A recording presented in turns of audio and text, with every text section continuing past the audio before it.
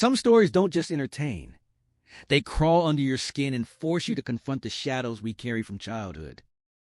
This is a third-person retelling of Whispers by Dean Koontz, a chilling tale inspired by the author's own painful experiences with an abusive, violent childhood.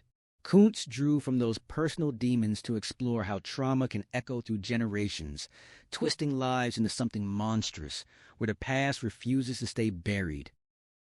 First published in 1980, Whispers became Koontz's breakthrough novel and his first to hit the New York Times bestseller list.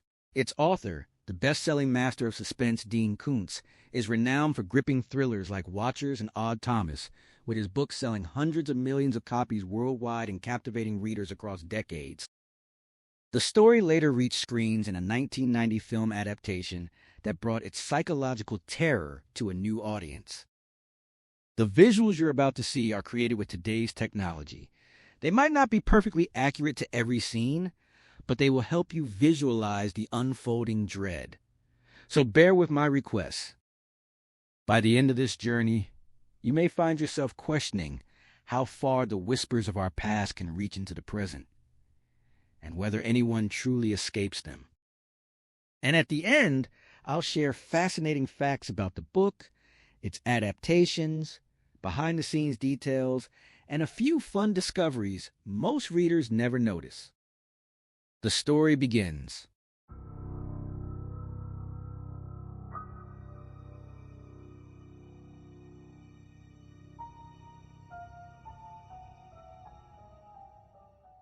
Tuesday at dawn, Los Angeles trembled.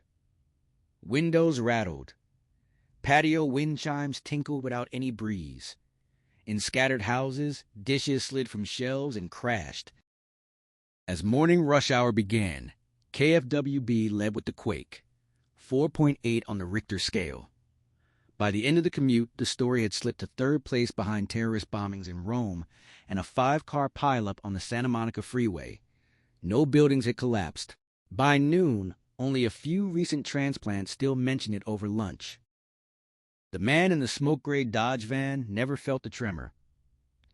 He had been driving south on the San Diego freeway at the northwest edge of the city when it struck.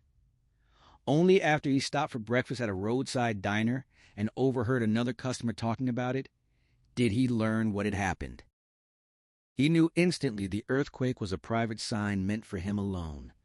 Either reassurance that his mission in Los Angeles would succeed, or a warning that he would fail. He brooded over which message it carried while he ate. He was a big, powerful man. 6'4", 230 pounds of solid muscle. He took more than 90 minutes to finish his meal, beginning with eggs, bacon, cottage fries, toast, and milk. He chewed slowly, eyes fixed on his plate as if hypnotized by the food. When the first plate was clean, he ordered a tall stack of pancakes and more milk. After that came a cheese omelet with Canadian bacon, another round of toast, and orange juice. By the time he asked for a third breakfast, he had become the main topic in the kitchen. His waitress, a giggly redhead named Helen, kept serving him while the other waitresses found excuses to walk past his booth and stare. He noticed their attention, but felt nothing about it. When he finally requested the check, Helen lingered beside the table, hip cocked against the edge, and observed that he ate like a lumberjack. He looked up and gave her a wooden smile. Though he had never been in the diner before and had met her only that morning, he knew exactly what she would say next. He had heard the same lines countless times. She giggled, eyes locked on his, and added that he put away enough food for 3 men. He agreed quietly. She leaned in closer, making it clear she might be available, and noted that despite the huge meal he carried no fat at all. Still smiling, he imagined gripping her, driving into her, then closing his hands around her slender throat and squeezing until her face purpled and her eyes bulged. She studied him as if measuring how intensely he satisfied every appetite. When she remarked that he must get plenty of exercise, he told her he lifted weights. She compared him to Arnold Schwarzenegger. He nodded. His gaze lingered on her graceful neck. He knew he could snap it like a dry twig, and the thought sent a warm wave of pleasure through him. She touched his bare forearm with one finger, admiring the muscle, and suggested that all that iron pumping turned every calorie into more mass. He explained he also had a fast metabolism that burned everything through nervous energy. She laughed, saying she couldn't imagine anything making him nervous. He replied that he was as jumpy as a Siamese cat. She refused to believe it. She was attractive, about 30, 10 years younger than him, and he knew he could have her with minimal effort. She would want just enough courtship to feel swept away, but if he took her to bed, he would have to kill her afterward, and he had no desire to bother. She wasn't his type. He didn't kill redheads. He left her a generous tip, paid at the register, and stepped outside. The September heat hit him like a smothering pillow after the diner's cool air. He felt her eyes on his back as he walked to the van but did not turn around. From the diner he drove to a nearby shopping center and parked in a distant, shaded corner beneath a date palm. He climbed into the rear of the van, lowered the bamboo shade between the seats, and stretched out on the short, worn mattress. He had driven all night from St. Helena without sleep. With a heavy meal in his stomach, drowsiness claimed him quickly. 4 hours later, he jolted awake from a nightmare, drenched in sweat, shivering and burning at once. He clutched the mattress with one hand and punched at empty air with the other, trying to scream but producing only a dry, strangled gasp. For a moment, he had no idea where he was. Thin strips of pale light leaked through slits in the bamboo blind. The air felt warm and stale. He sat up, touched the metal wall, squinted, and slowly oriented himself. When recognition returned, the tension drained from his body, and he sank back down. He tried to recall the dream but could not. Almost every night ended the same way, waking in raw terror with a dry mouth and pounding heart, yet the images always slipped away.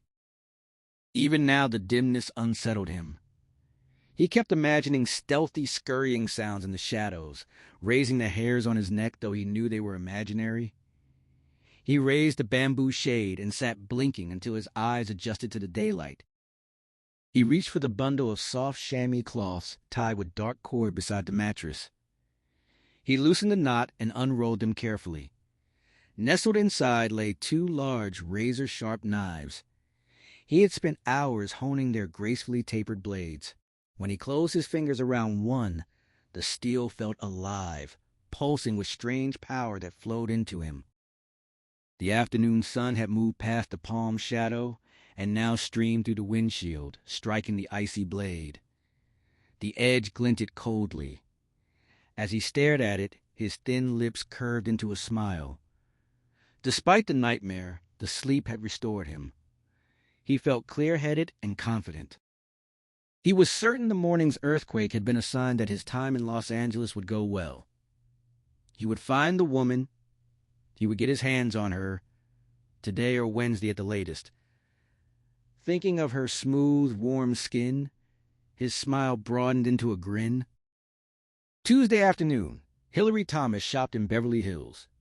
When she returned home early that evening, she parked her coffee-brown Mercedes in the circular driveway near the front door. She had bought an entire new wardrobe now that designers had decided women could look feminine again. Clothes she could not find during the years when fashion demanded everyone dress like soldiers. She needed 3 trips to carry everything inside. As she lifted the last parcels from the trunk, she suddenly felt eyes on her. She turned and scanned the street. The low sun slanted gold between the big houses and through palm fronds. 2 children played on a lawn half a block away. A floppy-eared cocker spaniel trotted along the sidewalk. The neighborhood lay quiet and unnaturally still. 2 cars and a gray Dodge van stood parked across the street, but she saw no one inside any of them. She told herself she was being foolish. Who would be watching? After carrying the final bags inside, she came back out to move the car into the garage. Once again, the unshakable sensation of being observed washed over her. Later, near midnight, Hillary sat up in bed reading when she heard faint rattling sounds from downstairs. In the kitchen, near the back door, directly beneath her room. She set the book aside and listened. The noises continued. She rose, slipped on the deep blue silk robe she had bought that afternoon, and hesitated. A loaded .322 automatic rested in the nightstand drawer. After another moment of listening, she took the gun. She felt slightly ridiculous. The sounds were probably just the house settling. Yet she had lived here 6 months and had never heard anything like them before. At the top of the stairs, she peered down into darkness and called out, asking who was there. No answer came. Gun held before her in her right hand, she descended and crossed the living room, breathing quick and shallow, unable to keep her hand from trembling. She flipped on every lamp she passed. The strange rattling persisted as she approached the kitchen, but when she stepped inside and switched on the lights, silence fell. The kitchen appeared untouched. Dark peg pine floor, glossy white ceramic fixtures on the cabinets, clean white tile counters, copper pots gleaming from the ceiling rack. No intruder. No sign anyone had been there. She stood just inside the doorway and waited. Nothing. Only the soft hum of the refrigerator. She circled the central utility island and tested the back door. It was locked. She turned on the exterior lights and raised the shade over the sink window. The 40-foot swimming pool shimmered under the yard lamps. To the left, the big rose garden lay in shadow, a few bright blossoms glowing like pale fire in the dark foliage. Everything outside remained perfectly still and silent. What she had heard was nothing more than the house settling, Hillary decided. She was turning into a regular spooky old maid. She made herself a sandwich and carried it upstairs with a cold bottle of beer, leaving every light on the first floor burning. The brightness, she told herself, would discourage any prowler if one had actually been out there. Later, she felt foolish for the unnecessary glare. She knew exactly what was wrong with her. This jumpiness was a symptom of the I don't deserve all this happiness disease, a condition she knew too well. She had come from nothing, and now she had everything. Deep down, she feared God would notice and decide she hadn't earned it. Then the hammer would fall and sweep it all away, the house, the car, the bank accounts. Her new life still felt like a fragile fairy tale. No, she told herself sharply. She refused to belittle her accomplishments or chalk them up to luck. Born into a Chicago apartment of despair, unloved by her father and merely tolerated by her mother, raised amid self-pity and bitterness, she had grown up without any sense of worth. Therapy had taught her to recognize the old inferiority complex and keep it buried. She had worked hard. She had talent. No one had handed her success because of family or looks. She had reached the top because she was a superb writer who knew how to create films people paid to see. She earned every dime. The gods had no reason to punish her. She said the words aloud, telling herself to relax. No one had tried the kitchen door. It had been her imagination. She finished the sandwich and beer, went downstairs, turned off the lights, and slept soundly. The next day was one of the best days of her life. It was also one of the worst. Wednesday dawned cloudless and sweet, the air clear, the morning light crystalline and hard yet warm, the kind found only in Southern California on certain days, as if the sky itself might part like a stage curtain to reveal another world. Hillary spent the morning in her walled half-acre garden behind the Neo-Spanish house. 24 species of roses blazed there. Frau Karldruschki, Madame Pierre Auger, Rosa Moscosa, Souvenir de la Malmaison, and countless modern hybrids. In white, red, orange, yellow, pink, purple, even green. Some blooms were saucer-sized, others small enough to slip through a wedding ring. Wind-blown petals speckled the velvety green lawn. For 2 or 3 hours she worked among the plants, and no matter how restless she arrived, she always left completely at peace. She could easily have afforded a gardener.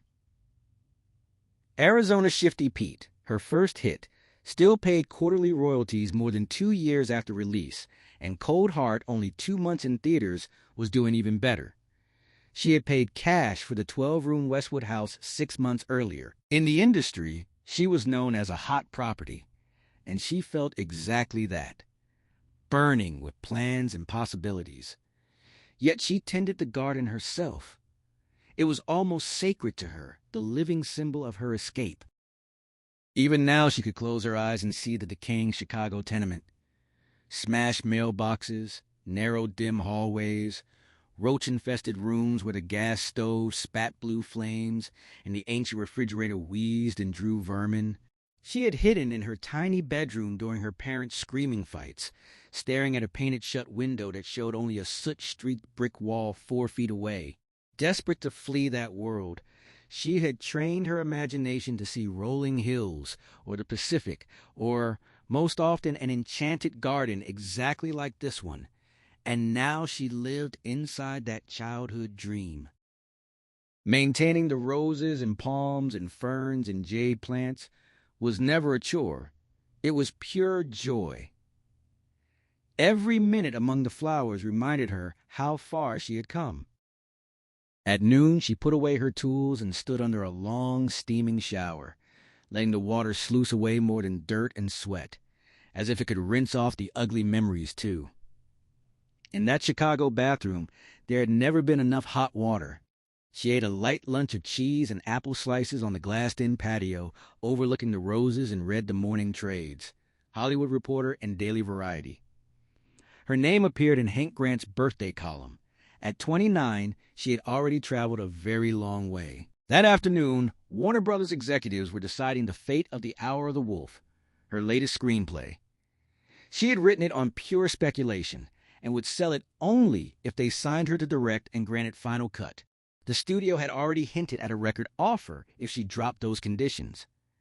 She knew the demands were steep, especially for a first-time female director, but after her string of successes, they were not unreasonable. They would probably let her direct. The sticking point would be final cut, the ultimate power over every frame. She tried to distract herself by working on the second draft of an article for Film Comment at the big oak desk in her studio overlooking the pool, but her thoughts kept drifting back to the phone that refused to ring.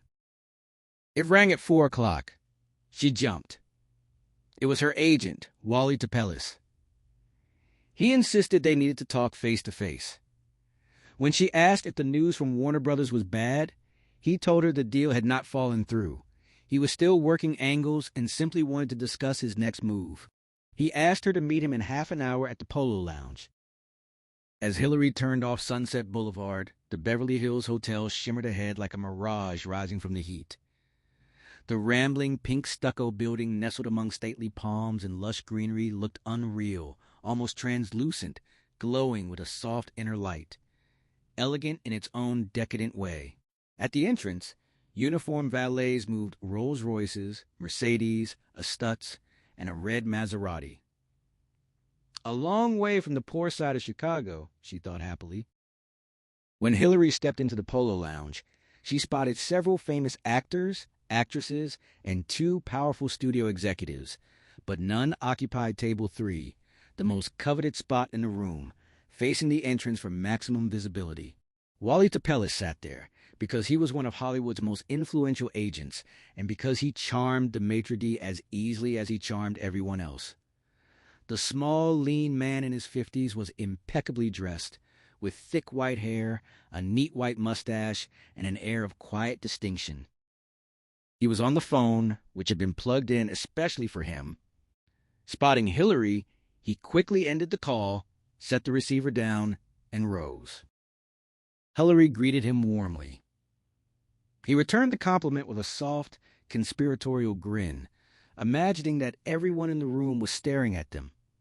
Surreptitiously, of course. They both played along, agreeing it would be gauche to let anyone know they cared. and settled into the playful banter as they took their seats. A waiter arrived with a silver ice bucket on a tripod and left without explanation. Wally had clearly ordered ahead. Hillary remarked that she had stumbled into one of his famous observations. He explained that human beings thrived on class systems based on money and achievement rather than birth. People needed aspirations beyond food and shelter, obsessive desires that drove accomplishment. A best neighborhood, a better car, or the best table in the polo lounge pushed individuals to work harder, generating wealth, jobs, and progress. The class system, he said, was an engine of commerce that gave the maitre d' a satisfying sense of power as well. Hillary shook her head, insisting that sitting at the best table did not make her a better person. Wally countered that it was a symbol of accomplishment and position, an elaborate game that helped in business because no one wanted to deal with a perceived loser. Their captain, Eugene, approached with obvious affection for Wally, who inquired warmly about his children. Eugene presented a bottle of champagne. Hillary glimpsed the label Dom Perignon and frowned, certain it signaled bad news. She accused Wally of trying to soften a blow with an expensive bottle meant to soothe her disappointment. Wally called her a pessimist. She called herself a realist. Eugene poured a sample. Wally approved. When Hillary asked if they were celebrating, the possibility had barely crossed her mind and left her suddenly weak. Wally confirmed it with a grin. They had to deal with Warner Brothers.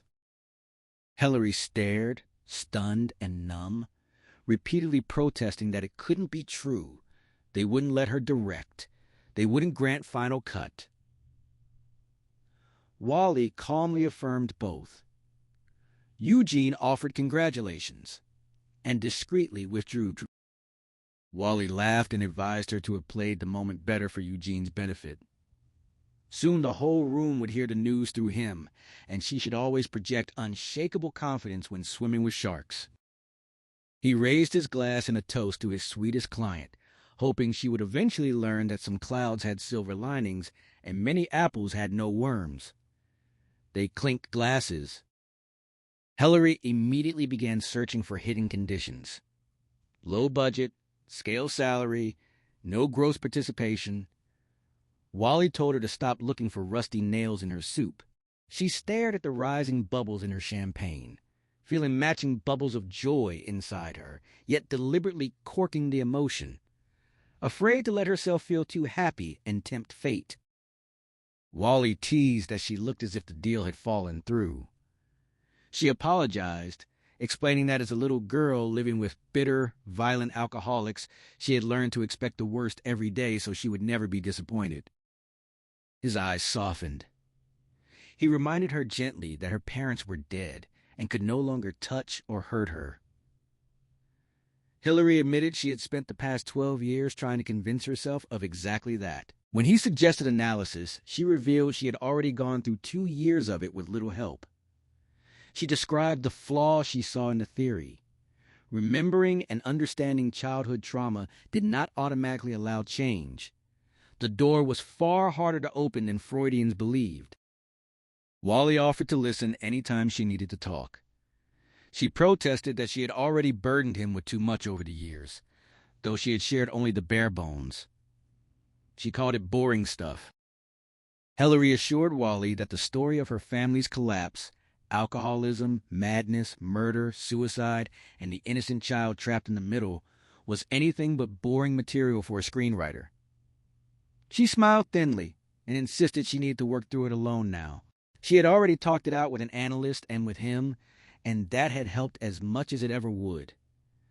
What remained was for her to confront the past by herself, without leaning on anyone else's support, something she had never managed before. She tucked her long, dark hair behind her ears and told him that sooner or later she would get her head straight. It was only a matter of time. Even as the words left her, doubt flickered inside her. Did she truly believe that? Wally studied her a moment, then urged her to drink up and be cheerful so the important people watching them would envy her success and want to work with her. She longed to lean back, let the icy Dom Perignon wash over her, and surrender to happiness, but she could not fully relax. A spectral darkness always hovered at the edges of things, a crouching nightmare ready to spring. Her parents, Earl and Emma, had sealed her inside a tiny box of fear and locked the lid. Ever since, she had viewed the world from within that dark confinement. They had planted a quiet, unshakable paranoia that stained every good thing. In that moment, her hatred for them burned as hard and cold as ever. The years and miles between her and those Chicago days offering no insulation at all. Wally asked what was wrong. She looked pale, he said. She pushed the memories down, forced them back where they belonged, then touched his cheek and kissed him. She apologized for being difficult and thanked him sincerely for the deal. It was wonderful, she told him. He was the best agent in the business. Wally brushed aside the praise, explaining that the studio had loved the script so much they had been willing to give them almost everything. It wasn't luck or clever agenting. She deserved the success. Her work was the best being written for the screen. He urged her to stop living in her parents' shadow and expecting the worst, nothing but the best lay ahead now, and she should get used to it. She wanted desperately to believe him, yet black weeds of doubt still sprouted from the old Chicago seeds. She believed in Murphy's Law with all her heart. Still, his earnestness drew a genuine, radiant smile from her. Wally looked pleased. That was better, he said. She had a beautiful smile and should use it more often. He promised to keep making deals that would force her to. They drank the champagne, talked through plans for the Hour of the Wolf, and laughed more freely than she had in years. Her mood gradually lightened. A macho movie star whose last picture had earned $50 million stopped by first, then a sharply dressed studio executive with lizard eyes who tried to pry plot details out of them for a possible cheap television ripoff. Soon half the room was table hopping, offering congratulations, cheek kisses, and handshakes, each one quietly calculating what percentage of her success might be theirs. Hillary knew most of these glittering people weren't as coldly mercenary as they seemed. Many had started poor and hungry like her and simply could not stop hustling. The public fantasy of Hollywood, wild parties, easy money, endless sunshine, and sex had almost nothing to do with reality. People in the industry worked harder than almost anyone, dawn to nightfall, 14 or 16 hours a day, even if the end product did not always justify the grind. Wally had to leave at 6:15 for a 7 o'clock engagement. A couple of the table hoppers invited her to dinner. She declined, claiming a prior commitment. Outside the hotel, the autumn evening was still bright, the sky tracked with high clouds, the sunlight the color of platinum. The air felt surprisingly fresh. Rush hour traffic hummed and blared along Sunset Boulevard. As they waited for their cars, Wally asked if she truly had dinner plans. She admitted it was just her, herself, and her. He invited her to join him at the Palm with a client and his wife, an up-and-coming television writer and his nice spouse. She refused again. She wanted to be alone. He worried aloud that she never relaxed and warned her she would burn out in this high-pressure business, ending up limp and frayed with her creative energy evaporated. Hillary explained that The Hour of the Wolf was a watershed for her. Once it was finished and in theaters, she would finally feel secure enough to cast out the old demons, her parents, Chicago, all the bad memories, and lead a more normal life. But she could not rest yet. If she slacked off now, she would fail, or at least believe she would, and that amounted to the same thing. Wally sighed, but let it go. They hugged. She promised to call him tomorrow just to make sure the Warner Brothers deal had not been a dream. He reassured her the contracts would take a few weeks, but he foresaw no serious problems. The deal memo would arrive next week, and she could set up a studio meeting then. She blew him a kiss, tipped the valet, and drove away into the hills. She turned at random past million-dollar homes and lawns greener than money, winding through canyon roads where purple shadows pooled under canopies of palms, oaks, and jacarandas, even while daylight lingered above the trees. She switched on the headlights. Gradually, the knot of frustration inside her loosened. Later, after full night had settled, she stopped at a Mexican restaurant on La Cienega. The rough beige plaster walls, photographs of bandits, and rich smells of hot sauce, taco seasoning, and corn tortillas wrapped around her. Waitresses in peasant blouses and pleated red skirts moved between tables while soft south-of-the-border music played. She ordered cheese enchiladas, rice, and refried beans. The food tasted every bit as satisfying as it would have with candlelight and company. She thought of telling Wally how good it had been, even alone, then imagined his inevitable fatherly lecture on how loneliness did not improve anything, and decided against mentioning it. She would never get one up on Wally Tapelis. Hillary buckled her seatbelt, started the powerful engine, and flicked on the radio. She sat motionless behind the wheel, gazing at the steady river of traffic sliding past on La Cienega. Today marked her 29th birthday. Despite the mention in Hank Grant's Hollywood Reporter column, she felt like the only person who remembered. That was fine with her. She had always been a loner, content with her own company. She had even told Wally as much. Cars streamed by endlessly, each one carrying people headed somewhere, usually together. She wasn't ready to drive home yet, but nowhere else called to her. The house stood dark when she arrived. Under the mercury vapor street lamp, the lawn appeared more blue than green. Hillary parked in the garage and walked to the front door, her heels clicking sharply against the stone path. The night air felt mild, still holding the day's lingering heat, while the usual sea breeze had not yet turned chilly.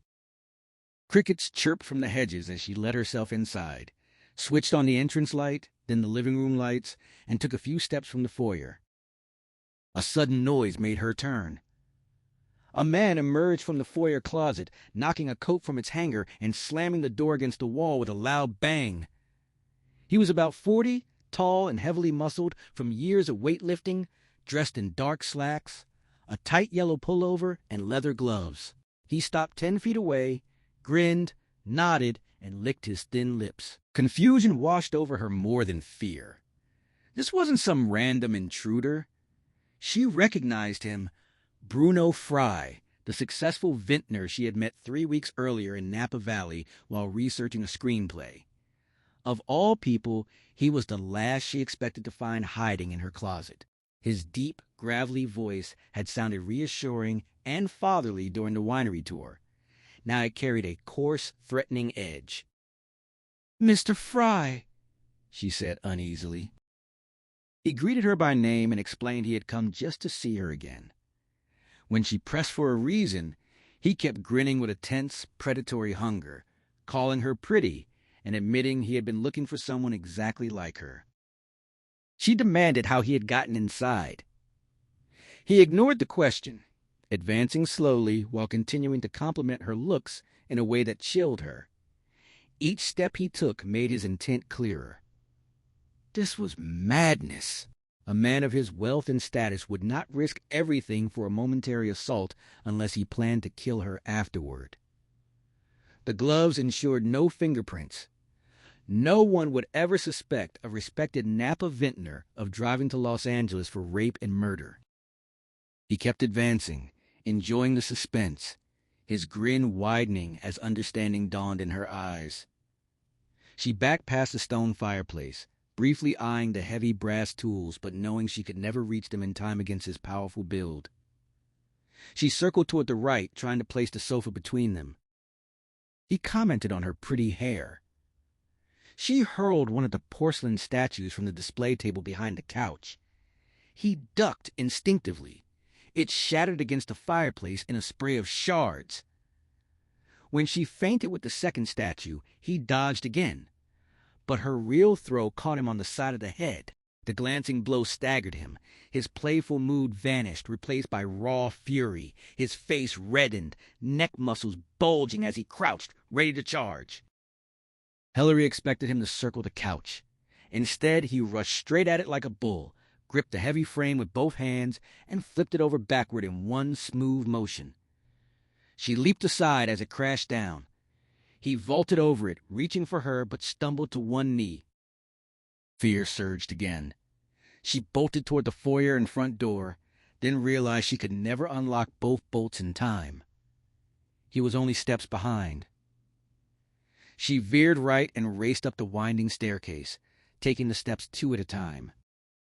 Hillary panted up the stairs, but through her own ragged gasps, she heard Fry's thunderous footsteps and furious curses closing fast. She fixed on the pistol waiting in the bedroom nightstand. If she could slam and lock the door first, it would buy her the second she needed. At the top, just as she gained a few extra feet in the hallway, he seized her right shoulder and yanked her back. She spun into him instead of pulling away, pressed tight enough to feel his erection, and drove her knee hard into his crotch. Shock drained the rage from his face to bone white. He lost his grip, staggered, slipped on the top step, windmilled wildly, and nearly tumbled down before clutching the banister at the last instant. Savage satisfaction flared inside her. He had expected timid prey, but she had surprised him twice, and the stunned look on his face exhilarated her. She had hoped the blow would fell him long enough to seize control, or even send him crashing to a broken neck. Yet after the briefest pause, he shoved away from the railing and advanced again, wincing in pain. She felt like a character in one of those old Hammer horror movies, facing some undead horror with impossible reserves of strength. She bolted down the shadowed hallway into the master bedroom, slammed the door, fumbled for the lock in the dark, hit the light switch, and engaged it. A loud, hoarse sound of terror filled the room. She realized it was her own uncontrollable sobbing. Fighting panic, she hurried around the bed toward the nightstand, while Fry hurled himself against the door and began kicking it savagely. The barrier shuddered, but held. For now. Her heart hammered and her body shook as if naked on ice, yet determination steadied her. Passing the full-length mirror, she glimpsed a stranger. Owl-eyed, harried, face pale as a mime's. She snatched a .32 automatic from the drawer atop folded pajamas, rammed the loaded magazine home with trembling hands, and faced the doorway. On the third brutal kick, the flimsy lock burst free, and the door flew open. Fry lumbered across the threshold like a mad bull, shoulders hunched, eyes fevered and watery with a darker madness.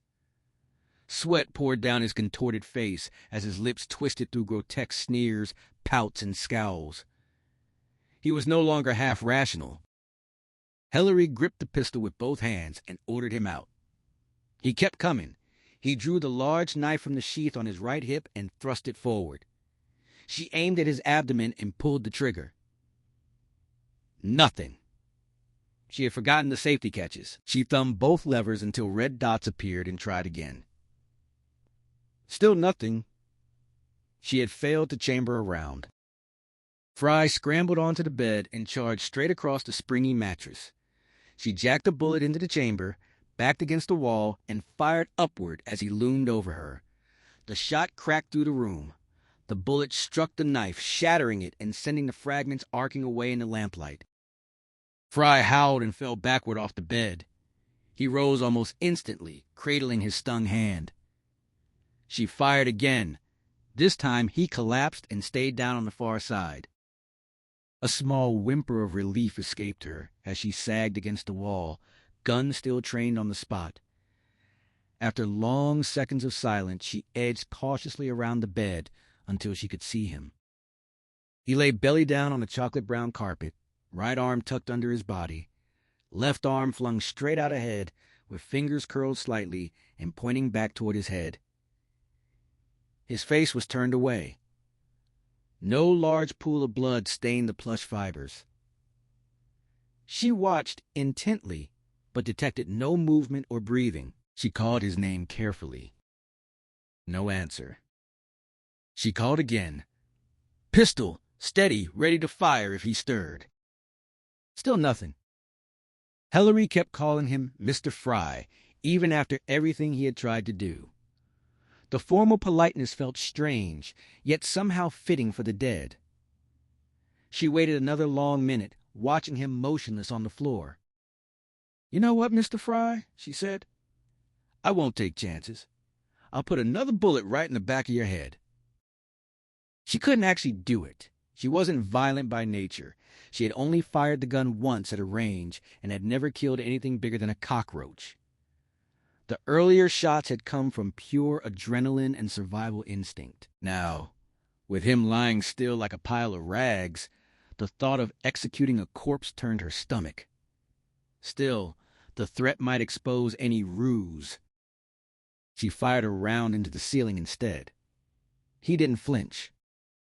Relief washed through her. He was dead. She had killed a man. Dreading the police and reporters, she stepped around his outstretched arm and started for the hallway door. Suddenly he surged up, snake fast. He had anticipated her trick and endured it with iron nerves. His left hand seized her ankle and yanked her down. They tumbled across the floor in a thrashing tangle of limbs. His teeth snapped at her throat as he snarled like a dog. She wedged a hand under his chin, levering his head away just before they slammed into the wall. He pinned her beneath his crushing weight, one gloved hand shoving under her dress, shredding her pantyhose, clawing brutally at her panties with fighter's force. The thought of the damage those blunt fingers could inflict made her gag with horror. She tried to scratch his eyes, but he jerked his head back. They both froze at the same instant. The pistol was still in her hand, wedged between them, with the muzzle pressed hard into his crotch. Her finger slid onto the trigger. His heavy hand trembled on her pubis. The bastard was scared. Their eyes locked. "If you make one wrong move," she said weakly, "I'll blow your balls off." He blinked slowly, like a lizard. "Do you understand?" "Yeah." "You can't fool me again." "Whatever you say." She ordered him to roll over slowly until she was on top. He obeyed with exaggerated care, never taking his eyes from hers, and slipped his hand out from under her dress without trying for the gun. Her right hand began to numb from the fierce grip and awkward angle. Still, she kept the muzzle firm against him. "I'm sliding off now. Don't move. Don't even blink." She disengaged as carefully as if rising from nitroglycerin, abdominal muscles locked tight, mouth dry and sour. Once on her feet, she shuffled quickly out of reach. He sat up. "Lie down," she snapped. He refused. "So what happens next?" She warned him not to move or she would empty the gun into his guts. He grinned and stayed seated, asking again what came next. She decided it didn't matter if he sat or lay down. He couldn't reach her before she fired. She crab-walked sideways to the bed, sat and reached for the phone. The instant she lifted the receiver, he stood. "Hey!" He raised his palms placatingly. "I'm not going to touch you. I'm walking out of here. Out of the room and out of the house." She told him he wouldn't make it. He insisted she wouldn't shoot him in the back, not in cold blood. She was too weak for that. He turned and strode boldly from the room without looking back. His footsteps echoed down the hall, then thumped down the stairs. The front door slammed shut with a loud wham. Halfway down the stairs herself, Hillary realized he might have faked his exit. She raised the pistol and descended cautiously. The foyer was empty. The closet door stood open, but he wasn't inside. He had really gone. She closed the closet, double-locked the front door, and wove unsteadily into the study. The room smelled of lemon polish from yesterday's cleaning. She placed the gun on the desk blotter beside the vase of red and white roses. She pulled the phone closer and looked up the police number. Without warning, hot tears blurred her vision. She fought them, but they spilled anyway. Hillary Thomas didn't cry. She was tough. She could handle anything. Yet the sobs broke free, first silent, then a wet, choking sound that grew into a sharp wail of despair. She hugged herself, shuddering and gasping. She wasn't weeping from physical pain. He hadn't truly hurt her that way. She cried because he had violated her. He had smashed through the fragile crystal bubble of privacy she had built so carefully and pawed everything inside it with his filthy hands. Hillary sat at the desk, tears still burning her eyes. Tonight, at the best table in the Polo Lounge, Wally Tapelis had begun convincing her to lower her guard at least a fraction. For the first time in her 29 years, she had seriously considered living far less defensively. With all the good news and Wally's urging, she had let herself imagine a life with less fear, more friends, more relaxation, and more fun. It was a shining dream, hard-won, but worth every struggle. Yet Bruno Fry had seized that fragile dream by the throat and throttled it. He had reminded her the world was a dangerous place, a shadowy cellar alive with nightmare creatures crouched in the corners. Just as she clawed her way out of the pit, he kicked her squarely in the face and sent her tumbling back down into doubt, fear, suspicion, and the cold safety of loneliness. She wept because he had violated her, because she felt humiliated, and because he had taken her hope and crushed it the way a schoolyard bully stomps on a weaker child's favorite toy. Patterns fascinated Anthony Clemenza.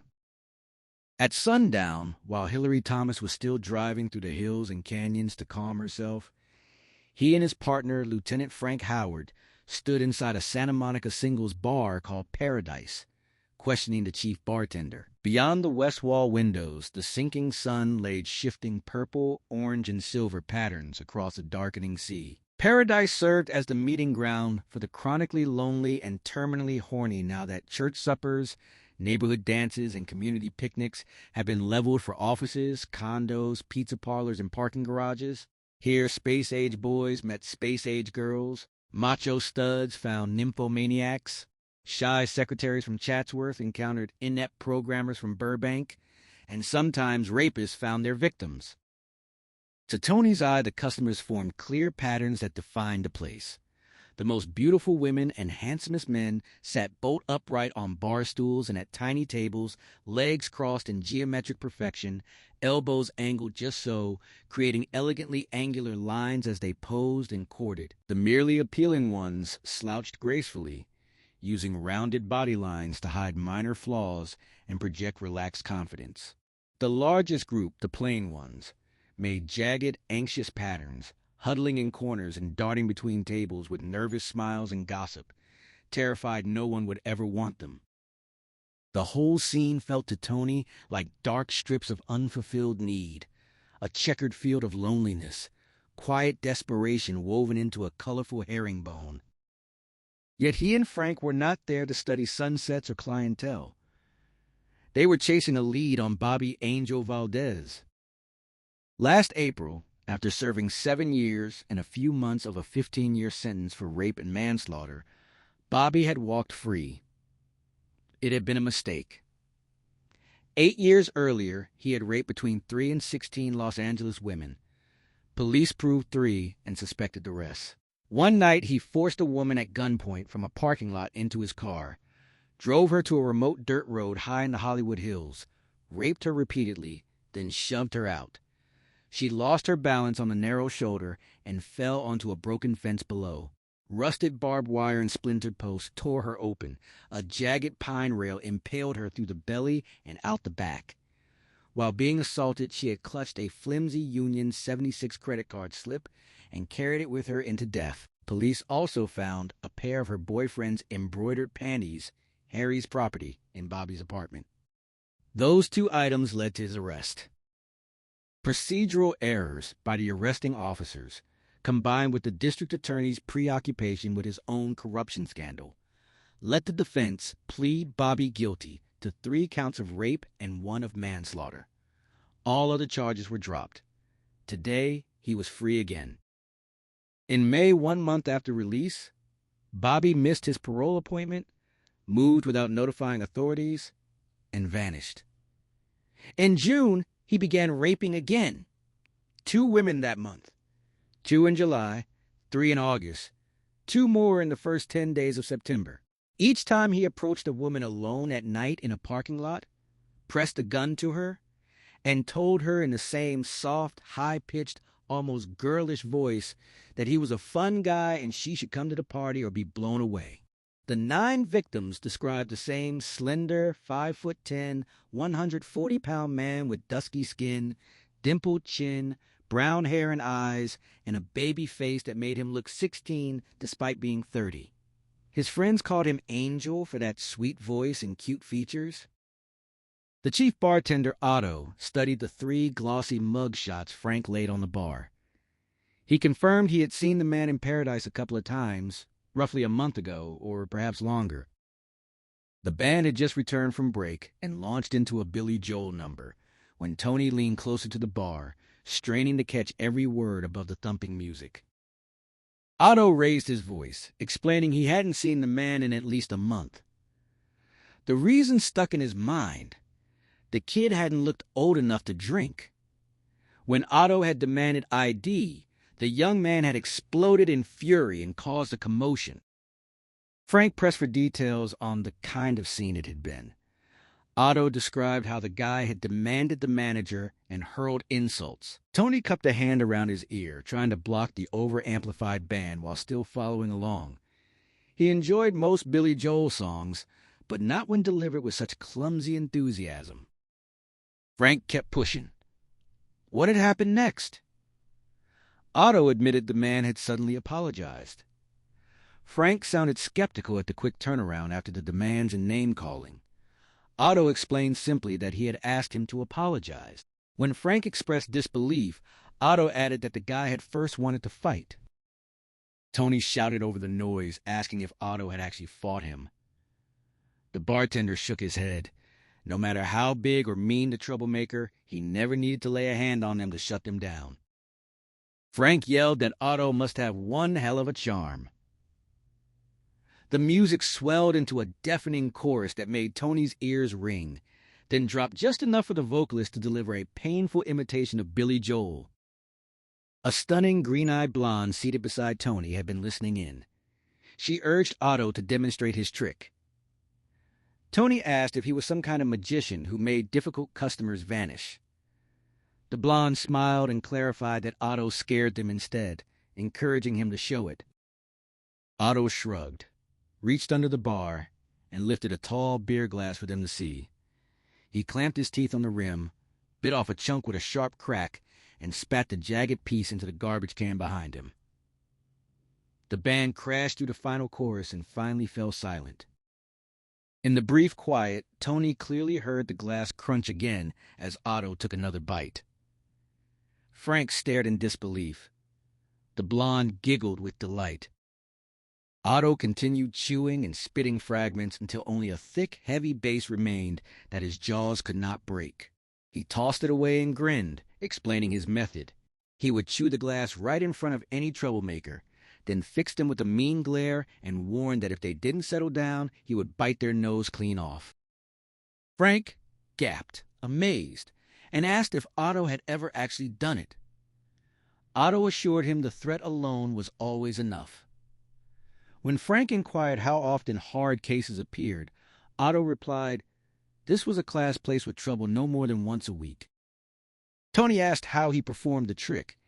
Otto said there was a small secret to biting glass, but it wasn't especially difficult to learn. The band immediately tore into a Bob Seger song with all the grace of delinquents wrecking a house. Tony shouted over the fresh assault of noise, asking if Otto ever cut himself. The bartender admitted it happened occasionally, usually on the lips, but never on his tongue. A well-performed stunt showed in the condition of the tongue, and his had always stayed intact. The blonde added with shining eyes that when Otto did cut himself, he simply ignored the blood, letting it run down his teeth and into his beard while he warned the troublemaker to behave. She described the sight with obvious thrill, a hard spark of excitement in her gaze that left Tony shifting uneasily on his stool, feeling queasy. Frank shook his head slowly. Tony could only manage a weak agreement, words failing him. Frank steered them back to Bobby Valdez, tapping the mug shots on the bar. Otto repeated that the man hadn't been in for at least a month, Frank asked whether, after the glass trick had calmed him, Bobby had stayed for a drink. Otto confirmed he had served him a couple and had seen the ID, a driver's license showing the man was 30, though he looked no older than a high school junior or senior. Frank pressed for the name on the license. Otto fingered his shark-tooth necklace and reminded them they already knew the name. Frank suggested it might have been a fake. Otto seemed intrigued by the idea of forged credentials, wondering if this was some kind of spy matter. Frank grew impatient and reminded him they were the ones asking questions. Otto should simply answer. The bartender's face closed off at the pushy tone, his eyes going blank. Sensing they were about to lose him, Tony placed a calming hand on Frank's shoulder and joked that he didn't want Otto to start munching on another glass. The blonde grinned and said she would like to see it again. Tony took over with a friendly smile, pointing out that satisfying mutual curiosity wouldn't hurt anyone. Otto relaxed and agreed. He asked what Bobby Valdez had done to make them want him so badly. Tony answered with parole violations, Frank added assault, and Tony completed the list with rape. Otto noted they had claimed to be from homicide. Tony explained that when Bobby encountered an uncooperative woman, he pistol-whipped her to make her compliant. 5 days earlier, his 10th victim had resisted. He had beaten her head so severely that she died in the hospital 12 hours later, bringing in the homicide squad. The blonde wondered aloud why any man would take it by force when willing women existed. She winked at Tony, but he offered no response. Frank added that the dying victim had given a description that fit Bobby perfectly. If Otto knew anything about the man, they needed to hear it. Otto concluded they now wanted him for murder one. Tony confirmed it exactly. When Otto asked how they had known to question him, Tony explained they had been visiting singles bars across the city, showing mug shots to bartenders and regulars. A couple of people from a Century City spot thought they had seen Bobby here. Otto confirmed the man had indeed been in. With the bartender's mood smoothed, Frank resumed. After the commotion and the glass trick, Bobby has shown his ID. Otto agreed. Frank asked for the name on it. Otto frowned, uncertain. Frank suggested Robert Valdez, but Otto thought not. He recalled it had been a distinctly Chicano name, longer and with more Z's and Q's, something like Velasquez. Frank probed whether it began with a V. Otto couldn't be sure, only describing the sound. For the first name, he remembered Juan. Frank spelled it out, and Otto confirmed the very Chicano flavor. Otto hadn't noted any address and said they hadn't been friendly enough for personal details. Bobby had simply drunk quietly and left, never returning on Otto's shift. Frank complimented his memory for troublemakers and pretty faces. Frank asked permission to show the mug shots to other customers. Otto agreed readily. The blonde beside Tony requested a closer look, suggesting she might have been present or even spoken to the man. Tony swiveled toward her with the photographs. She turned as well, pressing her knees against his. As she took the pictures, her fingers lingered on his. Her green eyes locked onto his with intense, probing contact, as if trying to see straight through him. She introduced herself as Judy and asked his name. Tony gave it. She observed he was Italian, evident from his dark, soulful eyes and thick, curly black hair. Tony joked about spaghetti sauce stains on his shirt. She glanced down, then frowned when he admitted it was only a little joke. Finally, Tony asked if she recognized Bobby Valdez. Judy finally studied the mug shots. She denied recognizing Bobby Valdez, certain she had missed the night he visited, but remarked he wasn't unattractive at all. Kinda cute, even. Tony noted the baby face. She grinned, admitting betting him would feel like sleeping with her kid brother, the idea carrying a kinky thrill. He took the photos back. She complimented his well-cut suit. He thanked her twice, unease building. This wasn't ordinary flirtation or a liberated woman making the first move. Something darker lurked in her, predatory and consuming. She made him feel like the last edible morsel on a silver tray, something to be devoured. She observed that suits stood out in a crowd of body shirts, jeans, and leather jackets. Tony cleared his throat and thanked her for any help she could give, signaling an end to the talk. She pressed on, saying she liked men who dressed well. Their eyes locked again. He saw the ravenous hunger flicker there and pictured her apartment door closing like jaws behind him, her turning into a wave of digestive juices that would break him down and absorb every part of him until nothing remained. He slid off the stool, telling her he had to get back to work. She hoped they would cross paths again. For the next 15 minutes, Tony and Frank moved table to table through paradise, displaying the mug shots while the band hammered out Rolling Stones, Elton John, and Bee Gees numbers at a volume that set sympathetic vibrations in Tony's teeth. No one remembered the babyface killer. On the way out, Tony paused at the bar where Otto mixed strawberry margaritas. He shouted above the music, asking why singles bars meant for meeting people always featured bands that loud. Otto yelled back that customers came to check each other out and find someone to sleep with, not to talk. Loud music filled the awkward silences and kept everyone comfortable. Tony said maybe he belonged in another era. Outside, the night air felt mild, but carried a thin, greasy mist rolling in from the sea. Frank waited behind the wheel of the unmarked sedan. Tony climbed in, buckled his seatbelt, and noted they still had one lead left, the big quake on Sunset, before calling it a night. As they eased into moderate traffic toward Hollywood, Frank brought up the blonde, saying Tony could have had her easily. Tony answered he was on duty. Frank insisted she had been panting for him and was gorgeous. Tony called her a killer who would have eaten him alive. Frank laughed it off, claiming he would gladly take a crack at her later. Tony explained she felt too well handled, too used. When Frank accused him of sounding puritanical, Tony admitted there might be a thin streak of it in him. He described how the plastic chatter and glossy game in places like Paradise turned sex into something mechanical, an itch scratched, nothing more, leaving him cold. He wanted to know his partner, to trust her, and see her as a real person with history and depth before becoming that vulnerable. Frank dismissed it scornfully, calling love a lie invented by writers to sell books. He advised forgetting romance, embracing lust instead, and taking what he could while young, fucking run to avoid pain. At 45, 10 years older, Frank said he spoke from experience and warned that believing in love would only set Tony up to get his heart kicked in over and over. Tony found the cynicism too bitter to swallow. Frank shrugged. The bitter divorce 6 months earlier still left him sour.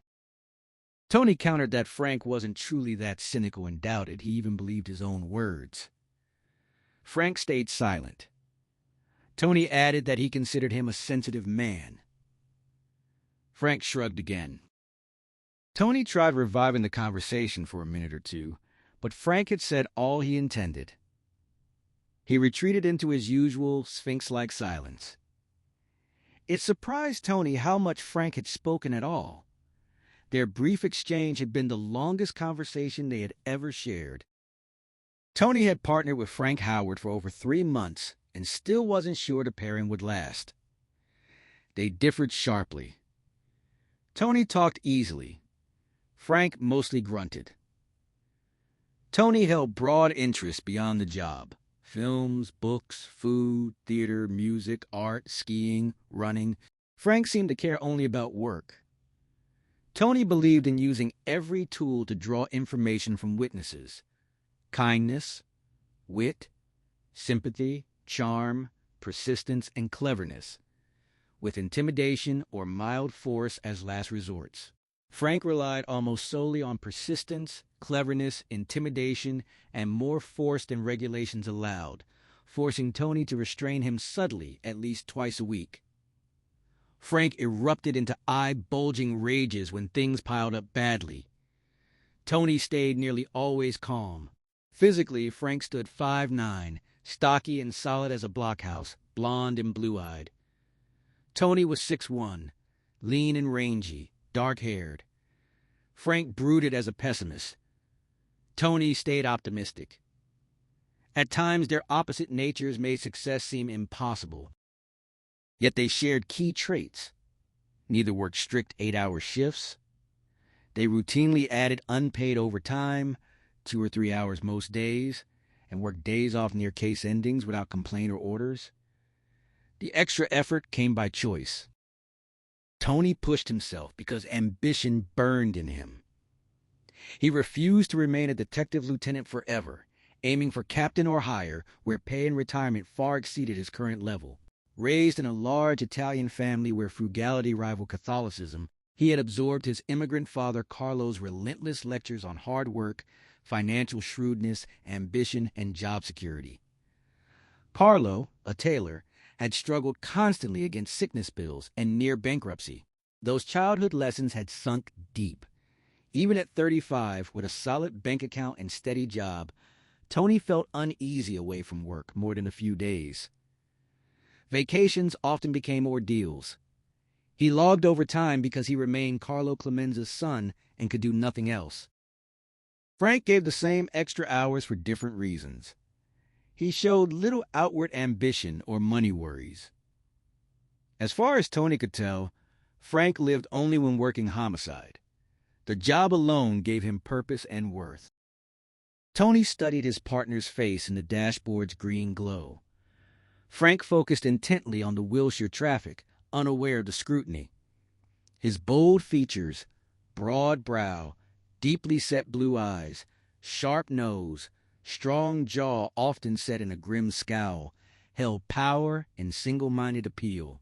Tony could easily picture him dropping into a nightly trance, from quitting time until morning. They also shared a commitment to professional appearance, still wearing suits and ties when many detectives had switched to jeans and leisure suits. Neither smoked, drank on duty, or shifted paperwork to the other. Tony thought their partnership might still work. In time, he could gently steer Frank toward more charm and less force, perhaps spark interest in films or food.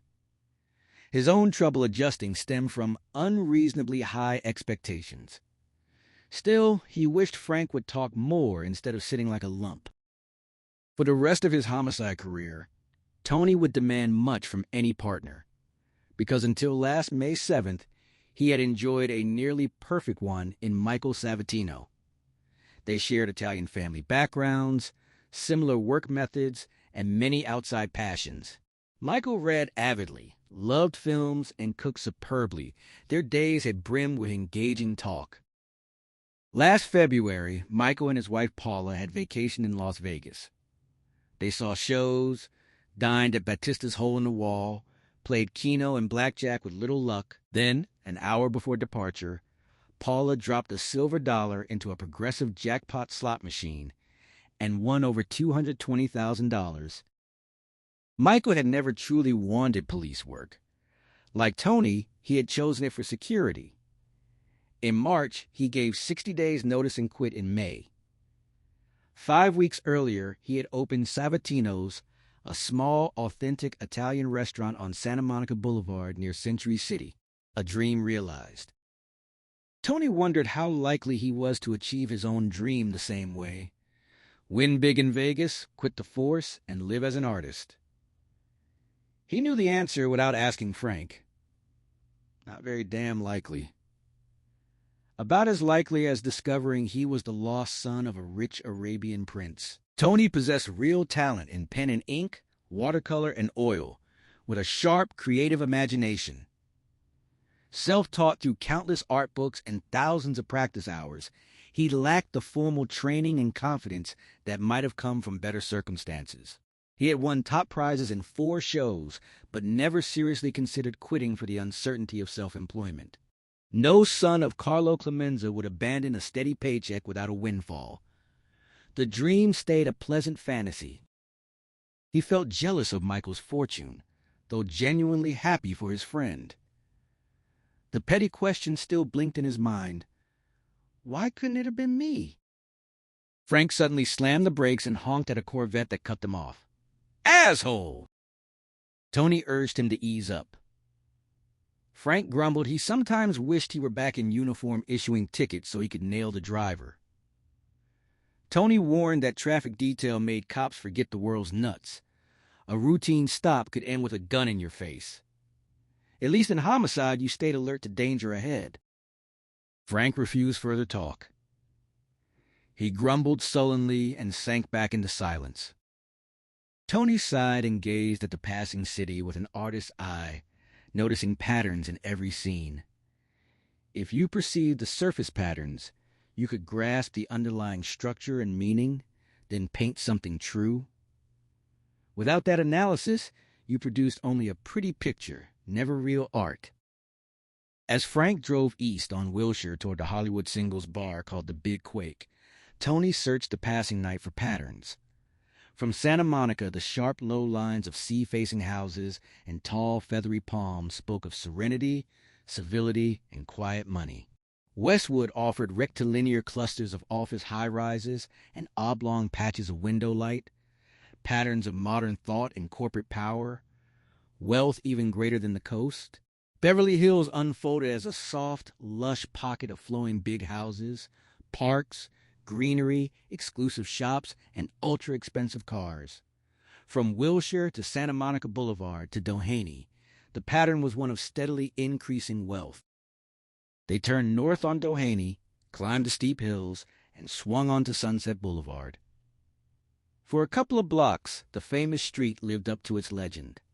Scandia Restaurant, glittering discos, a magic nightclub, a hypnotist club, comedy and rock venues, huge, flashy billboards, lights everywhere. Then glamour faded.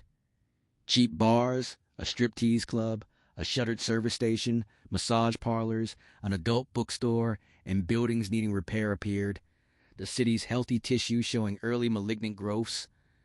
The Big Quake still sat on the edge of the blight, blazing suddenly in red and blue lights on the right. Inside, colored lights, chrome, and mirrors dominated more than at Paradise. The customers looked more stylish and aggressively current, yet to Tony the deeper patterns remained identical. Need, longing, loneliness, desperate and carnivorous. The bartender offered nothing useful. Only a tall brunette with violet eyes remembered anything. She was sure they would find Bobby Valdez at Janus, a discotheque in Westwood. She had seen him there the previous 2 nights. In the parking lot, bathed in alternating red and blue flashes, Frank remarked that one thing always led to another. Tony agreed it was getting late and chose to try Janus now. Frank approved. They turned west on Sunset, leaving the blighted stretch, passing back through the Strip's glitter and into greenery and wealth again, beyond the Beverly Hills Hotel and its marching rows of giant palms. Frank switched on the police radio to discourage conversation. Communications handled routine calls in Westwood. A family dispute, a fender bender at Westwood and Wilshire, a suspicious man in a parked car off Hillgard. Other divisions faced far rougher nights. Gang violence on the east side, stabbings and possible shootings among Chicano neighborhoods, affluent valley kids crashing cars while drunk or high. As they passed Bel Air Estates and climbed toward UCLA, the Westwood Channel suddenly sharpened. A woman in trouble call came through. Attempted rape and assault with a deadly weapon. Shots had been fired, but details were sketchy on whether the gun belonged to her or the assailant, or if anyone was hurt. The address lay only a couple of blocks away. Frank said they could reach it faster than the nearest patrol car. Tony felt his heart accelerate with the sedan as they decided to assist, and he radioed it in. A cold knot of fear tightened in his gut. Frank wheeled hard left, then left again, accelerating along the narrow, tree-lined street. Tony squinted at the shadowed houses. There it was, a large neo-Spanish home set back on a spacious lot, red tile roof, cream stucco, leaded windows, wrought iron carriage lamps flanking the front door. Frank parked in the circular driveway. They stepped out. Tony reached under his jacket and drew his service revolver. After Hillary had finished crying at her desk in the study, she decided in a daze to go upstairs and make herself presentable before calling the police. Her hair was wild, her dress torn, her pantyhose shredded and dangling in ridiculous loops. As a public figure who had written 2 hit films and earned an Academy Award nomination 2 years earlier for Arizona's Shifty Pete, she knew reporters would arrive soon after the call went out on the radio. She treasured her privacy, but understood she would have to make a statement. The publicity would be the wrong kind. Embarrassing, humiliating. Even though she had fought off Bruno Fry, the press and public would still wonder why she had let him inside, speculate she had been raped and was covering it up, or claim she had invited the attack. The only detail she could control was her appearance. She refused to be photographed looking weak and disheveled. She washed her face, combed her hair, and changed into a silk robe belted at the waist, unaware these actions would later damage her credibility with the police and paint her as a liar in at least one officer's eyes. As she finished dressing, fresh shakes seized her. Her legs turned to jelly, and she leaned against the closet door. Nightmarish flashes crowded in, Fry grinning like a death's head with a knife, then melting into her father, Earl Thomas, drunk and furious, swinging at her with big, hard hands. She shook her head, drew deep breaths, and banished the vision, but the trembling would not stop. She imagined strange noises elsewhere in the house, and half convinced herself Fry was returning. By the time she reached the phone, she was too rattled to deliver the calm report she had planned. The past hour had struck deeper than she first realized. Full recovery might take days or weeks. After hanging up, she felt steadier, knowing help was coming. Descending the stairs, she repeated aloud the old childhood litany from the Chicago apartment. "Stay calm. You are Hillary Thomas, tough as nails, not scared. Everything will be okay." By the time she reached the foyer, she had a grip on herself again. She stood staring out the narrow, leaded window beside the door when a car stopped in the driveway. 2 men stepped out. Though they arrived without sirens or lights, she recognized them as police. She unlocked the door and opened it. The first man to reach the front stoop was powerfully built, blond and blue-eyed, his voice carrying the clipped authority of a seasoned cop.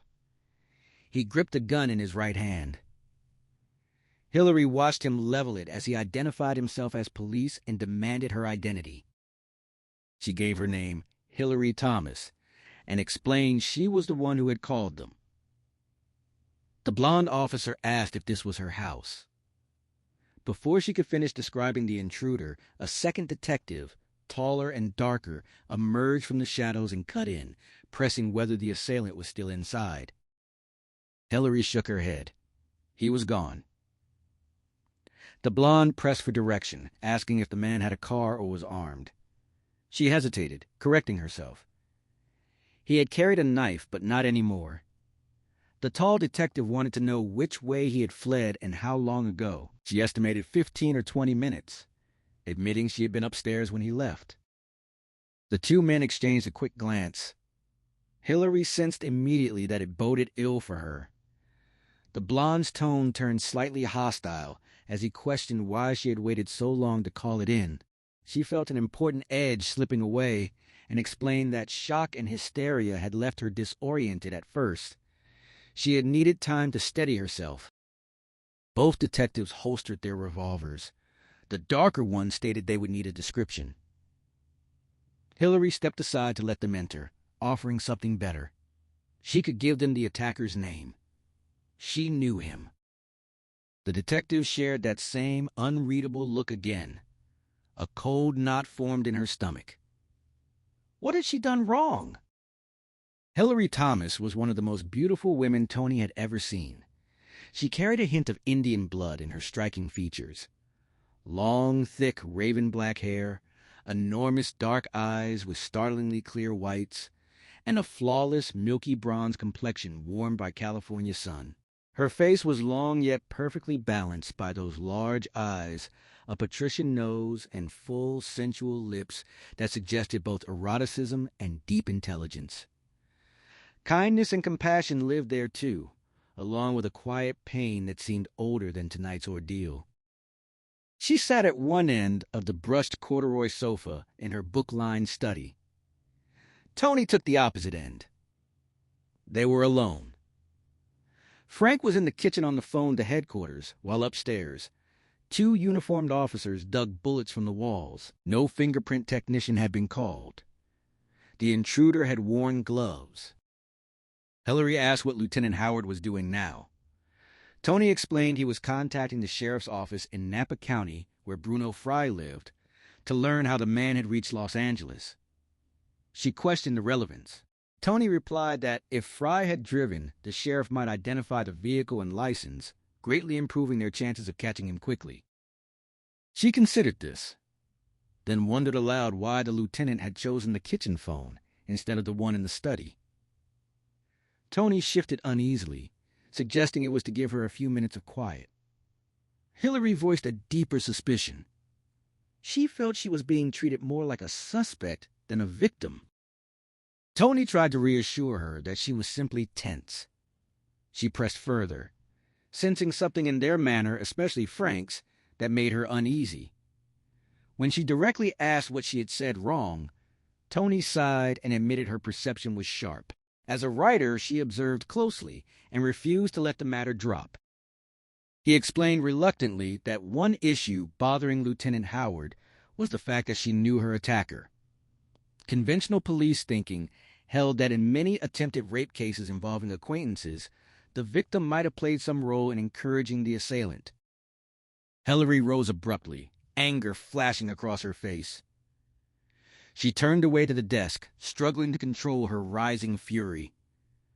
When she faced him again, her cheeks were flushed. She condemned the idea as outrageous, accusing the department of assuming that any woman attacked by someone she knew must have enticed him. Tony clarified that he was only reporting how Frank viewed the situation, not endorsing the conventional wisdom himself. He did not place much faith in it. Hillary frowned, then asked directly whether he believed her. He saw no reason not to. She insisted the events had unfolded exactly as she described. When she pressed why he trusted her story, while Frank did not, Tony offered the only two motives he could imagine for a false rape accusation: financial gain through settlement, or revenge after a romantic rejection. Neither fit her. She had money, as the elegant house showed, and from the two films of hers he had seen, he judged her too intelligent and level-headed to destroy a man out of petty spite. Hillary studied him intently, weighing his words. Satisfied he was not against her, she returned to the sofa in a soft rustle of dark blue silk, the robe clinging to her figure. Tony kept his gaze steady, aware of her striking presence, but careful not to reveal it.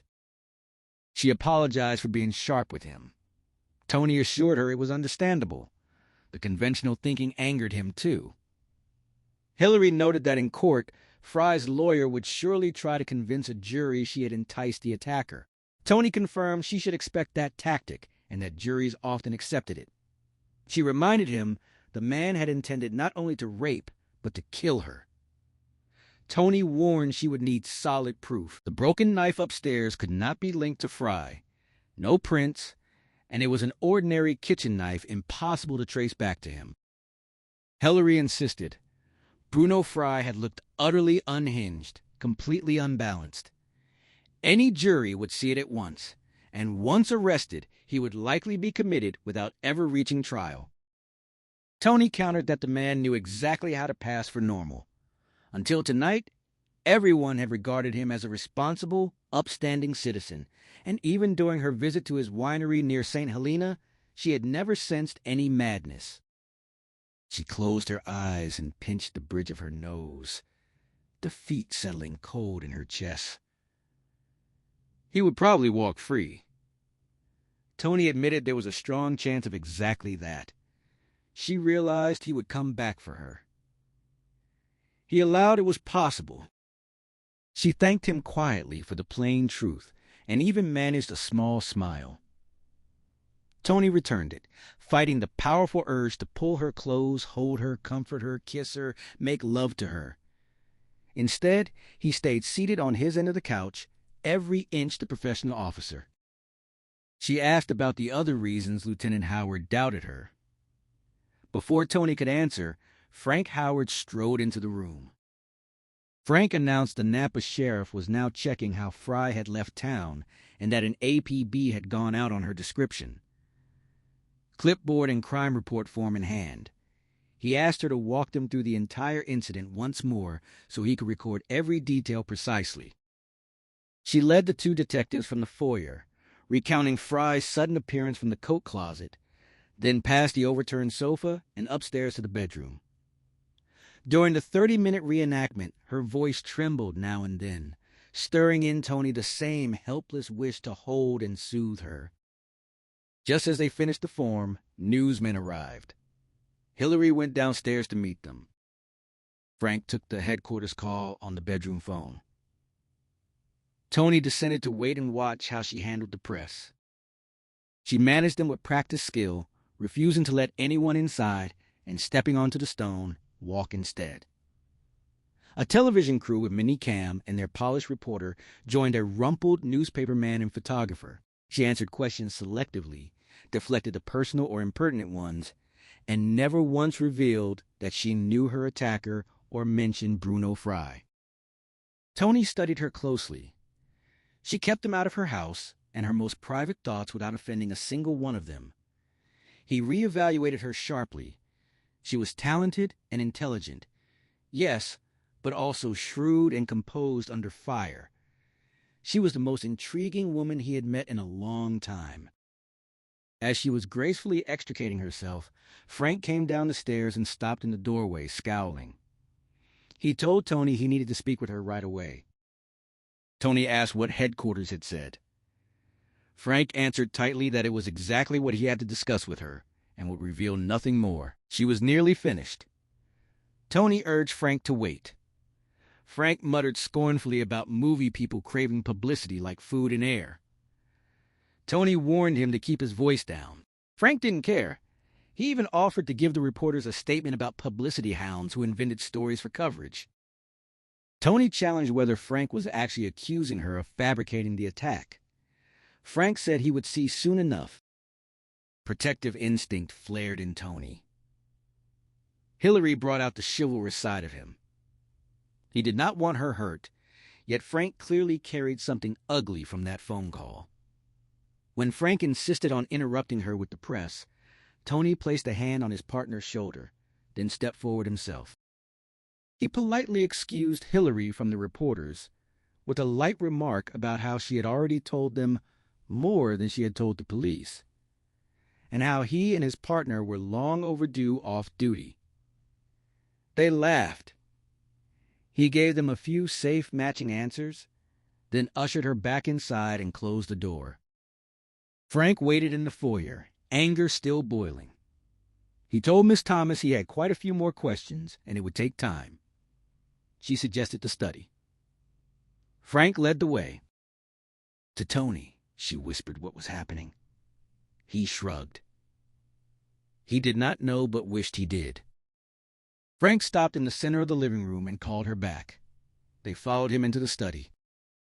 Hillary sat on the brushed corduroy sofa, crossed her legs, and straightened her silk robe. Nervousness tightened inside her. She could not understand why Lieutenant Howard disliked her so intensely. His manner was cold, his eyes hard as steel rods with icy anger. The look reminded her of Bruno Fry's strange gaze and sent an involuntary shiver through her. Lieutenant Clemenza sat quietly in the brown armchair, the warm lamplight softening his features. She wished he were the one asking the questions. Frank stood over her, contempt plain on his face. He stated that several things about her story troubled him. He already knew she had known the assailant. More importantly, his officers had searched the entire house twice and found no sign of forced entry, no broken windows, no jimmied locks. She said he must think she had let Fry in. He confirmed he certainly had to consider it. Hillary explained that weeks earlier, while researching a screenplay in Napa County, she had lost her entire key ring at Bruno Fry's winery. House keys, car keys, even the rental car keys she had added to her own ring. She had flown up but driven the rental from Santa Rosa. The rental company had sent a new set, and back in Los Angeles, a locksmith had let her inside and cut new keys. She had not changed the locks, assuming the lost keys carried no identification and would be useless to whoever found them. Lieutenant Howard pressed whether it had never occurred to her that the keys might have been stolen. She said no. He asked if she now believed Fry had taken them specifically to come here and rape and kill her. She confirmed it. He demanded to know what Fry had against her. She had no idea. He asked if there was any reason for Fry to be angry or hate her. She barely knew the man. Howard noted it was a very long way, hundreds of miles for him to come. She repeated that he was crazy, and crazy people did irrational things. Howard stopped pacing and loomed over her like an angry totem, asking if it did not strike her as odd that a madman could hide his insanity so perfectly at home, maintaining iron control until he reached a strange city. She agreed it seemed strange, even weird, yet it was true. He asked whether Fry had had any opportunity to steal the keys. She said yes. During a special tour with a foreman, she had left her purse in the main house because it would have been cumbersome on the scaffolding and between the vats and barrels. The house was Fry's. Howard paced again, energy crackling off him. Lieutenant Clemenza offered her a small smile that brought no comfort. Howard asked if anyone at the winery would remember her losing the keys. She said they should. She had searched for at least half an hour and asked around. No one had seen them. She had last remembered putting the keys in her purse after parking the rental car, yet when they vanished, she never suspected theft. Why steal keys but leave several $100s in her wallet untouched? Another point bothered him.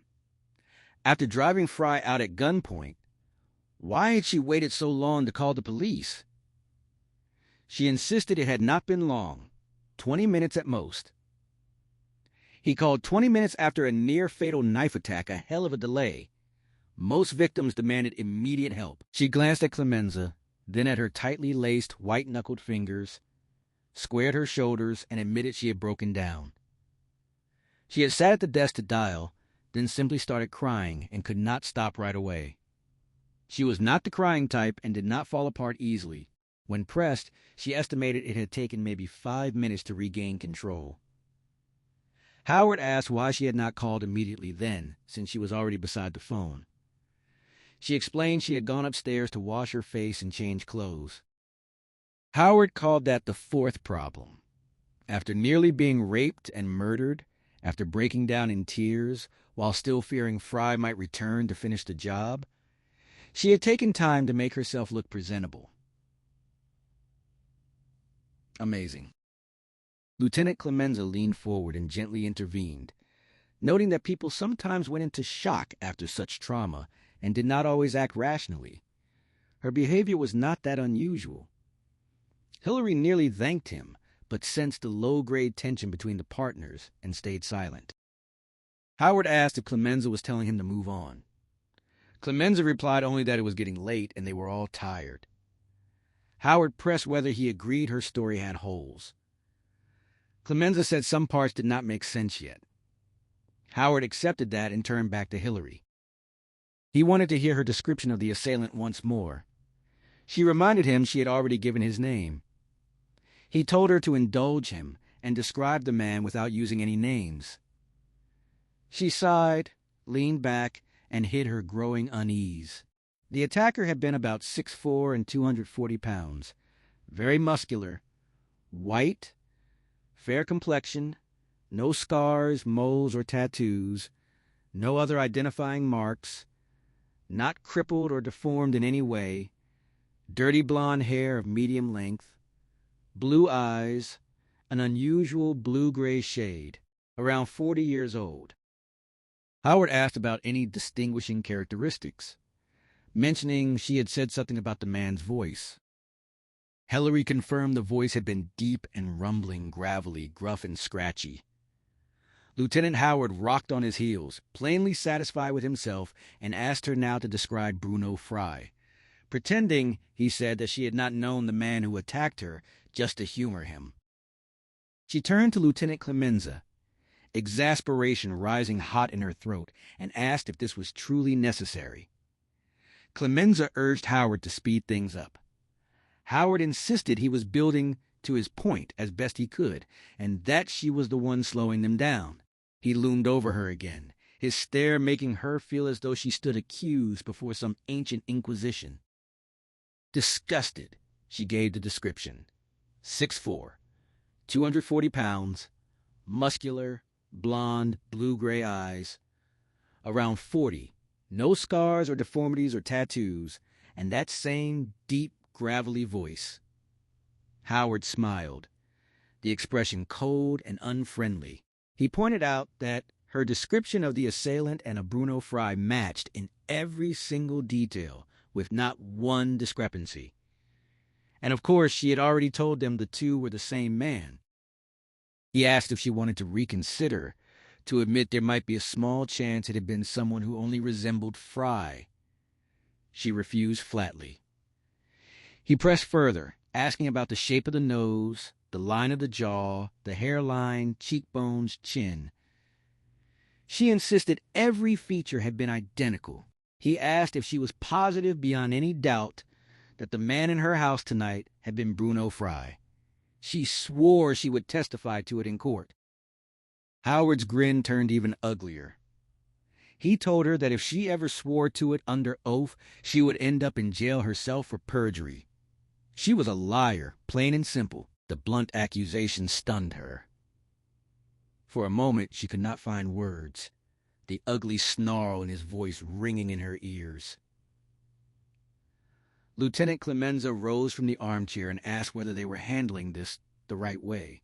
Howard assured him they were, and revealed that while she had been outside with the reporters, headquarters had heard back from the Napa County Sheriff. Sheriff Peter Lawrensky had checked at the vineyard and found that Bruno Fry had never left home. He was still up there right now in his own house, harmless as a fly. Hillary shot up from the sofa, disbelief slamming through her. Howard told her to give it up. Fry had informed the sheriff he planned a week-long stay in Los Angeles, but had canceled at the last minute because he could not clear his desk in time and had stayed home to catch up on work. She protested that the sheriff was wrong. He could not possibly have spoken to Fry. Howard asked if she was calling the sheriff a liar. She suggested someone must have been covering for Fry, even as the excuse sounded weak in her own ears. Howard countered that the sheriff had spoken directly to Fry, and given the man's unmistakable deep, scratchy, gravelly voice, no imitation would have fooled him. In a small county, everyone knew Fry, and the sheriff had known him well for more than 20 years. Doubt flickered across Clemenza's face, and the sight stung her more sharply than Howard's bullying. She turned away to the mullioned window overlooking the rose garden, trying to master her anger, then spun back and slammed her fist on the table beside her, emphasizing every word. Bruno Fry had been here. What about the overturned sofa, the broken porcelain she had thrown, the bullet she had fired, the knife he had left behind, the torn dress and pantyhose? Howard suggested it could all have been clever stage dressing she had faked herself to support her story. She called the idea absurd. Clemenza offered gently that perhaps it had been someone else who merely looked a lot like Fry, but Howard had already locked her into her repeated, absolute identification. She could not retreat now. She insisted it had been Fry and no one else. She had not invented any of it, had not fired bullets into her own walls, overturned her sofa, or torn her own clothes. Why on earth would she stage such a thing? Howard said he had some ideas. He believed she had known Fry for a long time, that the two of them had been having an affair. She cut him off with a sharp denial. He pressed on. Fry had thrown her over, perhaps for another woman, So she had gone up to the winery not for research, but to try to reconcile. When he rejected her again, she had learned of his planned Los Angeles trip, decided to get even, and set him up for a rape charge, knowing he would have no alibi for his first night in town. She called it disgusting. Howard said the plan had backfired because Fry had changed his mind and never come south. Now she was caught in her own lie. She repeated furiously that Fry had been here tonight. She offered names of friends who knew her well enough to confirm she had never been involved with him, that in fact she had barely had time for any private life lately because of her long work hours. Howard dismissed friends as unreliable witnesses and suggested it might simply have been a secret fling she had kept hidden. He laid out the facts. She claimed Fry was in her house, yet the sheriff placed him in Napa 400 miles away by air, more than 500 by road. He could not have been in two places at once. Clemenza offered to finish the interview himself, but Howard declared it was over. He pointed an accusing finger at her, called her damned lucky that Fry had never arrived in Los Angeles, and warned that if the man pursued a libel suit, he would gladly testify against her. Then he turned and walked toward the study door. Hillary refused to let him leave before the most important question was answered. She asked what would happen now, what they were going to do about her complaint. Howard stopped and looked back, incredulous. He asked if she was serious. She said yes. Hillary watched Howard turn and walk out of the room, his refusal still ringing in her ears. She felt the last of her strength drain away as she crossed to the brown armchair and sank into it. Exhaustion, confusion, and raw fear pressing down on her like a physical weight.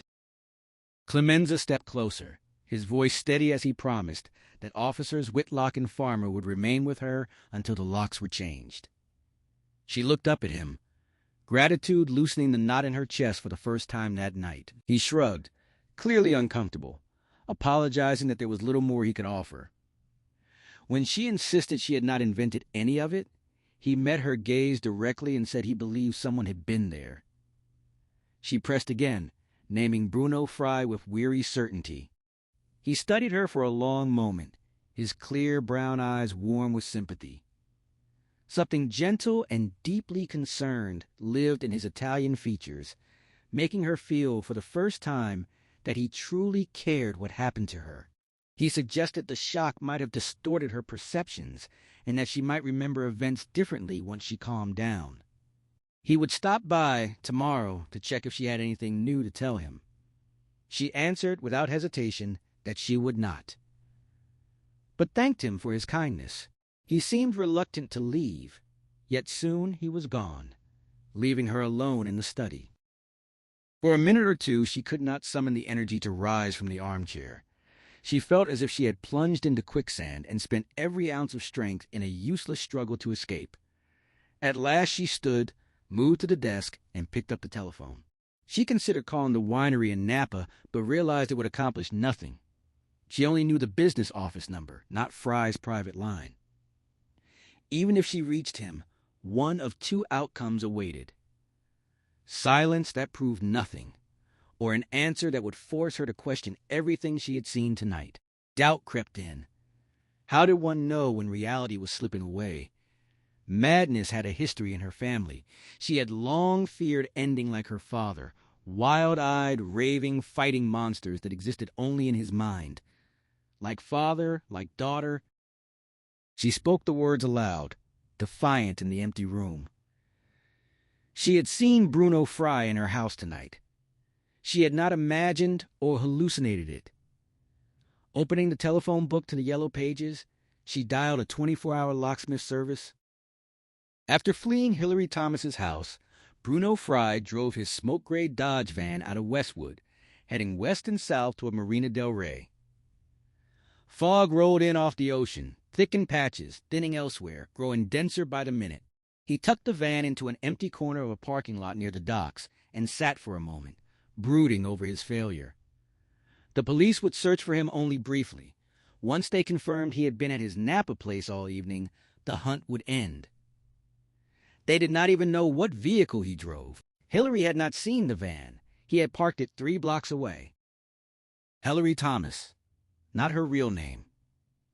Catherine, that was who she truly was, the stinking bitch. She terrified him.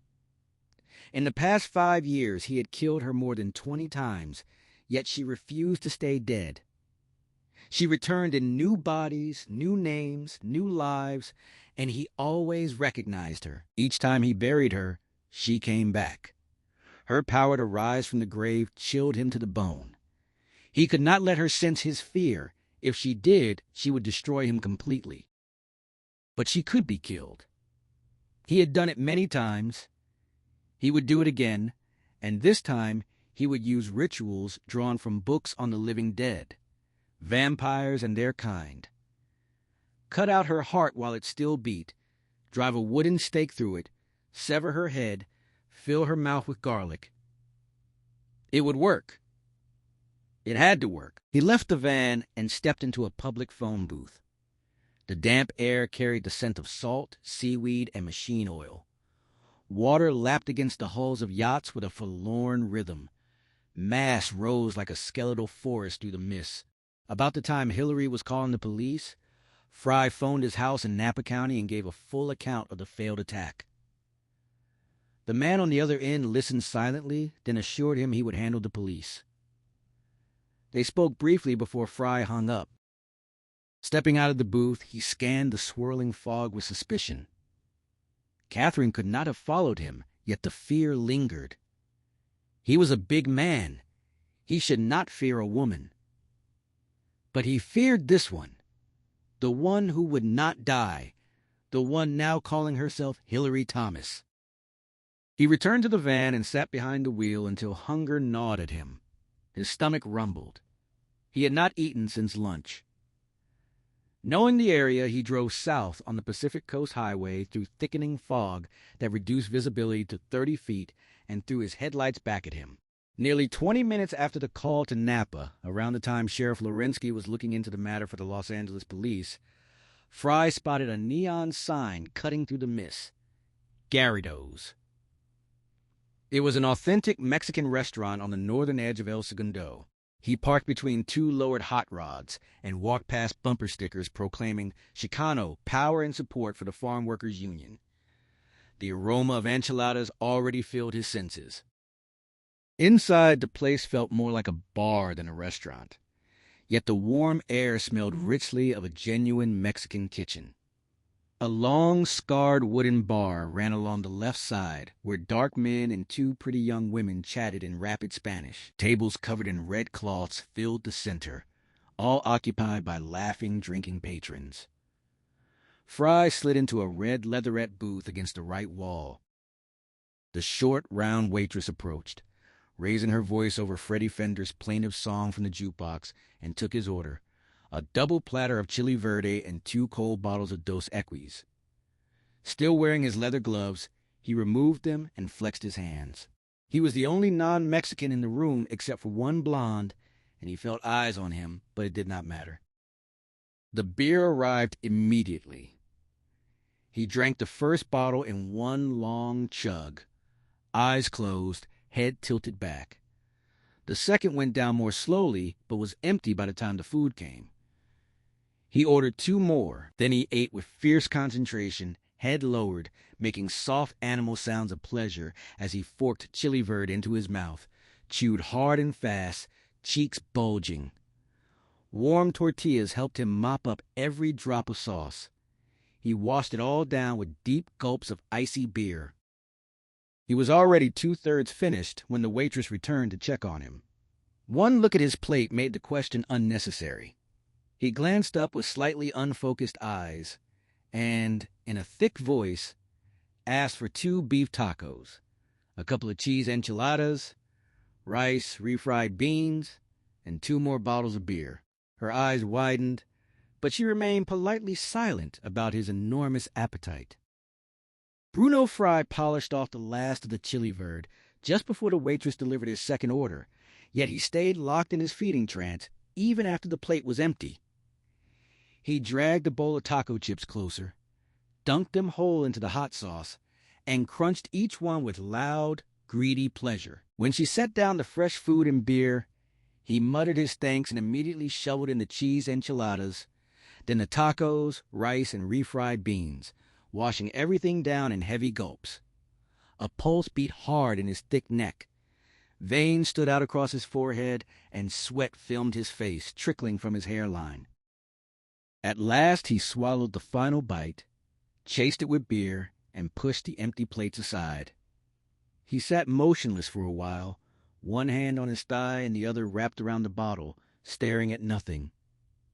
Slowly the sweat dried and the jukebox music crept back into his awareness. Another Freddie Fender song. For the first time he took real notice of the other customers. His gaze fixed on two couples at the table nearest the door. Two pretty young women and two darkly handsome men in their early 20s. The men were strutting hard, talking louder than necessary, and laughing too much to impress the women. Fry decided to have some fun. He worked out the setup in his mind, grinned at the excitement it promised, then called for the check. He paid the waitress generously and told her to keep the change. She smiled and thanked him for his generosity. He pulled on his leather gloves, picked up his half-full 6-bottle of beer, and slid from the booth. As he passed their table, he deliberately hooked a foot on a chair leg, stumbled, and leaned in close, letting them see the bottle so he would look drunk. Keeping his voice low so the rest of the restaurant stayed unaware, he snarled a vicious insult at the toughest-looking man about keeping his chair out of the aisle, then turned to the other and crudely suggested he should chase a blonde instead of these two. Before they could react, he pushed through the door, chuckling, and staggered out into the foggy night. He hurried around the building to wait in the north side parking lot. He had taken only a few steps toward his van when one of the men called out in accented English for him to wait. Fry turned, still pretending drunkenness, weaving on his feet. When they demanded what he thought he was doing, he slurred back that the Spics must be looking for trouble. They answered by calling him a pig and a filthy pig. Fry grinned and answered with an obscene gesture. The stockier man, Miguel, charged first. Fry stood motionless and let the two powerful punches slam into his iron midsection without flinching. Then he smashed the beer bottle against the side of Miguel's head. Glass exploded. Miguel dropped to his knees with a groan. Fry seized his head, drove a knee up under his chin, and watched him collapse unconscious. Even as Miguel fell, the slimmer man, Pablo, came at him with a long switchblade, slashing with snake-like speed and grace. Fry backed up until he hit the rear of the van, studying the long, sweeping arcs. At the perfect instant, he lunged, seized Pablo's wrist, twisted it until the knife flew free, then locked the arm and slammed him face first into the van again and again until the screaming stopped and Pablo went limp. Miguel had crawled to his hands and knees, spitting blood and broken teeth.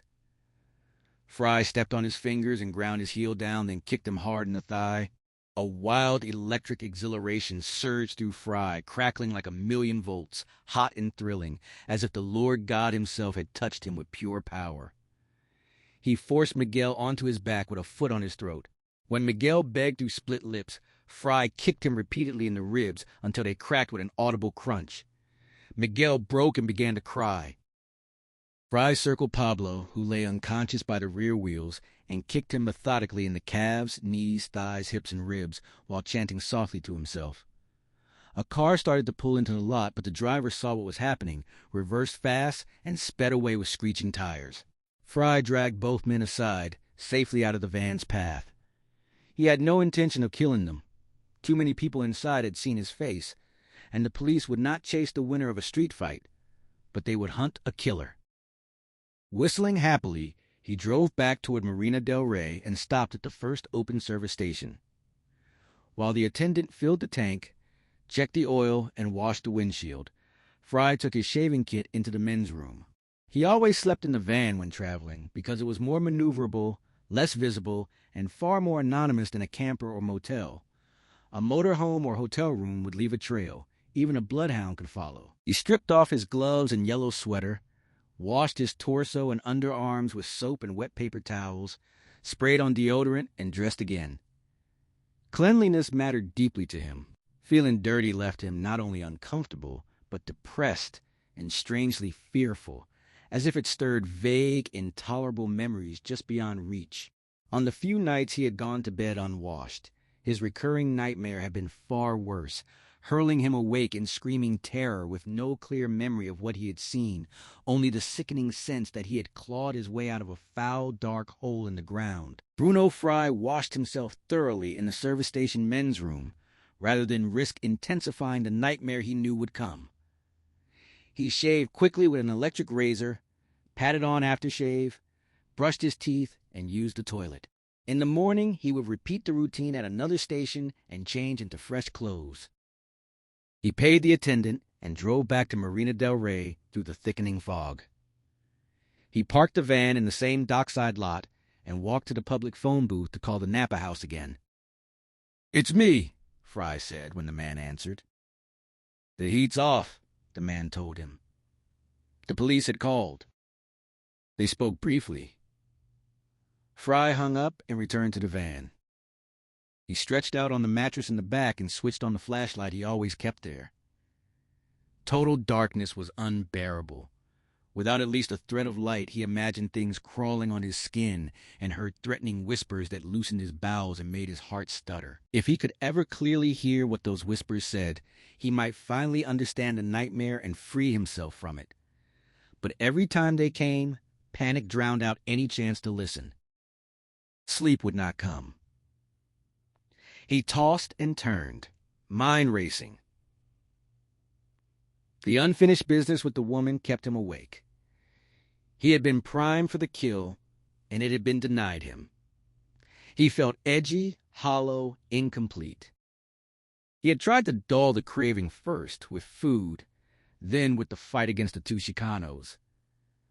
Gorging himself and exhausting his body through heavy lifting had always been his way to sublimate the brutal sexual urges and the secret blood lust that burned inside him.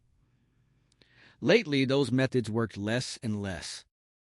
The woman stayed in his thoughts, her sleek body, the swell of hips and breasts. Hillary Thomas was only a disguise. She was really Catherine. Catherine the bitch, back in a new body.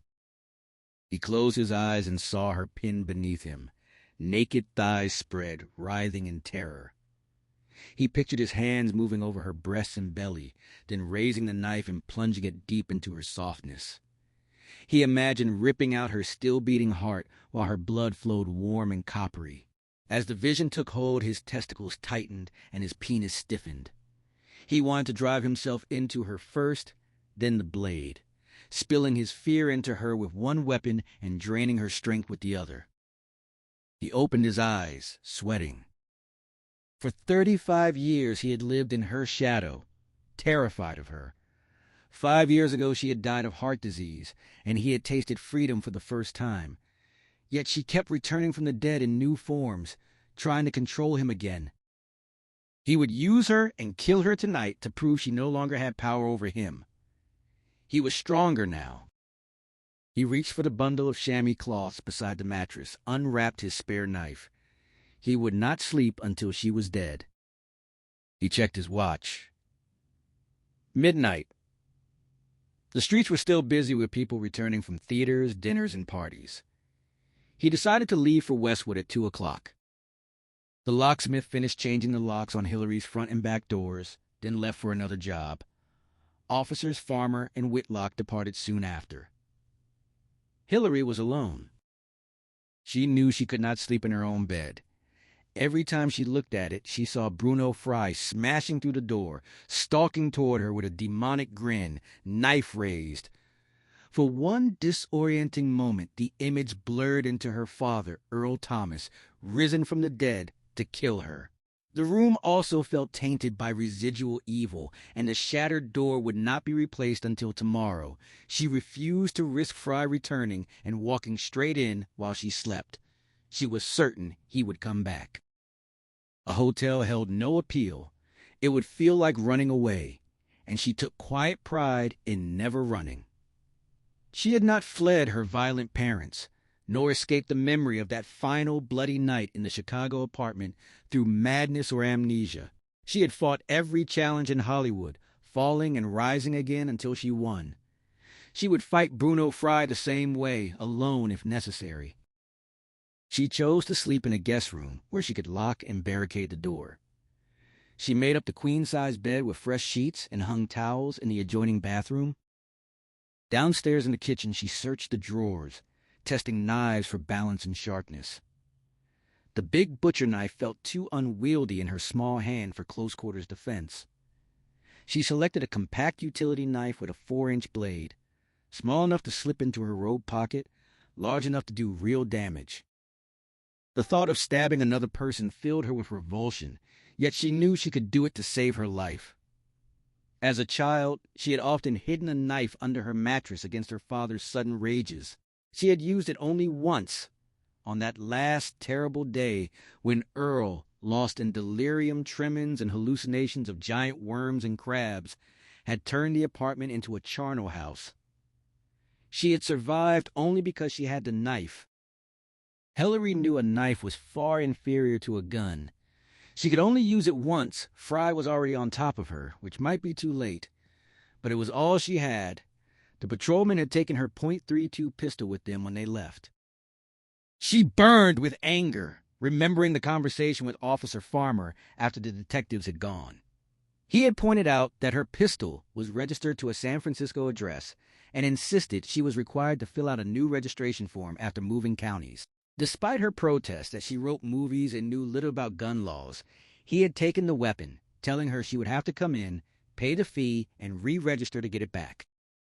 The encounter convinced her that the police, like the rest of the government, could not be trusted to protect her.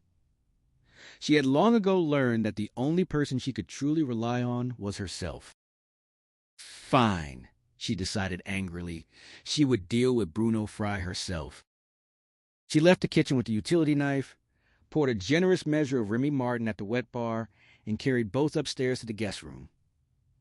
She locked the door, then emptied the drawers of a heavy highboy, dragged the chest against the door, and replaced the drawers to create a solid barricade.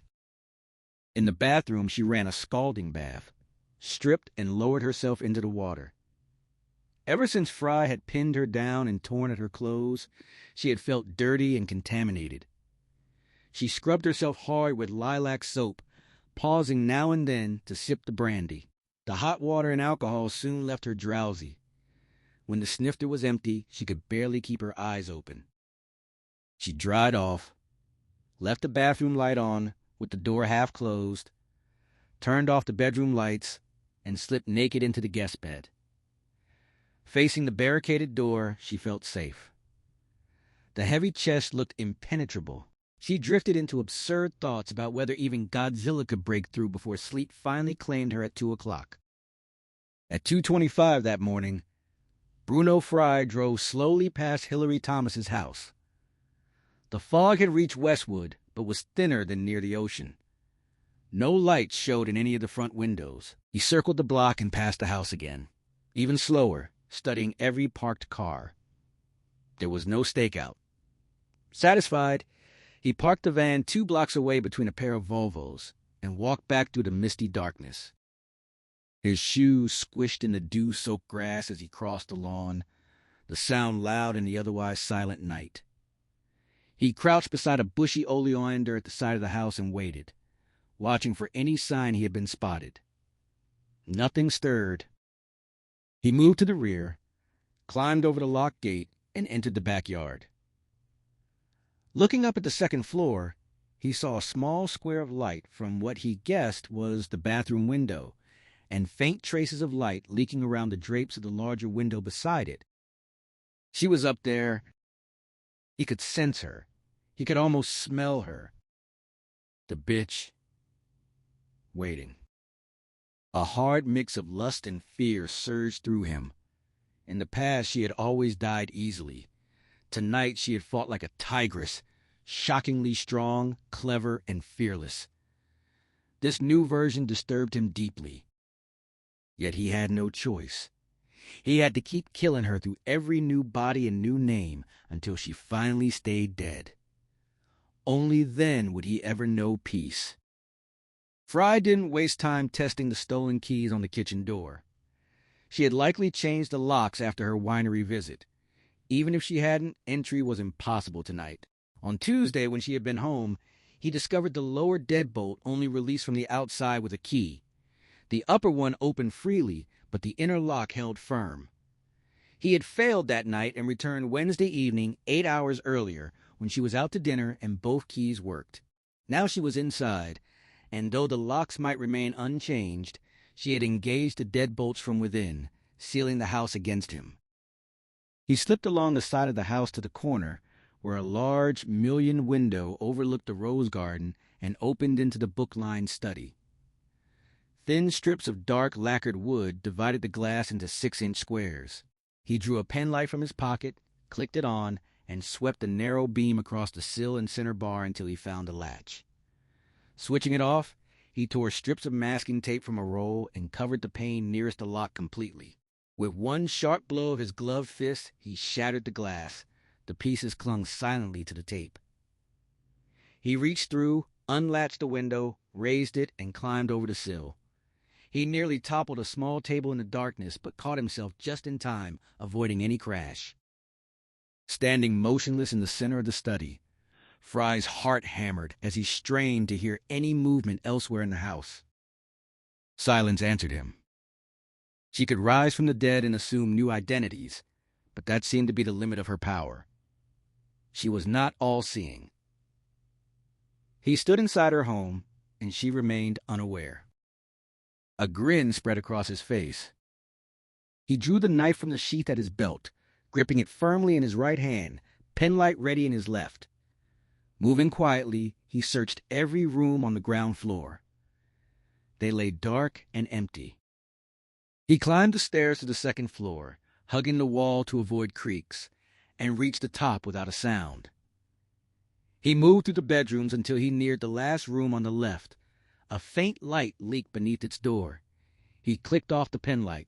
In the pitch-black hallway, only that silvery line marked the threshold more clearly than the others. He tried the knob.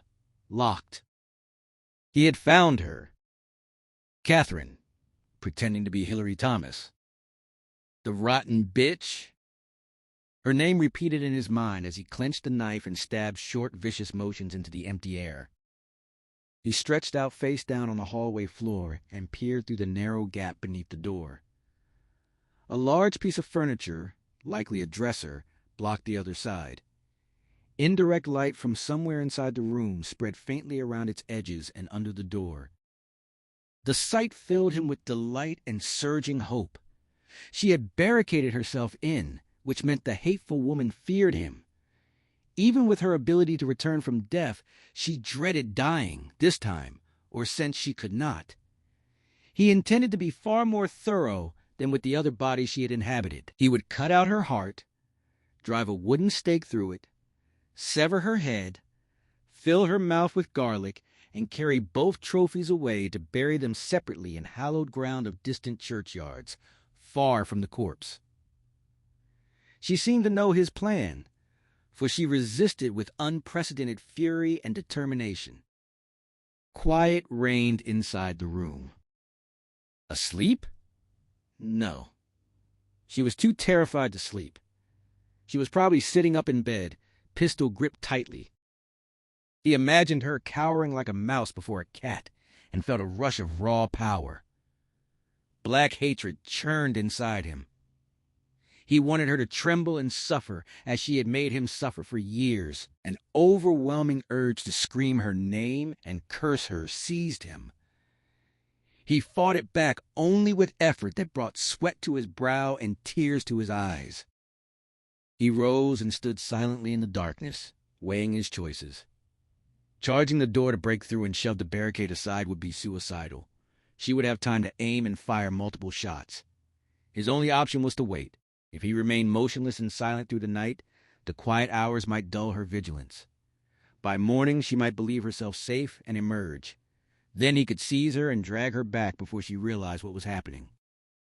Fry crossed the corridor in 2 quick steps and settled on the floor with his back against the wall. Soon, soft rustling and scurrying sounds reached him in the dark. Imagination, he told himself. The familiar fear. Then something crept up his leg beneath his trousers. It wasn't real, he insisted. Something slithered under his sleeve and along his arm, something awful and unseen. Another thing scurried across his shoulder, up his neck, onto his face, small and lethal. It darted toward his mouth. He pressed his lips tight. It went for his eyes. He squeezed them shut. It probed his nostrils. He brushed frantically at his face, but found nothing. No! He flicked on the penlight. The hallway was empty. Nothing moved under his clothes or on his skin. He shuddered and left the light on. At 9 o'clock Thursday morning, Hillary woke abruptly in the guest room as the telephone extension rang at maximum volume, likely left that way by the cleaning service. The shrill sound jolted her upright. The caller was Wally Tepellis. Over breakfast, he had read the morning paper's brief account of the assault and attempted rape, and it left him shocked and deeply concerned. Before sharing more than the article revealed, she insisted he read it aloud to her. Relief washed through her at its brevity.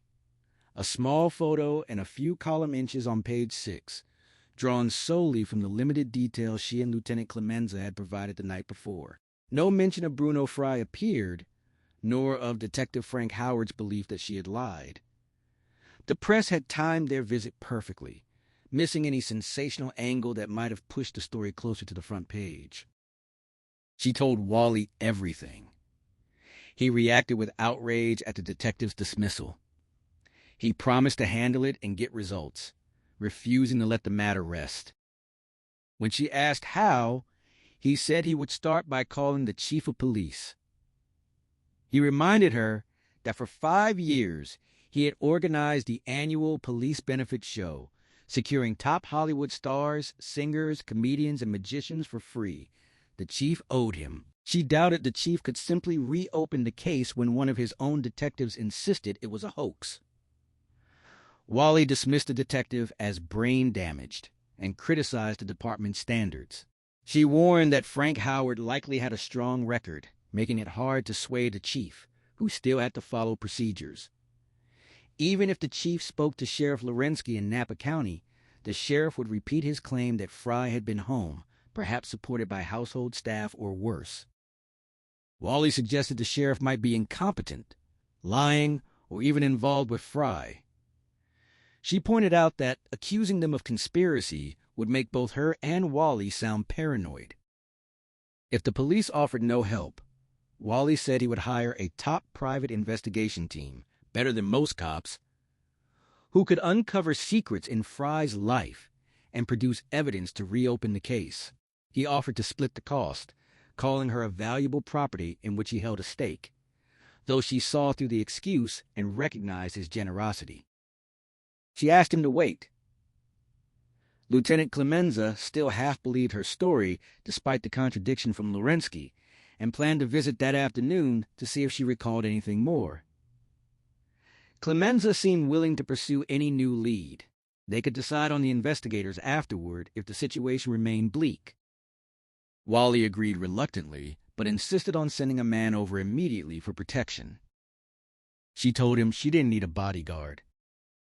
Fry's voice crackled through the line with unyielding certainty. He was sending a bodyguard, whether she wanted one or not. If she refused to let the man inside, he would simply stand guard at her front door like a palace sentry. Hillary tried to protest again, but he cut her off gently, reminding her that no one made it through life entirely alone, and that isolating herself like this hurt everyone who cared. He urged her to accept the help and let the guard in when he arrived. She sighed and gave in. All right. He told her the man would be there within the hour and asked her to call him the moment she finished speaking with Clemenza.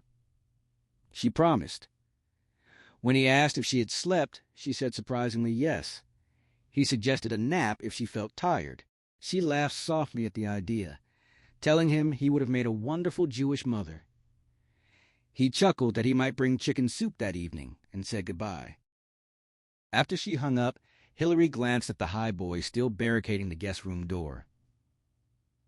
In the calm morning light, the precaution looked ridiculous. Wally was right.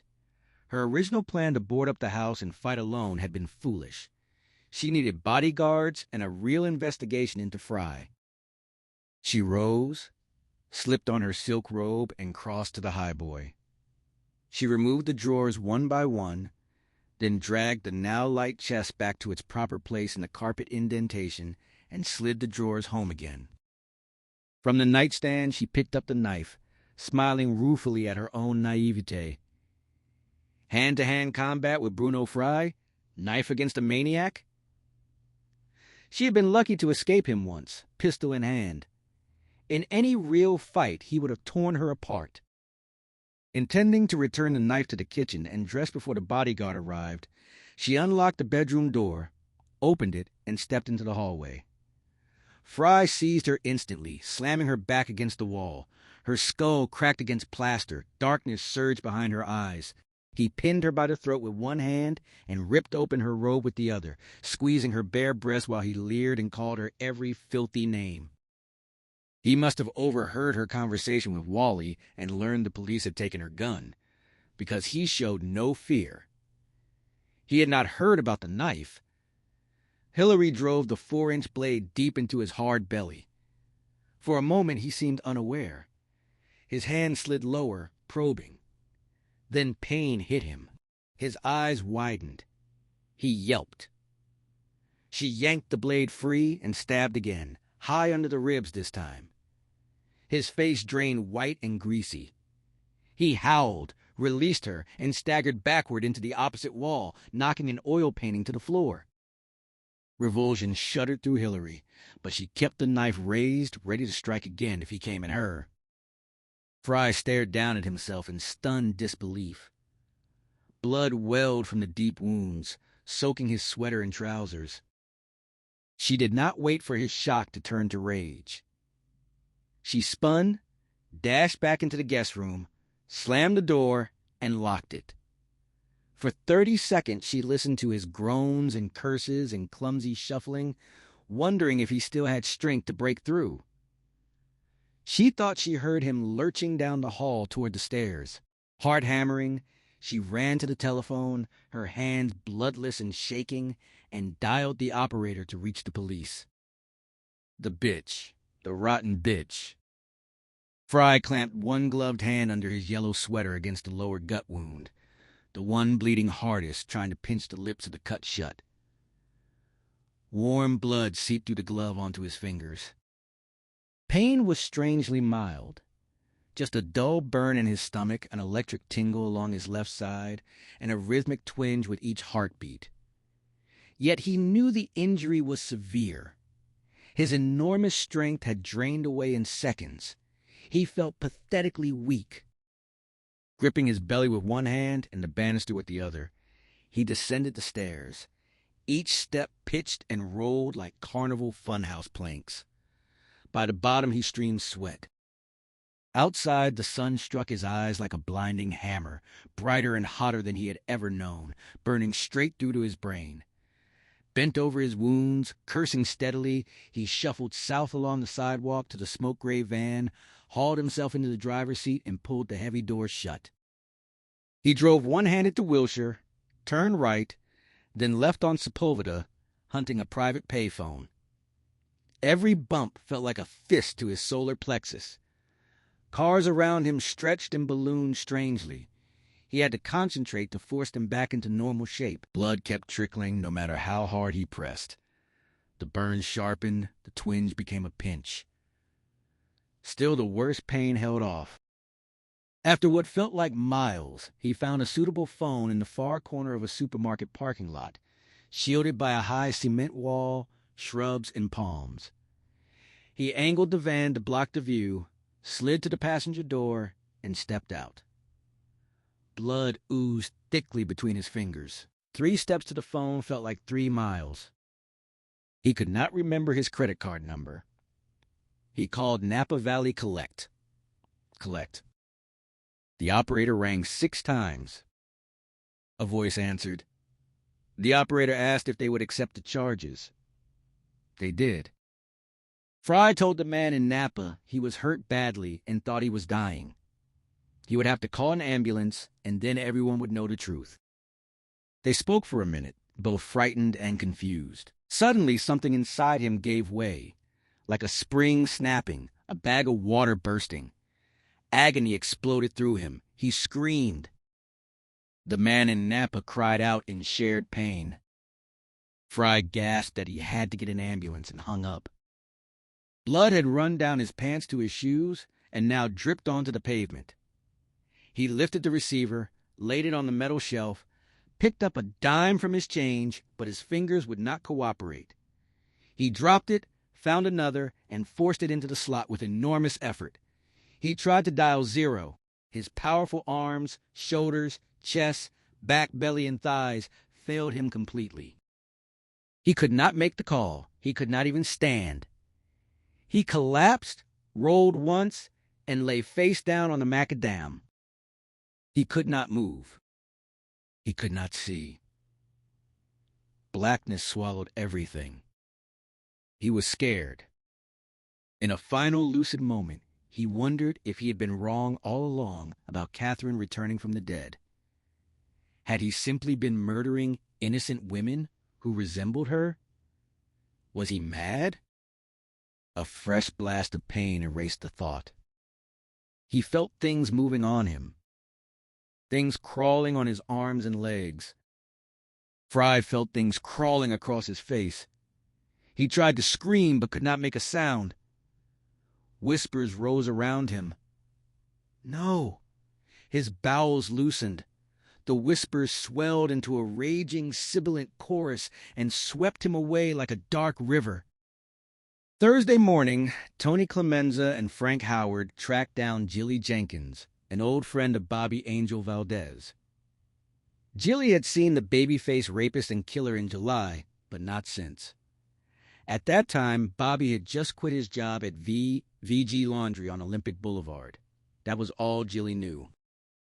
VG occupied a large one-story stucco building from the early 50s, an awkward blend of ersatz Spanish style and utilitarian factory design that Tony found grotesque. The orange-red tile roof bristled with fire brick chimneys and corrugated vents, many of them releasing steam. Heavy dark timbers framed the windows like those of a grand hacienda, yet the glass was reinforced with wire mesh. Loading docks stood where verandas should have been. The walls were straight and box-like, the corners sharp, the opposite of graceful Spanish arches. The place reminded Tony of an aging whore dressed in refined clothes, desperately trying to pass for a lady. "Why did they build so many of these eyesores?" Tony asked as he stepped out of the unmarked sedan. "What was the point?" Frank blinked. "It's a laundry. Don't we need laundries?" Tony shook his head. "Doesn't it bother you at all?" Frank shrugged. "Sometimes you don't make a whole hell of a lot of sense." In the front business office, they asked for the owner, Vincent Garamalkis. The secretary greeted them with open hostility, certain they were from immigration. She relaxed only slightly when they showed LAPD badges, and Tony assured her they had no interest in the nationalities of the workers. Reluctantly, she admitted Garamalkis was on the premises, then directed them to find him themselves. When the phone rang. The main laundry room was hot, damp, and noisy, with the thump of industrial washers, the rumble of dryers, and the clack of automatic folders. Steam and the sharp smells of soap and bleach filled the air. Most workers spoke rapid Spanish.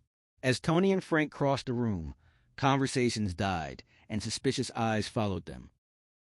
Garamalkis stood at a battered desk on a 3-foot platform that let him oversee his employees. A short, stocky, balding man with hard features and unexpectedly gentle hazel eyes, he stepped to the edge of the platform with hands on his hips. "Police," Frank said, flashing his ID.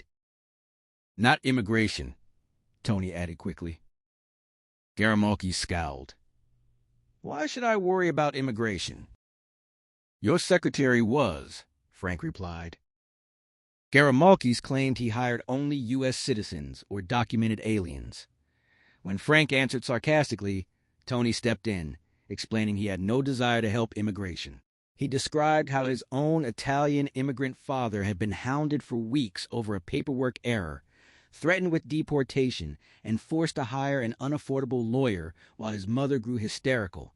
He promised he would not lift a finger to assist any immigration case against the laundry.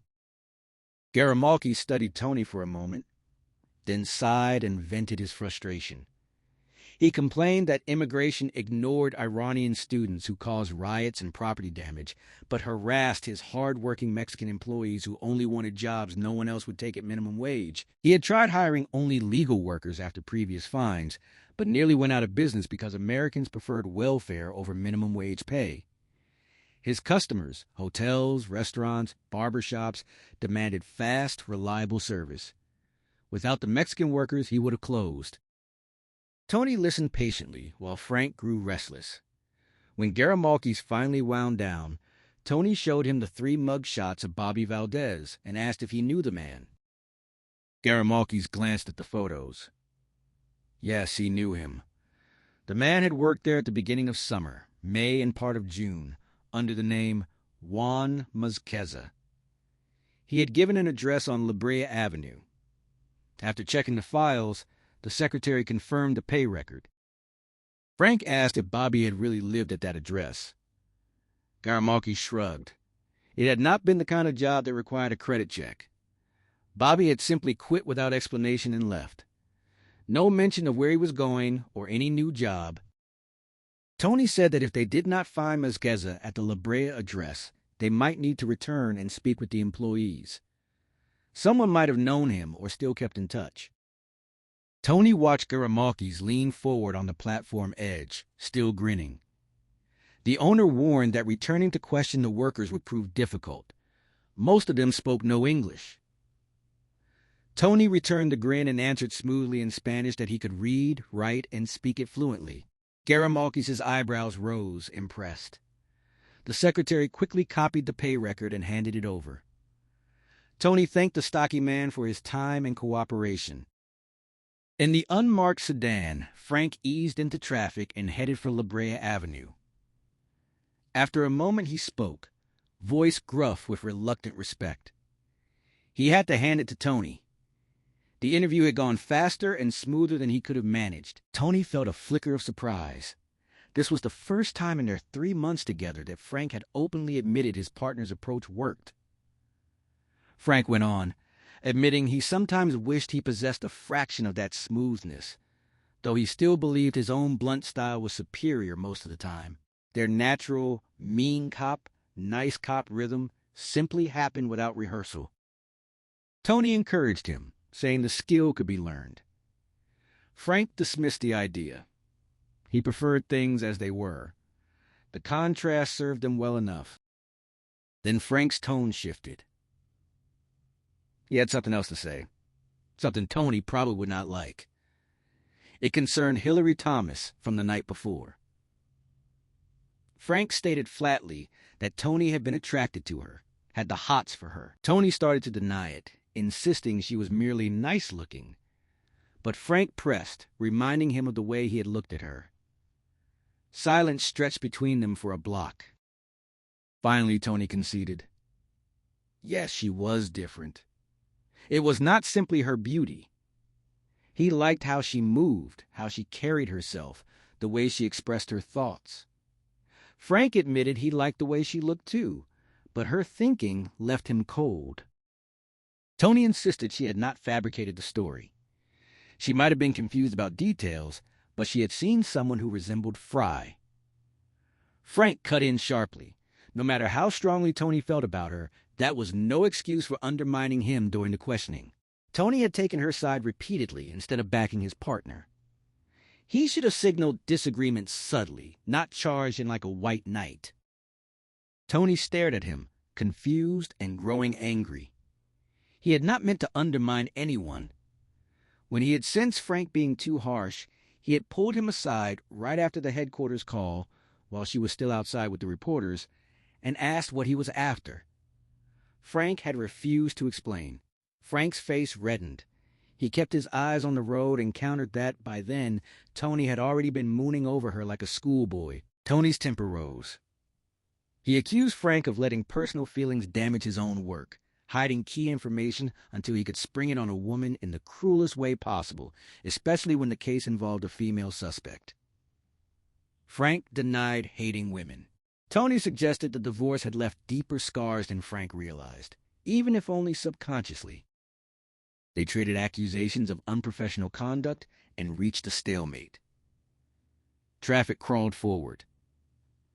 After another tense minute, Tony spoke again, voice calmer. Whatever their differences, Frank was still a damn good cop. The roughness was excessive sometimes, but the results were solid. Frank glanced over, startled, then cleared his throat and returned the compliment awkwardly. Tony could be too sweet, he added. Tony shot back that Frank could be a sour son of a bitch. They considered requesting new partners. Neither wanted to decide yet. Both knew the danger. Partners who stayed tense with each other were far more likely to get killed. They needed to function like extensions of the same body. Tony began scanning building numbers along La Brea. Frank pointed ahead. That had to be the place. The address from the pay record led to a 16-unit garden apartment complex called Los Palmeras, tucked into a block dominated by service stations, a motel, a tire store, and an all-night grocery. From a distance, the complex looked fairly new and upscale, softened by thick greenery. Up close, Tony noticed the decay. Stucco walls chipped and cracked, wooden stairs and railings crying out for fresh paint, a damaged entrance sign that had clearly been struck by a car and never replaced. The landscaping had gone wild, shrubs untrimmed, trees ragged, jade plants overgrown. The green cloak hid the neglect from afar but could not disguise the seediness once they drew near. As Tony stepped out of the car beside the manager's apartment at Los Palmeras, his gaze swept across the small parking area. The scene struck him immediately as a perfect emblem of transition. Two well-kept, freshly waxed middle-priced cars stood gleaming, clearly belonging to ambitious young people, riding an upward wave of optimism and early success. Nearby leaned a battered old Ford on a flat tire, long abandoned and useless. A little farther stood an 8-year-old Mercedes, still washed and polished, yet showing its age with a rusty dent in the rear fender. Its owner had once afforded a $25,000 luxury sedan, but now apparently could not scrape together even the $200 deductible to fix it. The entire complex felt like a way station.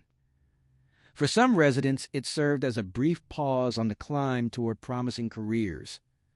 For others, it marked the final respectable foothold before a long slide into ruin. Parking there sharpened Tony's sense that Los Palmeras was a living metaphor for Los Angeles itself. This city offered more raw opportunity than anywhere else on Earth. Vast sums of money flowed through it daily, and countless paths existed to build real wealth. Success stories filled the newspapers, yet that same staggering affluence supplied every imaginable tool for self-destruction, all of them easily within reach. Drugs of every kind, grass, hashish, heroin, cocaine, uppers, downers, LSD, PCP, could be bought faster and more reliably here than in any other major American city. Sex had shed its old restraints faster, too, accelerated by the rock music industry centered in Los Angeles and by the climate itself. Warm, dry days, subtropical light, and shifting desert and sea winds that carried an erotic charge. The Latin influence of Mexican immigrants added another layer. Most powerfully, living on the very edge of the Western world stirred a constant, half-conscious thrill of standing before the unknown. All of it combined to dissolve inhibitions and ignite desire. While a guilt-free approach to sex could be healthy, in this environment some people became as addicted to it as to heroin. Tony had watched it happen. Certain personalities threw away money, self-respect, and reputation, chasing endless fleeting pleasures. If drugs and sex did not suffice, the city offered crackpot religions and radical political movements. Las Vegas lay only an hour away by cheap flight. All these paths to ruin were made possible by the city's incomprehensible wealth. Los Angeles handed out both the golden apple of positive transition and the poison pear of negative transition. Some people stopped at places like Las Palmeras on their way up, seized the apple, and moved on to Bel Air, Beverly Hills, or Malibu. Others tasted the contaminated fruit and paused here on their way down, never quite sure how they had arrived. The apartment manager, Lana Haverby, seemed lost in exactly that kind of uncertain descent. In her 40s, deeply tanned and dressed in shorts and a halter, she carried herself with the constant awareness of being watched, posing and adjusting her stance as if on display. Her legs were acceptable, but the rest of her body had thickened beyond what her skimpy outfit could flatter.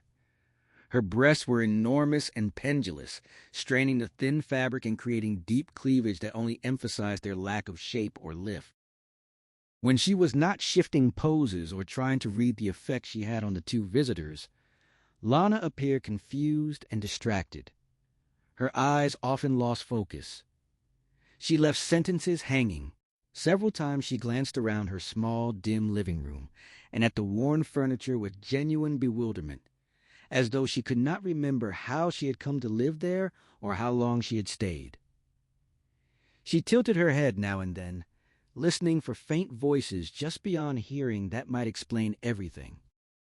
She settled into a chair while Tony and Frank took the sofa, then studied the mug shots they showed her. Lana confirmed that the man in the photos had lived there. He had occupied apartment 9 until the 1st of August. He had stayed roughly 3 months, always alone. She described him fondly as a sweet, somewhat shy young man who had turned her on. She admitted she had been trying to seduce him into bed but had not succeeded. No forwarding address. She had no idea where he worked at the time he left, only that he had started at a laundry and later taken a better-paying job. He had eventually bought a beautiful Jaguar 2+2 with cash. She had sensed immediately that he was moving up fast and would not remain long at Las Palmeras. Her memory of him felt patchy, full of small gaps, as if parts had been eaten away. She asked no questions about why they were looking for him. When the conversation ended and they rose to leave, Lana hurried ahead to the door. Her heavy breasts swayed and jiggled with each step in what she clearly believed was an enticing display. She moved with an exaggerated hip-swinging tiptoe walk that looked awkward and forced on a woman her age. In the doorway, she struck a practice pose, one leg bent, leaning back against the frame, silently fishing for a compliment. Frank slipped past her sideways, careful not to brush against her, and walked briskly to the car without glancing back. Tony offered a polite thank you for her help. For the first time in the meeting, her eyes sharpened and locked onto his with real clarity. A brief spark of intelligence and lingering pride flickered there. She told him she would not stay here much longer either. She had once moved in wealthy circles, back when she was 23, during the early explosion of rock music 17 years earlier. She had left waitressing behind and traveled with big bands across the country. She had been popular, sleeping with famous musicians, and enjoying a life of total freedom and excess. She listed well-known 60s groups, speaking of them with wistful excitement, though Tony could not tell how many connections were real and how many imagined. She never named individuals. She spoke only of being with the groups themselves. Tony realized he was seeing one possible fate of the rock-era groupies. They had offered themselves up as convenient pleasures during the height of the party, sharing drugs and beds without thought for the future. When age began to show, wrinkles, sagging, the first signs of wear, they were quietly moved aside, and no new group welcomed them. Some turned to prostitution for a while. Others, like Lana, refused to see themselves that way.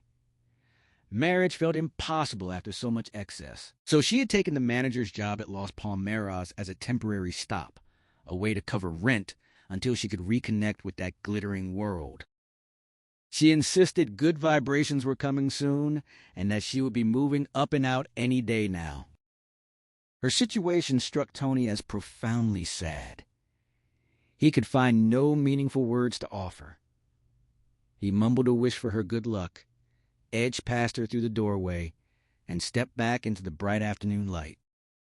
As Tony turned to leave, the brief spark in Lana Haverby's eyes died.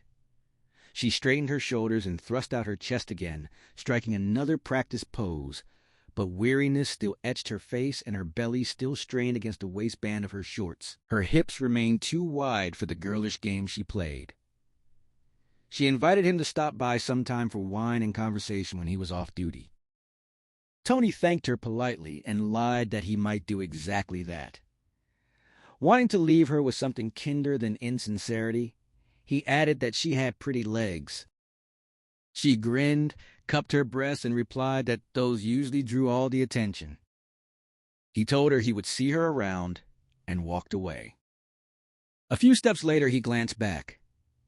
She still stood in the open doorway, head tilted, listening once more to the faint whispering voices that seemed to explain her life. Tony slid into the car. Frank remarked that he had thought Lana was about to sink her claws into him and had been ready to call in a SWAT team for rescue. Tony did not laugh. The whole situation struck him as sad. Frank dismissed her as just a dumb broad and asked what he made of Bobby Valdez buying the Jaguar outright. Tony answered that if the man had not robbed banks, only one source explained that kind of cash.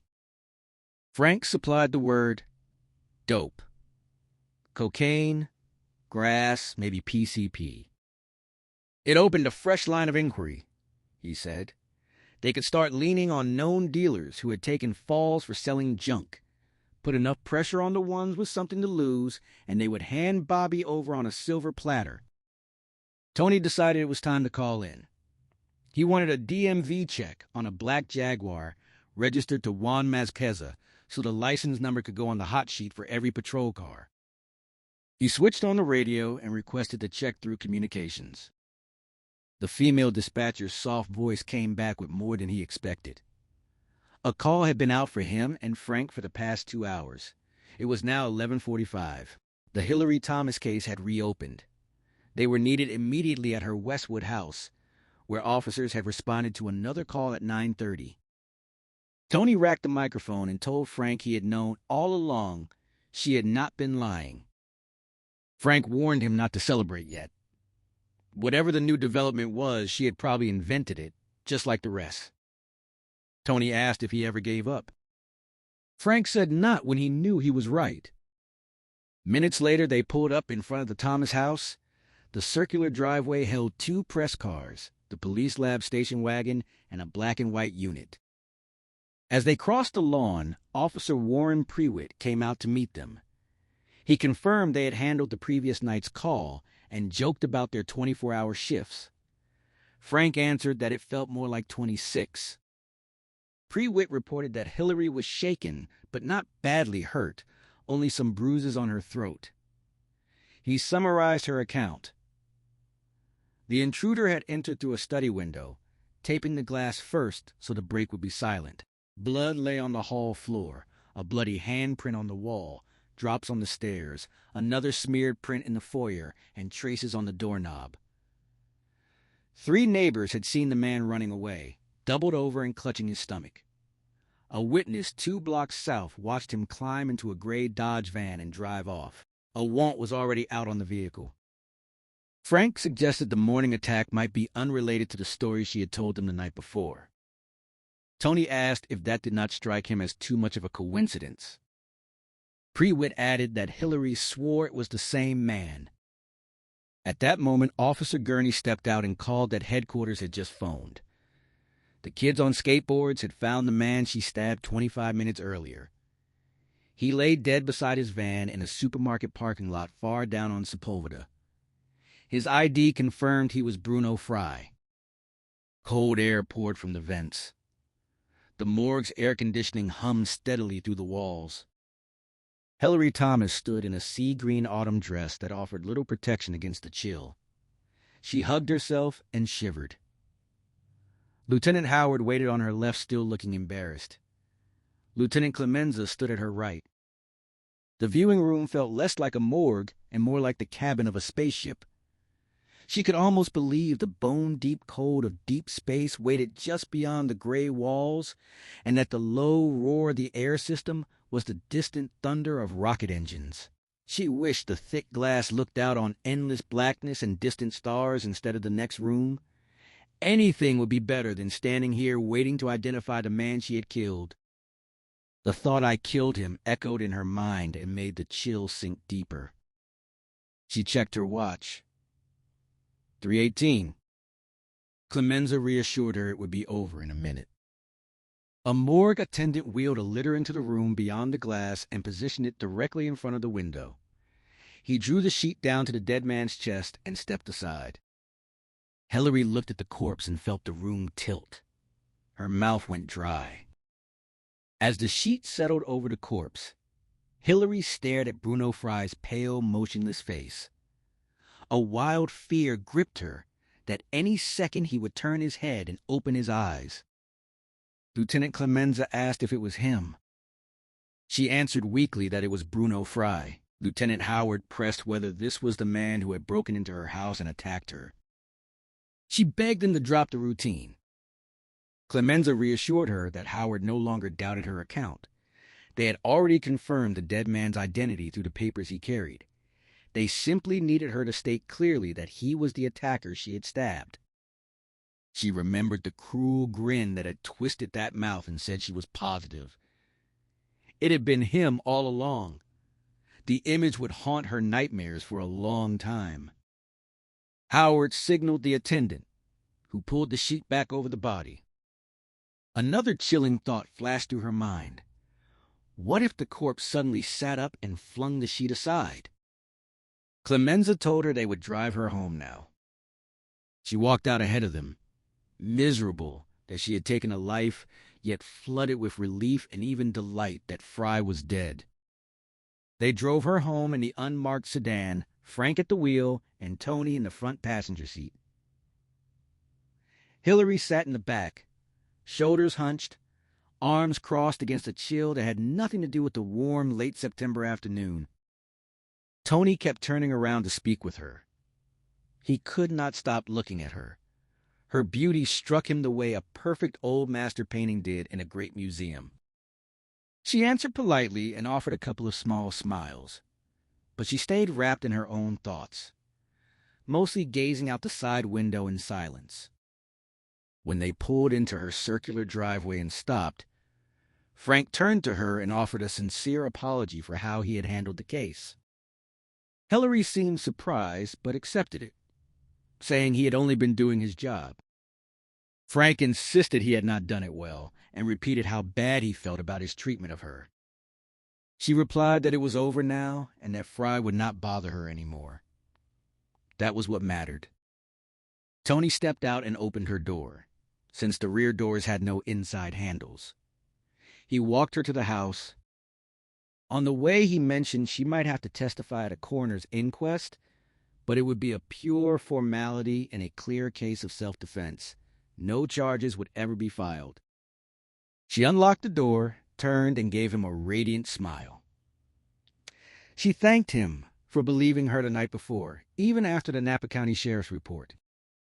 Tony said they would look into the sheriff and let her know his explanation if she wanted. She said she was curious. He promised to tell her. She stepped inside. Tony remained on the threshold. She looked back.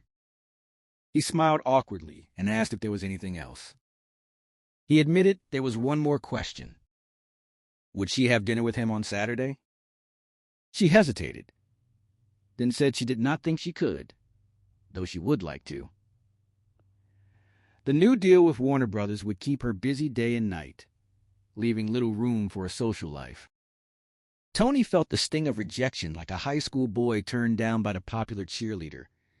He wished her luck with the studio and said he would still let her know about Sheriff Lorensky. He turned to leave as the door closed behind him. A small toad hopped onto the stone footpath in front of him and sat staring up, chest pulsing rapidly. Tony looked down at it and asked aloud if he had given up too easily. The toad answered with a peeping croak. He asked what he had to lose. It croaked again. Tony stepped around the little creature and rang the bell. When Hillary opened the door a moment later, he spoke before she could. He asked if he was terribly ugly or looked like Quasimodo.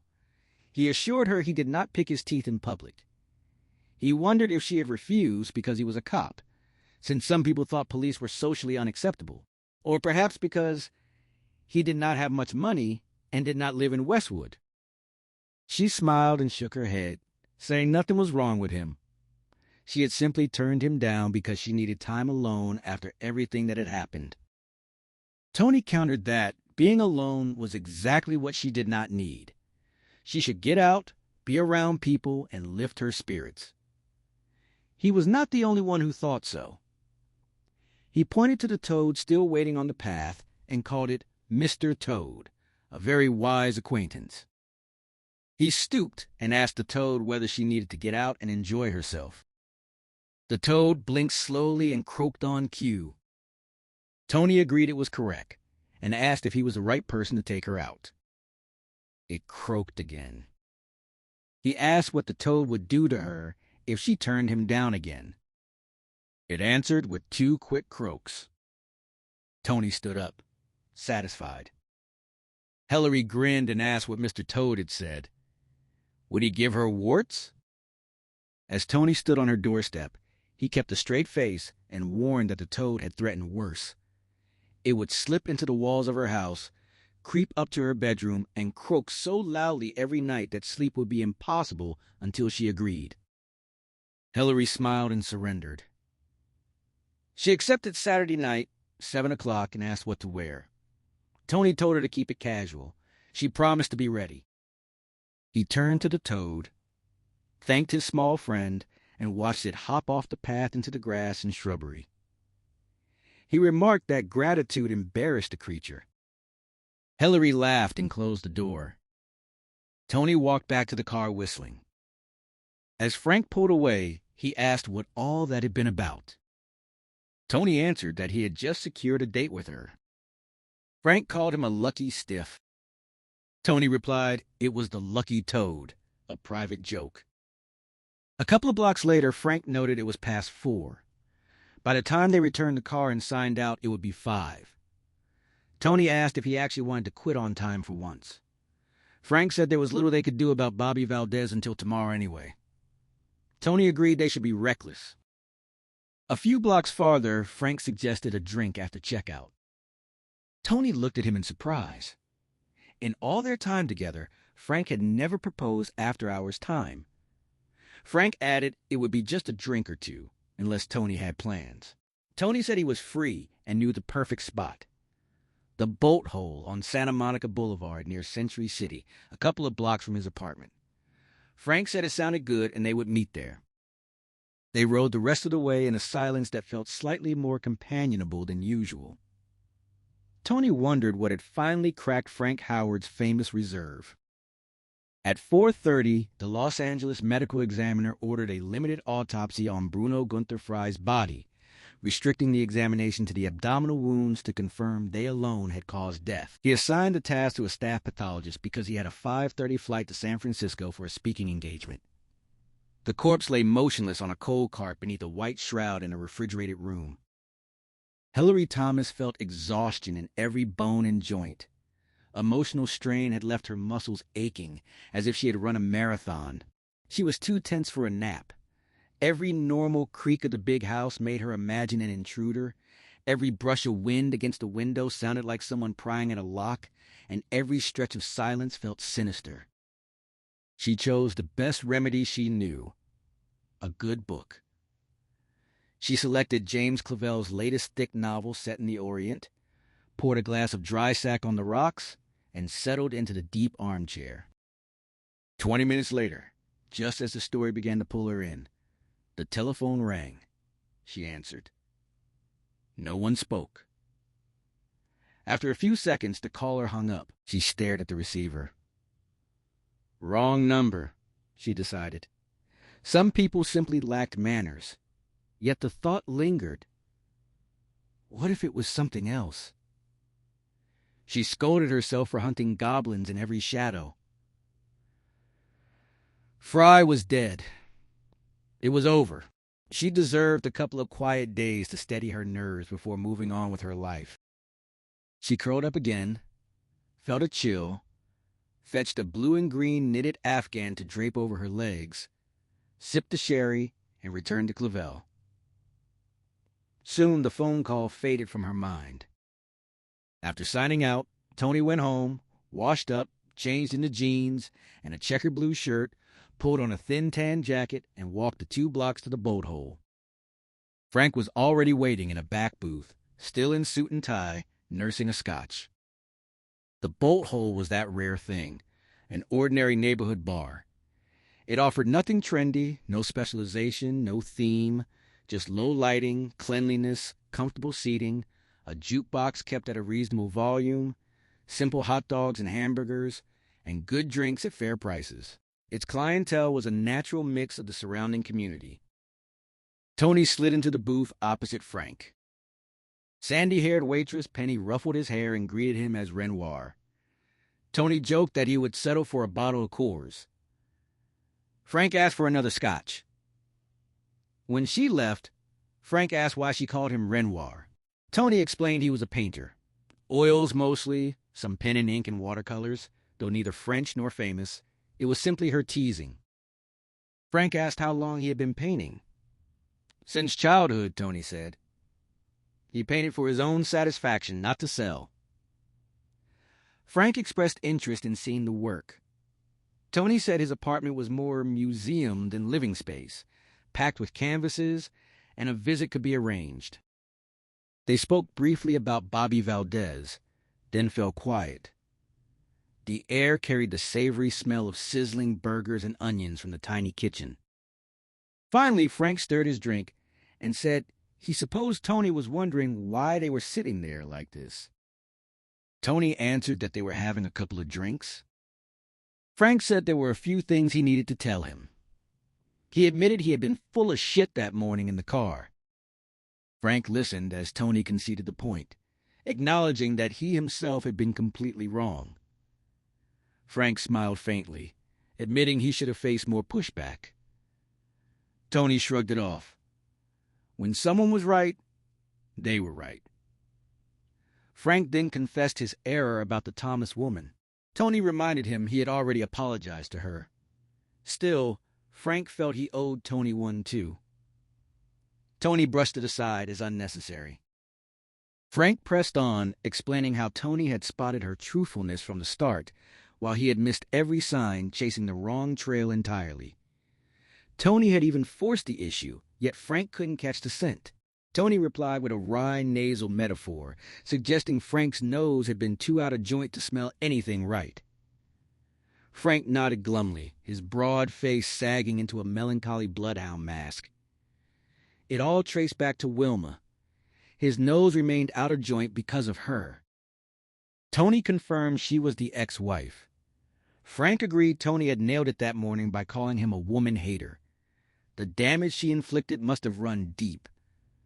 Yet Frank insisted no betrayal justified what he had allowed himself to become. Tony concurred. Frank added that hiding from women solved nothing. They were everywhere. He then revealed it had been 10 months since he last slept with a woman, counting from her departure and the months before the divorce finalized. Tony sat silent, unsure how to respond. He didn't know Frank well enough for such intimate territory, yet he sensed the man desperately needed someone to listen. Frank continued, warning that if he didn't rejoin the world soon, he might as well become a priest. Tony nodded awkwardly, agreeing 10 months felt like an eternity. Frank stared into his scotch as if searching for answers in its depths. He clearly yearned to unload everything about Wilma, the divorce, and his uncertain future. But pride held him back. He wanted coaxing, not to force the burden. Tony probed gently, asking if Wilma had found another man. The question struck too directly. Frank pretended not to hear, and shifted instead to his faltering work. He had always excelled, nearly perfect at the job, until the divorce soured him on women, and soon after on the badge itself. He took a long pull from his glass, then wondered aloud why the Napa County Sheriff would lie to shield Bruno Fry. Tony assured him they would uncover the truth eventually. Frank offered another round. Tony accepted, sensing they would remain in the bolt hole for hours. Frank needed to purge nearly a year of accumulated poison, releasing it only drop by drop. That Thursday proved busy for death in Los Angeles. Many passed naturally, escaping the coroner's blade. Yet the medical examiner's office handled 9 others. 2 traffic deaths likely involving criminal negligence. 2 men killed by gunshots. A child beaten to death by his drunken father. A woman drowned in her own pool. 2 young men from apparent drug overdoses. And Bruno Fry. At 7:10 that evening, a pathologist at the city morgue performed a limited autopsy on Bruno Gunther Fry, a 40-year-old Caucasian male. He focused only on the abdominal wounds, quickly determining they alone had caused death. The upper stab tore muscle and grazed a lung, non-fatal. The lower one proved devastating. The blade ripped the stomach, pierced the pyloric vein, damaged the pancreas, and triggered massive internal bleeding. The pathologist closed the incisions he had made along with the original crusted wounds. He cleaned away blood, bile, and tissue fragments from the repaired areas in the broad chest. Attendants then moved the body from the stainless steel table, still streaked with reddish-brown residue, to a cart and wheeled it into the refrigerated room. There, among other opened, examined, and re-sewn corpses, Bruno Fry lay silent and still, more at peace in the company of the dead than he had ever been among the living. Frank Howard grew increasingly drunk. Jacket and tie, discarded shirt unbuttoned at the top, hair tousled from restless fingers, his broad face turned doughy and eyes bloodshot. Words slurred and repeated as he downed scotch twice as fast as Tony's beers. Tony occasionally nudged him forward when he looped on the same point. The more Frank drank, the more he spoke of the women who had marked his life, drawing ever closer to the core wound, losing 2 wives. As a young, uniformed LAPD officer, Frank had met Barbara Ann at a department store jewelry counter while shopping for his mother. Her charm, petite beauty, and dark eyes captivated him instantly. He asked her out despite expecting rejection. She accepted. 7 months later, they married.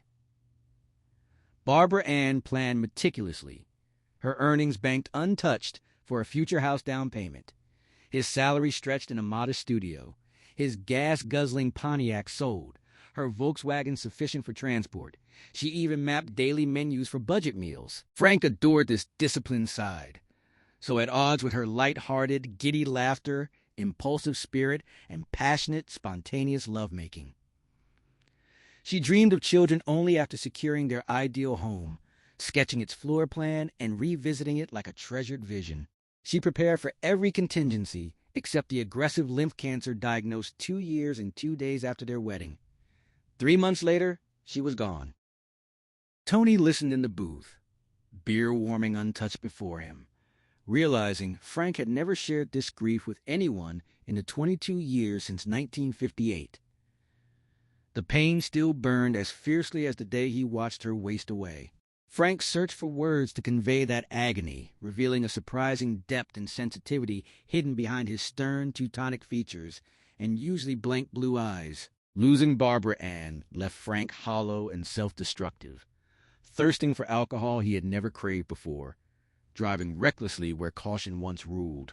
To survive, he buried the anguish in relentless police work, submerging himself in the LAPD to plate over the unfillable void with obsessive duty. For 19 years, he thrived as a workaholic, earning a criminology degree through night classes, advancing to detective ranks where long hours became routine. Cases consumed his thoughts day and night, in showers and sleepless hours, over solitary meals. He read only police texts and case studies. He remained a cop's cop, devoted entirely to the job. In all those years, he avoided serious relationships. Dating felt wrong, unfair to Barbara Ann's memory. He stayed celibate for stretches, then sought brief release with paid women. Transactions that never touched his heart, preserving loyalty to her ghost. Then he met Wilma Compton. Frank choked on her name, wiping a clammy hand across his face and pushing fingers through his hair. He demanded another double scotch, enunciating with drunken precision that only deepened the slur. Tony suggested food too, cheeseburgers and fries, but Frank refused, wanting only more scotch. Tony insisted on the food, and Frank finally relented, agreeing to the cheeseburger but refusing the fries. Penny took the order, but when Frank called for another scotch, she hesitated, unsure it was wise. Frank assured her he had not driven, stressing each syllable with deliberate care. He had arrived by taxi precisely because he planned to get thoroughly drunk and would leave the same way. He called her his dimpled little darling and asked for the double. Tony nodded to her, promising to drive Frank home himself if no cab was available later. She returned with fresh drinks and cleared away Tony's warm, flat beer. Frank leaned back and resumed his story, the words carrying him deeper into the past. Wilma Compton had been 12 years younger than he was, 31 when they met. She was charming, petite, pretty, and dark-eyed, with slender legs, a supple body, an exciting swell of hips, a tight little ass, a pinched waist, and breasts a shade too full for her frame. She fell short of Barbara Ann in beauty, charm, wit, industrious spirit, and compassion, yet the surface resemblance stirred something long dormant in Frank. She waited tables at the coffee shop where officers ate lunch.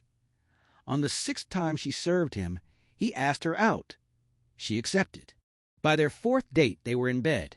She matched Barbara Ann's hunger, energy, and willingness to experiment.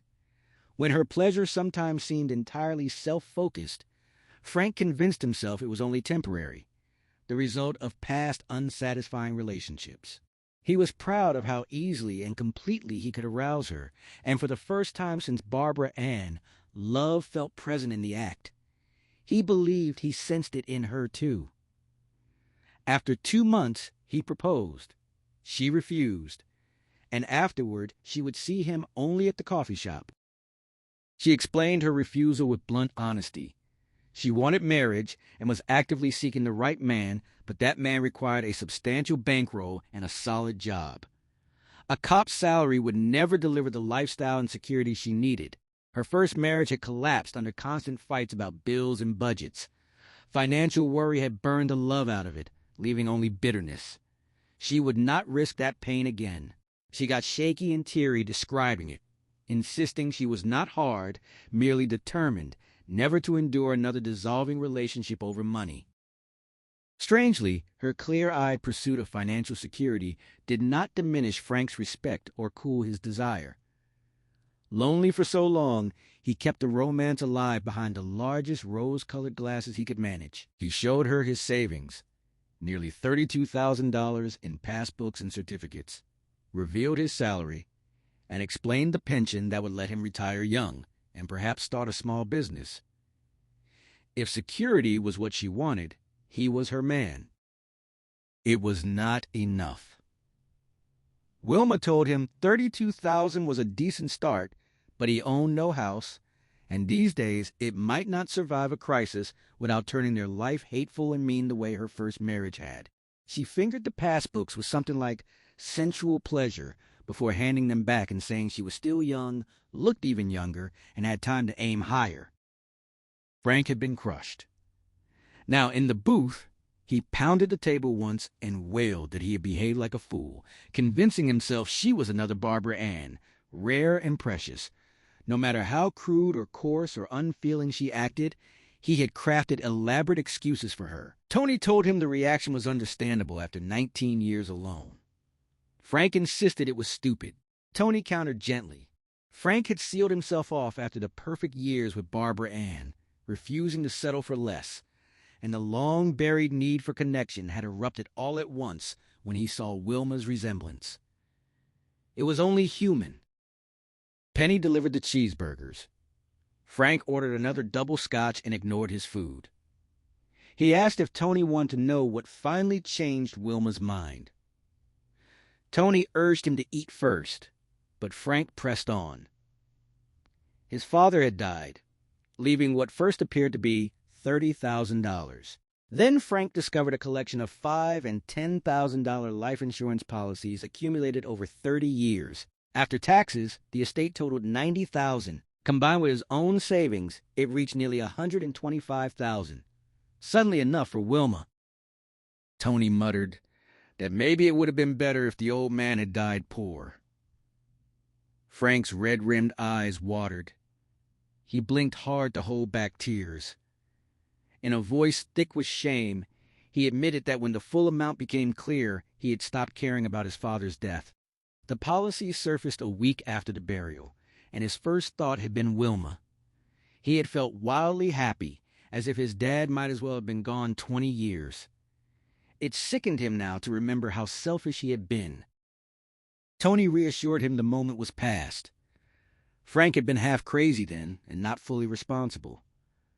Frank covered his face with both hands, shook for a long minute without crying, then looked up.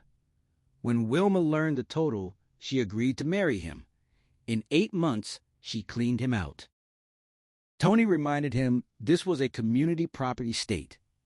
She could not have taken more than half. Frank says she took nothing in the divorce, not 1 penny, because by then it was all gone. She had stolen every last dollar except $10,000 locked in a long-term certificate of deposit. Tony set his cheeseburger down, appetite vanished, and asked how she had managed it. Frank spoke with sudden eerie clarity, determined that Tony understand this part completely. Right after the honeymoon, she announced she would handle all the bookkeeping, banking, investments, and checkbook. She enrolled in an investment planning course, drew up a strict budget, and conducted everything with businesslike precision. It had pleased Frank. She seemed so much like Barbara Ann. Of course, he had told her how Barbara Ann managed their finances. He had practically handed her the blueprint. She had been perfect on the surface, cooking his favorite meals, listening intently to his workday stories, refusing expensive clothes or jewelry, suggesting dinners and movies were wasteful, claiming she was happiest staying home, watching television or talking with him, giving massages when he came home sore and proving fabulous in bed. All the while she had quietly drained their joint accounts dry. Then one day, Frank came home to a note, directing him to call a number and ask for Mr. Frayborn, her divorce lawyer. Frayborn said the case would be simple. She wanted no alimony, no settlement, nothing at all, just out. Frank had been stunned. There had never been any warning. For 2 days he tormented himself, trying to figure out what he had done wrong, wondering if he could change and win her back. Then he went to write a check and discovered the account held only $3. A visit to the bank and savings and loan confirmed she had already taken everything. Tony asked whether he had let her get away with it. Frank downed more scotch, sweat beading on his pasty, sheet-white face. At first he had felt dazed and suicidal, not enough to act on it, but indifferent to living or dying, lost in a numb trance. Eventually he had pulled partway out of it, though a lingering numbness remained. Shame followed. He felt like a complete sap for letting Wilma con him so thoroughly and refused to tell anyone, not even his attorney. Tony called that the first truly stupid move. He understood the rest, but hiding the theft had been a mistake. Frank explained that revealing it would have tainted Barbara Ann's memory in everyone's eyes. People might assume she too had conned him. Keeping her memory pure mattered more than anything. The divorce proceeded smoothly. Frank never saw Wilma again except for a few minutes in court and had not spoken to her since the morning she left. Curious afterward, he took a small loan against the remaining certificate of deposit and hired a private investigator. The report revealed Wilma had remarried just 9 days after their divorce finalized to Chuck Posley in Orange County, owner of an electronic game parlor in Costa Mesa worth $70,000 or $80,000. She had likely been planning to marry Posley, even while considering Frank's inheritance. She had used Frank's money to help open 2 more parlors with her new husband. The businesses looked set to thrive. Tony muttered in disbelief. In one morning, he had learned far more about Frank Howard than he ever wanted to know. Frank continued in a softening whisper, barely audible. Posley had known Wilma's plan all along. While Frank worked, she had been seeing Posley several times a week, playing the perfect wife while stealing him blind and sleeping with the other man. The realization fueled Frank's rage until he finally told his attorney the full story. It was too late for legal recourse. Any suit would have been weakened by his earlier silence during the divorce, draining his remaining money on fees with little chance of winning. So he tried to bury it and lose himself in work as he had after Barbara Ann's death. But the damage ran deeper than he realized. He could no longer perform properly. Every woman he questioned reminded him of Wilma. The slightest excuse turned him vicious. Soon he grew rough with all witnesses. He lost perspective, missing obvious clues, and clashed badly with his partner. That was how he ended up here. His voice grew mushy. After Barbara Ann, he still had his work. Wilma had taken everything, money, self-respect, even ambition. He just couldn't care about anything anymore. He slid from the booth, swaying unsteadily, and staggered to the men's room, giving everyone a wide, exaggerated berth. Tony sighed, eyes closed, weary to the bone. Penny stopped by and advised taking Frank home soon. He would feel like a half-dead goat in the morning. Tony paid the tab and waited. After 5 minutes, he gathered Frank's coat and tie and went looking for him. The small men's room smelled of pine disinfectant and faint urine. Frank stood at the graffiti-covered wall, back to the door, pounding both open palms against it in loud, rhythmic slaps that echoed sharply in the narrow space. Tony called his name. The pounding continued. He approached, placed a hand on Frank's shoulder, and gently turned him around. Frank was weeping silently, eyes bloodshot and streaming with big tears. His lips quivered, mouth loose with grief, yet no sound escaped except the occasional wheezy breath. Tony reassured him it would be all right. He was better off without Wilma. He had friends who cared and would help if he let them. Frank closed his eyes, mouth sagging, and sobbed in eerie silence. He reached for support. Tony put an arm around him. Frank mumbled that he just wanted to go home. Tony promised to take him. They left the bolt hole arm in arm like old war buddies and walked to Tony's Jeep 2.5 blocks away. Halfway to Frank's apartment, Frank hunched small in the seat, tears shining on his face, and admitted he was afraid. He didn't want to be alone. He was afraid of dying alone. Tony told him he wasn't alone and wasn't dying. Frank wept that everyone got old so fast. He wanted someone there to remember and care. Tony offered lame reassurance that he would find someone. Frank insisted never, closing his eyes against the window. By the time they reached the apartment house, Frank had fallen asleep like a child. Tony half-carried the stumbling, mumbling man inside, propped him by the door, found the key, and got him to the bedroom. Frank collapsed and began snoring. Tony undressed him to his shorts, pulled back the covers, and tucked him in. In the kitchen, he found paper, pencil, and tape, then left a note on the refrigerator. Dear Frank, when you wake up, you'll remember everything you told me and probably feel embarrassed. Don't worry, it stays between us. Tomorrow, I'll share some of my own embarrassing secrets, so we'll be even. Cleaning the soul is what friends are for. Tony! He locked the door behind him. Driving home, Tony reflected on Frank's loneliness and realized his own life was not much better. His father, Carlo, was ill and likely had only a few years left. His siblings were scattered and distant in spirit. He had many friends, but friends were not the hands you wanted beside you on a deathbed. Only a spouse, children, or parents could offer that courage. At 35, he had never seriously considered marriage. Time suddenly felt like it was slipping away fast. The decade since 25 had vanished in what seemed like a blink. As he pulled into his parking spot, he wondered if Hillary Thomas might be the one. She seemed special. Maybe she would see him the same way. Maybe it could work. Tony sat behind the wheel of the Jeep, staring up at the night sky through the windshield. Thoughts of Hillary Thomas drifted through his mind alongside the heavier weight of growing old and the fear of dying with no one beside him. The minutes stretched while the quiet pressed in.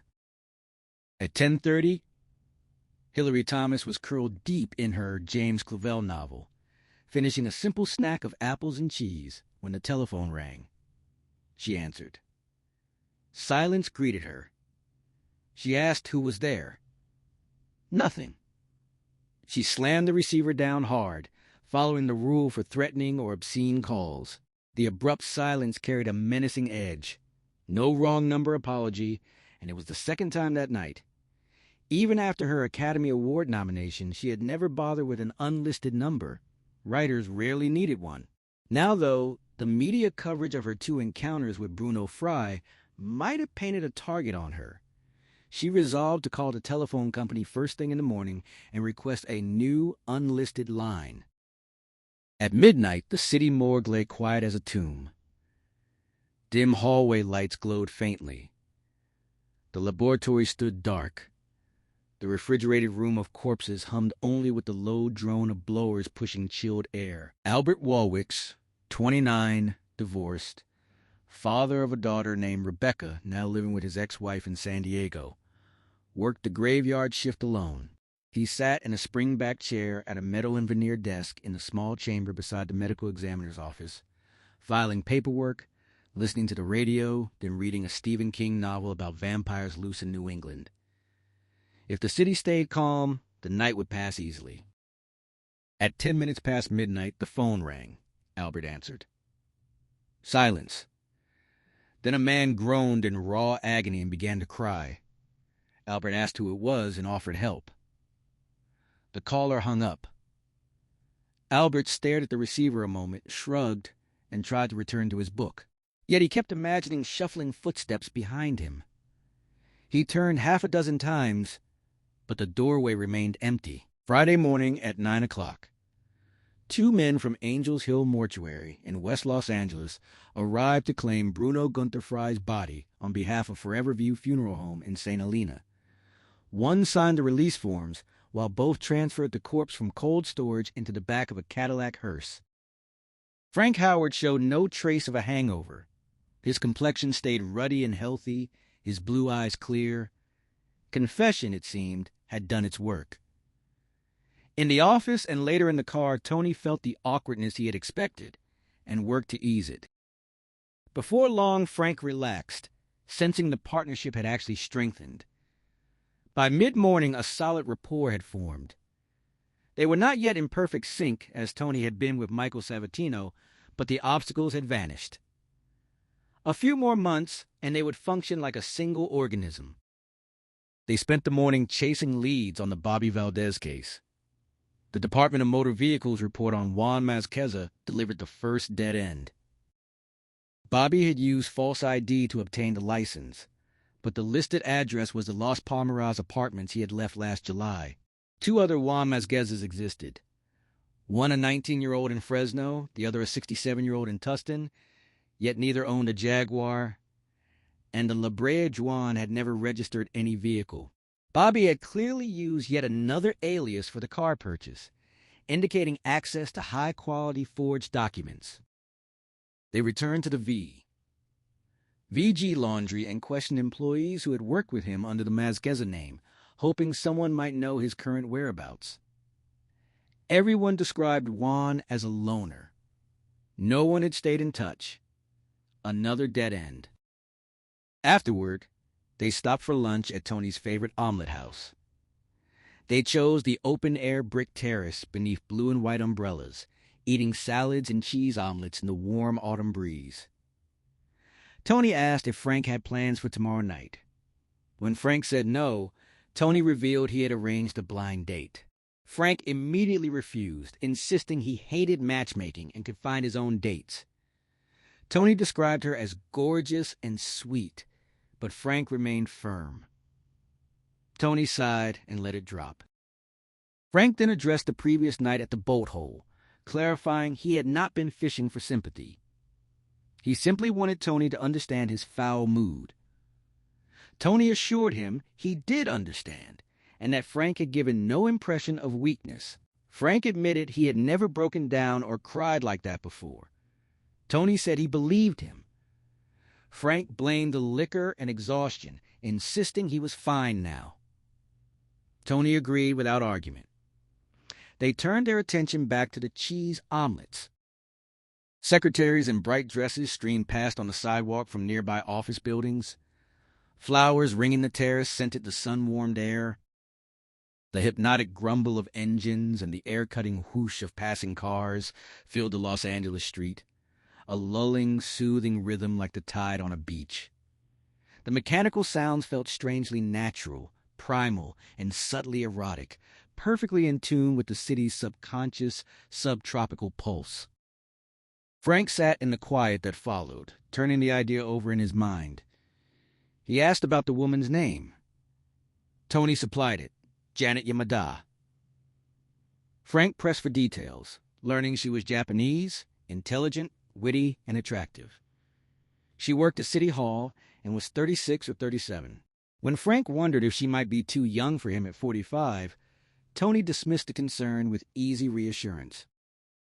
Frank learned they had dated briefly, but discovered they made better friends than lovers.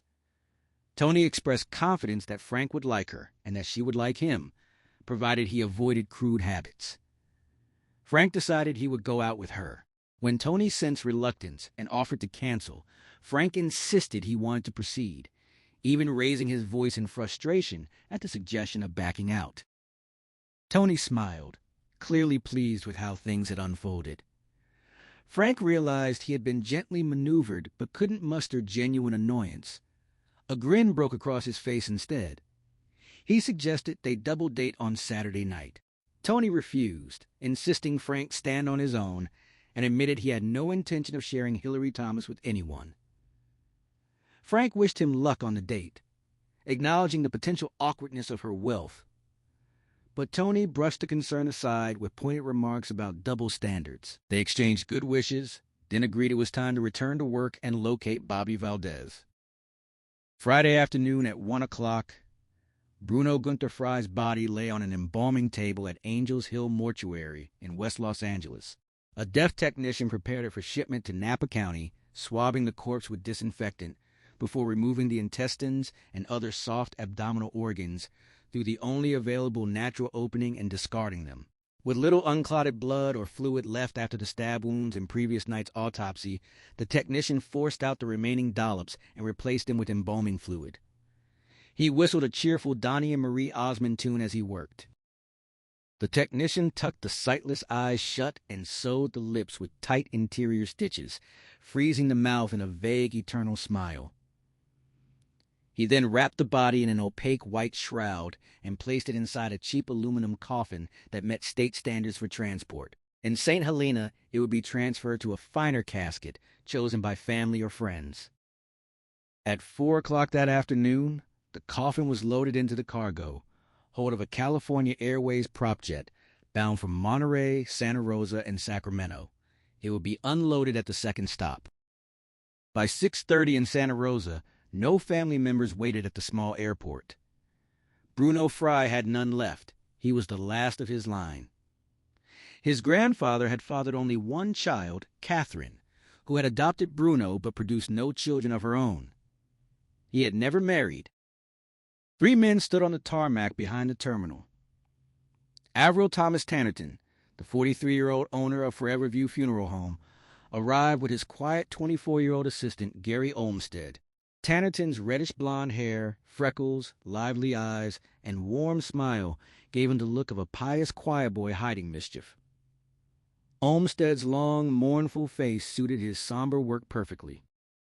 The third man was Joshua Reinhardt, Bruno Fry's 61-year-old attorney and executor of the estate. Silver-white hair swept back from a broad forehead, a long, proud nose, and a strong jaw framed his quick, clear, coffee-brown eyes. He carried the dignified presence of a seasoned diplomat. The body was transferred from the plane to the hearse. Joshua followed in his own car as they drove back to St. Helena. He had not been required to make the trip. Over the years, he had handled the Fry family's legal affairs for Shade Tree Vineyards, more out of lingering gratitude than necessity. 35 years earlier, Catherine Fry had helped him build his struggling rural practice by entrusting him with all their business. He felt no grief for Bruno or Catherine. They had never inspired affection or friendship. But he came to ensure the arrival remained dignified and free of reporters seeking to sensationalize the death of an unstable, perhaps profoundly disturbed man. Joshua was determined the funeral would proceed with respect, both for the dead and for the Napa Valley community he had long championed. No reporters appeared. As they drove east from Santa Rosa through the creeping shadows and dying light, crossing the southern Sonoma Valley into the Napa Valley and heading north in the purple-yellow gloaming, Joshua admired the familiar countryside with quiet pleasure. The mountain ridges loomed thick with pine, fir, and birch, their crests still touched by the westering sun. He saw them as protective ramparts shielding this civilized world from outside corruption. Below, rolling hills studded with black-trunked oaks wore long, dry grass that shimmered in dark waves under the breeze in the gathering dusk. Endless vineyards covered the hillsides and rich flatlands. He recalled Robert Louis Stevenson's words about the valley's groping search for perfect wines, bottled poetry. Where once there had been fewer than 4,000 acres under vine in Stevenson's time, and 10,000 before Prohibition, today 30,000 acres produce grapes sweeter and less acidic than anywhere else in the world. Tucked among the vineyards stood great wineries and houses, some converted from old abbeys, monasteries, and Spanish missions, others sleek and modern. Joshua continued following the hearse through the deepening dusk, grateful that only a few of the newer wineries had chosen the sterile factory look that marred the valley. Most buildings either blended with or at least respected the dazzling natural beauty around them. Lights began to glow in house windows, soft yellow beacons that pushed back the night and filled him with a quiet sense of warmth and civilization. The wine was bottled poetry, he reflected, and this land itself was God's finest creation, his land, his home. He felt profoundly lucky to belong here, instead of in any of the harsher places he might have ended up, like in an aluminum coffin, dead. Forever View Funeral Home stood 100 yards off the 2-lane highway just south of St. Helena, a large white colonial-style house with a circular driveway and a tasteful white and green hand-painted sign. As full darkness settled, a single white spotlight clicked on, automatically bathing the sign in gentle light, while a row of low electric carriage lamps traced the driveway with warm amber curves. No reporters waited there either. Joshua felt relieved. The local press clearly shared his distaste for turning the death into unnecessary spectacle. Tannerton guided the hearse around to the rear. He and Olmsted slid the coffin onto a cart and wheeled it inside. Joshua followed them into the mortician's workroom. The chamber tried hard to feel airy and cheerful, textured acoustical tiles on the ceiling, walls painted the soft blue of a robin's egg or a baby's blanket. Tannerton flipped a switch and bright lilting music floated from hidden speakers, nothing somber. Yet to Joshua, the place still reeked of death. The air carried sharp traces of embalming fluid beneath a cloying aerosol sweetness meant to suggest carnations. The glossy white ceramic floor looked clean and open at first glance, but he realized it was purely practical, built to resist stains from blood, bile, and worse. He walked carefully. His shoes lacked the rubber soles the others wore, and the surface felt slick. Clients were never brought back here. The front of the house, with its heavy velvet drapes, plush carpets, dark wood, and low, artful lighting, let people speak of the dead as having passed away or been called home. In this tile-floored room, surrounded by the metallic gleam of instruments on enamel trays and the lingering chemical stink, death felt coldly clinical and final. Olmsted opened the aluminum coffin. Tannerton folded back the shroud, exposing the body from the hips upward. Joshua stared down at the waxy, yellow-gray corpse and felt a shiver run through him. Ghastly. Tannerton offered practiced words of sympathy, assuming this was a difficult moment. Joshua cut him off, stating plainly that he felt no grief and would not pretend otherwise. Their relationship had been strictly business. He had known little about Bruno Fry and liked even less of what he knew. Tannerton blinked, suggesting perhaps a friend of the deceased should handle arrangements instead. Joshua replied that he doubted any friends existed. They stood in silence a moment, gazing at the body. Joshua repeated the word, ghastly. Tannerton explained that no cosmetic work had yet been done. The body had been dead a day and a half, refrigerated after hours in the sun, and the embalming at Angel's Hill had left the face somewhat drawn. He could attempt improvements, but time and the extreme temperatures had changed the skin texture. Makeup would not take well. Joshua's stomach turned. He told him to make it a closed casket with no viewing. When Tannerton asked about clothing, Joshua agreed a simple burial gown would suffice. He chose white over dark blue, then dryly suggested polka dots or orange and yellow stripes. Tannerton's ready grin flickered before he forced it back under a somber mask. They settled on the best casket the estate could afford. Tannerton mentioned rumors of $2 or $3 million. Joshua corrected that it was probably twice that. He noted wryly that Bruno had neither lived nor died like a wealthy man. For the service, Tannerton offered to read a short, non-denominational piece at the graveside since Bruno had not attended church. They set the burial for Sunday at 2 o'clock in the afternoon beside his adopted mother, Catherine, in Napa County Memorial Park. As Joshua rose to leave, Tannerton assured him the rest of the arrangements would go smoothly. Joshua answered that the visit had convinced him of one thing. Tomorrow he would draw up a new will. When his time came, he intended to be cremated. Tannerton nodded and said they could handle that. Joshua told him not to rush. Tannerton flushed, apologizing. Joshua waved it off, telling him to relax. Joshua felt the awkward tension as Tannerton cleared his throat and offered to escort him out. He declined politely, insisting he could find the door himself.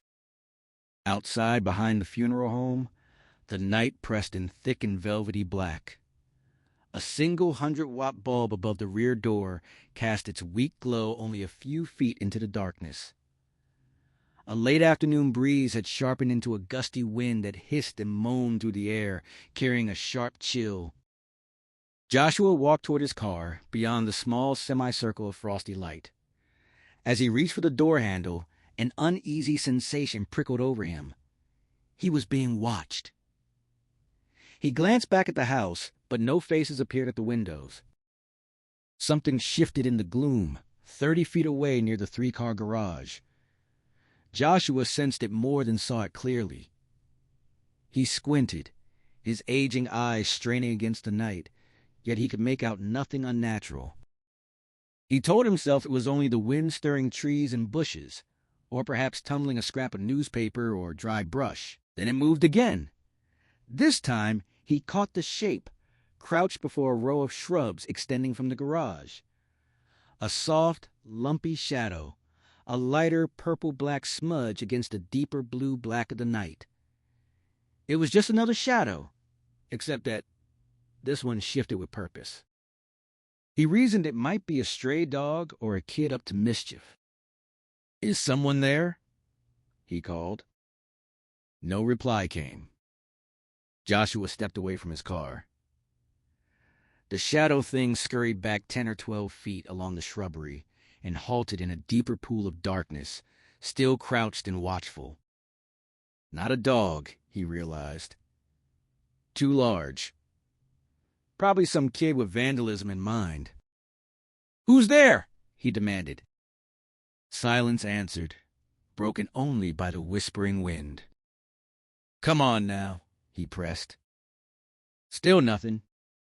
He started toward the shadow, but a sudden instinctive wave stopped him cold. The thing felt horrendously dangerous, deadly. A shiver raced up his spine. His scalp tightened, his heart hammered, his mouth went dry, and his hands curled into defensive claws. His hearing sharpened instinctively as he hunched over, shoulders raised in unconscious protection. "Who's there?" he repeated. The shadow thing spun and crashed through the shrubs, fleeing across the bordering vineyards. For a few seconds, Joshua heard the heavy thud, thud, thud of running footsteps and the fading wheeze of labored breath.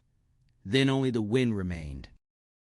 He glanced over his shoulder a couple of times as he returned to his car, climbed in, closed the door, and locked it.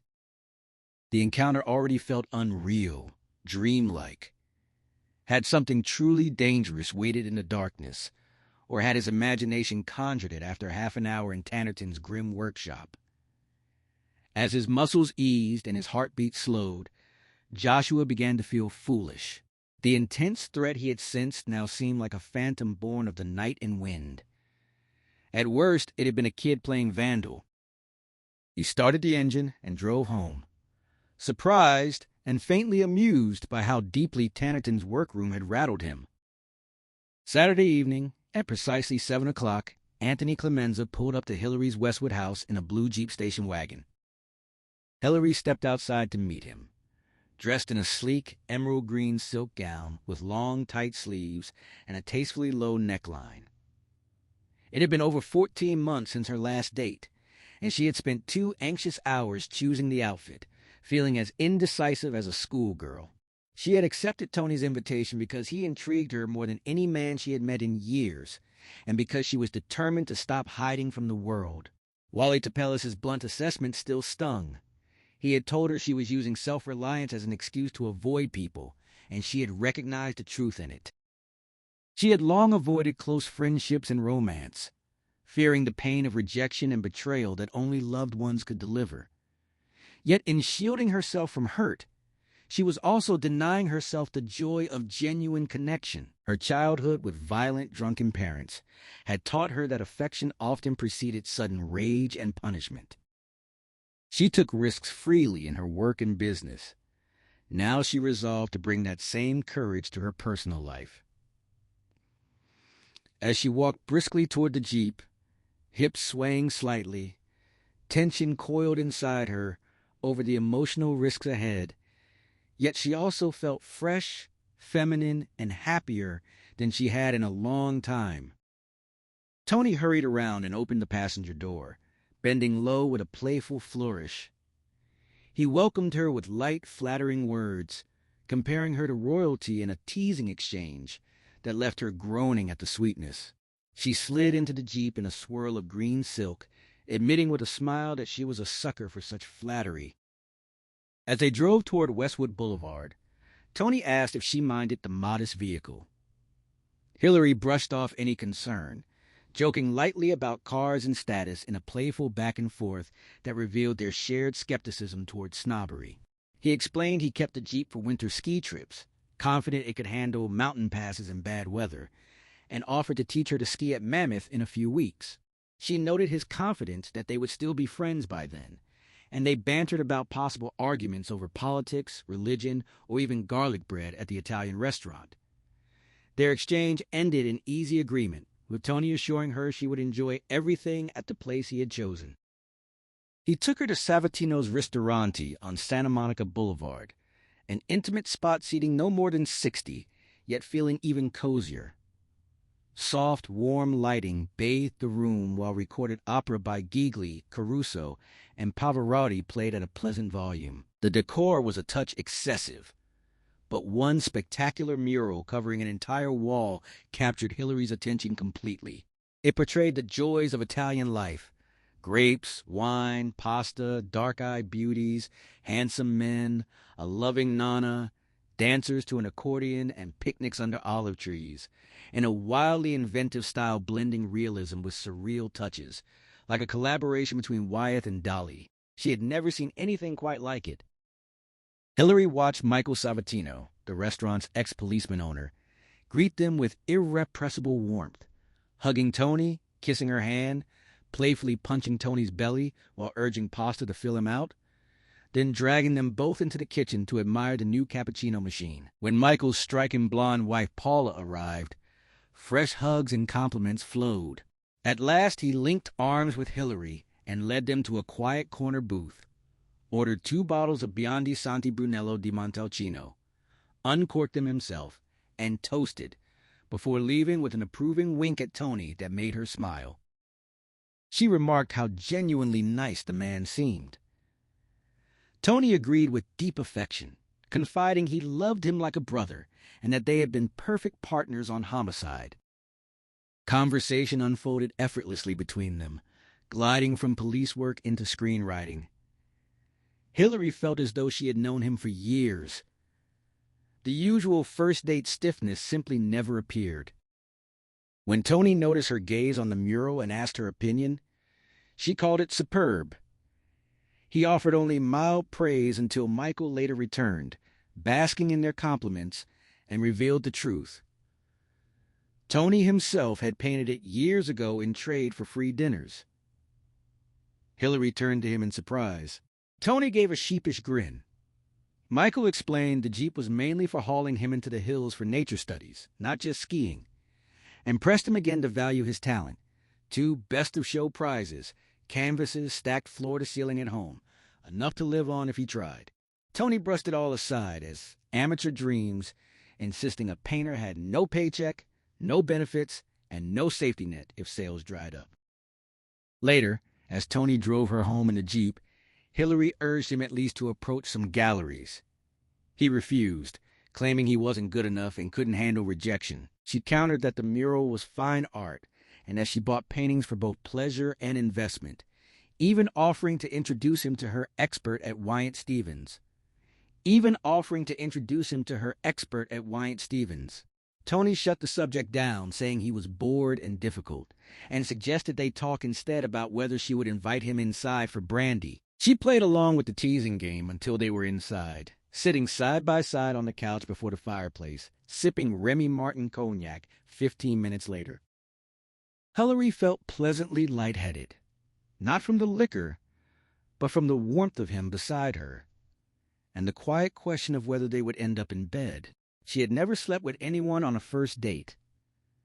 Caution usually kept her evaluating men for weeks or even months, and more than once that hesitation had cost her promising lovers.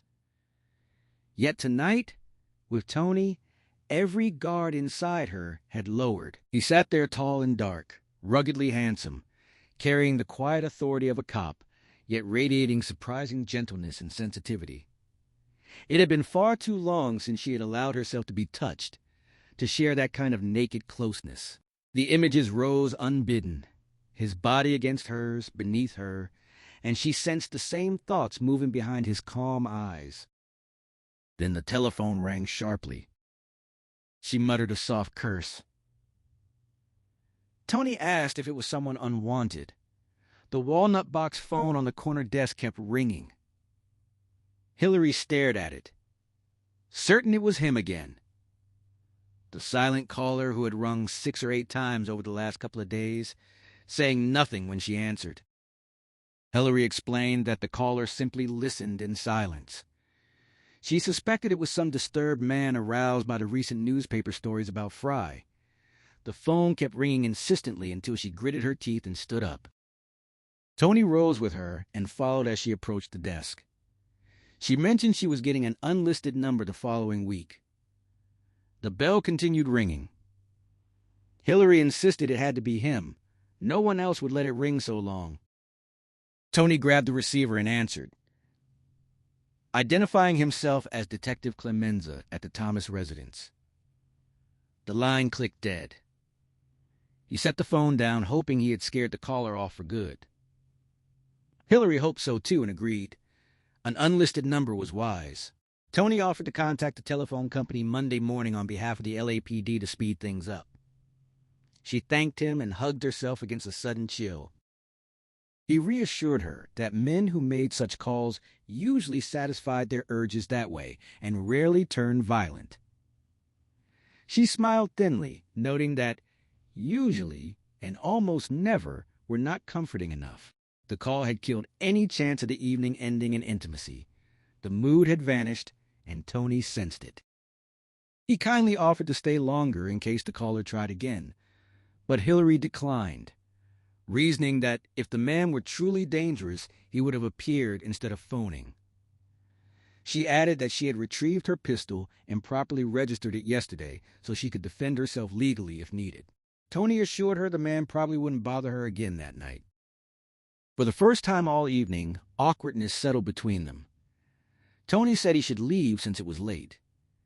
They exchanged polite thanks for the cognac and the dinner. At the door, he asked if she was free tomorrow night. She almost refused, but remembered how safe and good she had felt beside him on the couch, along with Wally Tapelis' warning about becoming a hermit. She smiled and accepted. He suggested making a full day of it, starting with lunch at noon. She agreed. He gave her a light, affectionate kiss and promised to see her tomorrow. She watched him drive away, then closed and locked the door. All day Saturday, Bruno Fry's body lay alone and unattended in the Forever View funeral home. Friday night, after Joshua left, Avril Tannerton and Gary Olmsted had moved the corpse into an ornate brass-plated casket with plush velvet and silk lining. They dressed him in a white burial gown, arranged his arms at his sides, and drew a white velvet coverlet up to his chest. Because the flesh was in poor condition, Tannerton saw no point in attempting cosmetics. Olmsted felt it disrespectful, but Tannerton convinced him the shrunken yellow-gray face offered little hope for improvement. Once the lid was closed and latched at 9:45 that night, it would never be opened again. Olmsted went home to his family while Tannerton retired upstairs to his living quarters above the funeral home. Early Saturday morning, Tannerton drove to Santa Rosa in his silver-gray Lincoln with an overnight bag. Bruno Fry's funeral was the only service scheduled, and with no viewing planned, he had no reason to stay. In Santa Rosa, he spent the day with Helen Vertillion, his latest lover, a lean, taut woman in her early 30s with large, firm breasts that fascinated him. Many women found Tannerton attractive precisely because of his profession. Some sensed an enigmatic connection to death that made them feel protected in his arms. While Tannerton made love to Helen all Saturday, Bruno Fry's body remained alone in the empty funeral home. Sunday morning, 2 hours before sunrise, sudden movement filled the funeral home, though Tannerton was not there to witness it. Lights flared on in the windowless workroom. The sealed casket lid was unlatched and flung open. Screams of rage and pain echoed through the room. At 10 o'clock Sunday morning, as Tony stood in his kitchen drinking grapefruit juice, the phone rang. It was Janet Yamada, Frank Howard's blind date from the previous night. She described the evening as wonderful, calling Frank a doll who had been romantic, chivalrous, and surprisingly open. She mentioned he had brought roses, that they shared interests like baseball and old Bogart films, and that they were going out again that night. Janet thanked Tony for the introduction and promised to be gentle with Frank, knowing about the damage Wilma had done. Tony was stunned that Frank had confided about Wilma on their first meeting and felt pleased by the positive report. Buoyed by the news, optimistic about his own budding romance, Tony drove to Westwood to pick up Hillary. She emerged looking crisp and lovely in black slacks, an ice blue blouse, and a lightweight blue corduroy blazer. She greeted him with a quick, shy kiss on the cheek, and he caught the fresh scent of her lemony perfume. It promised to be a good day. Exhausted from a nearly sleepless night with Helen Vertillion, Avril Tannerton returned to the funeral home shortly before 10 o'clock Sunday morning. He did not open the coffin. With Gary Olmsted, he prepared the grave site at the cemetery, setting up the lowering equipment and decorating with flowers and greenery. At 12:30 back at the funeral home, Tannerton wiped dust and fingerprints from the brass-plated casket with a chamois cloth, his thoughts drifting to Helen's breasts. He did not look inside. At 1 o'clock, they loaded the casket into the hearse without opening it. At 1:30, they drove to Napa County Memorial Park, followed by Joshua Reinhardt and a small group of locals in their own cars. For a wealthy man, the procession was embarrassingly small. The day was clear and cool, tall trees casting alternating bands of sunlight and shadow across the road. At the cemetery, the casket was placed on a sling above the grave. 15 people gathered for the brief service. Gary Olmsted stood by the flower-hidden control box. Tannerton read non-denominational verses, while Joshua stood beside him. The others, mostly grape growers and winery executives with their wives, attended out of business obligation. No one wept, and no one looked inside the coffin. Tannerton finished reading, nodded to Olmsted, and the motor hummed as the casket lowered slowly into the earth.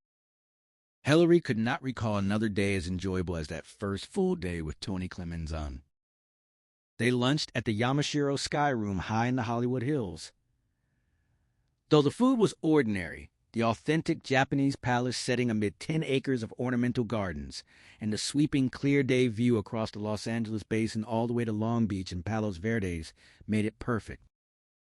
Afterward, they spent an hour at the Los Angeles Zoo in Griffith Park, feeding the bears while Tony did comical animal imitations. They then attended a dazzling afternoon laserium hologram show at the Griffith Park Observatory. Later, they browsed antique shops along Melrose Avenue between Doheny and La Cienega, chatting with owners without buying. When cocktail hour came, they drove to Malibu for Mai Tais at Tonga, watching the sun sink into the ocean while relaxing to the rhythmic crash of waves. Hillary realized her years in Los Angeles had shrunk to a narrow circuit of work.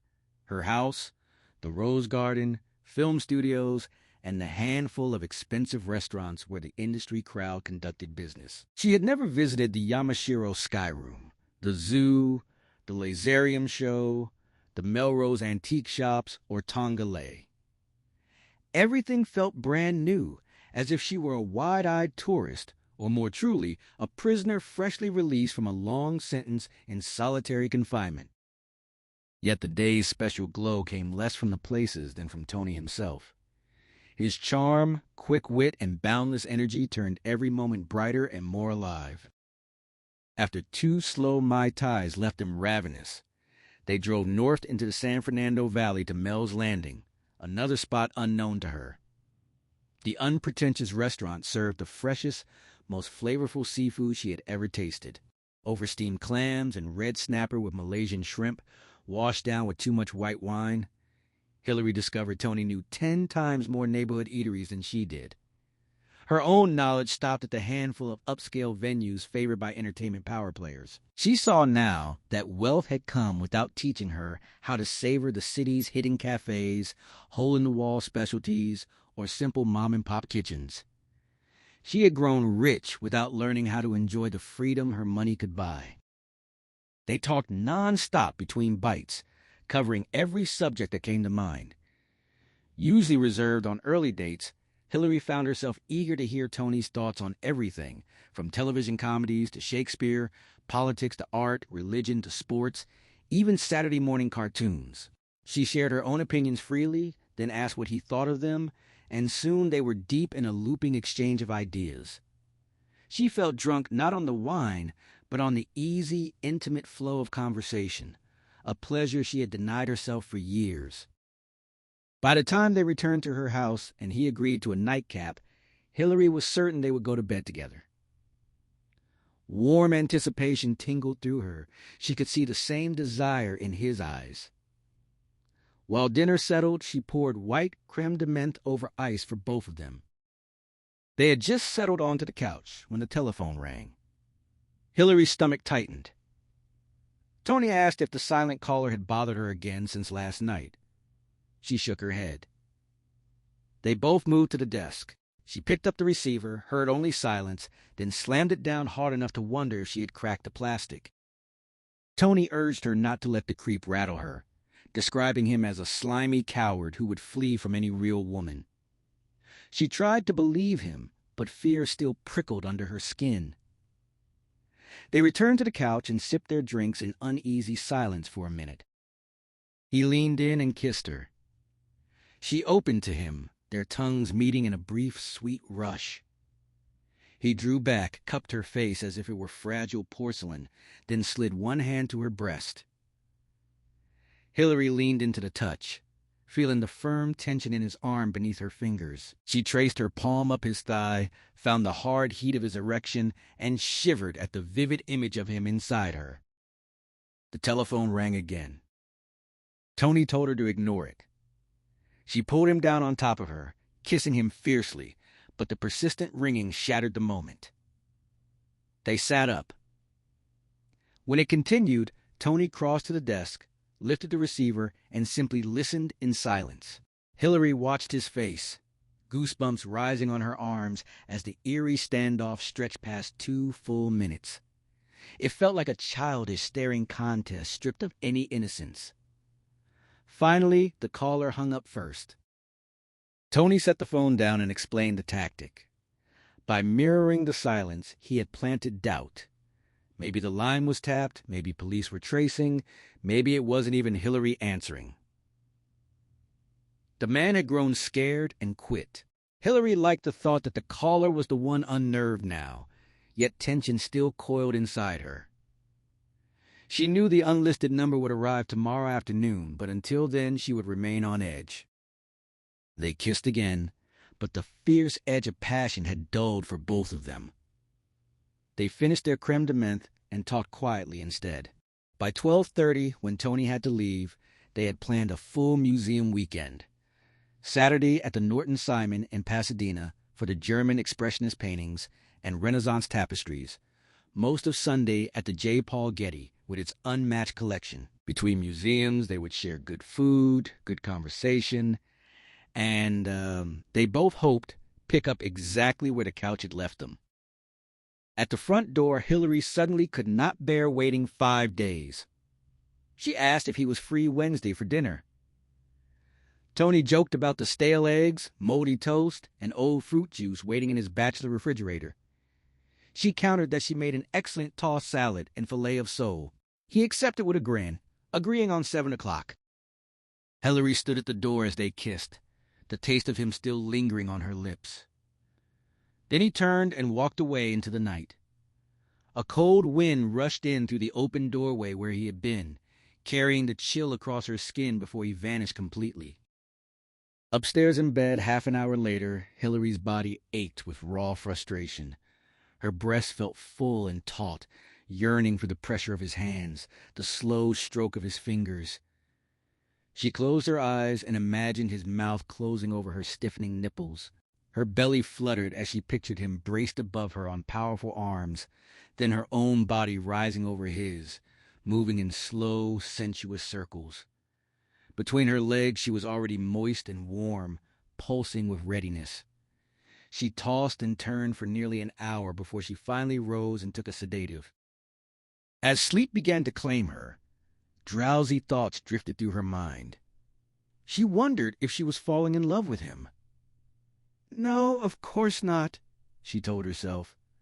Maybe she was. No, love was dangerous. Yet perhaps it could work with him. She remembered what had happened with Earl and Emma. Tony was different. She was simply horny, that was all. That too, she admitted. Then sleep took her. She dreamed in fragments, some golden and soft at the edges. In one, she lay naked with Tony in a meadow of feather-soft grass atop a towering pillar of rock high above the world. A warm wind moved over them, cleaner than sunshine, cleaner than lightning, purer than anything she had ever known. But nightmares came as well. In one, she was back in the old Chicago apartment as the walls slowly closed in. There was no ceiling above her. Earl and Emma stared down with faces as vast as gods, grinning while the room shrank. When she flung open the door to escape, she collided with an enormous cockroach, a monstrous insect larger than she was, clearly intent on devouring her alive. At 3 a.m, Joshua Reinhardt woke with a grunt, struggling briefly against the tangled sheets. He had drunk more wine than usual at dinner. The buzz had faded, but his bladder ached fiercely. That was not the only thing that had disturbed his sleep. He had dreamed of Tannerton's workroom, where several dead men, all identical to Bruno Fry, had risen from their caskets and embalming tables. He had fled into the night behind forever view, but they pursued him through the shadows, moving with jerky steps and calling his name in flat, dead voices. He lay on his back in the darkness, staring up at the invisible ceiling. The only sound was the faint electronic purr of the digital clock on the nightstand.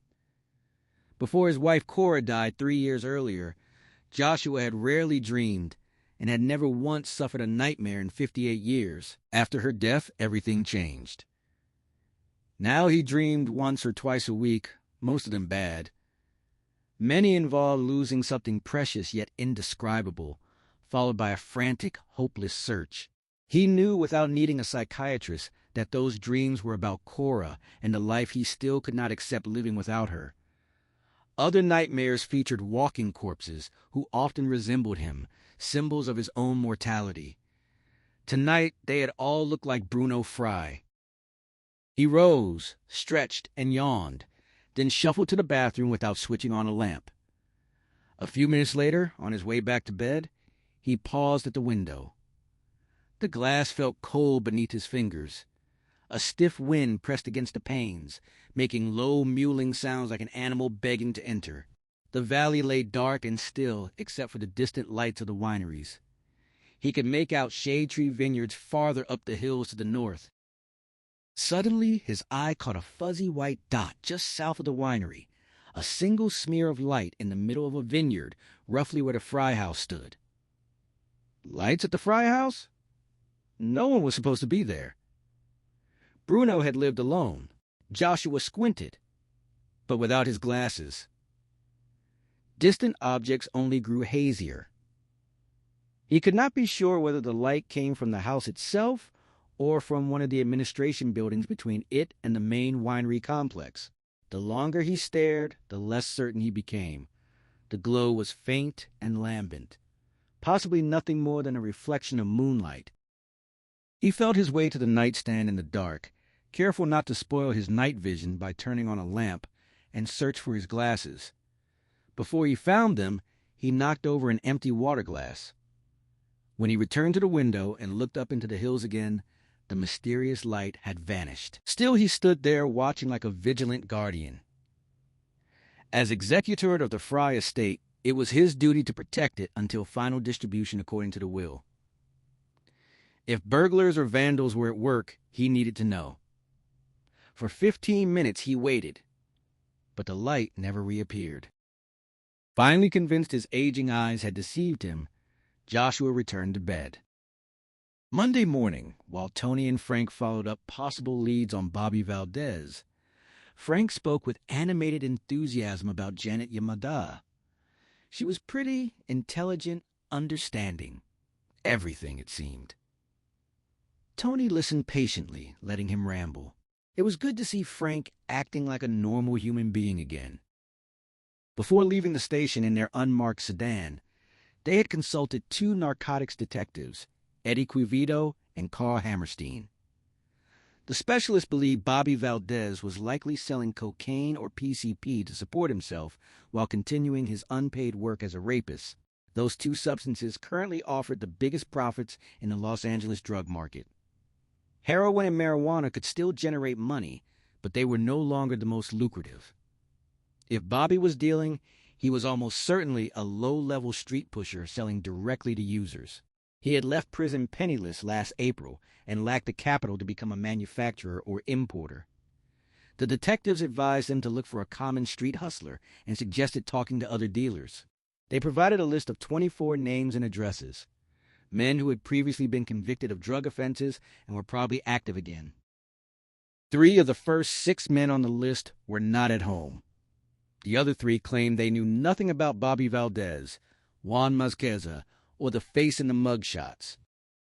The seventh name was Eugene Tucker, and he proved helpful without any pressure. Tucker was a truly black man, his broad, smooth face the color of tar. His dark brown eyes stood out lighter against his skin.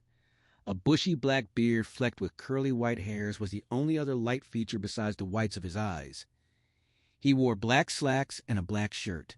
Stocky and powerfully built with a massive chest, thicker arms and a neck, like a wharf post, he looked strong enough to snap railroad ties for amusement.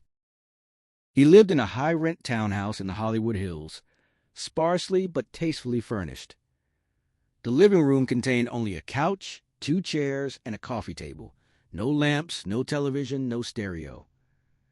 At night, the only illumination would come from the ceiling fixture, yet every piece was of exceptional quality. The couch and chairs, recently reupholstered in jade green velvet, were hand-carved rosewood, a century old or more, immensely heavy and perfectly preserved. The low table matched, with a narrow, inlaid ivory border. Tony and Frank sat on the couch, while Tucker perched on the edge of a chair opposite them. Tony ran his hand along the rosewood arm and remarked on its beauty. Tucker raised his eyebrows, surprised that Tony recognized its value and knew it was no cheap reproduction. He laughed, clearly pleased, and guessed what Tony must be wondering. How an ex-con only 2 years out of prison could afford such a place and such antiques. He suggested Tony might suspect he had returned to the heroin trade. Tony admitted he was curious how Tucker had managed it, but insisted he knew it was not from selling drugs. If Tucker were still dealing, he would have furnished the entire house at once instead of piece by piece by piece. Whatever he did now earned good money, but not the kind of fortune that came from distributing narcotics. Tucker laughed again and applauded the observation. He told Frank his partner was perceptive. When Tony asked directly what he did for a living, Tucker suddenly leaned forward, raised a heavy fist, and snarled that he designed dresses. Tony blinked in surprise. Tucker collapsed back into his chair, laughing with pure delight. He confirmed he really did design women's clothes. His name was already becoming known in California design circles, and one day it would be a household word. Frank asked how he had gone from serving 4 years of an 8-year sentence for wholesaling heroin and cocaine to designing women's clothing. Tucker explained that he used to be a mean man, and even meaner during his first months in prison. He had blamed society, the white power structure, the whole world, anyone but himself. He had thought he was tough, but he had not yet grown up. A man only becomes a man when he accepts responsibility for his own life. Frank asked what had turned him around. Tucker said it had been a small thing that still amazed him. A local television station had aired a 5-part series on black success stories in Los Angeles. Tony recalled seeing it more than 5 years earlier and still remembered it. Tucker described the television series with quiet intensity, calling it a revelation of a side of black life most people never saw. Prisoners had expected cheap laughs, and the same tired question about why black people couldn't all become rich entertainers like Sammy Davis Jr. Instead, the reporters had interviewed ordinary black businessmen and businesswomen who had started with nothing and built fortunes. Real estate developers, restaurateurs, owners of beauty shop chains. They admitted it was harder when you were black, yet not nearly as impossible as they had feared, and far easier in Los Angeles than in the South or the old eastern cities. More black millionaires lived in L.A. than in the rest of California and the other 49 states combined. The city moved in a permanent fast lane, hungry for change, pulling in the brightest minds and rewarding experimentation. Prejudice existed, but it melted faster here. 1 generation instead of 6 or 8. Even the Hispanic community, once at the bottom, was rising with its own success stories. Several of the guests credited the region's restless geology. Living on major fault lines made people instinctively open to any kind of upheaval. Tony, listening, found himself nodding. He had always thought the same. The memory of that broadcast sharpened in Tony's mind. It had been unusually deep for television, the interviews crisp and honest. He could still picture the faces of those self-made millionaires speaking directly into the camera. Tucker continued, voice steady. In prison, the other inmates had jeered and labeled every success story in Uncle Tom. But something in the program had struck him, like a light switch. If those people could do it in a white world, why couldn't he? He was at least as clever. Los Angeles was his city. If it truly offered a better chance, he had wasted years ignoring it. Sure, some compromises might have been necessary on the way up, but once the money was in the bank, a man belonged only to himself. So he had decided, simply and finally, to get rich. Frank sounded impressed. Tucker corrected him gently. It had not been blind optimism but realistic thinking. Tony asked what had led him into dress design. Tucker explained that prison aptitude tests had pointed toward design or any artistic field. He had always enjoyed choosing clothes for the women he dated, shopping with them, watching them receive more compliments in his selections than in their own. He enrolled in a university program for inmates, studied design and business. Then, after parole, took a fast food job and lived frugally in a cheap rooming house. He drew patterns, paid seamstresses for samples, and peddled them door to door. The first years were brutal. Every order meant borrowing against it to finish the garments. Gradually the work improved, orders grew, and now the future looked solid. Within a year, he would open his own shop in a prime location. Eventually, a sign reading Eugene Tucker would hang in Beverly Hills. Tony told him he was a remarkable man. Tucker shrugged, smiling. He was simply living in a remarkable place at a remarkable time. Frank tapped the manila envelope against his knee and admitted they might have come to the wrong address after all. Tony agreed. Tucker leaned forward, asking what they needed. Tony laid out the search for Bobby Valdez. Tucker answered that although he no longer moved in his old circles, he still volunteered 15 to 20 hours a week with Self-Pride, a citywide anti-drug program. He felt he owed debts and was determined to repay them. Volunteers split their time between talking to kids and gathering street intelligence, much like the tip hotline. They went door to door in known dealer neighborhoods, built detailed dossiers, and turned them over to the LAPD once the evidence was solid. If Valdez was dealing, there was a chance Tucker knew something. Frank said he had to agree. Tucker really was remarkable. Tucker waved the compliment away. He had created plenty of junkies in his earlier life. It would take him a long time to balance the scales. Frank handed over the mug shots.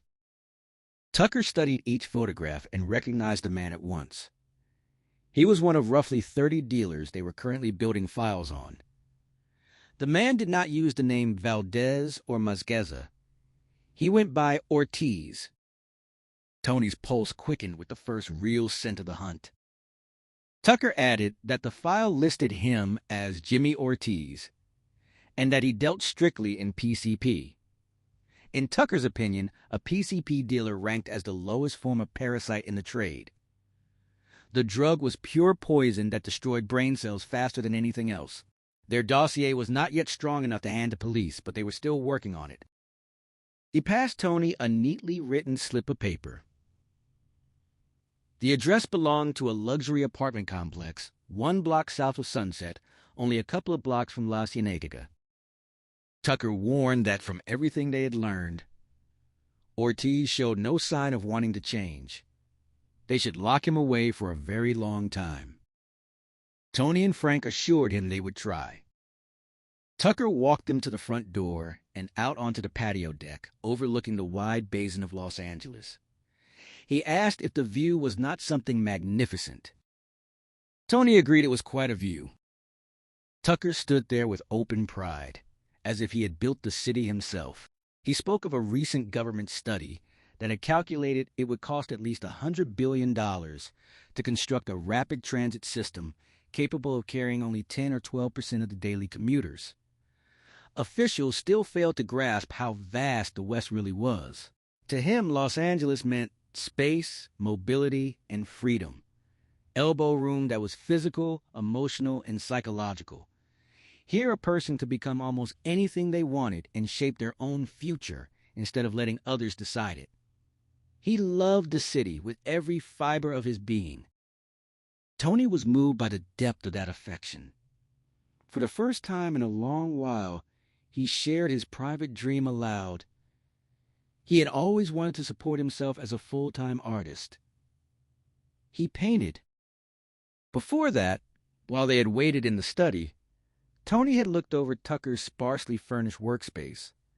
The expensive drawing table, the wheeled supply cabinet, the mannequin surrounded by bright bolts of cloth, and thought it the very picture of California optimism. Sketches and color renderings covered one wall, dresses and suits that were tailored yet flowing, feminine without fuss. The man possessed a superior eye for color and detail. Tony found it hard to square the powerful ex-con with the delicate work until he recognized the same contradiction in himself. Homicide detective by day, hardened by violence, yet painter by night in his quiet studio. In that moment, he felt they were brothers beneath the skin. Tucker asked why Tony stayed a cop if he wanted to paint. Tony answered that the paycheck was steady and he was good at the work. Tucker dismissed steady paychecks outright and pressed him. Was he any good as an artist? Tony admitted he thought he was pretty good. Then jump, Tucker urged. He was living on the edge of the Western world, on the edge of possibility. He should leap. The fall was thrilling, the bottom so far away he would never hit anything hard. In fact, he would feel like he was falling upward. Tony and Frank walked along the brick wall to the driveway, past a jade plant hedge with thick, juicy leaves. Their unmarked sedan waited in the shade of a tall date palm. As Tony opened the passenger door, Tucker called down from the patio, urging him again to jump and fly. Frank pulled away and called Tucker quite a character. Tony agreed quietly, still wondering what flying would feel like. On the way to the address Tucker had given them, Frank spoke briefly about the black man, then launched into another long monologue about Janet Yamada. Tony, still turning Tucker's words over in his mind, listened with only half an ear. Frank never seemed to notice. 15 minutes later, they reached the apartment complex where Jimmy Ortiz lived. The underground parking garage was sealed behind an iron gate that required an electronic signal, so they could not check for a black Jaguar. The buildings rose on 2 levels around a huge swimming pool and lush greenery, with open staircases and walkways. A whirlpool spa bubbled nearby. 2 girls in bikinis and a hairy young man sat in the swirling water, sipping martinis and laughing over their banter while steam curled upward. Frank stopped at the edge of the jacuzzi and asked where Jimmy Ortiz lived. One girl described him as the cute little guy with the mustache. Tony added that he had a baby face. She confirmed it, noting he drove a terrific Jag. Frank said that was their man. The girl thought he lived in Building 4, 2nd floor all the way at the end. They asked if he was home. No one knew. At Building 4, Tony and Frank climbed the stairs. An open-air balcony ran the length of the 2nd floor. Pots of ivy and climbing plants lined the railing in front of the first 3 doors, but none stood before the end apartment.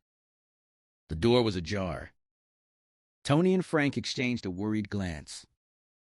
Why was the door open? Did Bobby already know they were coming? They flanked the entrance, listening. The only sound drifted up from the laughing trio in the whirlpool. Frank raised his eyebrows. Tony pointed to the doorbell. After a moment's hesitation, Frank pressed it. Soft chimes rang inside. Bong, bing, bong. No one answered. Frank rang again. Tony's breath grew thick and heavy in the humid air. His lungs felt as if he were drawing in syrup. His stomach churned with acid. Still no response. Tony drew his revolver from its shoulder holster. His legs felt weak. Frank did the same, then pushed the door fully open. The foyer was empty. Tony leaned sideways for a better view. The living room beyond lay shadowy and still, drapes drawn tight, no lights burning. Tony shouted that they were police. His voice echoed under the balcony. A bird chirped in a nearby olive tree. He ordered Bobby to come out with hands raised. A car horn sounded on the street. In another apartment, a phone rang, muffled. Frank shouted that it was over and Bobby should come out now. Down in the courtyard, the whirlpool fell silent. Tony imagined residents in a dozen apartments creeping to their windows. Frank called louder, saying they did not want to hurt him. Tony echoed the plea, urging Bobby to come out peacefully. No answer came. Frank muttered that if Bobby were inside, he would at least tell them to go to hell. Tony asked what they should do next. Frank said they would have to go in. Tony hated situations like this and suggested calling for backup. Frank doubted Bobby was armed. He had no priors for carrying a gun and was usually a sniveling creep except when hunting women. Tony reminded him the man was a killer, even if only of women. He shouted one last warning for Bobby to come out slowly. Silence answered. Tony's heart hammered against his ribs. Frank decided it was time. Tony recalled that Frank had gone first the last time in the Wilkie Pomeroy case, so this turn was his. Frank teased that Tony had been looking forward to it. Tony answered dryly that his heart was now in his throat. He told Frank to cover him. The foyer was too narrow for good cover, Frank warned. Once Tony entered, he would block the view. Tony said he would stay low. He took 2 deep breaths, but they only made his pulse race faster. Crouching low, revolver extended, he launched through the open door and scuttled across the slippery tile foyer. He stopped at the edge of the living room, scanning the shadows, braced for a bullet between the eyes. Thin strips of sunlight leaked around the heavy drapes, revealing lumpy shapes of couches, chairs, and tables. The furniture looked expensive but tasteless. Americanized Mediterranean. A narrow shaft of light fell across a red velvet sofa with a grotesque wrought iron fleur-de-lis bolted to its imitation oak side. Tony called Bobby's name again. Only a clock ticked somewhere. He held his breath and heard Frank breathing behind him. Nothing else moved. Slowly he stood. No shot came. He felt along the wall, found a switch, and turned on a lamp with a garish bullfight scene on its shade. Both the living room and the open dining area beyond were empty. Frank entered and motioned toward the foyer closet. Tony stepped aside. Frank opened the sliding door at gut level. Inside hung only a couple of lightweight jackets and some shoe boxes. They moved apart to avoid presenting a single target and crossed the living room. A liquor cabinet with oversized black iron hinges stood against one wall, its glass tinted yellow. In the center sat a massive 8-sided coffee table with a useless copper-lined brazier. Flame red velvet sofas and high-backed chairs dripped with gold fringe and black tassels. Flashy yellow and orange brocade drapes clashed with thick green shag carpet. The whole place was singularly ugly. Tony thought grimly that it was also an absurd place in which to die. They moved through the dining area and into the small kitchen. The place was in chaos. The refrigerator door and several cupboards stood open. Cans, jars, and boxes had been yanked from the shelves and hurled across the floor. Some items looked deliberately smashed in fury. Broken glass glittered among the garbage. A spreading puddle of maraschino cherry juice lay like a pink-red amoeba on the yellow tiles, the bright cherries scattered in every corner. Chocolate dessert toppings streaked the electric stove. Cornflakes, dill pickles, olives, and dry spaghetti littered the tiles. On the only blank wall, someone had scrawled the same Spanish word 4 times in mustard and grape jelly, cocodrilos. Tony whispered the question. Frank answered that it meant crocodiles. They both wondered why crocodiles. The word felt creepy. Tony sensed they had walked into something deeply wrong, a situation heavy with unseen danger. He wished he could predict which door it would burst from. They checked the den. It was as over-furnished as the rest of the apartment, but empty, and the closet held nothing. They continued down the hall in silence toward the 2 bedrooms and baths, moving without a sound. The first bedroom and bathroom showed nothing unusual. In the master bedroom, another deliberate mess waited. Every piece of clothing had been dragged from the closet and scattered, piled on the floor, wadded on the bed, draped over the dresser. Sleeves and collars had been torn from shirts, lapels ripped from jackets and coats, inseams of trousers split open. The destruction had been carried out in blind rage, yet with methodical thoroughness. Tony's mind raced. Who had done this? Someone nursing a grudge against Bobby, or Bobby himself? Why wreck his own kitchen and destroy his own clothes? And what did crocodiles have to do with any of it? He felt they were moving too quickly, missing something crucial that hovered just beyond his grasp. Only the adjoining bathroom door remained closed. Frank aimed his revolver at it while he spoke. Tony realized Frank assumed Bobby had to be inside if he had not left before they arrived. Tony questioned whether Bobby would have torn up his own place. Something was still missing. Frank moved toward the door anyway. The apartment was tomb quiet. Frank shouted for Bobby to come out with hands raised, warning he could not stay in there forever. No one emerged. Tony called out that whoever was inside had to come out, regardless of who they were. Seconds stretched. 10, 20, 30. Frank turned the knob slowly until the bolt released with a soft click, then shoved the door open and jerked back against the wall. No shots, no movement. Only a foul stench rolled out, urine and excrement. Tony gagged. Frank covered his mouth and nose. The bathroom was empty. Bright yellow urine puddled the floor. Feces smeared the commode, sink, and clear glass shower door.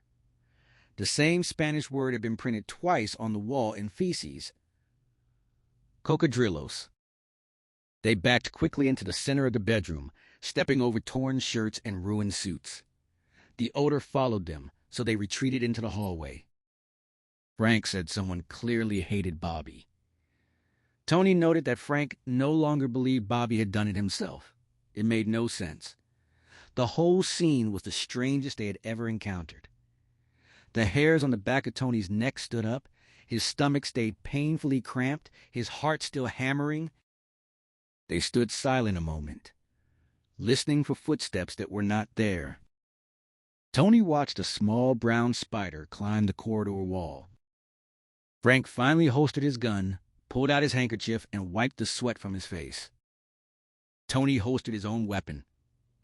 They could not simply walk away and stake out the place now. They had seen too much that needed answers. Frank agreed they would have to call for backup, obtain a warrant, and search drawer by drawer. Tony asked what they might find. Frank said only God knew. Frank mentioned the phone he had seen in the kitchen and led the way back down the hall, through the living room and around the corner.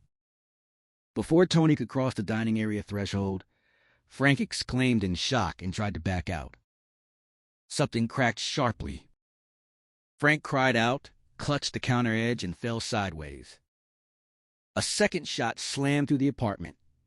It struck Frank in the shoulder and spun him around. He crashed into the mess of cherry juice, spaghetti, cornflakes, and glass. As Frank dropped, Tony saw past him for the first time. Bobby Valdez was wriggling out from the narrow cupboard space beneath the sink, a spot they had overlooked because it looked too small for a man. Only his legs remained inside.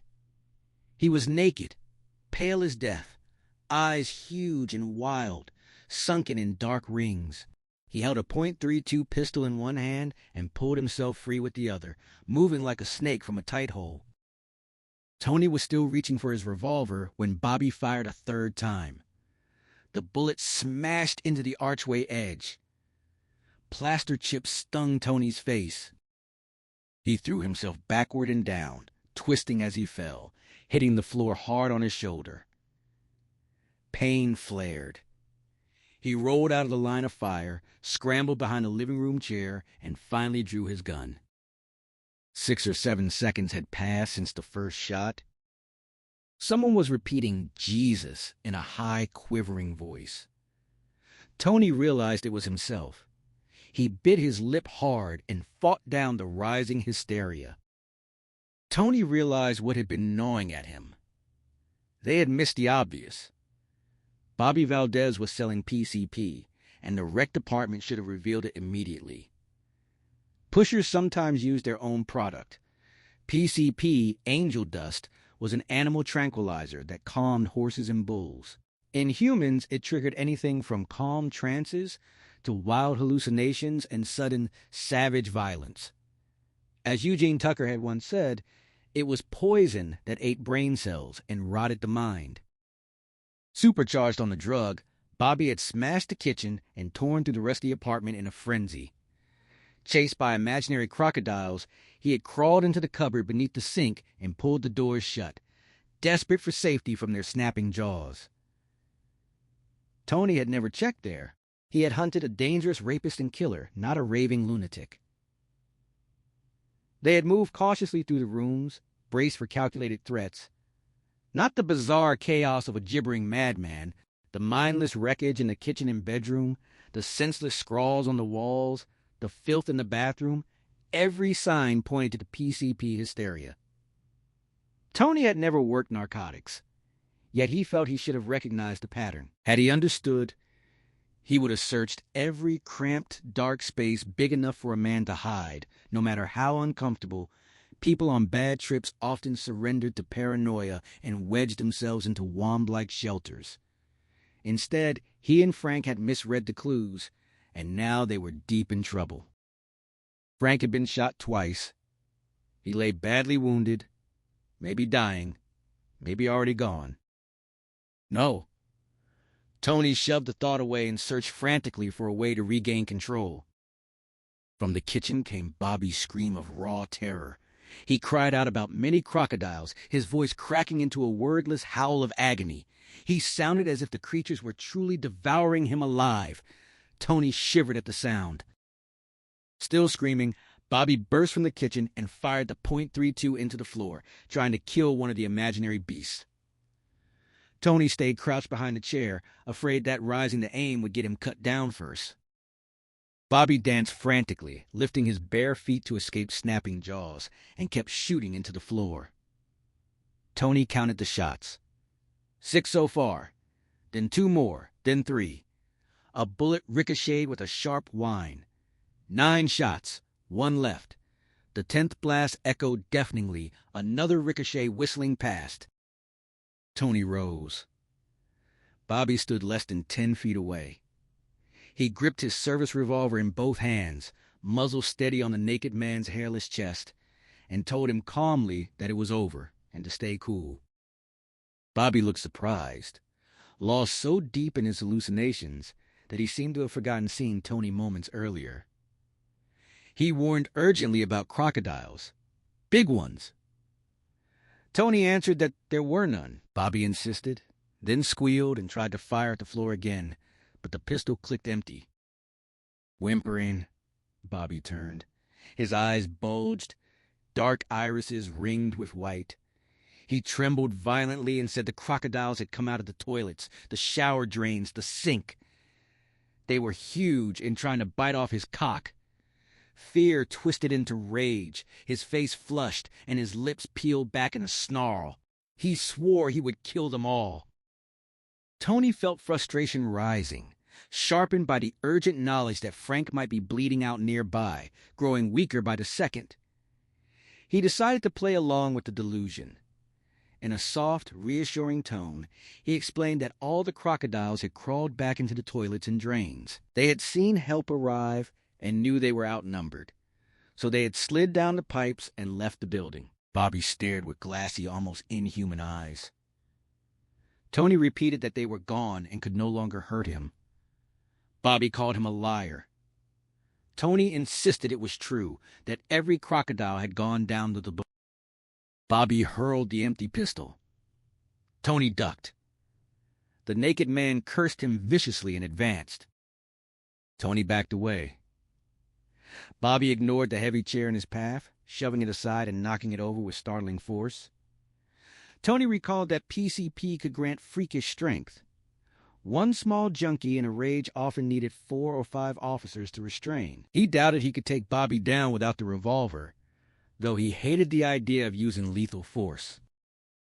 Bobby snarled that he was going to kill him, hands curled into claws, spittle at the corner of his mouth, face bright red. Tony placed a large octagonal coffee table between them and ordered him to stop. Bobby came around the table.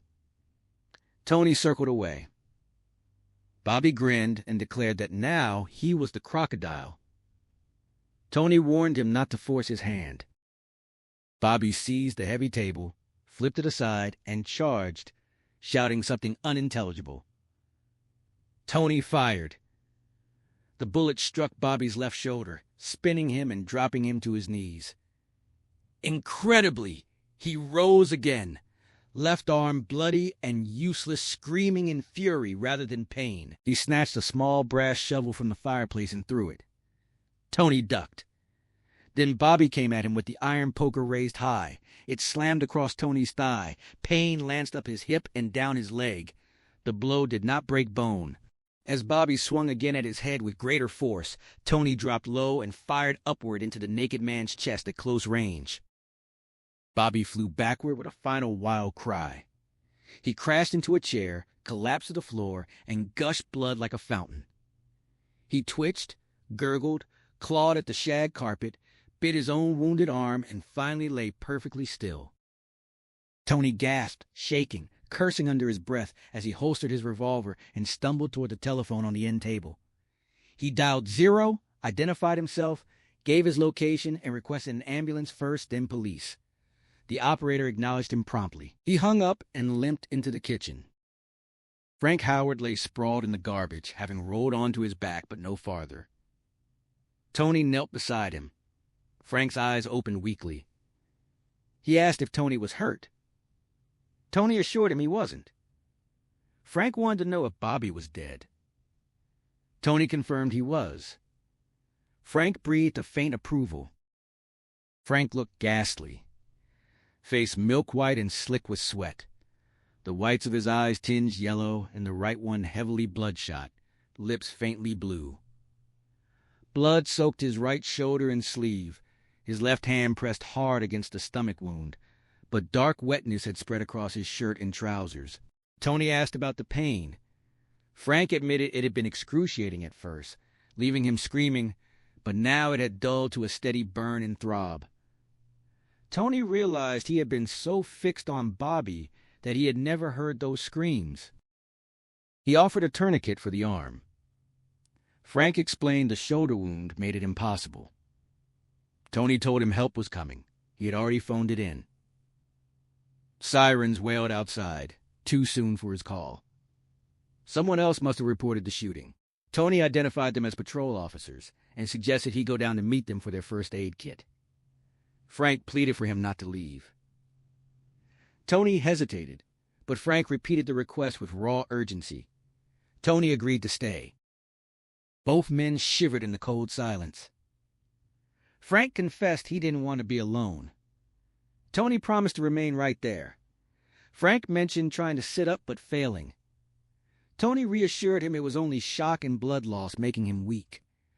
Frank worried he might be paralyzed. Tony insisted he would be fine. The sirens outside faded as vehicles reached the complex. Tony noted the ambulance would arrive soon.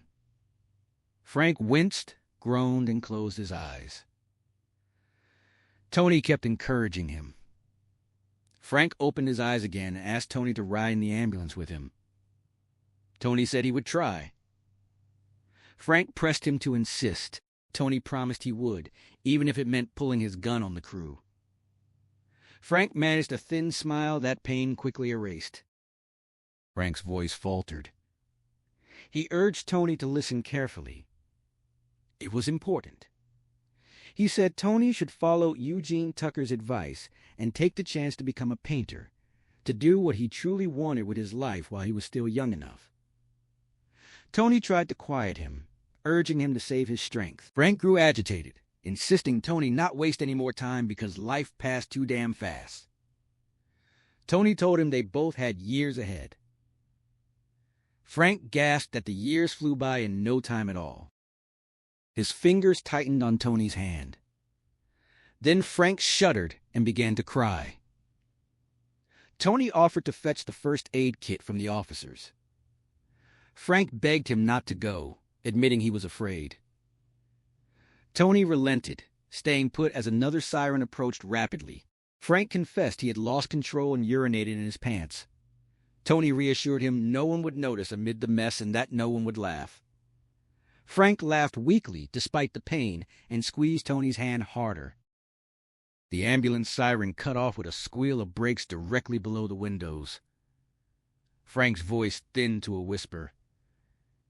He said he was scared. Tony comforted him, promising everything would be all right. Frank murmured that he wanted someone to remember him after he was gone. Tony told him he would remember. Frank wondered who else would. Tony repeated thickly that he would. Frank's voice grew so faint, Tony had to lean close. Frank asked him to hold him. His grip slackened, fingers opening. Tony sensed it no longer mattered. He sat in the garbage and blood, slipped an arm under Frank, and lifted him gently into a sitting position. Frank coughed weakly. His left hand slid away, revealing the terrible abdominal wound where intestines bulged. From the instant Bobby had fired, Frank had been dying with no hope of survival.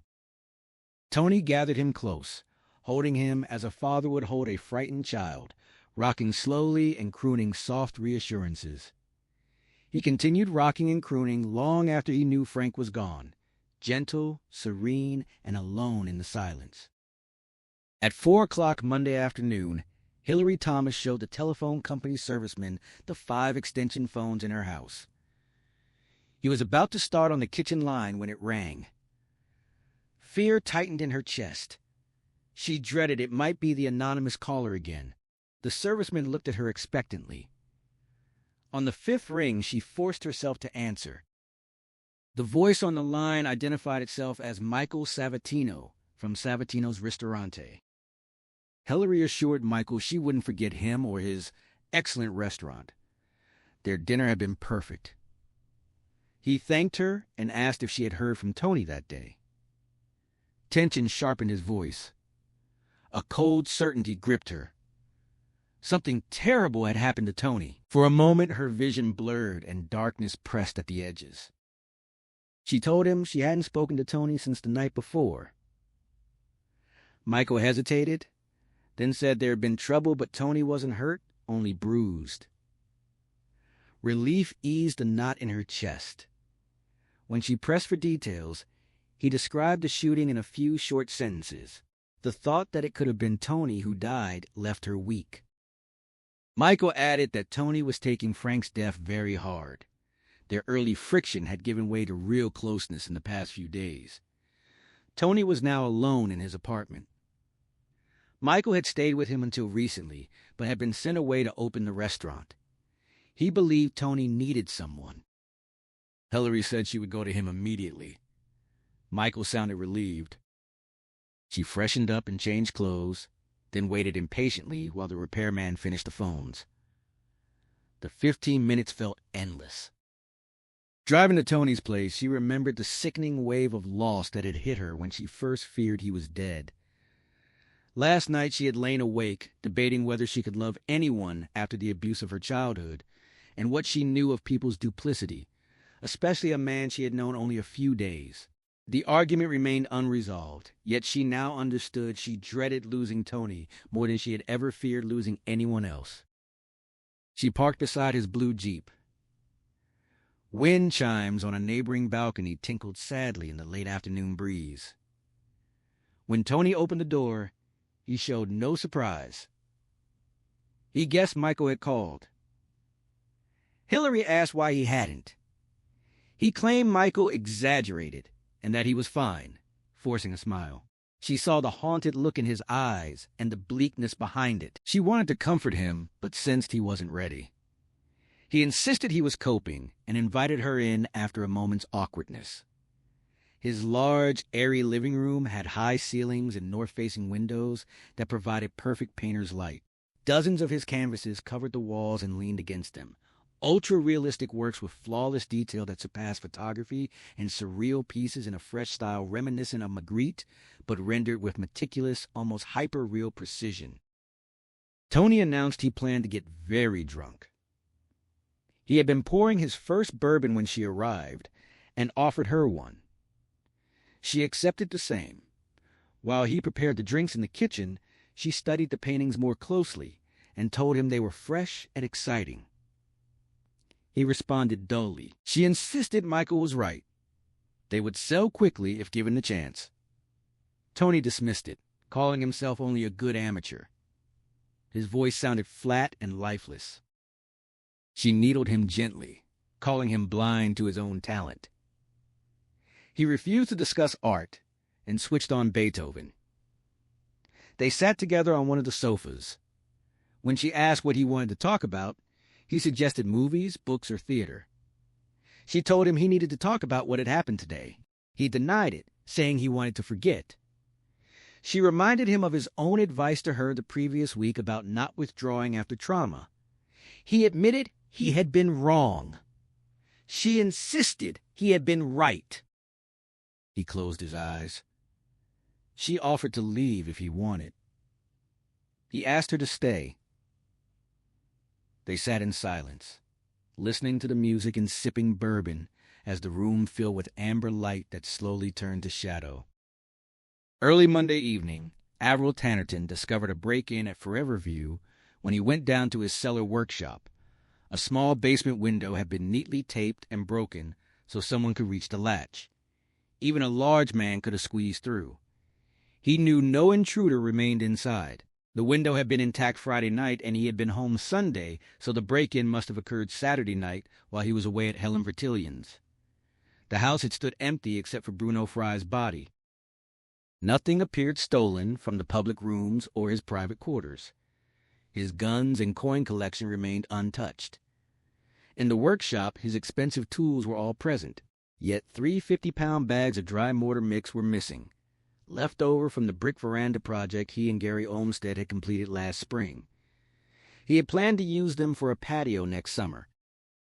The discovery puzzled him deeply. Why would a burglar ignore valuable items and take only inexpensive mortar mix? He stared at the empty spot, muttering that it was strange.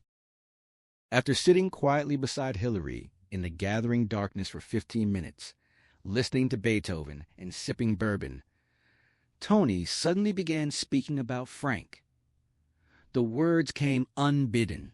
For half an hour he talked steadily, recalling their rocky start, the tensions and laughs on the job, the evening at the boat hole, the blind date with Janet Yamada, and the recent warmth that had grown between them.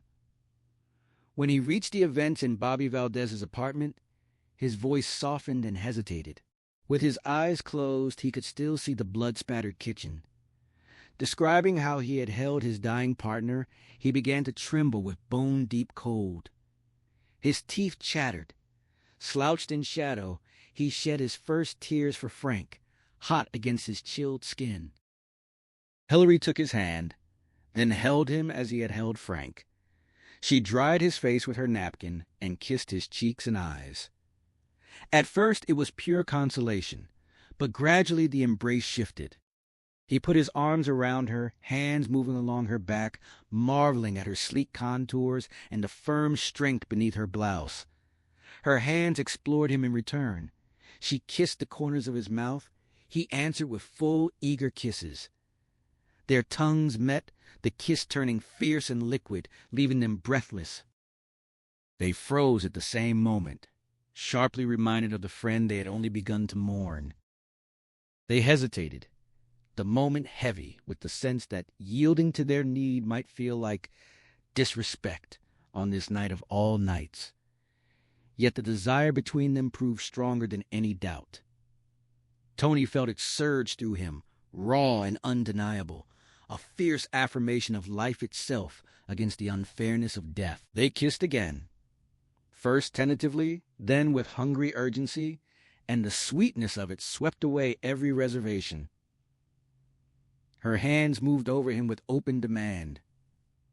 He answered her touch, and she answered his.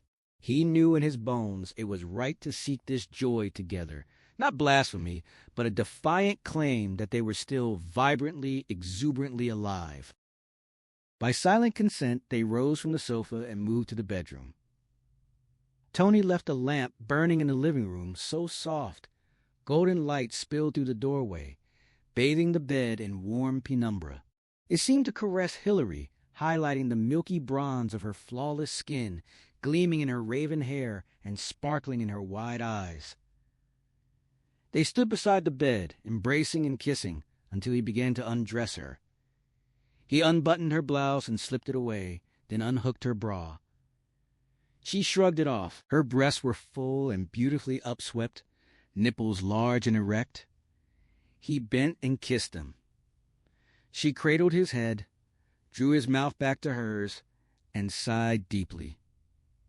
His hands shook with excitement as he unbuckled her belt, opened her jeans, and let them slide down her long legs. She stepped free, already barefoot.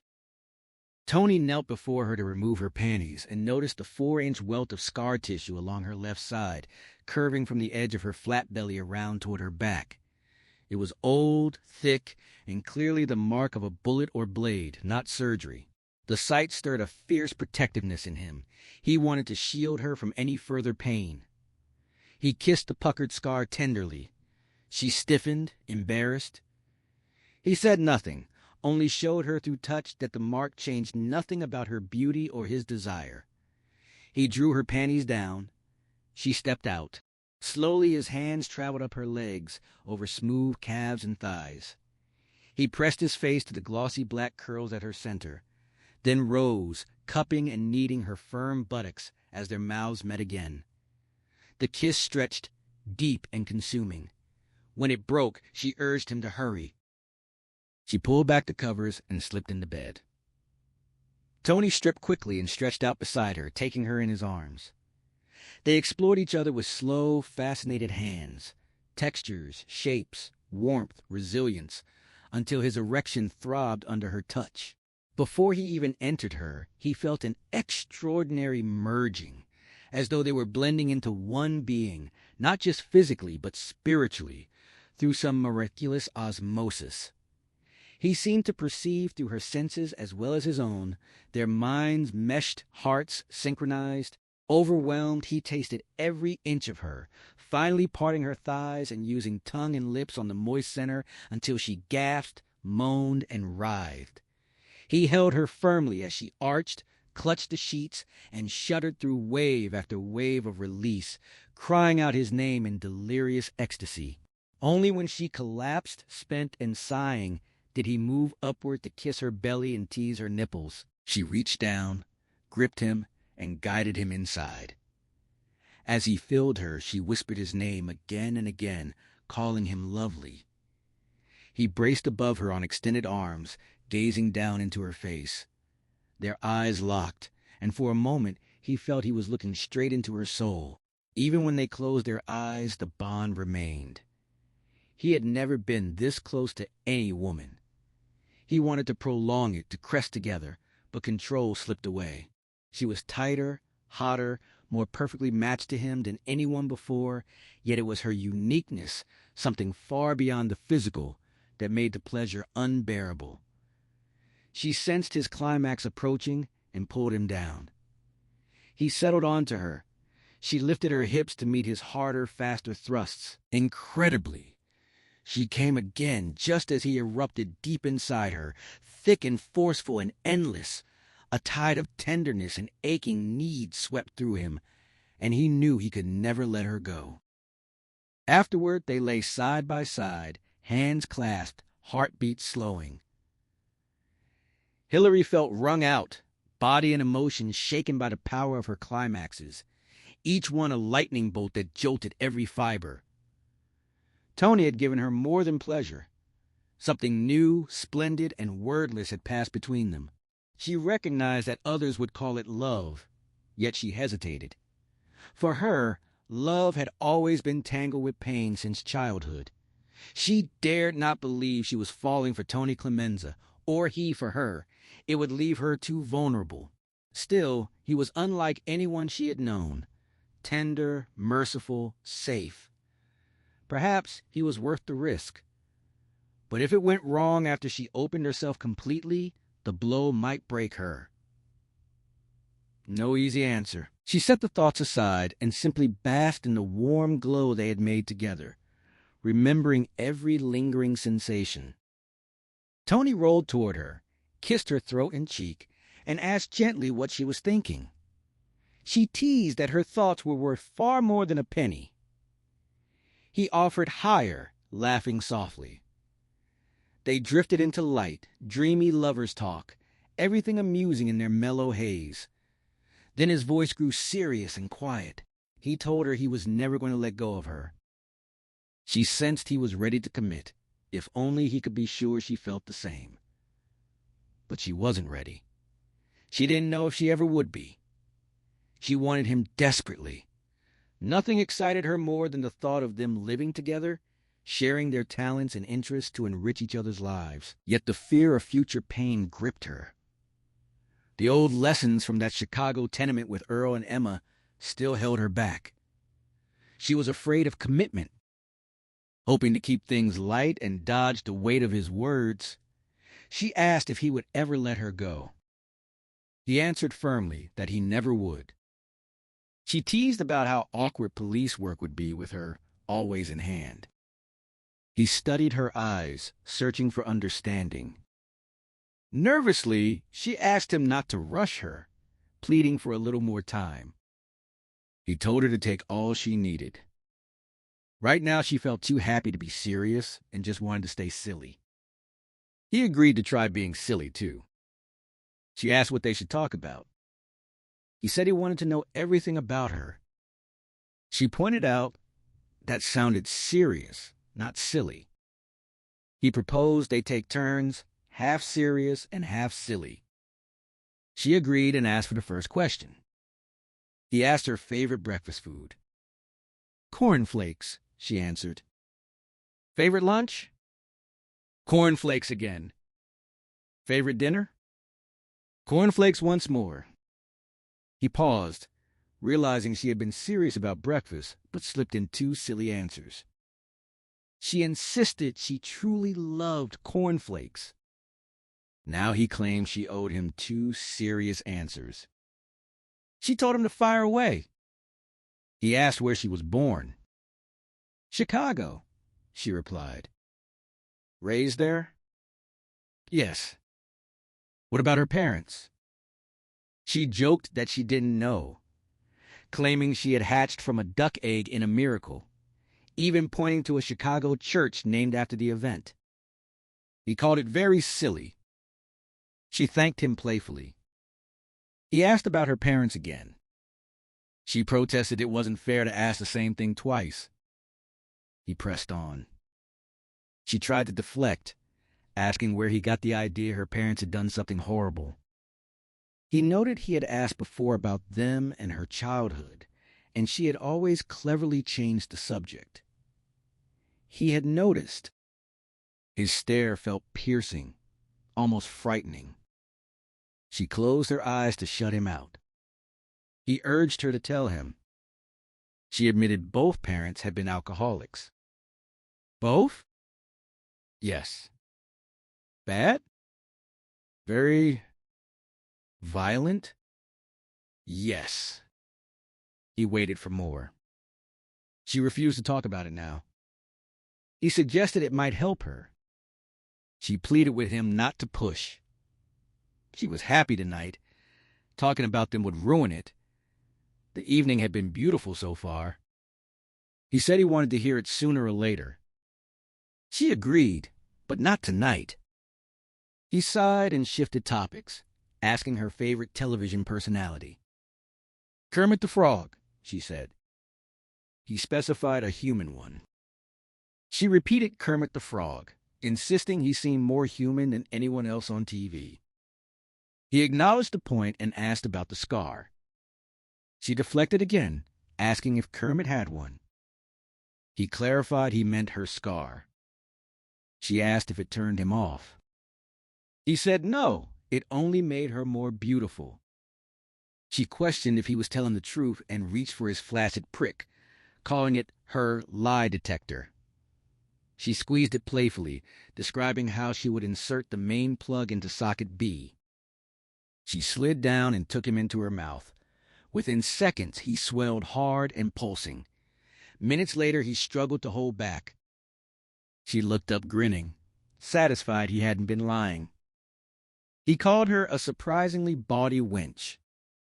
She asked if he wanted her body again. He said he did. What about her mind? He replied it was part of the package. She took the top this time, settling onto him and moving with fluid rhythm. Everything blurred into one continuous heated motion as he reached for her breasts. At midnight, they moved to the kitchen for a cold late supper of cheese, leftover chicken, fruit, and chilled white wine. They carried it back to bed, nibbled a little, fed each other, then lost interest in the food. They behaved like obsessed teenagers with endless stamina. As they moved together in ecstasy, Hillary felt this was far more than sex. It was a profound ritual cleansing her of old fears. She was entrusting herself to him completely, risking rejection and humiliation in the hope he would not hurt her. And he didn't. Every act felt exalting with Tony. She couldn't yet say she loved him with words, but she showed it by begging him to do whatever he wanted, opening herself fully. Finally, kneeling before him, she used her lips and tongue to draw the last of his pleasure. Her hatred for Earl and Emma burned as fiercely as ever. Their influence still chained her, preventing her from expressing her feelings to Tony. She wondered how she could ever break free. For a while they lay quietly in each other's arms, needing no words. At 4:30 in the morning, she said she should head home. He asked her to stay. She wondered if he could manage more. He admitted he was wiped out and just wanted to hold her while they slept. She warned that if she stayed, they wouldn't sleep. He asked if she could manage more. She said unfortunately not, but they both had things to do tomorrow. They were too excited and wrapped up in each other to rest in the same bed. They would keep touching and talking instead of sleeping. He said they needed to learn to spend nights together, since they would be sharing many. She agreed, many nights. The first one was always the hardest. They would adjust once the novelty faded. She joked about wearing curlers and cold cream to bed. He joked about smoking cigars and watching Johnny Carson. She called it a shame. He noted it would take time for the freshness to wear off. She agreed, maybe 50 years. Or 60, he added. They delayed her departure another 15 minutes before she finally rose and dressed. Tony pulled on jeans. In the living room, as they approached the door, she stopped before one of his paintings and said she wanted to take 6 of his best pieces to Wyatt Stevens in Beverly Hills to see if he would represent him. He replied that Stevens wouldn't. She sensed he was ready to commit if only he could confirm she felt the same, but the fear of that old Chicago pain still locked her in place. Hoping to keep things light, she told him she wanted to try the best gallery. He stared at her, eyes distant as if seeing someone else, then said maybe he should jump. She echoed the word, puzzled. He explained the passionate advice he had received from Eugene Tucker, the black ex-convict now designing dresses. She agreed Tucker was right. This wasn't even a jump, just a small hop since he wasn't quitting the police department, only testing the waters. Tony shrugged and said Wyatt Stevens would turn him down cold, but he guessed he had nothing to lose by giving the man the chance. She insisted he wouldn't turn him down and offered to arrange an appointment for later today or tomorrow. He told her to pick out half a dozen paintings right now, the most representative ones, and take them with her to show Stevens when she could. She protested that Stevens would surely want to meet him in person. He replied that if Stevens liked the work, he would want to meet him then, and he would gladly go. She started to argue again. He said he simply didn't want to be present when Stevens called the paintings good, but only the work of a gifted amateur. She called him impossible. He corrected her. Cautious. Such a pessimist, she said. Realist, he answered. She didn't have time to examine all 60 canvases stacked in the living room, nor the more than 50 others stored in closets, the 100 pen and ink drawings, the nearly equal number of watercolors, or the countless pencil sketches. The volume surprised her. She wanted to study every piece later, when she was rested and could truly enjoy them. She selected 6 of the 12 paintings hanging on the living room walls. They wrapped them carefully in strips of an old sheet that Tony tore apart for the purpose. He pulled on a shirt and shoes, helped her carry the bundles to her car, and they stowed them in the trunk. She closed and locked it. They stood facing each other at the edge of the sodium vapor lamp's pool of light, neither wanting to say goodbye. The night was chilly and silent, stars sharp overhead. He noted that dawn would come soon. She asked if he wanted to sing Two Sleepy People with her. He admitted he was a lousy singer. She doubted it and leaned into him, saying that, from her experience, he was excellent at everything he did. He called her bawdy. She admitted she tried to be. They kissed again. He opened the driver's door for her. She asked if he was going to work today. No, he said. Not after Frank. He only had to write a quick report, then he was taking a few days. He had the time coming.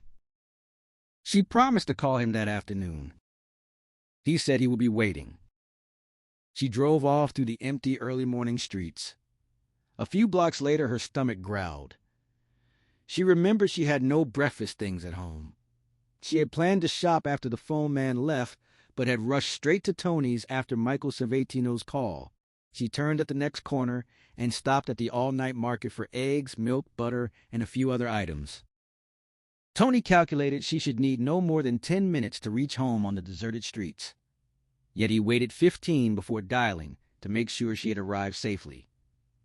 The phone produced only computer beeps and buzzes, clicks, snaps, and finally the hollow hiss of a missed connection. He tried again, dialing each digit with care. Still nothing. He knew the new unlisted number was correct. He had double-checked when she gave it to him, and she had read it from the carbon copy of the telephone company work order in her purse. He called the operator. She could not get through either. It was not off the hook. She reported the line out of order. Service would check after 8 o'clock, since Hillary was neither elderly nor invalid. He set the receiver down and sat on the edge of the bed, staring at the rumpled sheets where she had lain, and at the slip of paper bearing her number. A serviceman's mistake from yesterday afternoon? Possible, but not probable. Suddenly, he thought of the anonymous caller who had been harassing her. Such men were usually weak, ineffectual, sexually stunted, and too frightened to attempt anything physical. Usually, almost without exception. But what if this one was the rare, dangerous exception? His hand moved to his stomach. Nausea stirred. The odds of Hillary Thomas becoming the target of 2 separate homicidal maniacs in less than a week would be astronomical in Las Vegas. Yet in his years with the Los Angeles Police Department, he had watched the improbable happen again and again. He had learned to expect the unexpected. He remembered Bobby Valdez crawling naked from the kitchen cabinet, eyes wild, pistol in hand. Outside the bedroom window, a bird gave a shrill, rising and falling cry, swooping tree to tree as if something fast and hungry pursued it. Sweat beaded on Tony's brow. He stood up. Something was happening at Hillary's place. Something was terribly wrong. Because she had stopped at the market, Hillary did not reach home until more than half an hour after leaving Tony's apartment. She was hungry and pleasantly weary, already tasting the cheese omelet with chopped parsley she would make before falling into at least 6 hours of deep sleep. Too tired to bother with the garage, she parked in the circular driveway. The automatic sprinklers hissed coolly over the dark grass. A breeze rustled the palm fronds overhead. She let herself in through the front door. The foyer light she had left on glowed softly. Groceries balanced in one arm. She closed and double-locked the door behind her. She switched on the living room ceiling light and took 2 steps before the destruction hit her. Table lamps lay smashed, shades shredded. The glass display case had exploded across the carpet. Its expensive limited edition porcelains were ground to worthless fragments on the stone hearth. Sofa and armchairs had been slashed open, foam and cotton padding scattered everywhere. 2 wooden chairs were reduced to kindling against a scarred wall. The antique corner desk's legs were broken off, drawers yanked out and bottoms knocked through. Every painting hung in unrepairable ribbons. Ashes from the fireplace had been scooped out and smeared across the Edward Fields carpet. The fireplace screen was kicked apart. Every plant had been ripped from its pot and torn to pieces. Nothing had been spared. At first, Hillary stood dazed. Then shock gave way to raw anger at the vandals. She spat the curse between clenched teeth. She had chosen every item in the room herself, spending happy hours and a small fortune on them. Insurance would cover most of the costs, yet the loss cut deeper than money. These were the first truly nice things she had ever owned. Sentimental value could not be replaced. Tears shimmered at the corners of her eyes. Numb, she walked farther into the rubble before the danger occurred to her. She stopped, listening. The house was silent. An icy shiver ran up her spine. For one horrible instant, she thought she felt someone's breath against the nape of her neck. She whirled. No one was there. The foyer closet, closed when she entered, remained closed. She stared at it, half expecting it to burst open, but if anyone had been hiding inside, they would have come out by now. This is crazy, she told herself. It can't happen again. It simply can't. A noise sounded behind her. With a soft cry, she spun and threw up her free arm to block the attack. There was no attacker. She was still alone in the living room. Yet she knew the sound had not been an innocent settling beam or floorboard. She was not the only person in the house. She could sense another presence. She heard the noise again, coming from the dining room. A snapping, tinkling sound like footsteps on broken glass or shattered china. Another step followed. The dining room lay 20 feet away beyond a dark archway, black as a grave. Another tinkling step. She began backing cautiously toward the front door, which now felt impossibly far away. She regretted locking it. A large man emerged from the dining room's perfect darkness into the shadowed archway, tall, broad-shouldered. He paused, then stepped fully into the brightly lit living room. "No!" Hillary cried. Shock froze her in place. Her heart slammed, her mouth went dry, and she shook her head in frantic denial. He held a large, wickedly sharp knife. He grinned. It was Bruno Fry. Tony was grateful the streets were empty. He could not afford any delay. He feared he was already too late. He drove hard north on Santa Monica, then west on Wilshire, pushing the Jeep to 70 by the first downslope outside Beverly Hills. The engine screamed, windows and dashboard knobs vibrating. At the bottom, the light was red. He didn't brake. He blasted the horn and shot through the intersection. The Jeep slammed across a shallow drainage channel, becoming briefly airborne at that speed. His head thumped the roof, despite the harness. It landed with a bang, rattles, clanks, and a screech of tortured rubber, sliding left before he regained control and powered up the next hill. He eased back to 60, not wanting to risk wrapping the Jeep around a pole and leaving Hillary helpless. He took turns too wide, ignoring red lights. Thankful no oncoming traffic appeared. A ticket was the last worry. If stopped, he would flash his badge and bring the officers along. But that would cost precious minutes he sensed could mean life or death for her. As Bruno Fry advanced through the archway, Hillary felt her mind fracturing. The man was dead. She had stabbed him twice, seen his blood, viewed his cold body in the morgue after the autopsy, and signed death certificate. Dead men did not walk. Yet here he was, back from the grave, knife in gloved hand, eager to finish what he had started. She closed her eyes and willed him gone. When she looked again, he remained. She couldn't move. Joints locked. She felt frail, certain any step would drop her. Inside, she screamed. Fry stopped less than 15 feet away, 1 foot in a drift of torn chair stuffing. He was pale, shaking violently on the edge of hysteria. Could a dead man be hysterical? She knew she wasn't insane, yet nothing made sense. A ghost? She didn't believe in them. And this figure looked solid, terrifyingly real. "Bitch," he growled in that unmistakable gravelly voice. "You stinking bitch." His vocal cords should have been rotting, she thought wildly. "You killed me," he said, voice menacing and edged with hysteria. "No," she whispered. "No." "You did!" he screamed, brandishing the knife. "Don't lie." "I know. I feel so strange, so alone, so empty." Rage mixed with raw spiritual agony. "It's all because of you." He advanced slowly through the rubble. His eyes were blue-gray, alive and brimming with cold anger. Not blank or filmed like a corpse's. "This time you'll stay dead," he said. "You won't come back."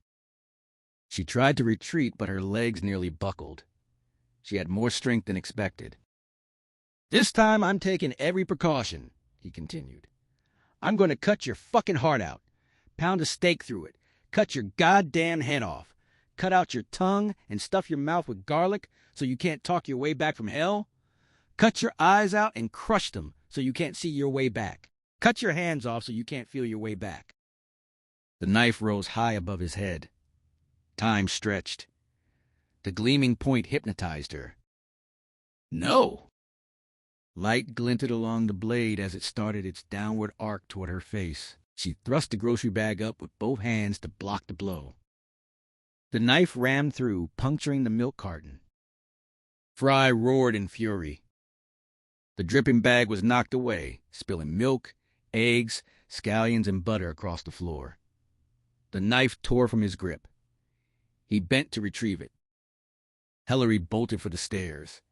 She knew she had bought only 2 or 3 seconds. The doorbell rang. She stopped at the foot of the stairs and looked back. Fry straightened with the knife.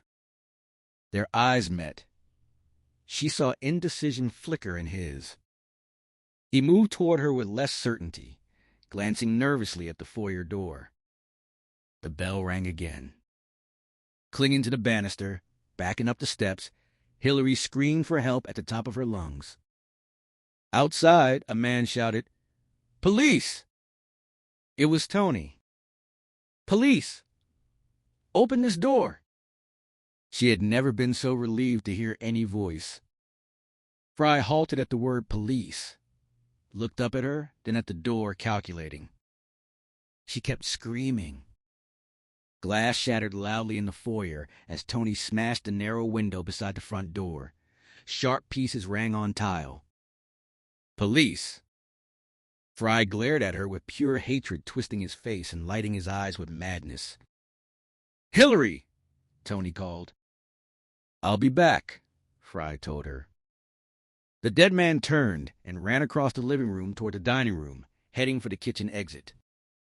Sobbing, Hillary dashed down the few steps she had climbed and rushed to the front door, where Tony called to her through the small broken window pane. Holstering his service revolver, Tony returned from checking the rear lawn and stepped into the brightly lit kitchen. Hillary stood by the utility island, a knife inches from her right hand on the counter. He closed the door behind him. She told him to lock it. He did. She asked if he had searched every corner, both sides of the house, and all the shrubbery. He confirmed he had. She asked what came next. He said he would call headquarters for a couple of uniforms to write up a report. She replied it would do no good. He suggested a neighbor might have seen someone lurking or fleeing. She wondered whether a dead man needed to run away or if a ghost could simply vanish. He asked if she believed in ghosts. She said maybe it had been an ordinary walking corpse instead.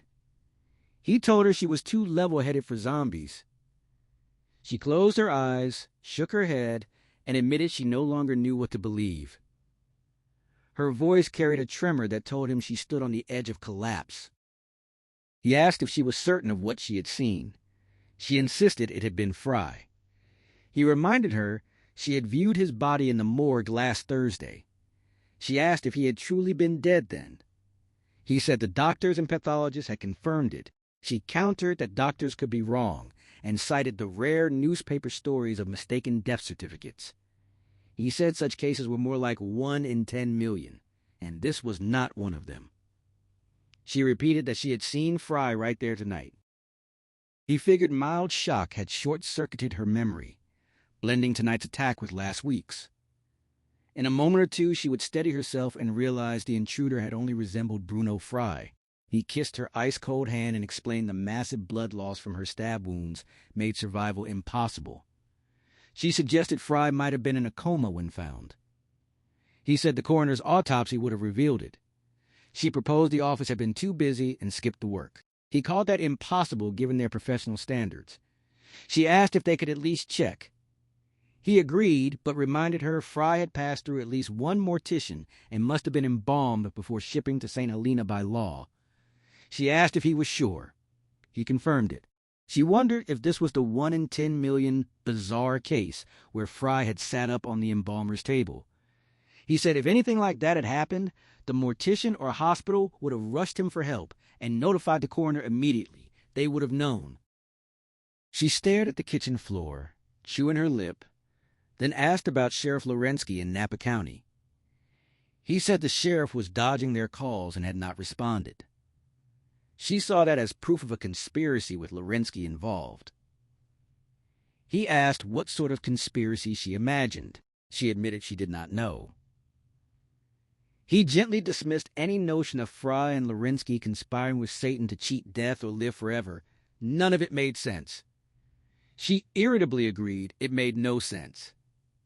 He was relieved, but she insisted something highly unusual was happening, and Lorensky had to be part of it, because he had protected Fry and lied the week before.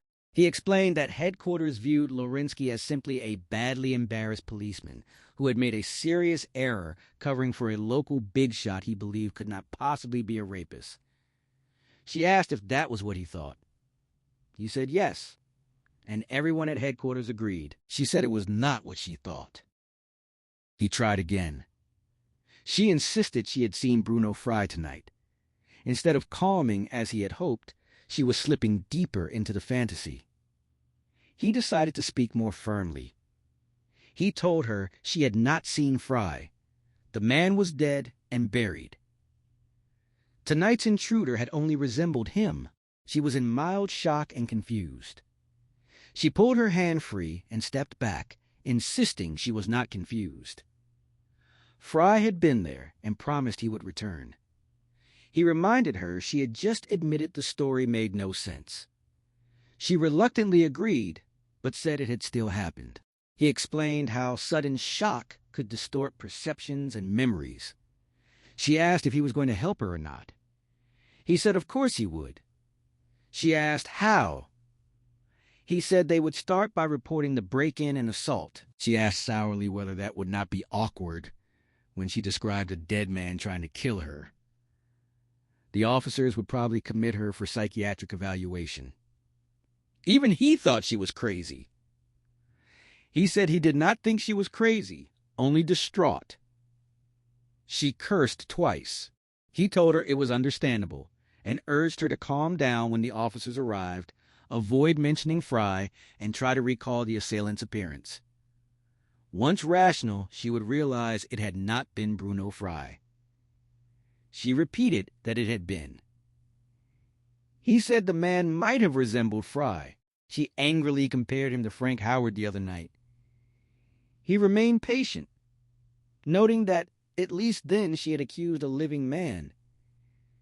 She said he was just like everyone else she had ever trusted, her voice cracking. He insisted he wanted to help. She called it bullshit. He pleaded with her not to turn away. She said he had turned first. He told her he cared. She demanded he show it. He reminded her he was there. She said believing her would be the best proof. He saw how profoundly insecure she was, scarred by past betrayals that made her demand absolute trust. The moment he questioned her story, she withdrew. Yet he knew feeding the delusion would not help her. The kindest thing was to coax her gently back to reality. She insisted again that Fry had been there tonight. He said, good. Relieved she would not tell the police. She said she was not going to call them at all. He asked what she meant. Without another word, she turned and walked out of the kitchen. He followed her through the wrecked dining room, telling her she had to report the incident. She said she did not have to do anything. He warned that her insurance company would not pay without a police report. She said she would worry about that later and continued into the living room. He trailed her as she picked through the debris toward the stairs, reminding her he was a detective and it was now his duty to report it. She told him to go ahead and report it. He said any report would require a statement from her. She said he could not force her to cooperate, and she would not give one. At the foot of the stairs, he caught her arm and asked her to wait. She turned, anger now replacing her fear, and told him to let go. He asked where she was going. Upstairs, she said. He asked what for. She told him she was going to pack a suitcase and go to a hotel. Hillary stood in the hallway, her body tense, as Tony offered her a place to stay for the night. She responded with sharp sarcasm, dismissing the idea of imposing as a crazy woman. He urged her not to act this way. She warned that she might lose control and harm him while he slept. Tony insisted he didn't believe she was crazy at all. She shot back that he saw her as merely confused or slightly eccentric, but harmless. He explained he only wanted to help. She noted his strange methods. He pointed out she couldn't hide in a hotel indefinitely. She replied she would return home once the attacker was caught. Tony countered that without a formal complaint. Authorities wouldn't even search for him. She declared she would hunt him herself. He grew angry, questioning what detective game she planned to play as Hillary Thomas, girl detective. She mentioned possibly hiring private investigators. He reacted with scorn, sensing he might push her further away, yet too frustrated to hold back, asking if she meant figures like Philip Marlowe or Sam Spade. She called him a sarcastic bastard for it. He admitted she forced his hand, hoping the edge might jolt her back to reason. She revealed her agent knew a top firm of private detectives. Tony argued this wasn't their usual line of work. She insisted money would secure their services. He doubted they would take on anything. She held firm. He stressed it belonged to the LAPD. She dismissed their approach of chasing known burglars and rapists as useless here. Tony defended it as standard procedure. She countered it would fail this time. He pressed why, suggesting because the attacker seemed like a walking dead man. She agreed. He asked sarcastically if police should hunt known dead criminals instead. Her glare burned with pure anger and disgust. She explained the key was discovering how Bruno Fry could lie stone-cold dead last week, yet appear alive tonight, Tony urged her to listen to herself, genuine concern rising as her stubborn irrationality chilled him. She affirmed she knew exactly what she had said and seen. It wasn't only the sight of Bruno Fry in the house earlier. She had heard his distinct guttural voice, too. No one else sounded like that. He had threatened to cut off her head and stuff her mouth with garlic, treating her as some kind of vampire. The word vampire struck Tony like a jolt. It linked startlingly to odd items discovered last Thursday in Bruno Fry's gray Dodge van. Things Hillary could not possibly know about. Details he had overlooked until this morning. A cold shiver ran through him. He asked what she meant by garlic and vampires. She pulled free from his grasp and hurried up the stairs. He followed, pressing for details on the vampire references. Climbing without looking back, she described her story bitterly, assaulted by a walking dead man who mistook her for a vampire. She mocked how this would convince him she had lost her mind, suggesting they call for a straitjacket and padded room right away. In the second-floor hallway near the bedroom door, Tony caught her arm again. She demanded he release her. He insisted she tell him every word the attacker had said. She declared she was heading to a hotel to handle this alone. He raised his voice to break through, demanding to know the vampire threats. Her eyes met his, and she seemed to register his fear and confusion, stopping her resistance. She asked why it mattered so much. He explained Fry's apparent obsession with the occult. She questioned how he knew. He described items found in the van. Tarot cards, a Ouija board, over a dozen crucifixes. She noted nothing like that appeared in news reports.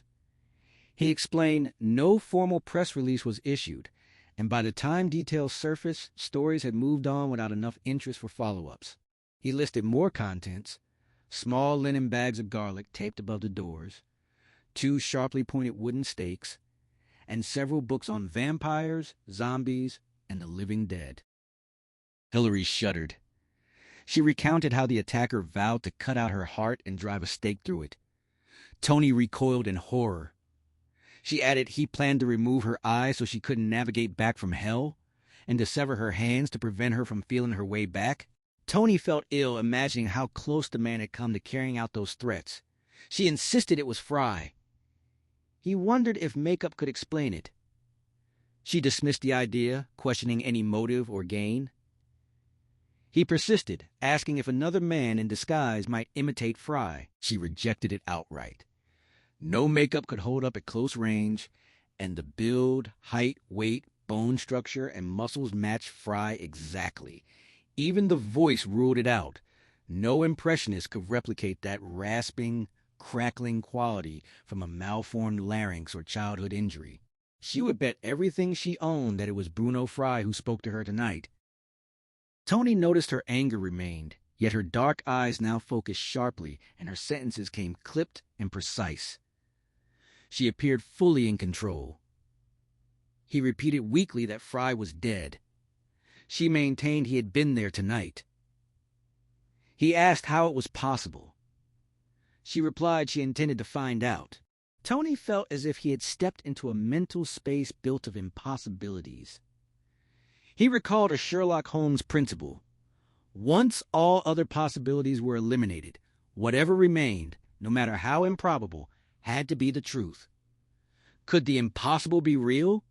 Could a dead man walk? The precise match between the assailant's threats and the van's contents weighed on him. Finally, he conceded. All right. She asked what he meant. He allowed that maybe it was Fry somehow, impossibly surviving the stabbing. He would have to consider it. She noted his sudden open-mindedness with lingering irritation, not ready to forgive. She pulled away and entered the master bedroom. He followed, feeling slightly numb, unsettled by the idea that nothing was truly impossible. She retrieved a suitcase from the closet, set it on the bed, and began packing clothes. Tony lifted the bedside phone receiver and found the line dead. The attacker must have cut the wires outside. He said they would need a neighbor's phone to report the incident. She refused to report it. He reassured her that everything had changed. He would now fully support her account. Hillary yanked the blouse from its hanger, so hard the plastic clattered across the closet floor, as she declared it too late for any of that. Tony asked what she meant. She stayed silent, folded the garment, set it in the suitcase, and turned back for more clothes. He pressed that she could not still be planning to hide in a hotel and hire private investigators. She confirmed that was exactly her plan. Even though he now believed her story, she answered that it was too late to make any difference. He asked why she had to be so difficult. She gave no reply, simply placed the next blouse inside the case and returned to the closet. He reminded her he had only voiced the same reasonable doubts anyone would have in this situation, the very doubts she would have held if their roles were reversed, and wondered why she grew so touchy. She came back with 2 more blouses and began folding one without meeting his eyes, admitting she had trusted him with everything.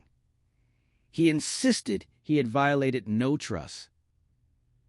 She said he was like everyone else. He asked whether what happened at his apartment earlier had not been special. She offered no answer. He pressed further, asking if the feelings she had experienced that night, with her body, heart, and mind, were truly no different from what she felt with any other man. She kept her gaze fixed on her task, hands trembling as she tried to shut him out. He told her the night had been special for him, perfect beyond anything he had imagined, far more than the physical act alone. The being together, the sharing. She had reached inside him like no woman ever had, claiming a vital piece of his soul and heart, and leaving him incomplete without her. He would not simply let her walk away. He would fight hard to keep her. Nothing in Tony's life had ever felt as urgent as knowing what she thought in that moment. He told her he loved her. In a trembling voice, she questioned whether any commitment or promise between 2 people was ever truly kept, recalling how her parents could gush about love one minute and beat her black and blue the next, leaving her unable to trust anyone, including him. She saw only disappointment and pain ahead and believed she was better off alone, able to care for herself and finish with being hurt. Tony gripped her shoulders and made her look at him.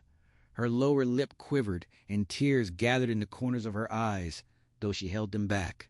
He assured her she felt the same for him, certain of it. Her withdrawal had nothing to do with his earlier doubts, but came from terror at falling in love.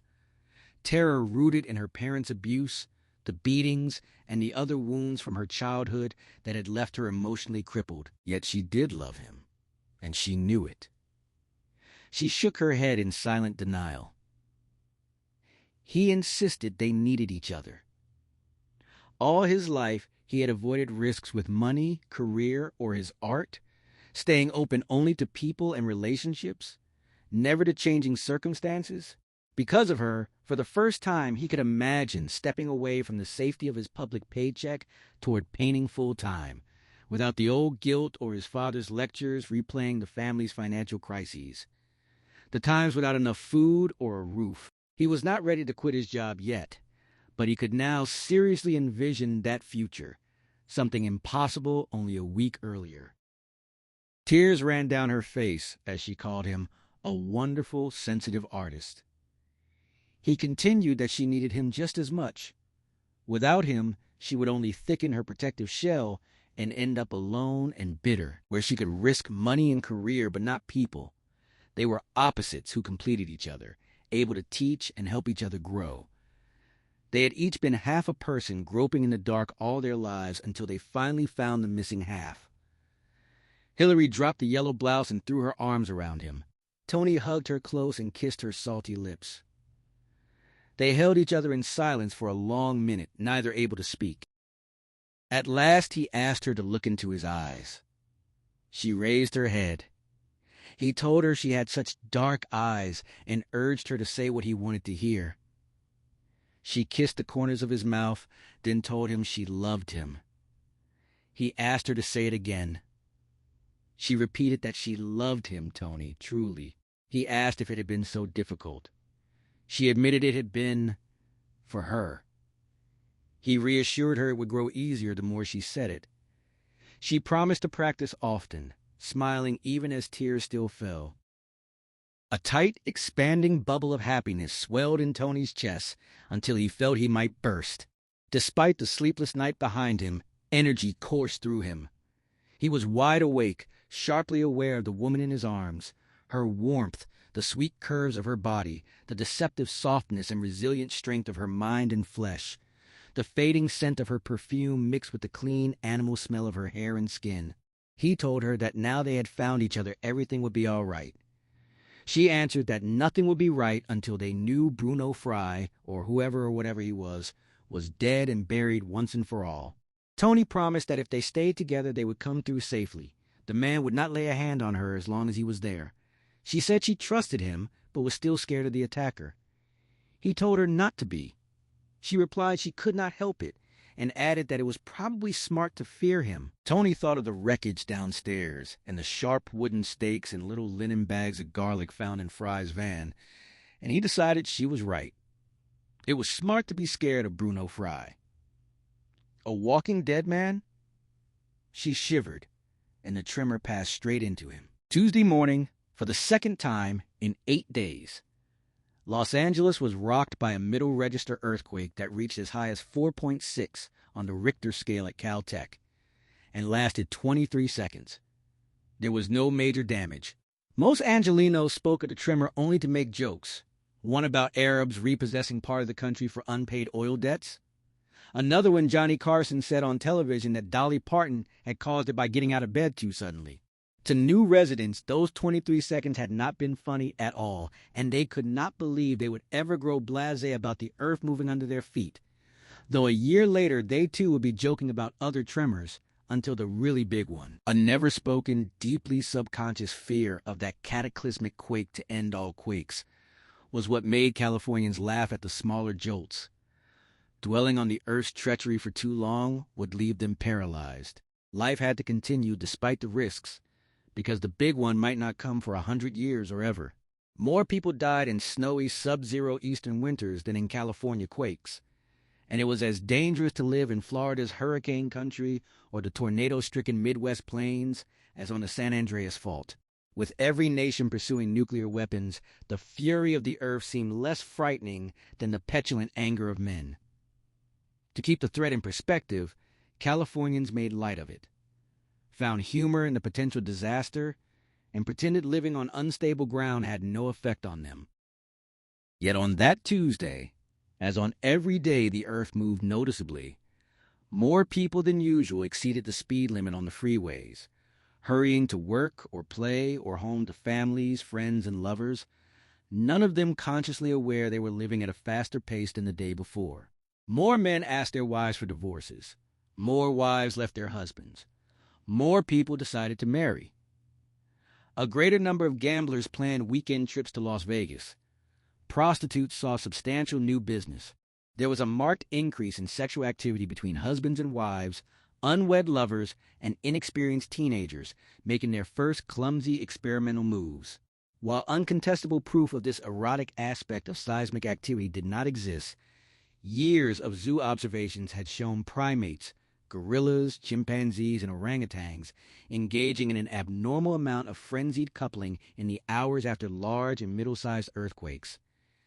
And it was reasonable to assume that, at least in primal reproductive matters, man was not so different from his primitive cousins. Most Californians smugly believed they were perfectly adjusted to life in earthquake country. Yet in ways they never noticed, the psychological stress continued to shape and change them. The fear of the impending catastrophe was an ever-present whisper that propagandized the subconscious mind, an influential whisper that molded attitudes and characters more than they would ever know. Of course, it was only one whisper among many. Hillary wasn't surprised by the police response to her story, and she tried not to let it upset her. Less than 5 minutes after Tony called from a neighbor's home, about 35 minutes before the morning earthquake, 2 uniformed officers arrived at Hillary's house in a black and white cruiser, lights flashing but no siren. With bored professional efficiency, they recorded her account of the attack, noted the study window where the intruder had broken in again, listed the damage in the living and dining rooms, and completed the crime report. Since she said the assailant had worn gloves, they saw no need to call in a lab team for fingerprints. The officers grew intrigued when she insisted the attacker was the same man she believed she had killed the previous Thursday. Their interest had nothing to do with verifying her identification. They had already dismissed the possibility that it could have been Bruno Fry. They made her repeat the story several times, interrupting with questions, but only to decide whether she was genuinely mistaken, hysterical from shock or lying. Eventually, they concluded she was slightly confused, her perceptions distorted by the intruder's resemblance to Fry. One officer told her they would work from the description she had given. The other added they could not issue an APB for a dead man. Hillary stubbornly repeated that it had been Bruno Fry. They replied there was simply no way they could proceed on that basis. Tony backed her account as strongly as he could, but his support and his position with the LAPD made little impression. The officers listened politely and nodded, yet remained unconvinced. 20 minutes after the earthquake, Tony and Hillary stood at the front door watching the police cruiser pull out of the driveway. Frustrated, she asked what they should do now. Tony said she would finish packing the suitcase and they would go to his apartment. He would call his boss, Captain Harry Lubbock, a man who knew him well and respected his judgment. Tony would ask Harry to reopen the file on Bruno Fry for deeper background and to apply more pressure on Sheriff Lorensky. He assured her he would get some action one way or another. 45 minutes later, in Tony's kitchen, the call to Captain Lubbock brought no satisfaction. The captain listened carefully, but saw no justification for investigating Fry in connection with a crime committed days after the man's death. He refused to entertain the remote chance that the coroner had been wrong and Fry had somehow survived massive blood loss, an autopsy, and morgue refrigeration. Harry sounded sympathetic and patient, but it was clear he viewed Hillary's account as unreliable, shaped by terror and hysteria. Tony sat beside her on a breakfast bar stool and relayed what Lubbock had said. Hillary snapped that she was sick of the word hysteria. Everyone assumed she had panicked and turned into a blubbering mess, when, of all the women she knew, she was the least likely to lose her head in such a situation. Tony agreed with her, but explained that was how Harry saw it. She cursed in frustration. He confirmed her support had carried little weight. Lubbock believed that because of his partner Frank's death, Tony was not entirely himself either, upset and a little confused. Hillary noted the irony, since Tony had once used those same words about her. He admitted he probably deserved it. When Tony mentioned the attacker's threats, the stake through the heart, the garlic in the mouth, Lubbock had called it a striking coincidence, nothing more. For now, that was how he intended to treat it. Tony suspected Harry thought he had told Hillary about the occult items in Fry's van last week, though neither of them had. Still, Tony insisted he and Lubbock shared real mutual respect. Harry simply believed the shock of Frank's death had clouded Tony's judgment, and that in a few days he would come to his senses and withdraw his support. Tony knew he would not, because he was certain Hillary had known nothing about the books and objects in the van. He also carried a strong hunch that Fry had somehow returned. But a hunch was not enough to sway Harry, and he could not blame the captain for his skepticism. In the meantime, the homicide squad had no jurisdiction. The case would be treated as a routine break-in and attempted assault by an unknown perpetrator. Hillary frowned, realizing that meant almost nothing would be done. Tony admitted she was probably right. Such cases were usually solved, if ever, only when the suspect was caught committing another crime and confessed to earlier ones. Hillary rose and began pacing the small kitchen. Something strange and frightening was happening, and she could not wait a week for Tony to convince Lubbock. Fry had said he would be back. He would keep trying to kill her until one of them was permanently dead. He could appear anytime, anywhere. Tony reassured her she would be safe if she stayed at his apartment until they figured this out or gathered enough to persuade Harry. Fry, if it was Fry, would not know where to find her. She asked how he could be sure. Tony said the man was not omniscient. Hillary refused to rule anything out. Once you accepted that Fry was somehow alive, nothing seemed impossible. She suggested he might simply have followed them from her house. Tony dismissed the idea at first, pointing out that the intruder had fled when he arrived, but Hillary countered that he could have stayed nearby, watching to see where they went. Tony admitted he had not checked for a tail. As far as they knew, Fry might be outside right now, watching the apartment. The thought disturbed Tony. He stood up. Even if Fry was bold, it seemed unlikely he would stand watch right on their doorstep. With only one driveway in and out, he could observe from a distance. Hillary insisted they could not assume anything. Whether dealing with a madman or something beyond understanding, Fry was definitely not ordinary. Tony stared at her a moment, then wearily wiped a hand across his face and agreed she was right. He walked out of the kitchen toward the front door, telling her to stay inside while he checked around. She refused, saying she was coming with him. He warned that if Fry was out there, she would be safer inside, but she would not wait alone. What if it was not Tony who returned? He reminded her it was broad daylight, and he had his service revolver. Hillary shook her head adamantly. She was not going to sit biting her nails. They would go together. Outside on the balcony, they looked down at the parking lot. Few cars remained at that hour. Most residents had left for work. Tony recognized most of the 7 vehicles besides his blue Jeep as belonging to neighbors, though he was not entirely certain. The bright sunshine turned windshields into mirrors, making it impossible to see inside. They went down for a closer look. All the cars were empty. No one who did not belong was hanging around. Tony noted that even if Fry was bold, he would not likely stake out their doorstep directly. He could watch the single driveway from farther away.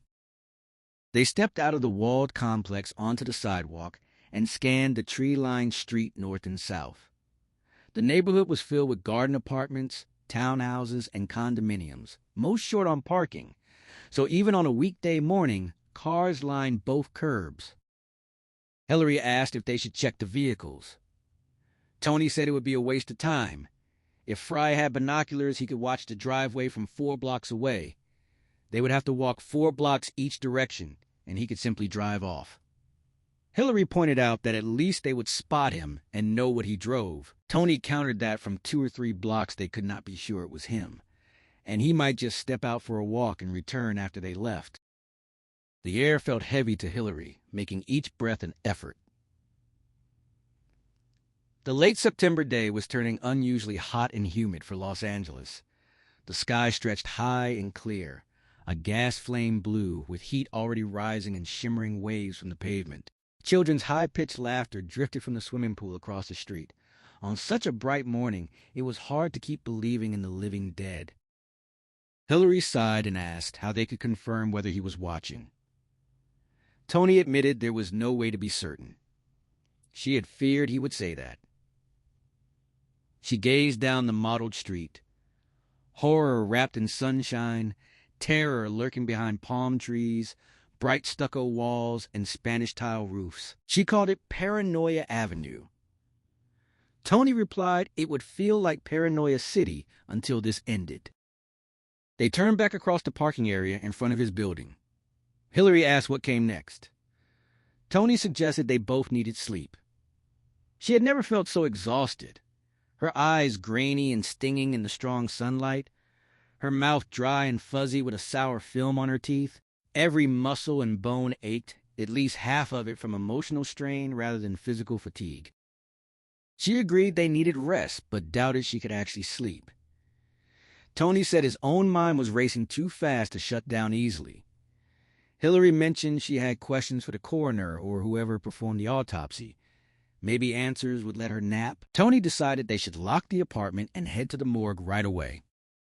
Minutes later, they drove off in his blue Jeep, watching carefully for a tail. No one followed. Still, that did not rule out Fry waiting in one of the parked cars along the street. If he had trailed them from Hillary's house earlier, he already knew their location and had no need to follow now. Hillary worried what would happen if he broke in while they were gone and waited inside for their return. Tony reassured her he had 2 strong locks including the best deadbolt available. Fry would have to chop through the door. The only other entry was through balcony windows, which would be obvious. He insisted home base was safe. She suggested nervously that maybe Fry could pass through doors like a ghost or turn into smoke and drift through a keyhole. Tony told her she did not really believe that. She nodded. He reminded her Fry had no supernatural powers. He had broken a window pane to enter her house. They drove downtown through heavy traffic. Her deep weariness weakened her usual defenses against self-doubt, leaving her vulnerable. For the first time since seeing Fry emerge from the dining room, she wondered if she had truly seen what she thought she had. She asked Tony if she was crazy. He glanced at her and said, no. She had seen something real.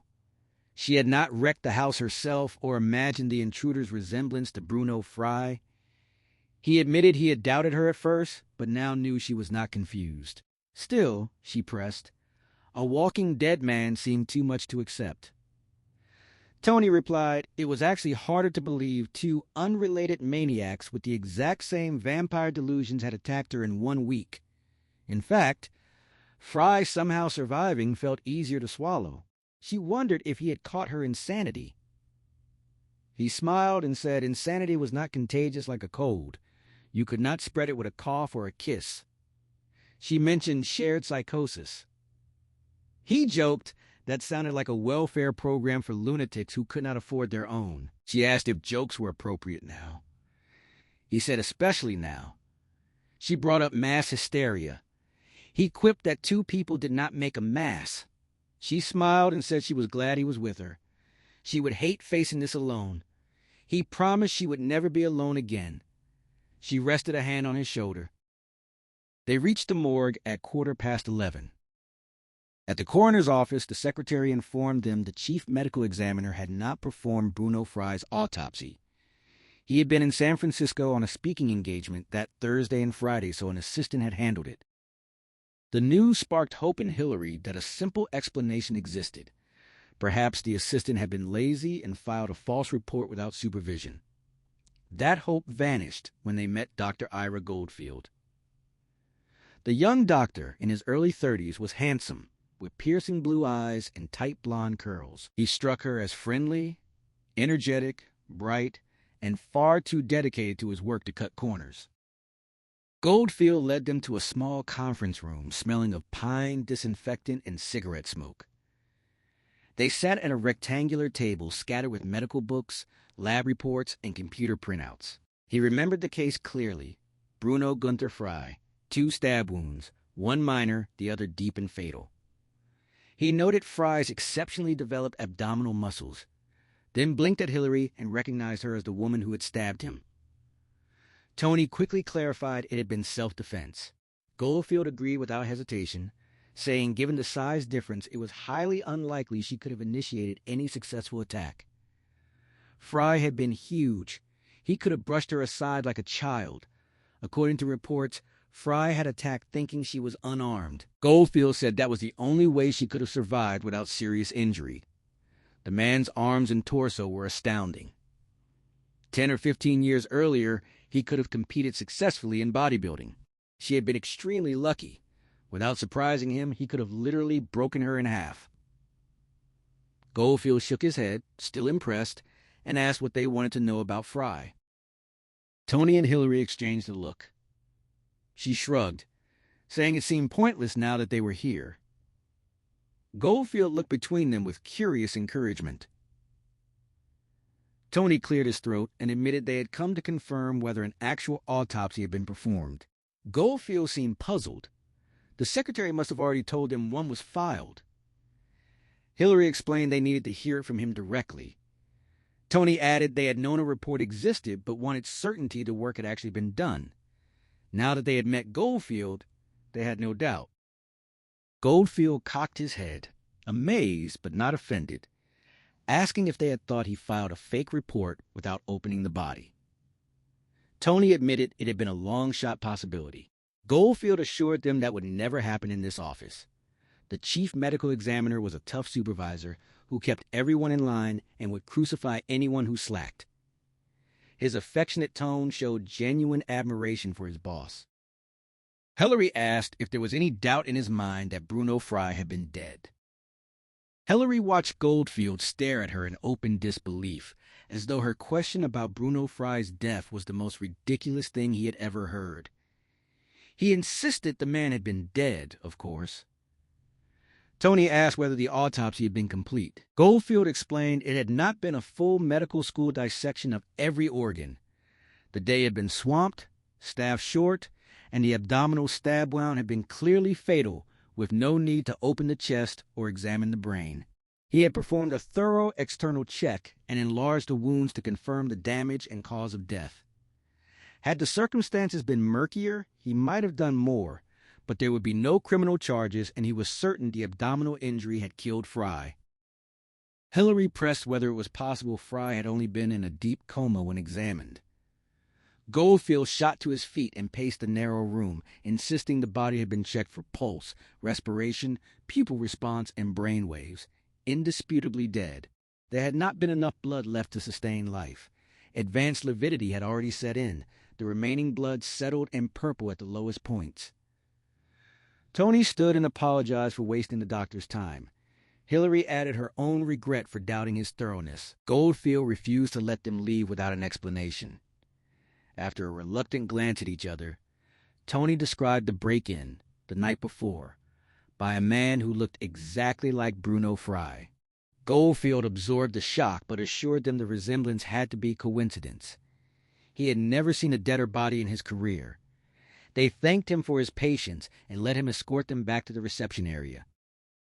Tony paused at the desk and asked the secretary for the name of the funeral home that had claimed Fry's body. She checked the file and gave them Angels Hill Mortuary. Hillary jotted down the address. Goldfield stood watching them depart, eyes narrowed in puzzled concern. Hillary stayed in the Jeep while Tony went inside alone, using his LAPD badge to move things faster. Angels Hill Mortuary proved to be a large, efficient operation with a fleet of hearses and multiple viewing chapels. The business office felt deliberately hushed and plush. Indirect lighting and rich, somber colors meant to soothe. Though to Tony it simply shouted how profitable death could be. The receptionist, a pretty blonde in a gray skirt and maroon blouse, spoke in the same soft, practiced tone of consolation she used for every caller. She located Fry's file, summoned the technician who had prepared the body, and showed Tony to the employees' lounge to wait. The small room held comfortable chairs, magazines, vending machines, and a bulletin board crowded with notices about bowling leagues and carpools. Tony was skimming the staff newsletter when Sam Hardesty arrived from one of the preparation rooms. The young technician looked more like a garage mechanic than a mortician, rumpled white jumpsuit zipped to the neck and small tools clipped to his pocket. Hardesty confirmed he had handled Bruno Fry's body after pickup from the morgue. They had brought it straight here with no stops and never left it alone except for a minute or two during the rush to meet a Friday afternoon flight. Yes, they had embalmed it, required by law for public transport. He began describing how they removed soft organs with a telescoping hooked instrument inserted through the anal passage to prevent decay, odors, and gas. Tony felt the blood leave his face and quickly cut him off. He had heard enough. Hardesty mentioned one strange detail from 2 days later, Sunday afternoon. A furious caller had phoned, demanding the technician who worked on Fry, screaming that the job had been sloppy and threatening to come down and tear him apart. The man had grown hysterical, crying and ranting, then claimed he was Bruno Fry himself. Hardesty had hung up, certain the caller was insane.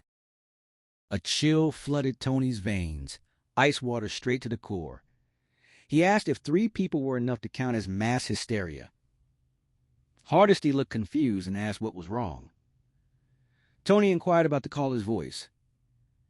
Hardesty confirmed it had been very deep, rumbling, gravelly, and coarse. He asked if Tony knew the man. Tony listened as the man across from him confirmed his worst suspicion. Disappointment settled heavily in his chest. The faint smile he'd been holding on to faded from his face. This was turning out to be far more than a routine interview.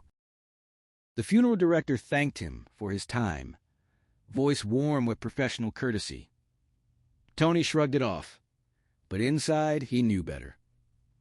This was something important. He just couldn't piece together what it meant yet. In the short hallway outside the employees' lounge, they started to part ways. After only a few steps, Tony paused and turned back.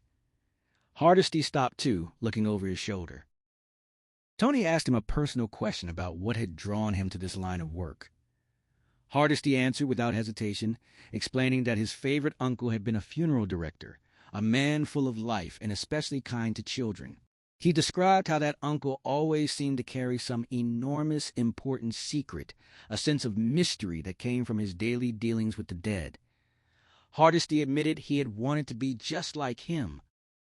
When Tony pressed further, Hardesty revealed what he believed that secret to be. The dead deserved the same respect and concern as the living. You couldn't simply bury them and forget. Their lessons, their actions, their influences continued to shape the world long after they were gone. In a way, the dead never truly died. They lived on through everyone they had touched. Tony stood silent for a moment, absorbing the words. Then another question rose in him unbidden. He asked if Hardesty was a religious man. Hardesty told him he hadn't been when he first started the job, but he certainly was now. Tony accepted the answer quietly. Outside, he slid behind the wheel of the Jeep and pulled the door shut. Hillary turned to him at once, eager for news. She asked whether Hardesty had embalmed Fry. Tony's reply carried grim weight. It was worse than that. When she pressed, he described the telephone call Hardesty had received from the man claiming to be Bruno Fry. Hillary breathed a soft sound of realization. She declared it proof that her earlier idea of shared psychoses was wrong. This was something far more concrete. Tony countered that Fry couldn't possibly be alive. The embalming process alone made any kind of survival impossible. Still, the call showed that something unusual was happening. Hillary suggested taking the information to his captain. Tony dismissed the idea. To Captain Lubbock, it would look like nothing more than a harmless crank call or hoax. Even the distinctive voice wouldn't be enough to change his mind. She sighed in frustration and asked what came next. Tony said they needed to think carefully, examining every angle for anything they might have missed. Hillary suggested they do that. Thinking over lunch. She was starving. She proposed somewhere dark and private, given how disheveled they both looked. Tony offered a back booth at Casey's bar. She agreed at once. As he drove toward Westwood, Tony's mind lingered on Hardesty's words about the dead never really dying, their influence continuing onward. Meanwhile, Bruno Fry lay stretched out in the back of a dark blue Dodge van with white accent lines, trying to force himself into sleep. This wasn't the gray van the police had impounded. That one had already been reclaimed by a representative of Joshua Reinhardt, executor of the Fry estate. He had bought this new one with cash the previous morning outside San Francisco. It was a solid, handsome vehicle. He had driven nearly all day yesterday and reached Los Angeles last night, heading straight to Catherine's house in Westwood. She was calling herself Hillary Thomas now, but he knew the truth.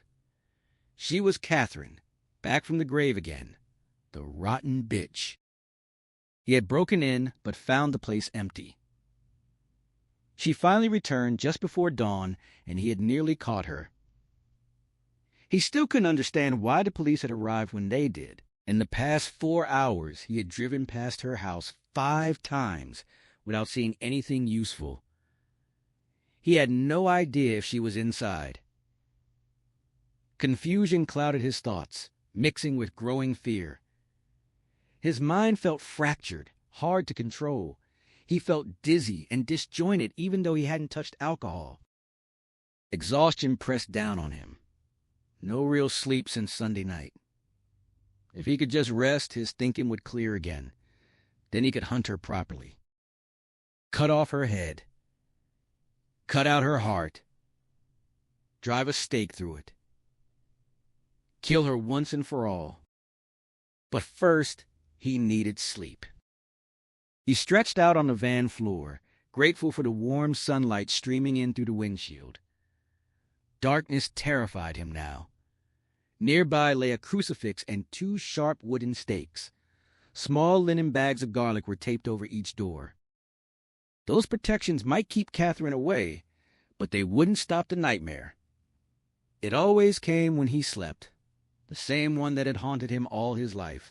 He would wake screaming, unable to remember the dream, only to feel whispers and something crawling over his skin, trying to force its way into his mouth and nose. For long moments afterward, he would wish he were dead.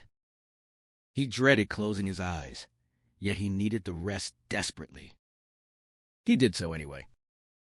At Casey's bar, the main dining room roared with lunchtime noise, but the sheltered booths behind the oval bar offered relative quiet, their high walls creating private spaces like oversized confessionals. Halfway through the meal, Hillary looked up from her plate, excitement in her eyes. She announced she had figured it out. Tony set his sandwich down. She explained that Fry must have a brother. It accounted for everything. He must have killed Fry last Thursday, only for the brother to come after her the following night. The extreme likeness could only exist between brothers. Even the voice could be inherited. Tony questioned whether the unique, gravelly quality could really be passed down. Hillary insisted it was possible. Perhaps both brothers had been born with the same deformity, or she had simply been mistaken earlier. She pushed further.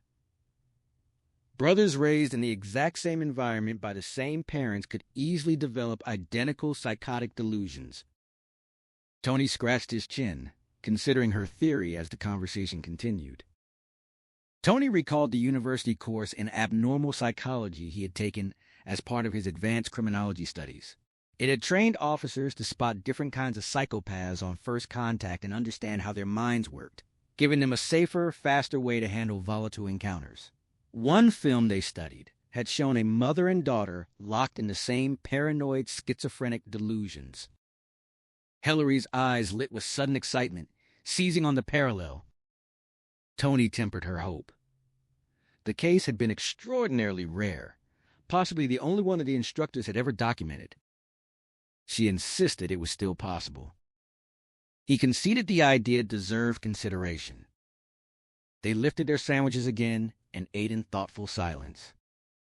Then Tony froze, a flaw in her theory striking him hard.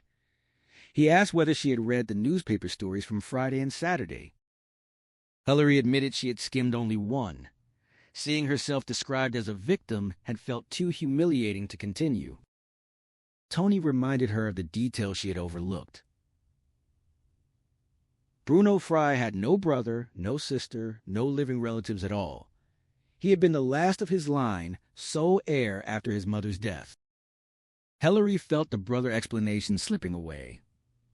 It had fit every bizarre event so neatly, yet she could find no way to salvage it. They finished their meal without another word.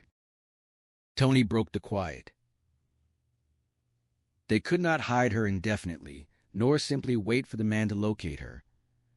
The answers were not in Los Angeles. Hillary nodded. The same thought had already occurred to her.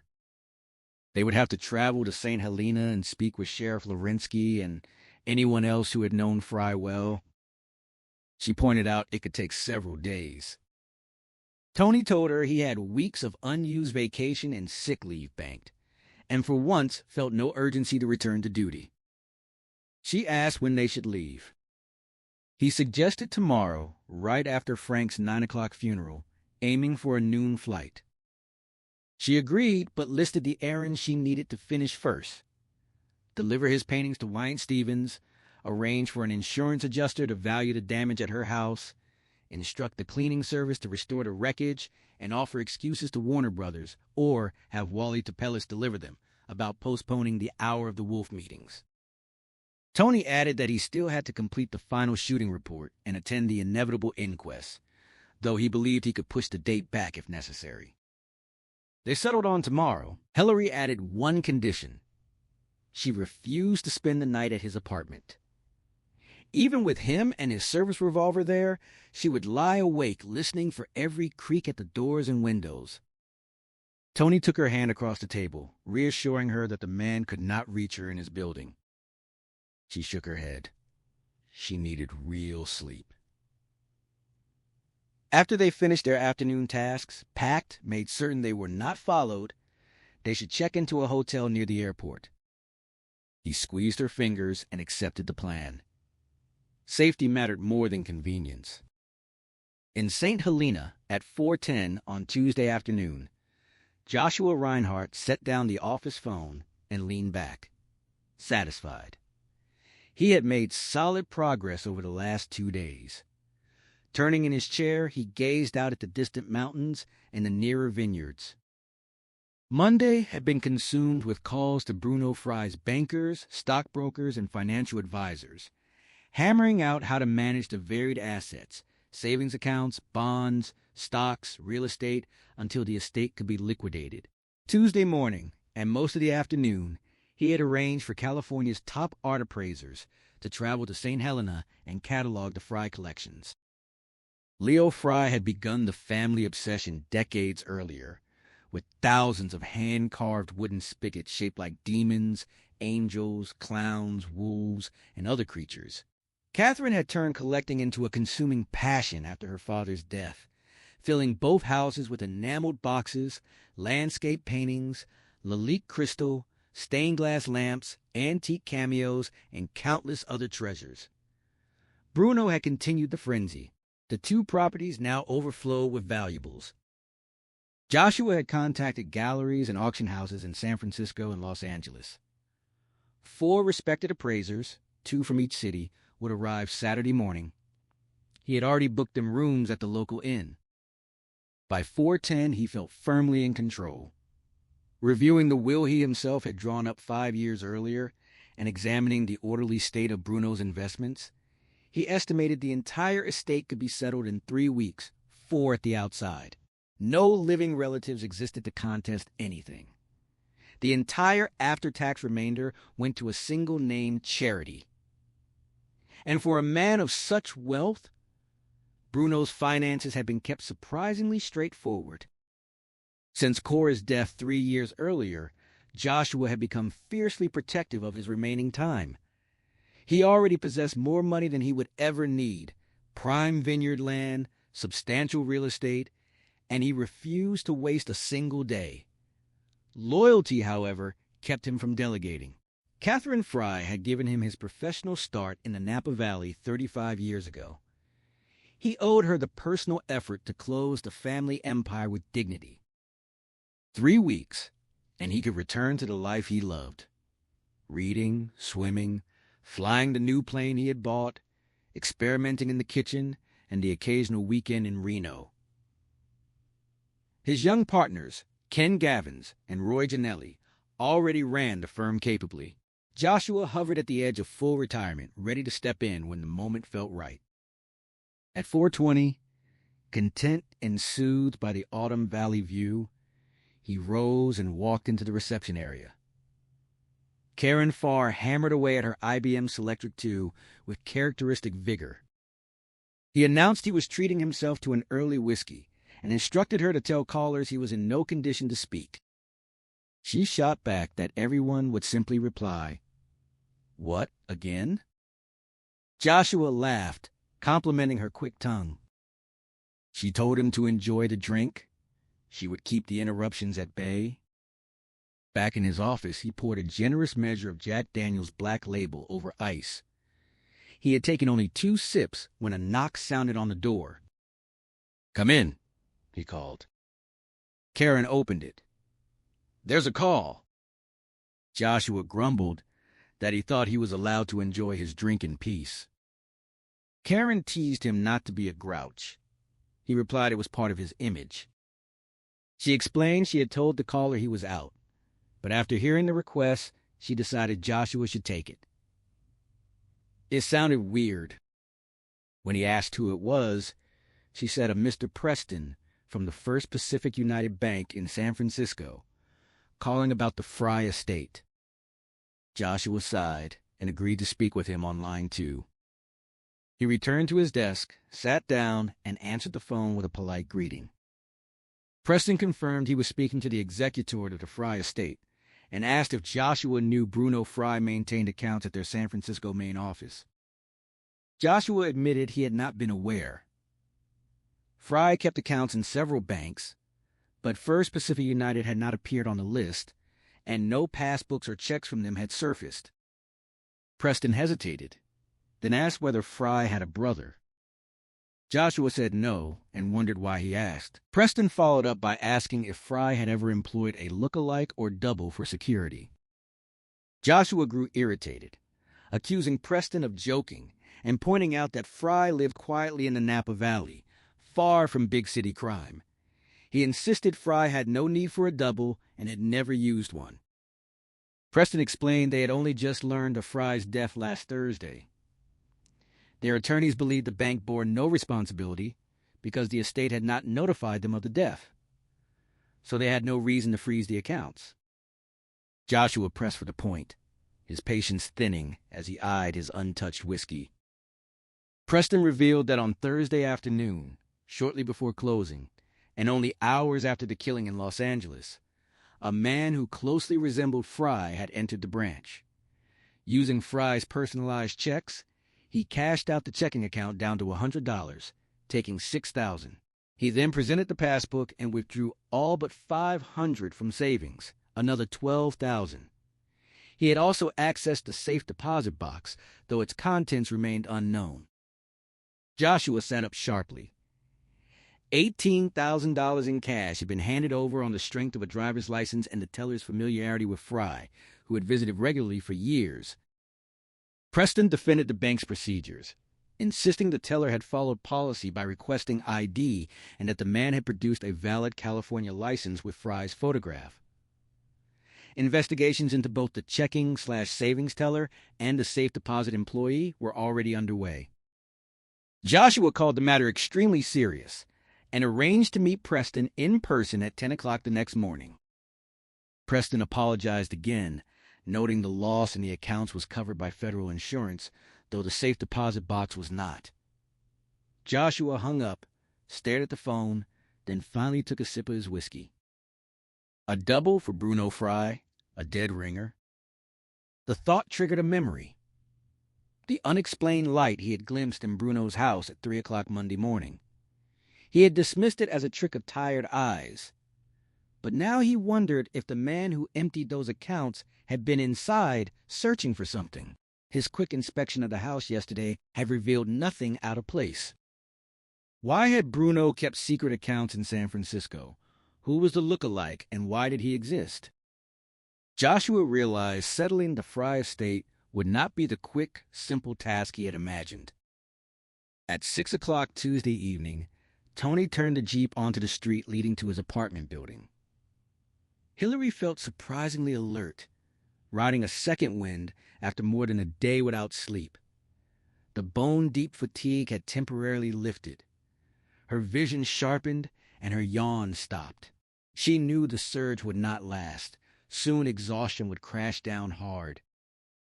They had completed every necessary errand: insurance adjuster, cleaning service, police reports.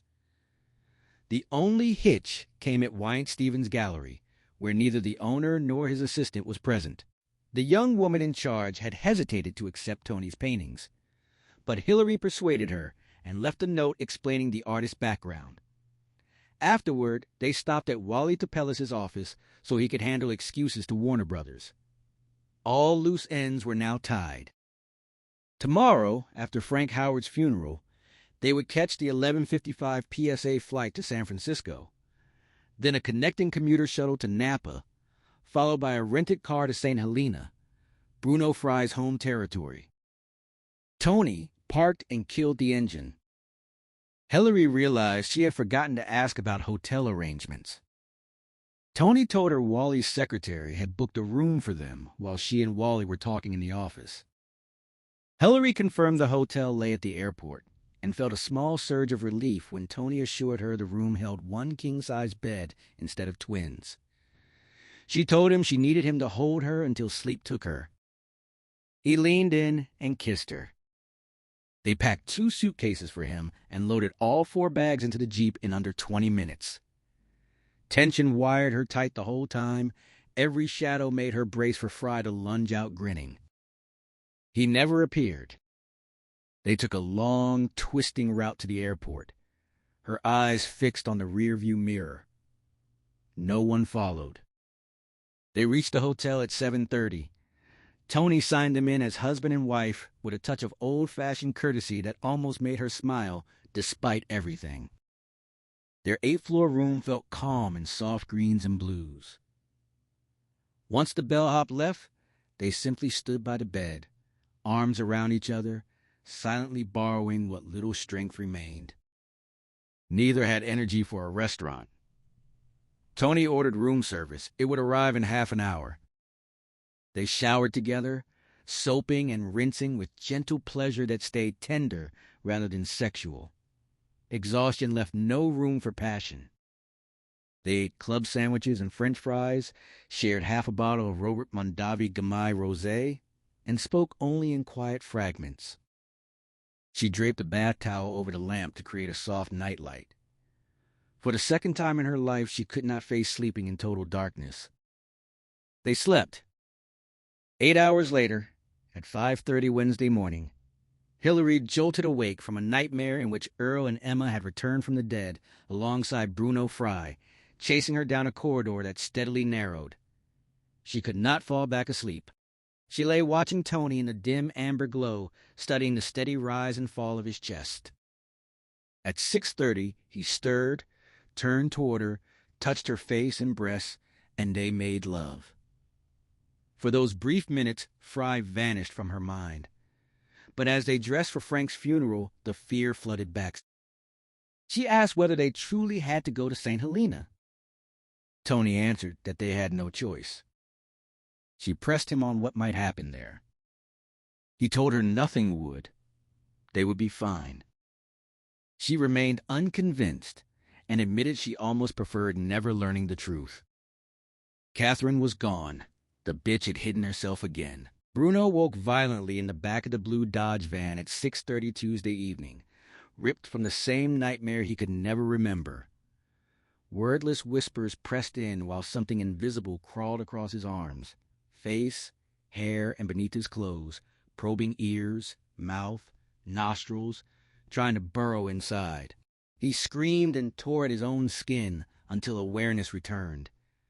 The sensations faded. He curled tight in a fetal ball and wept with relief.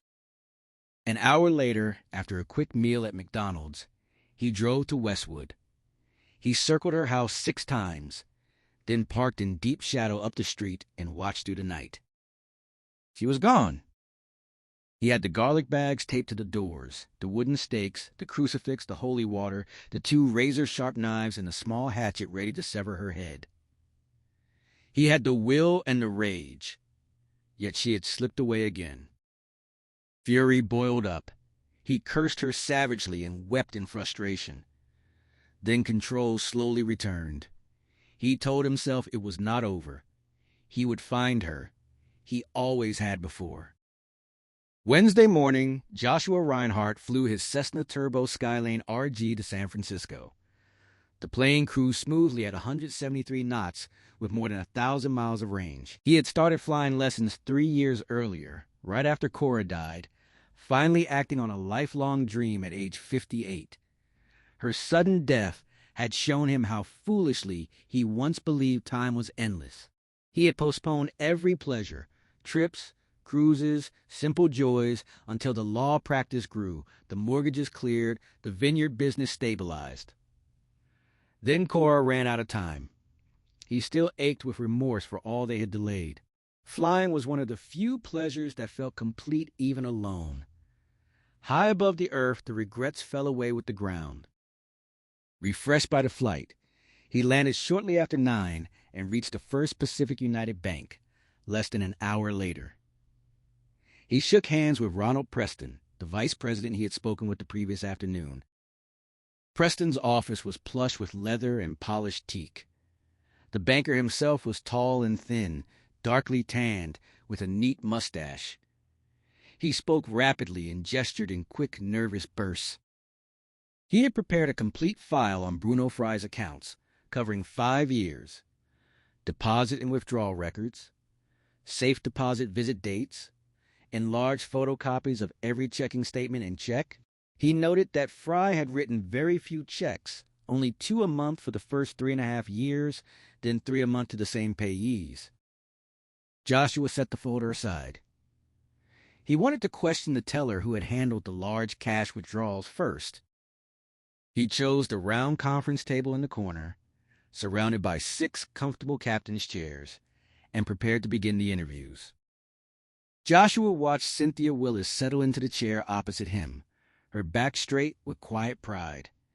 The self-assured black woman in her late 30s adjusted her blue skirt and crisp white blouse, her neatly styled hair and brightly polished nails catching the light as she carried herself with graceful confidence. Preston stood by his desk, silently fretting. Joshua opened the envelope and spread 15 snapshots across the table. He instructed her to examine every photograph carefully before identifying Bruno Fry. Mrs. Willis scanned the batch in under a minute and selected 2 images. She stated confidently that both depicted the same man. Joshua pressed her for certainty. She affirmed it without hesitation, noting that the remaining 13 bore no resemblance to Fry at all. He felt a surge of respect. Many photos were blurry or poorly lit, and he had deliberately included several that faintly resembled Fry to complicate the task. Yet she had identified the 2 distinct headshots of Fry instantly, unmoved by the ruse. Tapping the snapshots with her index finger, she declared that this was the man who had visited the bank the previous Thursday afternoon. Joshua corrected her, explaining that Fry had been killed in Los Angeles that Thursday morning and buried in St. Helena the following Sunday. She shook her head firmly, insisting there had to be a mistake. Someone else must have been buried. He reminded her that he had known Bruno Fry since the man was 5 years old and could not possibly be wrong. Mrs. Willis maintained her polite but stubborn certainty. She had seen Fry with her own eyes. He had visited the bank 2 or 3 times a month for 5 years, always depositing $2,000 to $3,000 in cash, an unusual habit that made him memorable, along with his muscular build. She added that she would have recognized him, even blindfolded, by his distinctive voice. Preston interjected that a voice could be imitated. She dismissed the idea outright. Joshua conceded it might be possible, but not easily. Mrs. Willis then described Fry's eyes as unnaturally cold, hard, and evasive, sliding away as if hiding dark thoughts. Yet when they met hers directly, they conveyed the unsettling sense of someone not entirely sane. Joshua leaned forward, intrigued by the observation, for he too had long sensed torment and icy menace in those eyes. Preston intervened smoothly, urging her to confine herself to objective facts rather than personal impressions. She insisted the man on Thursday had possessed exactly those same cold eyes. For the next 30 minutes, Joshua questioned her rigorously about the withdrawal bank procedures for large cash transactions, the identification presented, and details of her personal and professional life. He pressed her hard, driven by frustration at the delay this mystery imposed on settling the Fry estate, and eager to uncover any sign of complicity.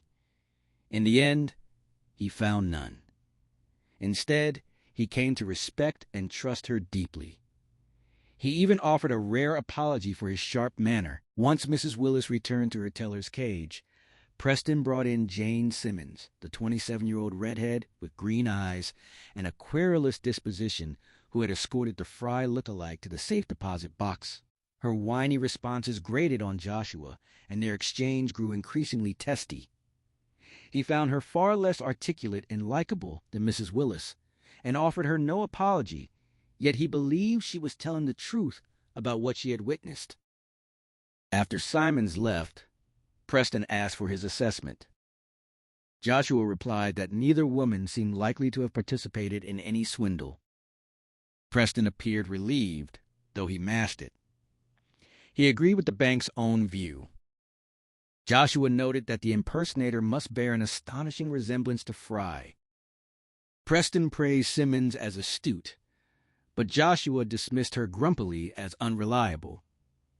He credited Mrs. Willis instead as keenly observant, intelligent, and confidently professional, suggesting Preston should promote her beyond teller duties. Preston cleared his throat awkwardly and asked what came next. Joshua requested access to the contents of the safe deposit box. Preston inquired about Fry's key. Joshua replied that it had not turned up, and that the impostor likely still possessed it, since Fry had been dead before the visit. When Preston speculated whether Fry might have conspired with the look-alike, Joshua cut him off sharply, reminding him that Fry could not have conspired because he was already dead. He insisted they open the box. 35 minutes later, in the secondary vault, the building engineer removed the ruined lock and slid the box free. Preston handed it to Joshua. Preston insisted on witnessing the opening, citing the risk of future claims against the bank. Joshua agreed sourly, though he had no intention of filing any fraudulent lawsuit. He lifted the lid. Inside lay only a single white envelope. He removed it, handed the empty box back, and tore the envelope open. A single typewritten sheet rested inside, dated Thursday, September 25th. The note was the strangest Joshua had ever encountered, reading like the fevered ramblings of a delirious mind. It claimed that the writer's mother, Catherine Ann Fry, had died 5 years earlier, yet kept returning in new bodies. She was now living in Los Angeles as Hillary Thomas. She had stabbed him that morning in Los Angeles, killing him once. He planned to return there and kill her before she could kill him again, warning that a second death would be permanent since he lacked her ability to return from the grave. The note expressed a profound sense of emptiness and incompleteness. It left instructions in case she succeeded again. The finder must cut off her head, stuff her mouth with garlic, remove and stake her heart, and bury the head and heart in separate church graveyards. Though not a vampire, these measures might keep her dead. Below the text appeared a fine forgery of Bruno Fry's signature, written after the real Fry had already died. Joshua felt the skin prickle along the back of his neck. The sensation pulled his mind back to Friday night, stepping out of Avril Tannerton's funeral home into absolute darkness, the certainty that something dangerous lurked nearby, an evil presence crouched and waiting just beyond sight. Preston asked what was wrong. Joshua passed him the letter without a word. Preston read it, astonishment plain on his face. He wondered aloud what on earth could have prompted such a thing. Joshua explained that the impostor who emptied the accounts must have placed it there. Perhaps it was simply a hoax, the work of someone who enjoyed a macabre ghost story and wanted to toy with them now that the looting had been discovered. Preston found the idea unconvincing. The note felt too strange, too earnest to be mere prankster mischief. It lacked the smug gloating of an ordinary thief. Joshua asked what alternative he proposed. Preston studied the page and concluded the man was not merely pretending to be Bruno Fry. He genuinely believed he was Bruno Fry. Only genuine madness could produce a letter like this. Joshua nodded, sharing the grim assessment. The questions multiplied in his mind. Where had this doppelganger come from? How long had he existed? Had Bruno known about him? Why did they share the same obsessive terror of Catherine Fry? The whole situation defied reason. Preston had no answers but offered one clear suggestion. Hillary Thomas needed to be warned that she might be in serious danger. After Frank Howard's funeral, conducted with full police honors, Tony and Hillary boarded the 11:55 flight north from Los Angeles. Hillary kept up a stream of bright, amusing chatter, Determined to lift Tony out of the depression the service had stirred in him and the painful memories of Monday morning shootout. At first, he sat slumped and brooding, offering little response. Gradually, he recognized her effort, and because he did not want her to feel unappreciated, he managed to smile and slowly came back to himself. They landed on time at San Francisco International, but the connecting shuttle to Napa had been postponed until 3 o'clock because of a minor mechanical problem.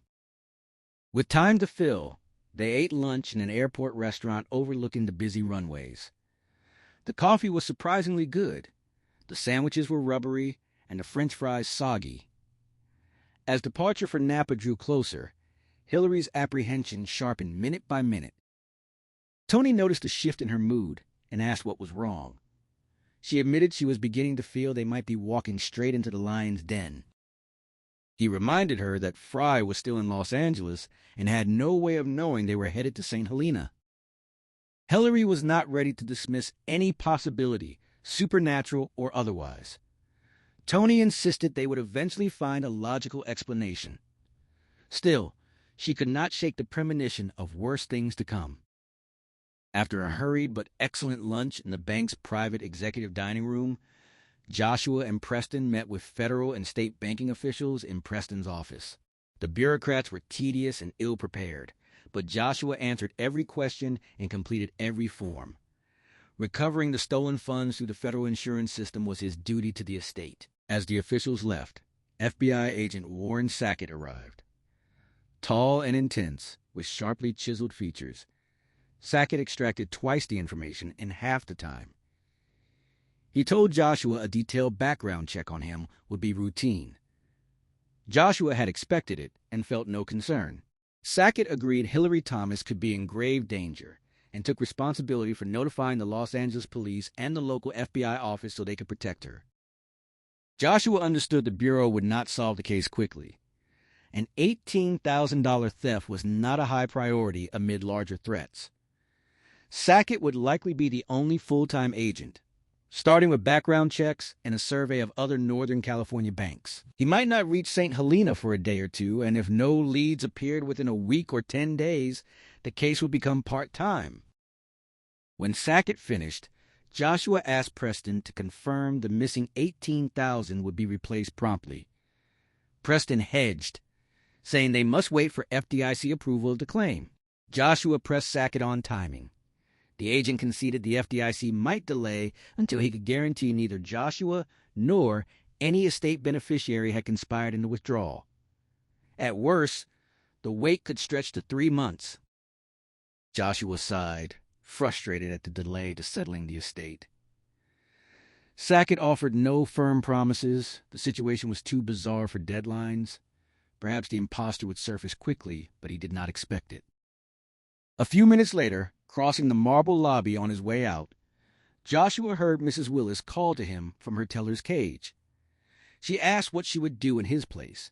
She urged him to dig up the body they had buried.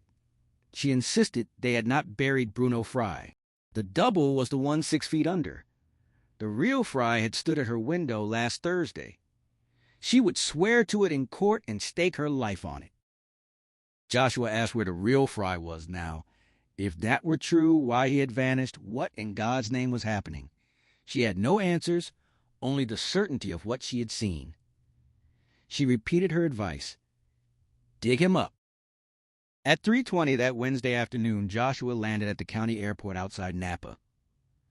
Though the town of 45,000 carried the pleasant wine country atmosphere, to him, accustomed to the quiet of tiny St. Helena, it felt noisy and bothersome. He retrieved his car from the public lot and drove straight to Bruno Fry's house in St. Helena, bypassing both home and office. Usually the valley's natural beauty registered sharply with him. Today his mind stayed elsewhere, and the scenery passed unseen until the Fry property came into view. Shade Tree Vineyards spread across fertile black flatland and the gently rising western foothills. The winery buildings, tasting room, cellars, and offices, all constructed of fieldstone, redwood, and oak that seemed to rise naturally from the earth, stood on a broad highland shelf facing east across the serried vines, their backs pressed against a sheer 160-foot cliff formed long ago when Earth movement sheared the last foothill from the steeper Mayacamas Range. High above the cliff, isolated on its hilltop, stood the large 12-room Victorian house Leo Fry had built in 1918. Leo, a brooding Prussian who prized privacy above all, had chosen the site for its sweeping valley view and complete seclusion. The house, with its many bay windows, gables, and ornate gingerbread trim, overlooked the winery below. Access was possible only by aerial tramway, cables, pulleys, and a 4-seat gondola running from a second-floor corner of the main winery building to the clifftop station, or by a 320-step double switchback staircase bolted to the cliff face, to be used solely in emergencies when the tramway failed. The house was not merely private, it was deliberately remote. Joshua turned off the public road onto the long private drive leading to Shade Tree Winery. As he drove, he tried to recall everything he knew about Leo Fry. There was little. Catherine had rarely mentioned her father, and Leo had left few friends behind. Joshua had arrived in the valley only in 1945, years after Leo's death, so he had never met the man. From the scattered stories he had heard, Leo had been cold, stern, somber, self-possessed, obstinate, brilliant, something of an egomaniac and an iron-handed authoritarian. He had lived like a feudal lord in a fortified castle, craving the extreme privacy the clifftop house provided. Catherine had stayed in the house after her father died, raising Bruno in its high-ceilinged Victorian rooms filled with wainscoting, flowered wallpaper, crenellated molding, and lace. Mother and son had lived together until Bruno was 35, when Catherine died of heart disease. Now Joshua glanced up at the big house, perched like a giant cairn atop the cliff as he approached the winery buildings. It had always struck him as strange that a grown man had lived with his mother so long. Local gossip in St. Helena had assumed Bruno had little interest in women and secretly preferred young men, satisfying those desires during occasional trips to San Francisco. The valley had accepted the rumor with sophisticated indifference. Winemaking towns were not easily scandalized. But after the past week's events, Joshua suspected the local consensus had been wrong. Bruno's secret now seemed far darker and more terrible than mere homosexuality. Right after Catherine's funeral, still deeply shaken, Bruno had moved out of the clifftop house. He took only his own clothes, paintings, sculptures, and books, leaving every one of his mother's possessions exactly where she had placed them. He locked the windows, drew the blinds and drapes, bolted the exterior shutters, and sealed the doors as if preserving a vault for her memory. When Bruno later rented an apartment and planned a new house in the vineyards, Joshua had urged him to sell or store Catherine's valuable antiques and art. Bruno had refused, insisting the remote locked house was secure and that only he and Joshua knew its contents. Joshua had reluctantly yielded to his client's wishes. To Joshua's knowledge, no one had entered the clifftop house in the 5 years since Bruno moved out. The aerial tramway was kept in good repair by mechanic Gilbert Ullman, who inspected it a couple of hours each month. Tomorrow or Friday at latest, Joshua would ride the tramway up, open every door and window, and air the house before the art appraisers arrived from Los Angeles and San Francisco on Saturday. At the moment, however, Joshua had no interest in Leo's isolated Victorian retreat. His business lay at Bruno's more modern house. He turned left onto a narrow driveway that cut south through sunlit vineyards, vines pressing close on both sides of the cracked blacktop. The road dipped through a shallow glen, climbed another slope, and ended in a clearing 200 yards south of the winery. Bruno's large, single-story ranch-style house of redwood and fieldstone stood there, shaded by one of the property's 9 massive oak trees. Joshua parked, walked to the front door, and unlocked it. A few high white clouds floated in the electric blue sky, and crisp air flowed down from the pine-covered Mayacamas. He stepped into the foyer and stood listening. He was not sure what he expected. Footsteps, perhaps, or Bruno Fry's voice. Only silence answered. He moved through the house to Bruno's study. The rooms overflowed with proof of Bruno's inherited compulsion to collect beautiful things. Walls were crowded with paintings whose frames touched. Display cases held art glass, bronze sculptures, crystal paperweights, and pre-Columbian statuary. Every room contained too much furniture, each piece a perfect example of its period. In the huge study, Joshua pulled back the drapes, switched on a brass lamp, and sat behind the enormous 18th century English desk in a modern office chair. He took out the Xerox copy of the strange letter Warren Sackett had kept the original and propped it up. He rolled a clean sheet into Bruno's typewriter and typed the first sentence. "My mother, Catherine Ann Fry, died 5 years ago, but she keeps coming back to life in new bodies." He compared the sample to the Xerox. The type matched exactly. The lowercase e loop filled in from unclean keys. The A partially occluded, the D printing slightly higher. The letter had been typed on Bruno Fry's machine in this very study. The imposter who had visited the San Francisco bank last Thursday clearly possessed a key to the house. The simplest explanation was that Bruno had given it to him, making the man a hired double. Joshua leaned back, staring at the copy as more questions detonated in his mind. Why had Bruno needed a double? Where had he found such a perfect look-alike? How long had the arrangement lasted? What had the double done for him? How many times had Joshua himself spoken to the imposter, believing he was talking to Bruno? Had the double been here in the house Thursday morning when Bruno died in Los Angeles? Most likely, since he had typed the letter here after learning of the death. Bruno's body had been found beside a public telephone. Perhaps his final act had been to call home and speak with his double. The phone records would need checking. Could the two men have shared the same psychotic delusion about Catherine returning from the grave? Joshua shuddered. He folded the copy, slipped it back into his pocket, and noticed for the first time how gloomy and overstuffed the rooms felt. Heavy drapes blocking the light, dark carpets underfoot. The house suddenly seemed more isolated than even Leo's clifftop fortress. A noise sounded from another room. Joshua froze beside the desk. He waited, listening. He told himself it was only imagination. He walked quickly through the house to the front door.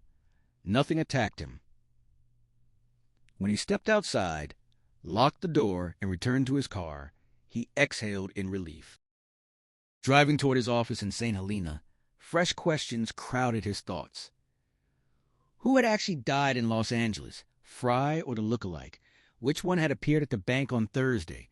Until he knew, settling the estate would remain impossible. He had countless questions and almost no answers.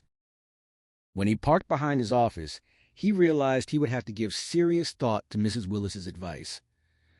Bruno Fry's grave might indeed need to be opened to learn exactly who lay inside it. Tony and Hillary landed in Napa, rented a car, and reached the Napa County Sheriff's Department headquarters by 4:20 that Wednesday afternoon. The office was busy, not sleepy like those on television. Young deputies and clerical workers moved efficiently among files and paperwork. The secretary-receptionist, Marcia Pelletrino, sat at a large metal desk. She looked starched and severe, but her voice was soft, silky, and unexpectedly sexy, and her smile proved far warmer than Hillary had anticipated. When Marcia announced their arrival, Sheriff Peter Lorinsky came out of his private office immediately. He knew who they were and made no attempt to avoid them. He shook their hands awkwardly, clearly embarrassed. Though uncomfortable about explaining the phony alibi he had given Bruno Fry the previous Wednesday night, he invited Tony and Hillary inside for a chat. Hillary studied Sheriff Peter Lorinsky across the office and felt a quiet disappointment settle in her chest. He was nothing like the pot-bellied, cigar-chewing, small-town fixer she had braced herself to meet. Tall, blond, and clean-cut in his 30s, he spoke with articulate friendliness and genuine dedication. Kindness showed in his eyes, and a surprising gentleness softened his voice. In some ways, he reminded her of Tony. The Spartan but spotless department hummed with real work, and the deputies and staff around him struck her as sharp, busy public servants rather than cronies. Within the first minute, she understood there would be no simple conspiracy to expose, no easy answer to the Fry mystery. In Lorinsky's private office, she and Tony sat on a sturdy railback bench, padded with corduroy pillows, while the sheriff straddled a chair backward, arms crossed on the backrest. He disarmed them both by admitting his shortcomings at once. He confessed he had been dodging the LAPD's calls because he had made a fool of himself by vouching for Fry and had hoped the whole matter would simply disappear. Tony reminded him that was exactly why they had driven up. Lorinsky asked if this was an official visit. Tony assured him he was here only as a private citizen. Hillary added that they had lived through something incredible in the past few days and hoped he could explain it. The sheriff raised his eyebrows and asked if it involved more than Fry's attack on her. Tony said they would tell him everything, but first they needed to know why he had ignored the LAPD. Lorinsky blushed and explained he had been at his daughter's birthday party that night and had not wanted work to intrude. He had instructed his night officer Tim Larson, a trusted 7-year veteran who knew Fry well from 5 years working at Shade Tree Vineyards, to handle the inquiry. When Larson later reported that Fry was at home, Lorinsky had relayed the information to Los Angeles and embarrassed himself. Hillary asked whether Larson had lied to him. Lorinsky rose and paced, scowling at the floor. He insisted he had always trusted Larson completely, yet he could not explain what had happened. He had placed the officer on unpaid leave until he could sort it out. Tony suggested Larson might have spoken to someone imitating Fry's unmistakable voice. Lorinsky acknowledged that was Larson's claim, but it still made no sense. Who would cover for rape and murder, and where was that person now? Hillary pressed for his own theory. The sheriff admitted he had been brooding over it all week and still had no answer. He wanted to believe his man, yet something inexplicable was clearly occurring. Hillary glanced at Tony, then told Lorinsky the rest. 5 days after his supposed death, Bruno Fry had stood inside her house on Tuesday morning. In his St. Helena office, Joshua Reinhardt sat at his desk with a glass of Jack Daniels and opened the file Ronald Preston had given him in San Francisco.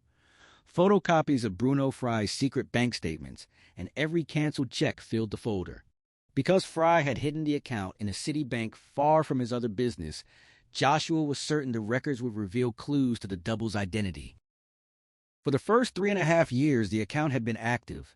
Fry had written exactly 2 checks each month, always to the same 2 people, Rita Yancey and Latham Hawthorne. Mrs. Yancey had received a steady $500 monthly and deposited every check in a Hollister bank.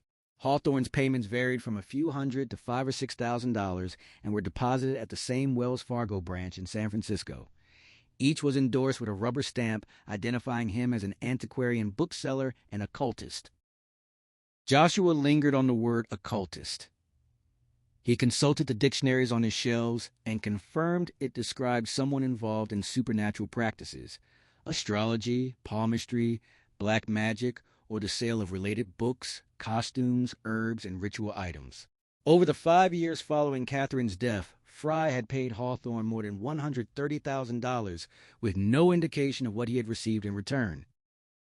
Then for the past 1.5 years, a 3rd check had appeared each month, to Dr. Nicholas W. Rudge in San Francisco.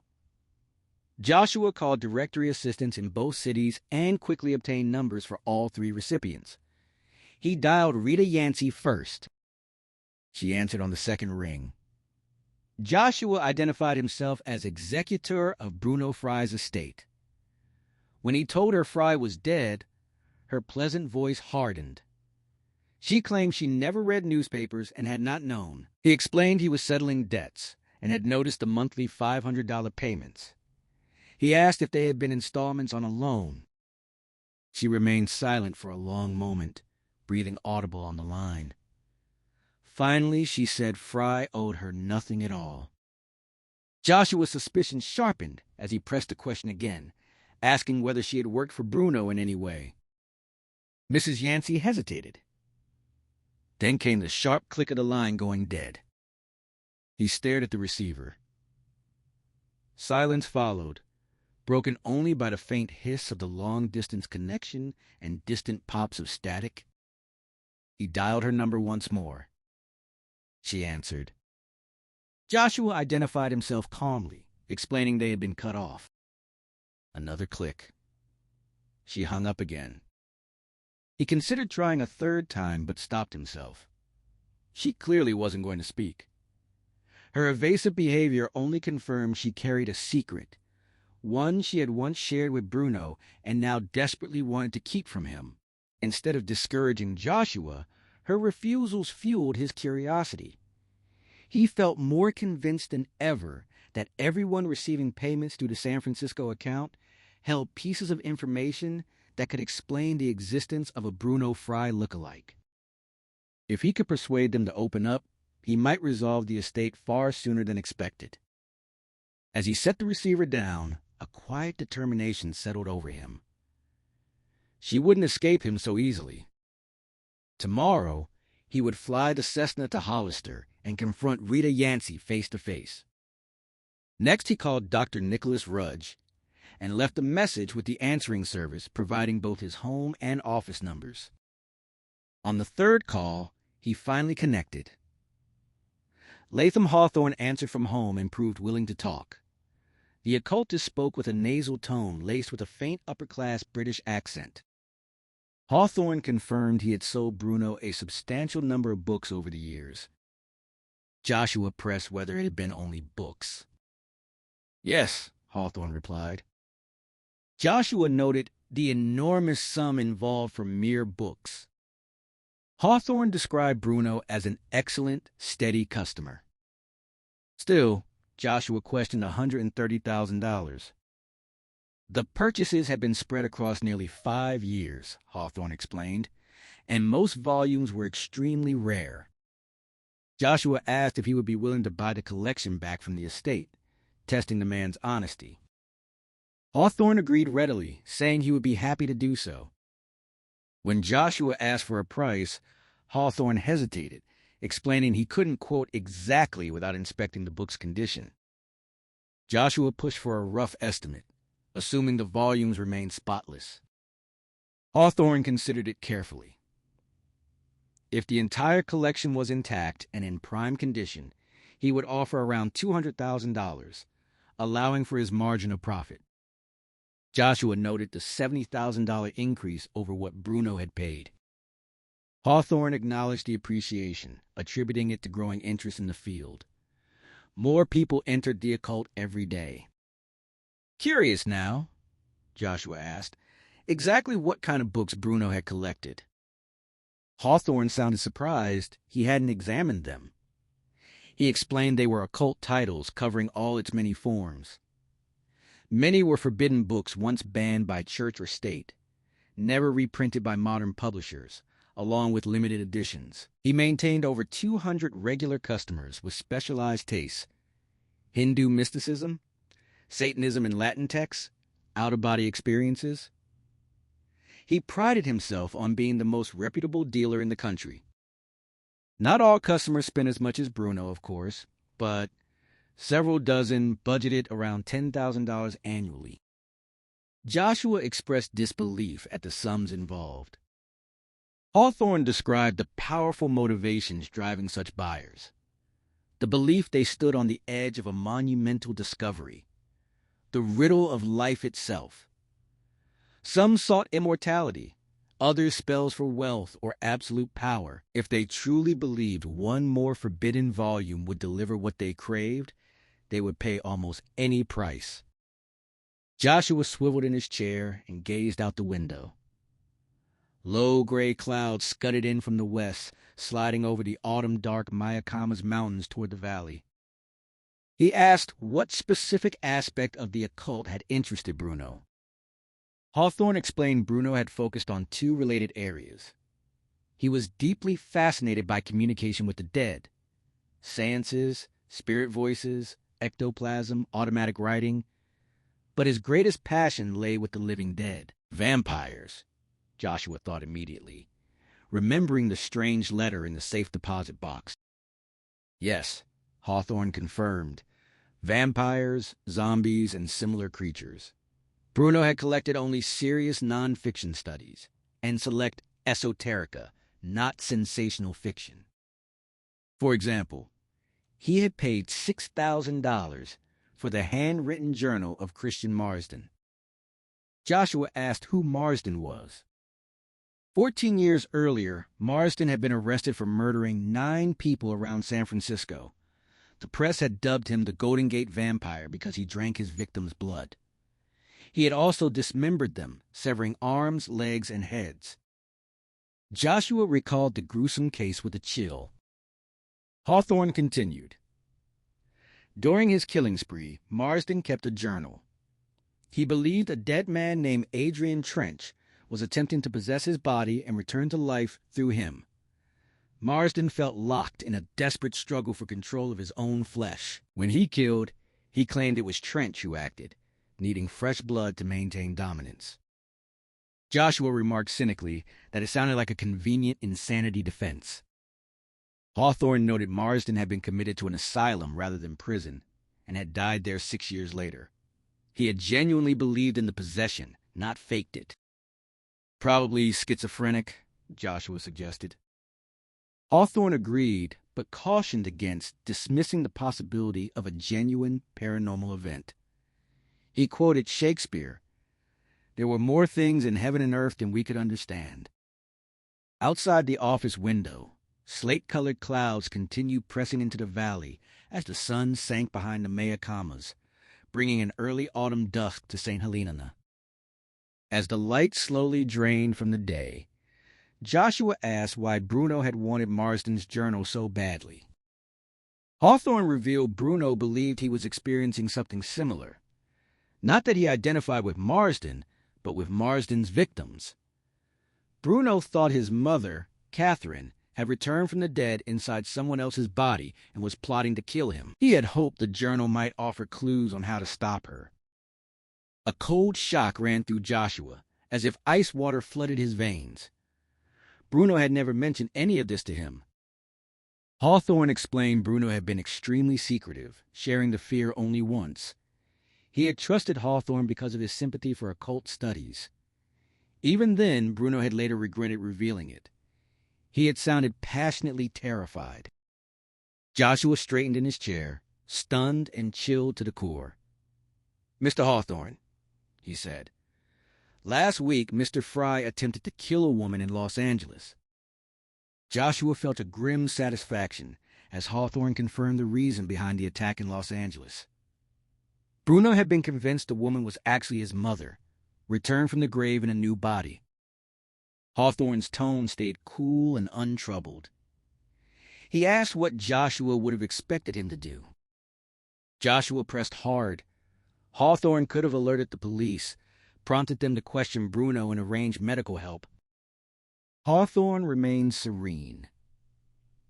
Bruno had committed no crime, he pointed out, and he refused to assume the man had been insane. Joshua stared, incredulous. The occultist sounded as if he were discussing the weather. Hawthorne suggested, quite calmly, that perhaps Bruno's mother really had come back. Maybe she had even succeeded. The floor felt unsteady beneath Joshua's chair. He had imagined Hawthorne as a cultured, mild-mannered dealer who simply profited from odd books. Now that image cracked. The man might be every bit as strange as the volumes he sold. Joshua challenged him directly. Hawthorne sounded educated, articulate, successful in business.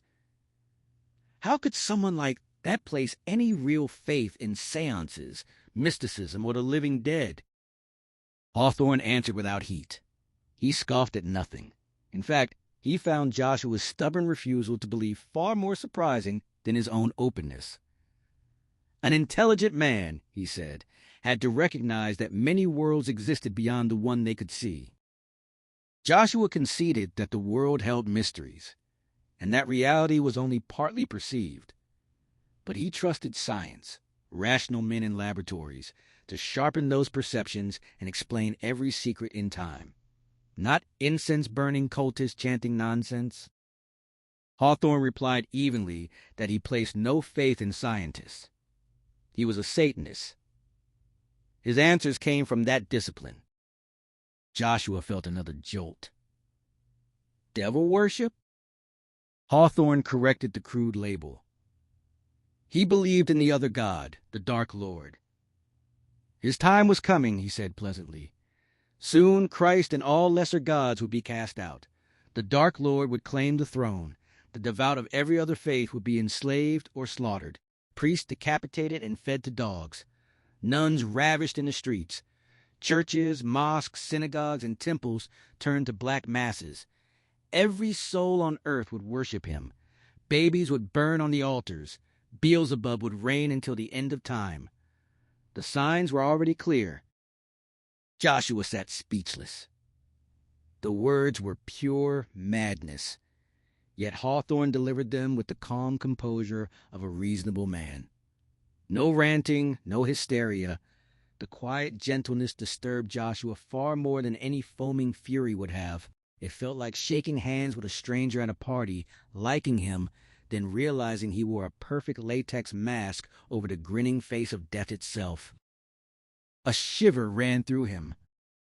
Hawthorne shifted smoothly to practical matters. Could they arrange a meeting? He was eager to inspect Bruno's collection. He could drive up almost any time. Joshua had no desire to do business with this man. He stalled, saying he would call back later. Other appraisers needed to see the books first. The estate was large and complex. It would take weeks to sort everything out. Hawthorne agreed to wait. Joshua asked two final questions. First, why had Bruno nursed such obsessive fear of his mother? Hawthorne said he did not know the cause, only the depth of the hatred. Raw, black, and long nurtured. Something so terrible that Bruno could never bring himself to speak of it. Joshua frowned. He had known them both. He had always believed Bruno worshipped her. Hawthorne suggested it must have been a secret hatred, hidden for years. Second question. Had Bruno ever mentioned a double? A look-alike? No, Hawthorne answered. But one possible reason occurred to him. If Bruno truly believed his mother had returned from the grave, a double might confuse her and offer protection. Joshua admitted with heavy sarcasm that the idea made sense. If one thought like a paranoid schizophrenic. Hawthorne reminded him again that he scoffed at nothing. Joshua thanked him for his time and hung up. Inside, he decided he would never call the man back. He rose, crossed to the big window, and stared out. The valley had already slipped into deep shadow beneath the gray clouds and the purple-blue rim of oncoming night. Day was turning to darkness far too quickly. A sudden cold wind rattled the panes. Autumn seemed to be rushing headlong into winter with unnatural speed. The evening felt more like gloomy January than early October. Hawthorne's words coiled in his mind like dark threads on a monstrous loom. The time was coming. Signs and portents. Quite soon now. For 15 years, the world had felt to Joshua as if it were hurtling downhill without brakes. Strange people everywhere. Political leaders among the worst. Jackals grasping for control, grinning as they steered the planet toward derailment. He wondered for a moment if these were the final days, if Armageddon was drawing near. Then he caught himself. Bullshit. He was only projecting his own awareness of mortality onto everything around him. He had lost Cora. He was alone. He felt himself growing old, time running out. The egomaniacal notion that the whole world would end when he did? No. The only doomsday approaching was personal. The world would remain long after he was gone. He was not entirely convinced. The air itself seemed thick with ominous currents. A knock sounded at the door. Karen Farr, his young secretary, stepped in. Joshua glanced at his watch. Quitting time had passed nearly an hour ago. He had not realized she was still here. She explained she had taken a long lunch and was finishing a few things. He told her work mattered, but she should not spend every hour at it. Go home. She could catch up tomorrow. She would be done in 10 minutes, she said. And 2 visitors had just arrived from Los Angeles. Anthony Clemenza and Hillary Thomas, the woman who had been attacked. Joshua felt a sharp jolt of surprise. He knew exactly who she was. He told Karen to show them in at once. He stepped out from behind the desk and met them in the center of the room. Introductions were brief and awkward. He settled them comfortably on the couch, offered drinks, and poured Jack Daniels for both. Then he pulled up a chair opposite them. Tony Clemenza struck him as pleasantly self-assured and quietly competent. Hillary Thomas carried the same brisk confidence, the same quiet competence. She was also achingly lovely. For a moment, no one spoke. They simply looked at one another in silent anticipation and took tentative sips of whiskey. Joshua broke the silence first. He had never trusted clairvoyance, he said, but right now he felt a clear premonition. They had not driven all this way merely to recount what happened last Wednesday and Thursday. Something more had occurred since then. Tony nodded. A lot had happened, he answered, but none of it made a whole hell of a lot of sense. Sheriff Lorinsky sent us, Hillary explained. They hoped Joshua could provide some answers. Joshua replied that he was searching for answers himself. Hillary tilted her head, studying him with fresh curiosity. She felt her own premonition stirring. Something had happened here as well, hadn't it? Joshua took a slow sip of whiskey. If he were a superstitious man, he said, he would tell them that somewhere out there a dead man was still walking among the living. Outside the window, the final traces of daylight vanished. Cold black night claimed the valley. A cold wind hissed and moaned against the glass panes, searching for entry. Yet inside the office, a strange warmth gathered as Joshua, Tony, and Hillary drew closer, bound by their shared knowledge of Bruno Fry's impossible resurrection. That same morning, Bruno Fry had slept in the back of the blue Dodge van in a supermarket parking lot until 11 o'clock, when a nightmare jolted him awake with fierce, threatening whispers that made no sense. For a long while he sat huddled in the stuffy, dim cargo area, hugging himself, whimpering and weeping like a frightened child, overwhelmed by loneliness and terror. He was dead, he thought. The bitch had killed him. She had driven a knife into his guts. As the tears eased, a disturbing question pierced him. If he was dead, how could he be sitting here alive? He pressed both hands to his abdomen. No wounds, no scars, no tenderness. Suddenly his mind cleared. A gray fog lifted and everything sharpened with crystalline clarity. He wondered whether Catherine had truly returned from the grave. Was Hillary Thomas simply Hillary Thomas, not Catherine hiding in a new body? Had he been mad to hunt her? And all the other women he had killed over the past 5 years? Had they been innocent? Or had Catherine truly possessed each one? He sat stunned on the van floor, shaken by this new perspective. The whispers that haunted his sleep every night. If he concentrated, if he dug deep into childhood memories, he knew he could finally understand them. He remembered 2 heavy wooden doors set in the ground. Catherine opening them, shoving him into darkness, slamming and bolting the doors, steps leading down into the earth. No! He clamped his hands over his ears, trying to block the memories as easily as sound. Sweat poured off him. He shook violently.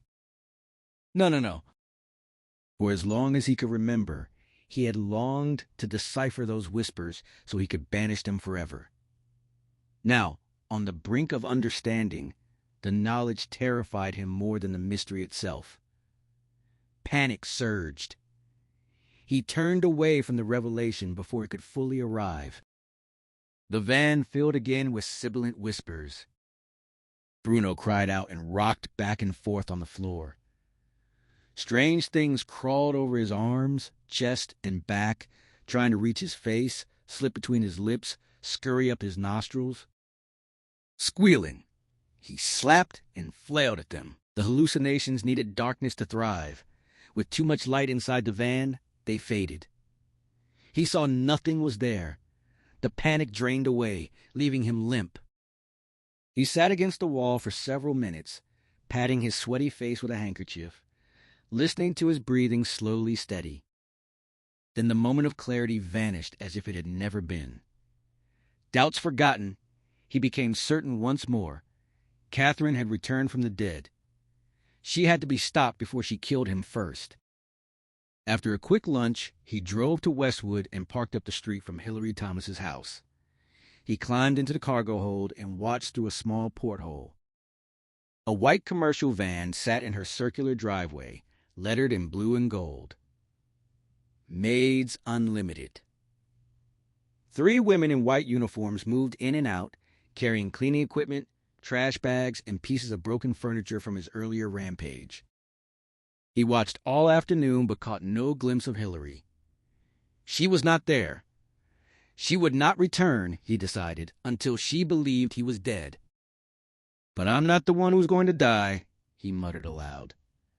"Do you hear me, bitch? I'll get you first. I'll cut off your fucking head." Shortly after 5, the maids loaded their gear, locked the house, and drove away. Bruno followed. They were his only lead. The bitch had hired them. They must know where she was hiding. If he could isolate one and force her to talk, he would find Catherine.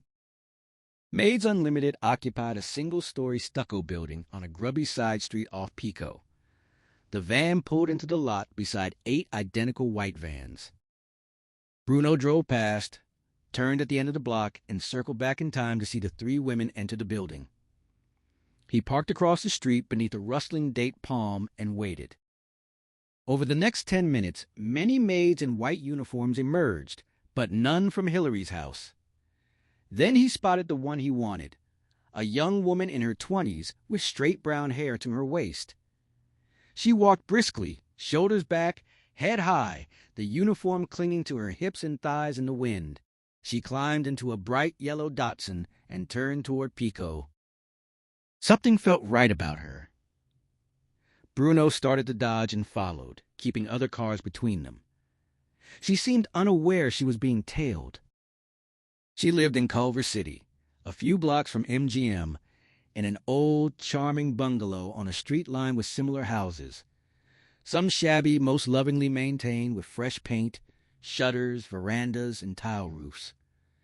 It was a neighborhood rich in character, though not wealthy. Her house was dark when she arrived. She went inside and switched on lights in the front rooms. Bruno parked across the street in deeper shadows, killed the engine and headlights, and rolled down the window. The street lay peaceful and quiet, disturbed only by the autumn wind in the trees, occasional passing cars, and faint swing music. Benny Goodman from somewhere distant. By 6:40, he concluded she lived alone. No husband or boyfriend had come home. He waited 5 more minutes. The music stopped. At 6:45, he crossed the street to her bungalow. The lot was narrow, the house too close to its neighbors for comfort, but trees and shrubs along the property lines offered some screen for the front porch. He climbed the 2 low steps, crossed the veranda, the boards creaking faintly, and rang the bell. She opened the door with an uncertain smile. "Yes?" A safety chain stretched across the gap. It looked sturdy, but was nowhere near strong enough. Bruno rammed his massive shoulder into the door once. Hard. Wood splintered. The chain snapped and rang against the floor as the door exploded inward. He leapt inside and shoved the door shut behind him. He was certain no one had seen the break-in. The woman lay on her back on the floor where the door had knocked her down. Her white uniform skirt had ridden up around her thighs, revealing lovely legs. Bruno dropped to one knee beside her.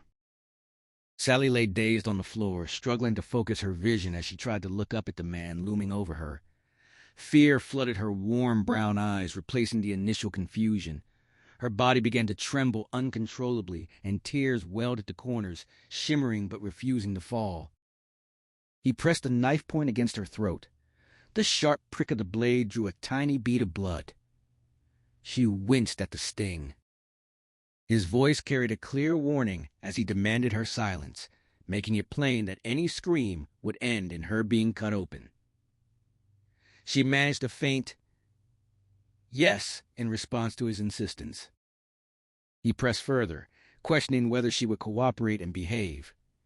She pleaded desperately not to be hurt, her small voice barely audible. He explained that he had no desire to harm her if she stayed quiet, stayed nice, and worked with him. Yet any attempt to scream or escape would force him to slice her apart. She confirmed again in a whisper that she would comply. He asked if she lived alone. She affirmed it. No husband. A boyfriend who didn't live there. No expectation of him arriving tonight. She swore it was the truth, her face turning pale beneath her dusky skin. He warned that lies would cost her pretty face and ribbons, then lifted the blade to rest its point against her cheek. She closed her eyes and shuddered violently. Satisfied for the moment with her answers about visitors, he asked her name. She told him it was Sally. He announced they would continue the questions elsewhere, somewhere more comfortable, not here on the floor. Her entire body shook harder at the suggestion of moving to the bedroom. Terror gripped her as she accused him of intending to rape her. He denied it calmly, but inside he fought rising anger at her resistance and reluctance to move. He needed information about where Hillary Thomas was hiding, and he saw her as part of the conspiracy against him, Catherine's handmaiden, perhaps even one of the living dead. Breaking her would require bending her will back and forth with threats and false friendliness until she snapped.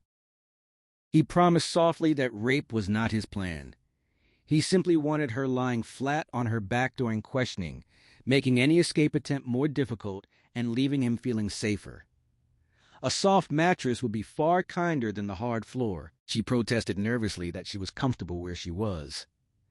He dismissed it lightly, pointing out the risk if anyone came to the front door, and coaxed her to her feet with gentle insistence. She rose unsteadily.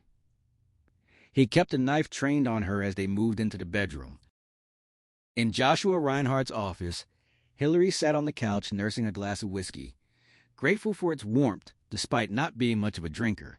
As the attorney recounted the missing funds in San Francisco, the bizarre letter left by the dead ringer in the safe deposit box, and his own doubts about the identity of the man buried in Bruno Fry's grave, a deep chill settled into her bones.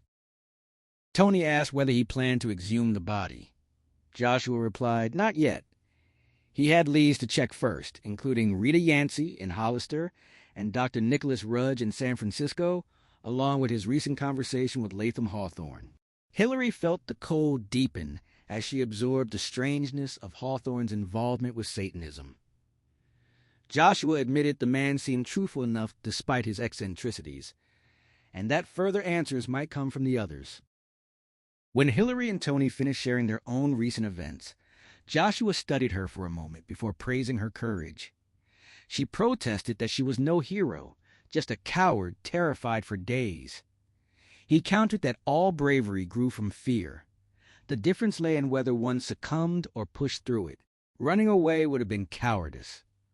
Coming here to Bruno Fry's hometown, despite the potential danger, showed real spunk. Hillary blushed and glanced at Tony, then down at her glass, insisting she wasn't truly brave. She simply knew Fry was still searching for her in Los Angeles and couldn't possibly track her to St. Helena. Back in the bedroom, Sally watched Bruno with wide, fear-filled eyes from where she lay on her back atop the bed. He moved around the room, checking drawers, before returning to her side. The small cut on her slender throat had left a thin trail of blood down to her collarbone. She noticed his gaze, reached up with a trembling hand to touch it, and stared at the red on her fingers. He assured her it was only a scratch. She lay rigid in her white uniform, legs pressed together, arms at her sides with fists clenched. Her long, chestnut-brown hair fanned out around her head against the earth-tone bedding. The room's soft amber lamplight gleamed on the polished mahogany furniture. Bruno sat on the edge of the bed. "Where is Catherine?" he asked again. Tears slipped silently from her eyes as she wept without sound, terrified any noise might provoke him. She repeated haltingly that she knew no one by that name, her lower lip quivering with each strained word. He sharpened his tone, insisting she knew exactly who he meant. Hilary Thomas, the woman whose house she had cleaned that day. She begged to be released, claiming some terrible mix-up. He raised the knife, positioning its point directly before her right eye, aimed at the widening pupil. She broke into a sweat along her hairline as he asked whether she wanted to lose the eye and spend the rest of her life half blind. Sally lay rigid on the bed, her body still trembling as she insisted she had no idea where Hilary Thomas was. Sweat beaded on her upper lip now, too, tiny dots of moisture forming while Bruno stared down at her in silence. Relief washed through her when he finally pulled the knife away from her eye. Then his open hand cracked across her face with stunning force. Her teeth clacked together and her vision blurred.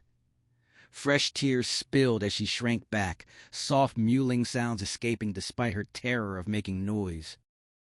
He loomed closer, demanding again that she reveal Catherine's location since Hilary had hired her for the cleaning. She explained in a shaky rush that the service handled regular jobs for her. This had been a last-minute call with no address given, and the house had been empty when they arrived. The key had come from Hilary's literary agent in Beverly Hills. She urged him to question the agent instead. He would know exactly where to find her. When he pressed for the name, she hesitated only a moment before offering it. Topalis. She spelled it out clearly, insisting once more that the agent was the one with the answers. Bruno watched her sag with relief as he lowered the knife again. Something stirred in the back of his mind, a memory sharpening into cold certainty. Her dark hair, her dark eyes, that dusky complexion, they matched Catherine exactly. A slow grin spread across his face as the realization locked into place. She had tried to trick him, sending him off to the agent so she could slip away. He knew the truth now. She had changed bodies again, sliding out of Hilary Thomas and into this girl, just as she had done before. He leaned in until his face hovered inches from hers, peering deep into her eyes. "You're in there, aren't you, Mother?" he said softly. "Hiding from me. But I see you." A few fat raindrops spattered the mullioned window in Joshua Reinhardt's office as the night wind moaned outside. Hilary sat on the couch, whiskey glass in hand, still chilled despite the warm room. She asked why Fry had chosen her after their brief friendly meeting about the wine industry, only to appear weeks later with a knife, convinced she was his mother reborn. Joshua studied her face thoughtfully and suggested the reason was a slight resemblance to Catherine. Same dark hair and eyes, similar dusky complexion, plus other subtle facial echoes he couldn't quite name. It was only passing, nothing like a perfect double, and Catherine had never been as attractive. Hilary rose and paced to the desk, staring down at the neat arrangement of blotter, stapler, and letter opener, while the wind gusted and more rain snapped against the glass. She turned back to the men and laid out her new suspicion. Perhaps she was not the first woman Fry had fixated on. Maybe he had spent the last 5 years hunting other women who bore even a vague resemblance to his mother, killing them before finally locking on to her. Tony leaned forward, goose flesh visible on his arms, agreeing it was not only possible, but probable, given the letter's mention of Catherine returning again and again in new bodies. Joshua listened, stunned, as they reasoned that the killings would have happened far from the Napa Valley, San Francisco or other distant towns, spread out over time and jurisdiction so no single investigation would ever connect them. Hillary felt the October cold sink deeper into her bones. She might be only the latest target, the first one who had managed to fight back. Tony leaned forward on the couch, his voice steady. The key lay in the plural. Bodies. It meant Fry believed he had killed his mother multiple times and watched her return from the grave again and again. Joshua's face drained of color. If they were right, the entire town of St. Helena had lived beside a monstrous evil for years without suspecting a thing. Tony quoted grimly from memory, the words rising like a warning.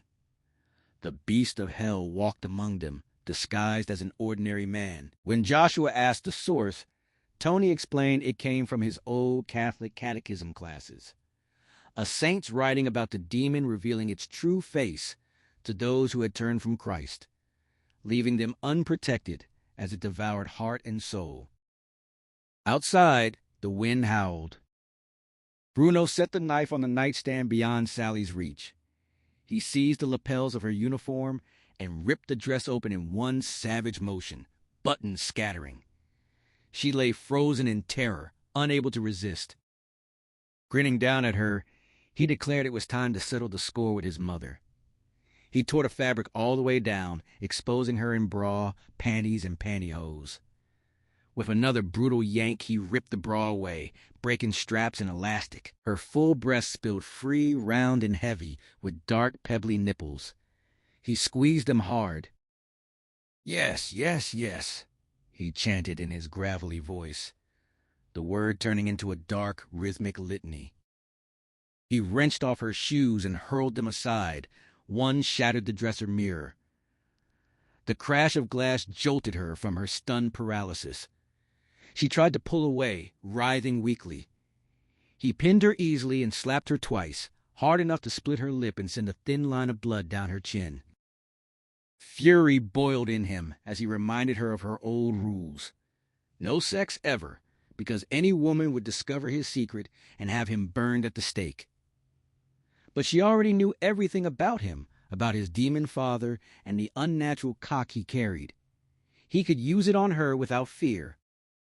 She cried and tossed her head, begging him to stop, insisting he was sick and needed help. He slapped her again, harder, the impact exciting him further. Each blow, each gasp and cry, each reddening mark on her flesh fed his lust until it burned white hot. He shook with need, breathing like a bull, mouth watering as he mauled her breasts. She slipped back into a rigid semi-trance. Bruno hated her for what she had done to him, yet shame twisted inside him at touching his mother's body. As he pawed her, he justified himself aloud. She had warned him that any normal woman would see he was not human and call the police. But she already knew his secret. She had told him 1,000 times that his father was a demon who had raped her. She had hidden the pregnancy, lied about his origins, and drilled into him that he must never let anyone see his demon cock or he would be destroyed. In a twisted way, she was both curse and blessing. She kept returning to torment him, yet only through her returning bodies could he release the burning semen that built inside him like lava. Without her resurrections, he faced eternal celibacy. His erection throbbed painfully as he stared at her breasts and the dark patch visible through her pale yellow panties. The beast inside him surged forward. He clawed at the pantyhose, shredding the nylon down her legs, then forced her thighs apart and knelt between them. She snapped awake again, bucking and thrashing, kicking and clawing at his face.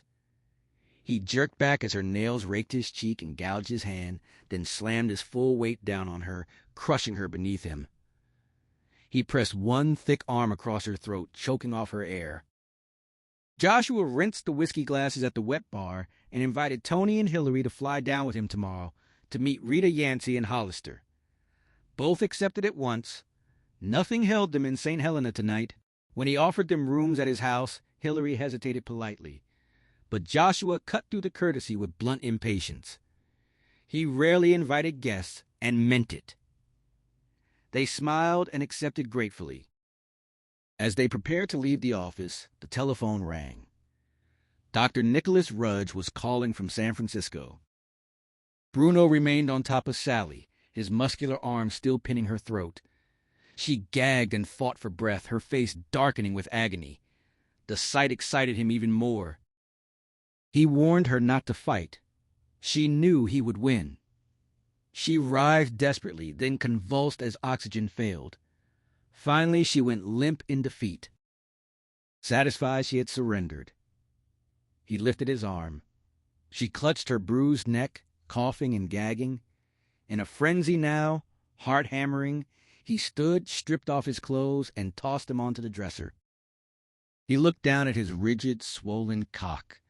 Its size, its angry color, its unnatural steeliness, and a thrill of dark pleasure ran through him. Bruno climbed back onto the bed. Sally lay docile beneath him, her eyes vacant and unfocused. He tore away the last of her pale yellow panties and forced her slim legs apart. Saliva dripped from his mouth onto her breasts as he positioned himself and drove his cock deep inside her in one brutal thrust. Growling low in his throat, he stabbed into her again and again, his demonic shaft plunging until his semen surged and flowered within her. He pictured the thick, milky fluid blooming deep inside her body, then imagined bright red blood blossoming from a knife wound, petals spreading outward. Both images, semen and blood, drove his lust higher. He stayed hard, sweating and grunting, slobbering as he kept thrusting without pause, lost in the rhythm of violation. Later, the knife would finish it. Joshua switched the desk phone to speaker so Tony and Hillary could hear. Dr. Nicholas Rudge's voice filled the office. He had tried the house first and sounded surprised to find the attorney still working so late. Rudge offered mild concern about workaholism and its dangers. But Joshua cut straight to the point, confirming he was Fry's executor and asking about the dead man's therapy. Rudge admitted Bruno had come once a month for 18 months. He had sensed deep disturbance but never violence. The patient had refused more frequent sessions out of fear of what he might learn about himself. Joshua pressed for the reason Fry had sought treatment. Rudge hesitated, citing doctor-patient privilege even after death. Joshua reminded him the patient was gone and laid out the stakes. Evidence that Fry had murdered multiple women over 5 years, possibly with a still-living partner. The doctor fell silent, then agreed the situation was extraordinary. He refused to discuss details over the phone, but cleared his morning schedule for 10 o'clock the next day in San Francisco. Joshua arranged a meeting and hung up. He looked at the others. Tomorrow would be long. First Rudge, then Rita Yancey and Hollister. Hillary stood, relief in her voice. At last, it felt as though answers were coming. Tony praised Joshua's sharp handling of the psychiatrist. Joshua gave a dry smile and invited them back to his place for steaks and good Cabernet. He was starved. Bruno turned from the blood-drenched bed and the blood-splashed wall. He set the bloody knife on the dresser and left the room. The house lay wrapped in unearthly silence. His demonic energy had drained away, leaving him heavy-lidded, heavy-limbed, and sated. In the bathroom, he ran the shower as hot as he could bear, stepped in, and soaped himself thoroughly, scrubbing blood from his hair, face, and body. He rinsed, lathered again, and rinsed once more. His mind stayed blank, except for the mechanical task of cleaning. The red swirl disappearing down the drain meant nothing more than dirt being washed away. He wanted only to make himself presentable, then sleep for hours in the van. Exhaustion weighed on him, arms like lead, legs like rubber. After drying on a towel that carried the woman's faint scent, he spent long minutes at the sink, scrubbing every trace of blood from his knuckles and caked fingernails with a small brush. On his way out, he noticed a full-length mirror on the bathroom door. He stopped and examined himself, checking for any missed smears. He was pink and spotless, as clean as a scrubbed infant. His gaze dropped to his flaccid penis and the heavy testicles beneath it. He stared hard, searching for the mark of the demon his mother had always warned him about. He knew he was not like other men. She had drilled the terror into him from childhood. that anyone who saw his sex would recognize the legacy of his inhuman father and have him burned alive.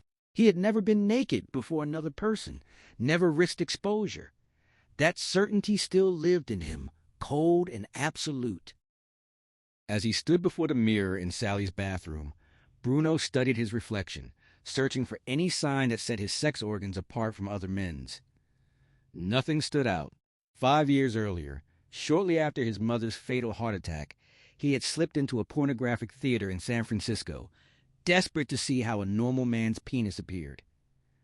To his confusion, the actors looked exactly like him. He had returned to more films, yet found only minor variations, some larger, some smaller, thicker or thinner, curved, circumcised or not. None carried the monstrous, fundamental difference he had dreaded. Puzzled and uneasy, he had driven back to St. Helena and sat alone, turning the discovery over in his mind. His first suspicion was that his mother had lied about the violent rape by the demon. But that seemed impossible. She had repeated the story of his conception weekly for years, each telling filled with genuine shuddering, wailing, and tears. The horror had felt utterly real to her. Still, no other explanation came. In the end, both sides of him had agreed she must have been lying. The next day, feverish with excitement, he had returned to San Francisco, determined to risk sex with a woman for the first time in his 35 years. At a massage parlor that barely hid its true purpose, he chose a slim, attractive blonde who called herself Tammy. Despite slightly protruding teeth and a long neck, she struck him as stunning, especially as he fought to keep from climaxing in his pants. In a small cubicle reeking of pine disinfectant and old semen, he paid her price. She removed her sweater and slacks, revealing a smooth, sleek body that left him frozen in awe, imagining everything he could do with her. She sat on the narrow bed, smiled, and urged him to undress. He stripped to his underpants, but could not bring himself to expose his rigid penis, terrified of being consumed by hellfire for his demonic blood. Sensing his hesitation, Tammy reached out and stroked him through the thin fabric. She murmured how much she wanted it, how big it felt, how she had never encountered anything like it, and begged him to show her. In that moment, he knew she sensed something unusual, even if he could not see it himself. When she tried to pull down his shorts, he slapped her hard, knocking her backward onto the bed. She struck her head against the wall, raised her hands to shield herself, and screamed. Bruno wondered whether he should kill her. She might have recognized the inhuman nature of his organs simply by touch. Before he could decide, the door burst open and a large bouncer armed with a blackjack stormed in. Certain they would overpower him, curse him, and burn him alive, Bruno braced for death. To his shock, they only forced him to dress and leave. Tammy said nothing more about his penis. Apparently she had felt its difference but had no idea it marked him as the demon's son. Relieved, yet embarrassed, he had dressed quickly and fled the parlor. Back in St. Helena, he had recounted the narrow escape to himself, and both halves had concluded his mother had been right all along. He would have to satisfy his needs alone. Later, when Catherine began returning from the grave, he had taken her in the many bodies she inhabited, spilling vast amounts of seed into them. He still pleasured himself most of the time with his other self, but the occasional thrust into a warm, tight, moist woman brought wild excitement. Now, staring at his penis in the mirror, he wondered again what Tammy had detected 5 years earlier when she had felt his throbbing erection through the cloth. His gaze drifted upward over his flat, hard belly, his massive chest, until he met the eyes of the other Bruno in the glass. The moment their stares locked, the edges of the world dissolved. Reality melted and reshaped itself. Without any drugs or drink, a powerful hallucination took hold. He reached out. The other Bruno's fingers met his. He drifted closer, pressing his nose to the reflections. Their eyes bored into each other. For a brief span, he forgot it was only a mirror. The other Bruno felt completely real. He kissed the cold glass, The other kissed back. He licked the open mouth on the other side. The kiss slowly warmed but never softened as he had hoped. Despite 3 intense orgasms earlier with Sally Catherine, his penis stiffened again. He pressed it against the reflections and rotated his hips, rubbing their erections together while still kissing and gazing rapturously into those mirrored eyes. For a minute or two, a deep happiness filled him. Then the vision shattered.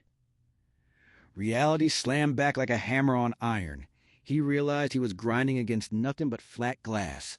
A jolt of emotion surged between his eyes and the reflections, blasting through his body with physical force. He twitched and shook. Lethargy burned away in an instant. His mind spun and sparked with sudden energy.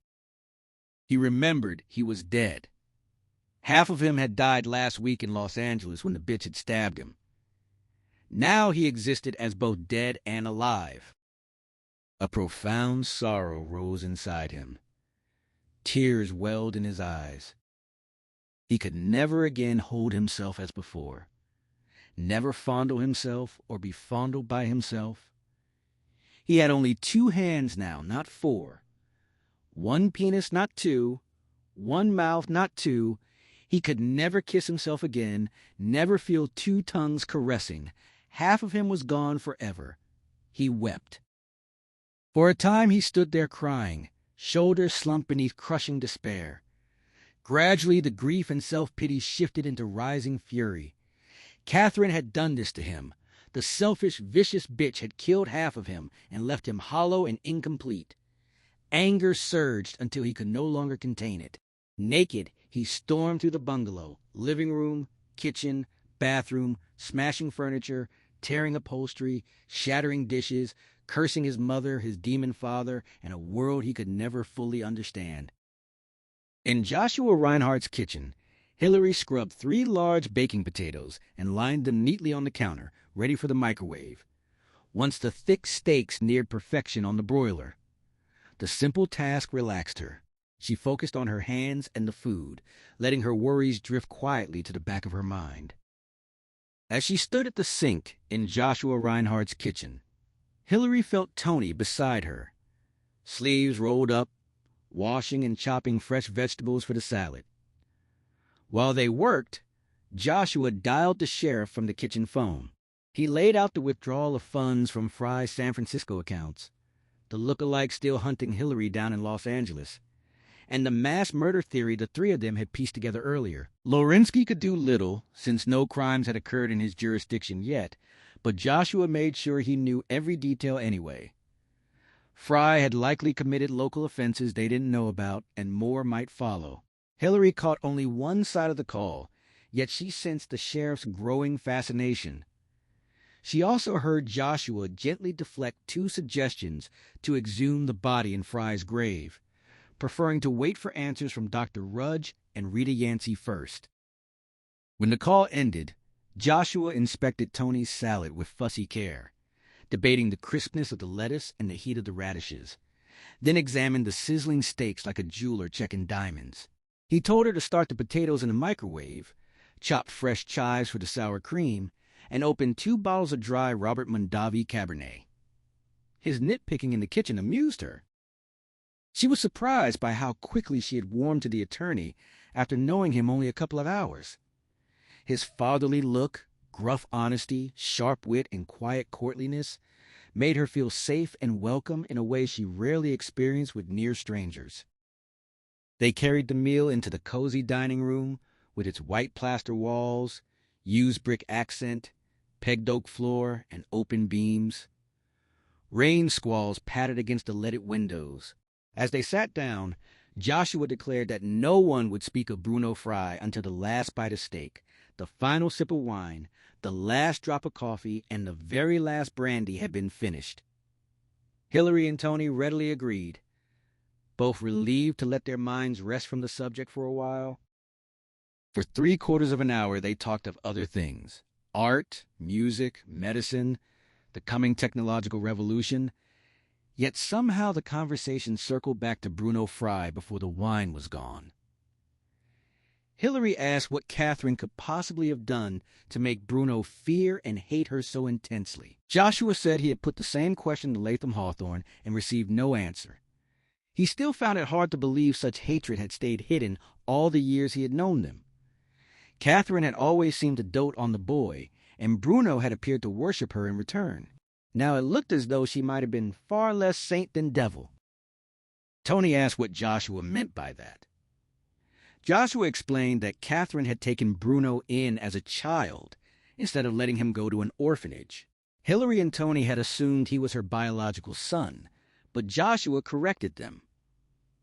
The adoption had happened long ago, kept quiet, and Bruno had lived nearly his entire life as a fry. His eyes matched Catherine's, and he shared the same cold, brooding personality that had marked both her and her father, Leo. Hilary suggested this opened the possibility of a twin brother somewhere, raised by another family, who might explain the look-alike. Tony liked the idea, too. Joshua shook his head firmly. Bruno had been an only child. The circumstances of his birth were not secret. He had come from no hidden twin. Hilary felt a flicker of disappointment. The theory had seemed so clean. But she listened closely as Joshua promised to tell them the full story of Bruno's origins after they cleared the dishes. Eventually, after he had smashed and torn nearly everything breakable in the bungalow, Bruno regained control. His raw, bestial rage cooled into something more human and contained. He stood breathing hard amid the wreckage, sweat running down his naked body, then walked into the bedroom and dressed. Once clothed, he stopped at the foot of the bloody bed and stared at Sally's butchered corpse. Only now did the truth settle in. She had not been Catherine. The old bitch could not have switched bodies until Hilary herself was dead. He felt no remorse. Even if Sally had not been Catherine, she had been one of her servants, a hell-sent conspirator sent to help kill him. She had known where Hilary Catherine was hiding and had refused to tell. Worse, she had been one of the living dead, a monster who would not stay in her grave. She deserved what he had done. Besides, she would simply return in another body anyway. He put her out of his mind. The only thing left was to find Hilary Catherine before she found a way to finish him. At least Sally had given him one useful name. Topilus, Hilary's agent. He would know where she was hiding. They cleared the dinner dishes, and Joshua poured more wine. Then he told them the story of Bruno's rise from orphan to sole heir of the Fry estate, piecing it together from things Catherine had let slip over the years and from old-timers in St. Helena. In 1940, when Bruno was born, Catherine was 26 and still living with her father Leo in the isolated cliff-top Victorian house above the winery. The same house they had shared since 1918, the year after her mother died. She had left home only briefly for part of one college year in San Francisco before dropping out, unwilling to be away from the valley and the big house she loved. Though handsome and shapely, she had shown no interest in romance. Her cool, introverted nature convinced everyone she would happily remain an old maid. In January 1940, Catherine received a call from her old college friend Mary Gunther. Mary was 6 months pregnant, abandoned by the man who had promised to marry her. Broke and without family, she begged Catherine to come to San Francisco when the baby arrived and to care for the child until she could find work and build a home. Catherine agreed and began telling neighbors in St. Helena that she would act as a temporary surrogate mother. She seemed genuinely excited, and people remarked that she would make a fine mother if she ever married. 6 weeks later, Leo Fry suffered a massive cerebral hemorrhage and died among the oak barrels in the winery cellar. Stunned and grieving, and suddenly responsible for the family business, Catherine still kept her promise. In April, when Mary signaled the birth, Catherine traveled to San Francisco. She stayed more than 2 weeks and returned with a tiny, fragile newborn, Bruno Gunther, Mary's son. She expected to keep him for about a year. But after 6 months, word came that Mary had virulent cancer and only weeks to live. Catherine took the baby to San Francisco so Mary could spend her final days with her child. In those last days, Mary arranged permanent custody for Catherine. With no other relatives, Bruno would otherwise have gone to an orphanage or uncertain foster care. After Mary's death, which Catherine paid for, she brought the boy back to St. Helena. She raised him as her own, refusing nursemaids and handling every detail herself in the independent spirit she had inherited from Leo. When Bruno was 4, she returned to San Francisco and formally adopted him, giving him the Fry name. Hilary and Tony had leaned forward intently while Joshua spoke, hunting for any flaw in the tale. Now they sat back and sipped their wine. Joshua noted that many in St. Helena still remembered Catherine mainly as the saintly woman who had taken in a poor foundling and given him love and eventual wealth. "So no twin," Tony said. "Definitely not," Joshua replied. Hilary sighed. Back to square one. Tony mentioned 2 things that troubled him. First, even today, a single woman adopting a child was difficult. In 1940, it must have been nearly impossible. Joshua explained that Catherine and Mary had told the judge a small white lie, that Catherine was Mary's closest living relative, a cousin. In that era, courts rarely questioned such family claims and approved quickly. Tony's second concern was harder to pin down. The story felt too smooth, too pat. He wondered aloud if Bruno could actually be Catherine's biological child, and the entire Mary Gunther tale a cover for her own illegitimate pregnancy. Joshua stared, stunned, then dismissed the idea. He had not known Catherine in 1940. He arrived in 1945, but locals who had been there repeated the story consistently. A pregnancy could not have been hidden in a town as small as St. Helena. Besides, Catherine had shown no interest in men and dated no one. Tony suggested she might have had a brief affair with a migrant worker during harvest when many young men passed through. Joshua rejected that too. It required too many unlikely coincidences. A woman known for avoiding romance suddenly taking a field hand as lover, conducting an affair unnoticed in a fishbowl town, and then carrying the child without visible swelling. Compared to Tony's theory, Catherine's account sounded solidly real. Hilary agreed the idea did not hold. Tony sighed wearily, admitting fatigue, but insisting something still felt off. Catherine had been hiding a deeper strangeness. In Sally's kitchen, standing amid broken dishes, Bruno opened the telephone book and found the number for Tapellis and Associates in Beverly Hills. He dialed and reached an answering service. He told the operator he had a family emergency. His sister, one of Mr. Tapellis' clients, needed to be reached immediately because of a death in the family. She was on a short holiday, and he did not know where. The operator sympathized, and after checking her notes, revealed that a Mr. Wyatt Stevens had recently called with a message for Hilary Thomas. He was eager to handle her paintings and could not sleep until she returned from St. Helena to discuss a deal. Bruno froze in shock. Hilary was in St. Helena. The brazen bitch had gone back. Why? What was she after? What was she planning? He managed a shaky thank you, mentioning there had been quite a few deaths in the family lately, and hung up. She was here, in his valley. He had to find her before she found a way to kill him first. Bruno knew whatever Hilary Catherine had planned would not end well for him. Panic clawed at him. He was certain she was preparing some final trick that would kill him for good. He grabbed the phone and called every airline at Los Angeles International, desperate for any flight north. No commuter planes until morning, and all early departures were booked solid. He could not leave until tomorrow afternoon, far too late. He felt it in his bones. He had to move now. Driving was the only option. The night was still young. If he stayed on the gas without stopping, he could reach St. Helena by dawn. His life depended on it. He bolted from the bungalow, kicking through smashed furniture and rubble, leaving the front door hanging wide open. He did not check for witnesses. He sprinted across the dark lawn and into the empty street toward his van. After coffee and brandy in the den, Joshua led them to the large guest room at the far end of the house, well away from his own quarters. It had deep window sills and the same leaded glass as the dining room. The enormous four-poster bed pleased Hillary at once.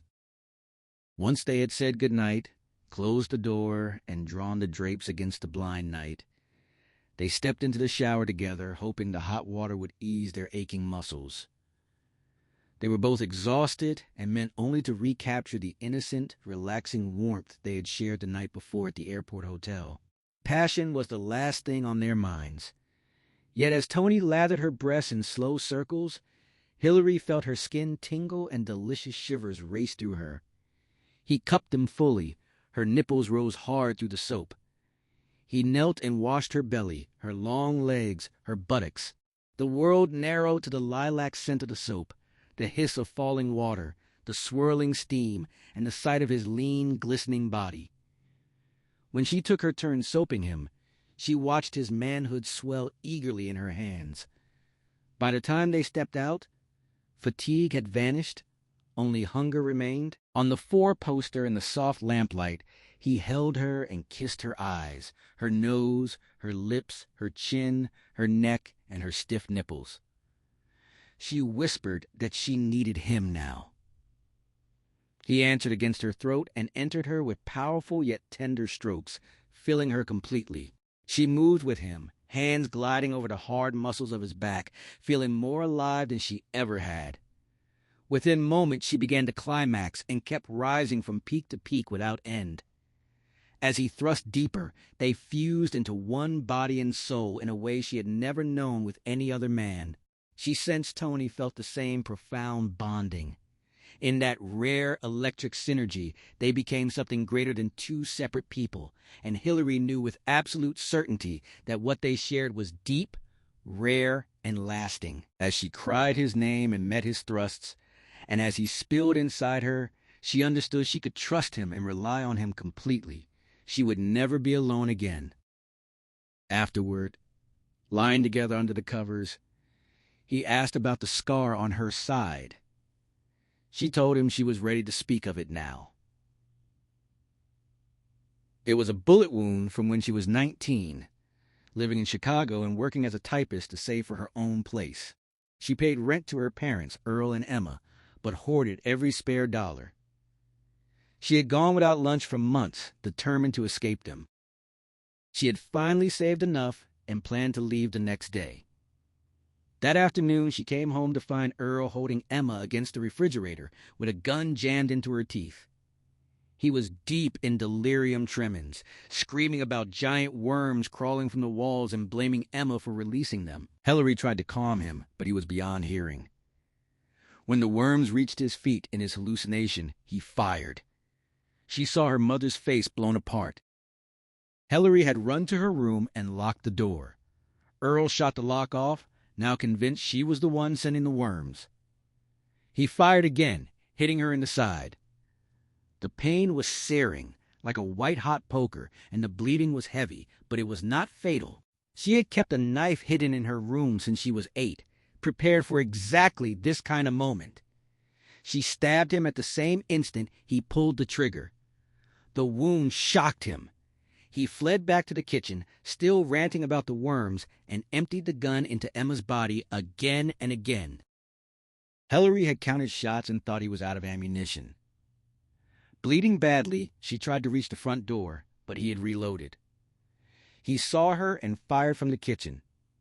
She retreated, barricaded the door with her dresser, and prayed for help before she bled to death. In the kitchen, Earl kept screaming about worms, then giant crabs at the windows, and he continued shooting Emma until he had put nearly 150 rounds into her. The room became a slaughterhouse. When the SWAT team finally broke in, Earl turned the gun on himself. Hillary spent a week in the hospital and carried the scar ever since. They lay quiet for a time. Outside, the night wind stirred against the windows. Tony said he did not know what to say. She asked him to tell her he loved her. He did. She answered that she loved him too, more than she had ever thought possible, and that in just 1 week he had changed her forever. He called her strong, She told him he gave her strength more than she had ever had alone. Usually the memory of that day terrified her, as if it had just happened. But tonight, telling him everything, she felt almost nothing. She asked if he knew why. Tony lay beside Hillary in the quiet darkness. Her warmth pressed against him as she spoke softly of how the horrors from Chicago no longer haunted her. She told him he balanced the scales for her, tipping them in her favor after all the pain. He felt a deep surge of connection when she admitted she needed him just as fiercely, making their bond feel perfectly mutual. In the silence that followed, she revealed another reason the old memories had lost their sting. Tonight, she had seen that Bruno Fry had suffered the same kind of torment from Catherine that she had endured from Earl and Emma. Yet the big, strong man had broken under it while she had held firm. That realization filled her with quiet pride and resolve. It reassured her that she was strong enough to open herself to others without fear, tough enough to withstand whatever the world might throw at her. He affirmed her strength, calling her hard as nails. But she challenged him playfully, inviting his touch to prove she wasn't hard at all. His hands moved over her body as he described the sensations. Firm here, nice and warm there.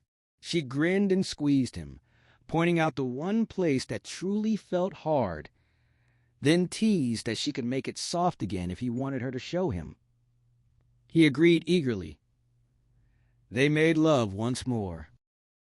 As he filled her with long, silken strokes, waves of pleasure rolled through her. The intimate act flooded her with reassurance. Everything would be all right. Bruno Fry had not returned from the grave. No walking corpse stalked her. There had to be a logical explanation for the look-alike. Tomorrow they would speak with Dr. Rudge and Rita Yancey, gather the facts, and provide the police with enough proof to arrest the double. The danger would end. She would stay with Tony forever, and nothing truly bad could touch her again. She felt happy and safe at last. Later, as she hovered on the edge of sleep, a sharp crash of thunder rolled across the mountains and into the valley, shaking the house. A strange warning flashed through her mind. The thunder was an omen, urging her not to be so certain of herself. But the thought slipped away as she drifted into deep sleep. Fry drove north from Los Angeles, first hugging the sea before swinging inland onto the freeway. California had emerged from its latest gasoline shortage, so stations were open and fuel flowed freely. His headlights cut twin paths through the night as he sped along the concrete artery. His thoughts churned around Catherine, the bitch. What was she doing in St. Helena? Had she reclaimed the Cliff House and the winery? Would she force him to live under her control again? The questions burned in him, even though they made little sense. He knew his mind was clouded, thoughts refusing to line up straight no matter how he tried, and the fog terrified him. He considered pulling over to sleep, hoping clarity would return when he woke. But the idea that Hillary Catherine had already reached St. Helena and might be setting a trap in his own house unsettled him more than his mental haze. He even wondered briefly if the house still belonged to him now that he was supposed to be dead, or half dead, and buried. As the full weight of his losses hit him, rage boiled up. Catherine had killed him, taken everything, left him alone without his other self to touch or talk to, and now she had invaded his home too. He pressed the accelerator until the speedometer hit 90. If any cop tried to stop him, he would use the knife, cut him open, rip him apart. Nothing would keep him from reaching St. Helena before sunrise. Afraid of being spotted by night shift workers at the winery who believed him dead, Fry parked the van nearly a mile away on the main road and walked overland through the vineyards toward the house he had built 5 years earlier. The cold white moon filtered through ragged clouds, offering just enough light to navigate between the vines. The rolling hills lay silent, the air carrying a faint metallic tang of copper sulfate from summer sprays, mixed with the fresh ozone scent stirred up by recent rain. No new rain fell, the ground was only soft and damp. The sky had lightened slightly by the time he reached the clearing. He crouched beside a line of shrubbery, studying the dark house. All the windows were black and empty. Nothing moved except a soft whisper of wind. Heart pounding with fear as she waited inside, he finally forced himself forward, flashlight and knife in hand. At the door, he set the light down, unlocked it with the key from his jacket, then snatched up the flashlight, kicked the door open, and entered low and fast, knife thrust ahead. She was not in the foyer. He moved cautiously through the gloomy, over-furnished rooms, checking closets, behind sofas, and behind display cases. The house was empty. Perhaps he had returned in time to disrupt whatever scheme she planned. Standing in the living room, with knife and flashlight pointed at the floor, he swayed, exhausted and dizzy. The confusion pressed in hard. He desperately needed to talk things through with himself, to sort his feelings and regain control. But he could never do that again. Himself was dead. The realization made him shake. Tears came. He was utterly alone, frightened, and lost. For 40 years he had successfully posed as a normal man. Now, with half of him gone, the charade felt impossible. Without his other self for advice and confidence, he lacked the strength to keep pretending. Yet one clear need burned through the fog. He had to find Catherine and kill her once and for all. The small travel alarm was set for 7 on Thursday morning. Tony woke an hour early with a violent start, then eased back against the pillow as he remembered where he was. He lay on his back in the dark, staring at the shadowy ceiling while listening to Hillary's steady breathing. He had jolted awake to escape a nightmare, grisly images of mortuaries, tombs, graves, coffins, knives, bullets, blood, and worms crawling from dead eyes. Walking corpses had spoken of crocodiles. And in the dream, his life had been threatened repeatedly, only for Hillary to step in each time and die protecting him. The dream left him deeply shaken. He feared losing her. He loved her more than he could ever express. No words seemed adequate for the depth of it. Life would continue without her, but it would be filled with pain and grief. Staring upward, he told himself it was only a dream, not an omen or prophecy, just a bad dream. In the distance, a train whistle sounded 2 long, mournful blasts, cold and lonely, prompting him to pull the covers higher. Fry decided Catherine might be waiting in the house Leo had built. He left his own place, knife and flashlight in hand, and crossed the vineyards. In the first pale hint of dawn, with the valley still wrapped in fading night, he approached the clifftop mansion. He avoided the cable car, fearing he would be seen inside the winery where Catherine's spies might lurk. Instead, he climbed the old staircase cut into the cliff face, taking the steps 2 at a time at first. Soon he had to slow down. The structure was crumbling, mortar long eroded by decades of weather. Stones broke loose under his boots and tumbled downward. The railing was rotten and incomplete. Several times he nearly lost his balance, nearly pitched into empty space. Carefully, he continued the switchback ascent until he reached the top. He crossed the weedy lawn where untended rose bushes had grown into thorny, flowerless tangles. Letting himself into the rambling Victorian house, he searched its musty, dust-covered, spider-webbed rooms that reeked of mildew. The place overflowed with antique furniture, art glass, and statuary, but held no threat. She was not there either. Relief washed over him that she had not moved in and taken control. Yet the question remained, where the hell was she? Bruno's confusion deepened with every passing minute. His ability to reason had begun unraveling hours earlier. Now even his senses betrayed him. He heard voices that turned out to be only his own muttered words echoing through the empty rooms. The smell of mildew would suddenly shift into his mother's favorite perfume, then snap back again. Familiar paintings he had known since childhood refused to resolve into trees, wildflowers, or any recognizable shapes. Only smears, disjointed lines, and meaningless blobs remained. He stood before one he knew depicted a landscape, yet his eyes saw nothing but confusion. He fought down panic. insisting to himself that the disorientation came only from exhaustion. He had driven hard without sleep. His eyes burned, his body ached, his neck felt rigid. Sleep would clear everything. He had to believe that.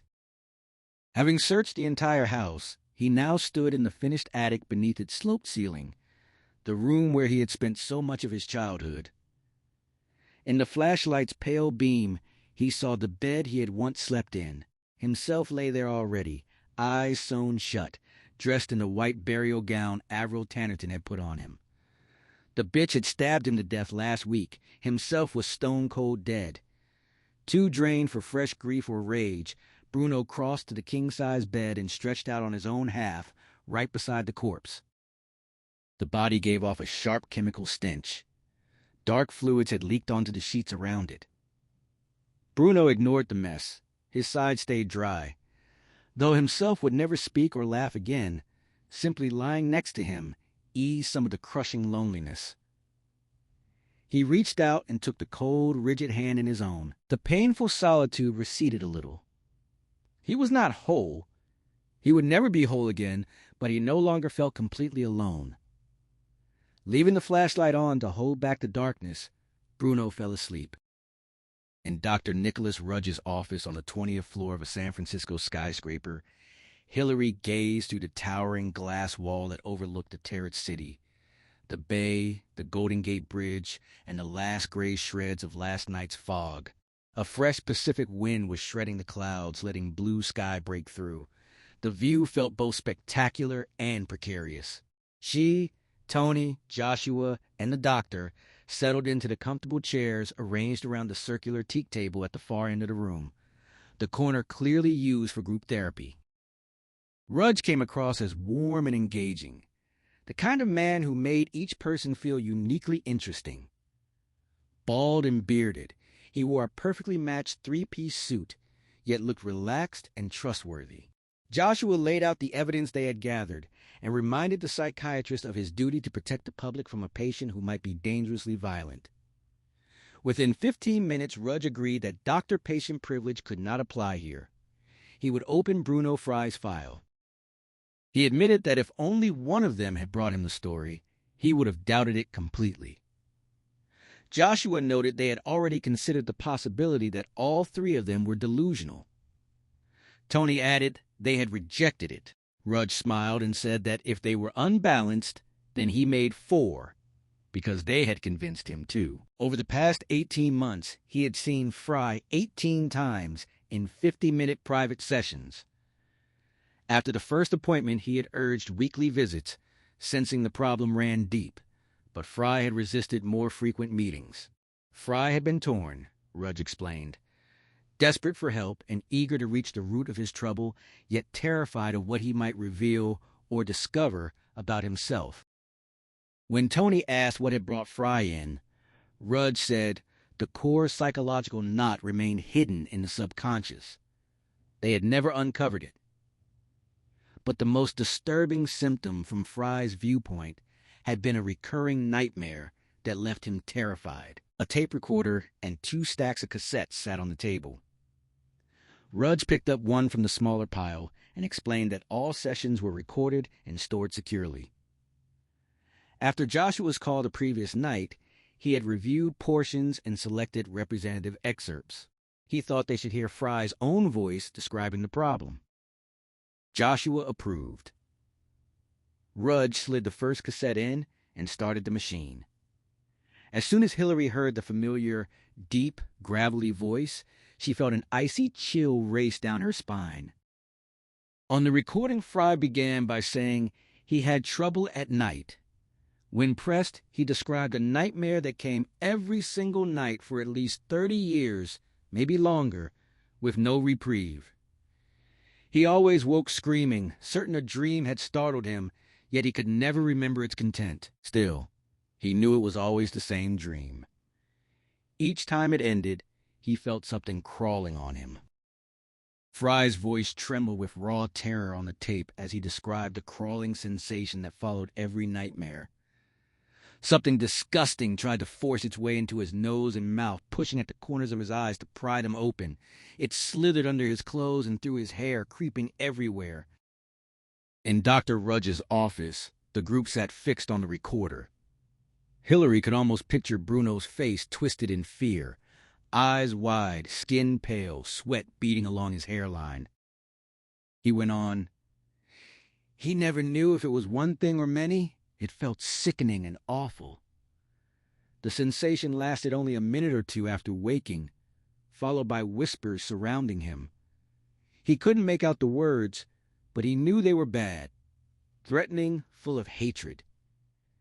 They lasted about as long as the crawling. He worried he sounded crazy, but insisted he had lived with the nightmare so long that he dreaded sleep every night. He had never tried therapy before because he feared what might be uncovered. Rudge assured him he was there to listen and help without judgment. Rudge stopped the tape and noted that while a recurring nightmare was common, the lingering tactile and auditory hallucinations afterward were not. Still, he had seen no signs of danger in Fry, just a frightened man whose dream likely stemmed from some deeply repressed horror. Fry had clearly separated the nightmare from reality and showed no psychosis.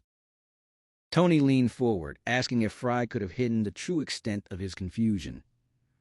Rudge admitted psychology was imprecise and that Fry might have fooled him, especially with only monthly sessions that missed any rapid mood or personality shifts. Hillary pressed whether, given what Joshua had already told him, Rudge now felt he had been deceived. The doctor smiled ruefully and agreed it appeared so. He loaded the next pre-cue cassette.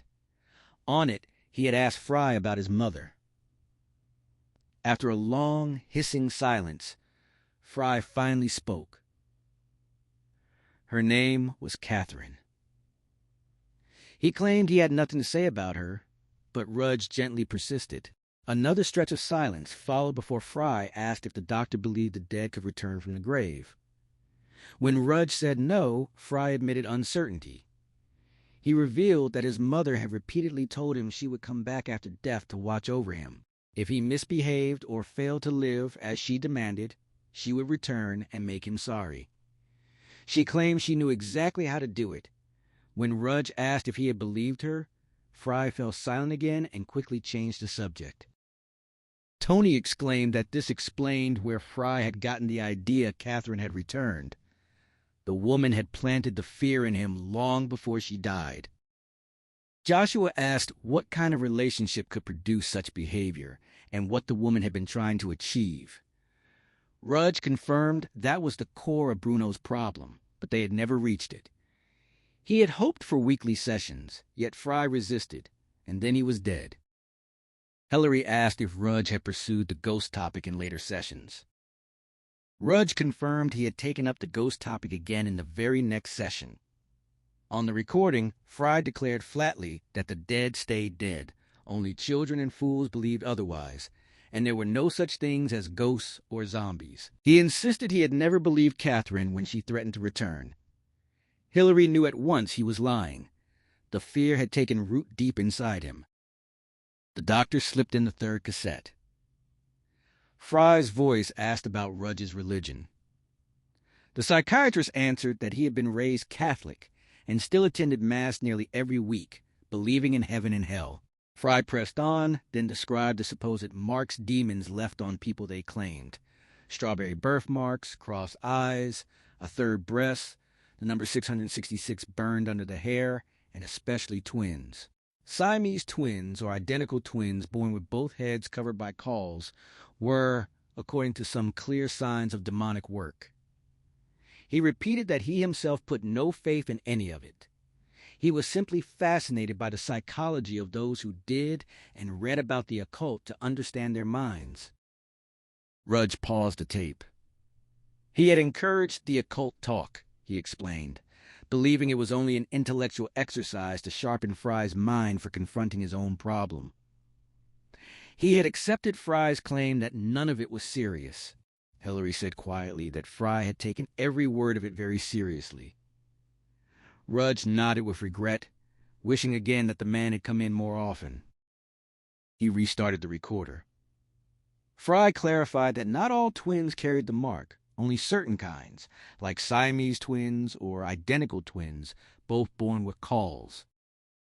Rudge stopped the machine once more. He was unsure how the twin material connected to their situation, but with a perfect double of Bruno Fry now involved, he had thought they should hear it. Joshua looked from Tony to Hillary and asked why, if Mary Gunther had actually delivered twins, Catherine would have brought home only one baby and lied that there was just a single child. Tony said doubtfully the whole story had always sounded too neat. Hillary asked whether a birth certificate for Bruno had surfaced yet. Joshua answered that none had been found in any of the safe deposit boxes. The doctor loaded the fourth and final cassette, the last session from 3 weeks earlier. Fry had at last agreed to hypnosis, but only on the strict condition that every question stay limited to the dream itself. The excerpt began with him already in deep trance, regressed to the previous night. In the flat, childlike voice that came from the speaker, Fry saw his mother dragging him by the hand. He was small again. She pulled him toward a door. He begged her not to open it, not to put him down there again. Rudge guided him calmly. The door lay in the ground and led straight to hell. She opened it, pushed him through, then slammed and locked it behind him. Inside there was only darkness, black and absolute. He strained to get out, but the door was too heavy. When Rudge asked whether this was truly just a dream or also a memory, Fry admitted it had really happened. His mother had locked him in that dark room in the ground, in the cellar, all the time. Bruno stood frozen on the top step, staring down into the blackness that swallowed everything below. His heart thudded heavily, yet a strange calm settled over him as the hypnotist's voice guided him, insisting he felt relaxed, not frightened at all. He accepted it, the tension easing from his shoulders, even as the scene unfolded in his mind. He tried the door again, but found it locked tight. So he remained there, gazing downward, the darkness pressing against him like a living thing. The steps led straight to hell. He knew that much. He did not descend. Instead, he waited, listening. Soft voices drifted up from below, whispers at first, indistinct. They grew steadily louder, climbing toward him. The sound swelled until it surrounded him completely, a rising roar of whispers that filled the air. He strained to understand them, but the words refused to form.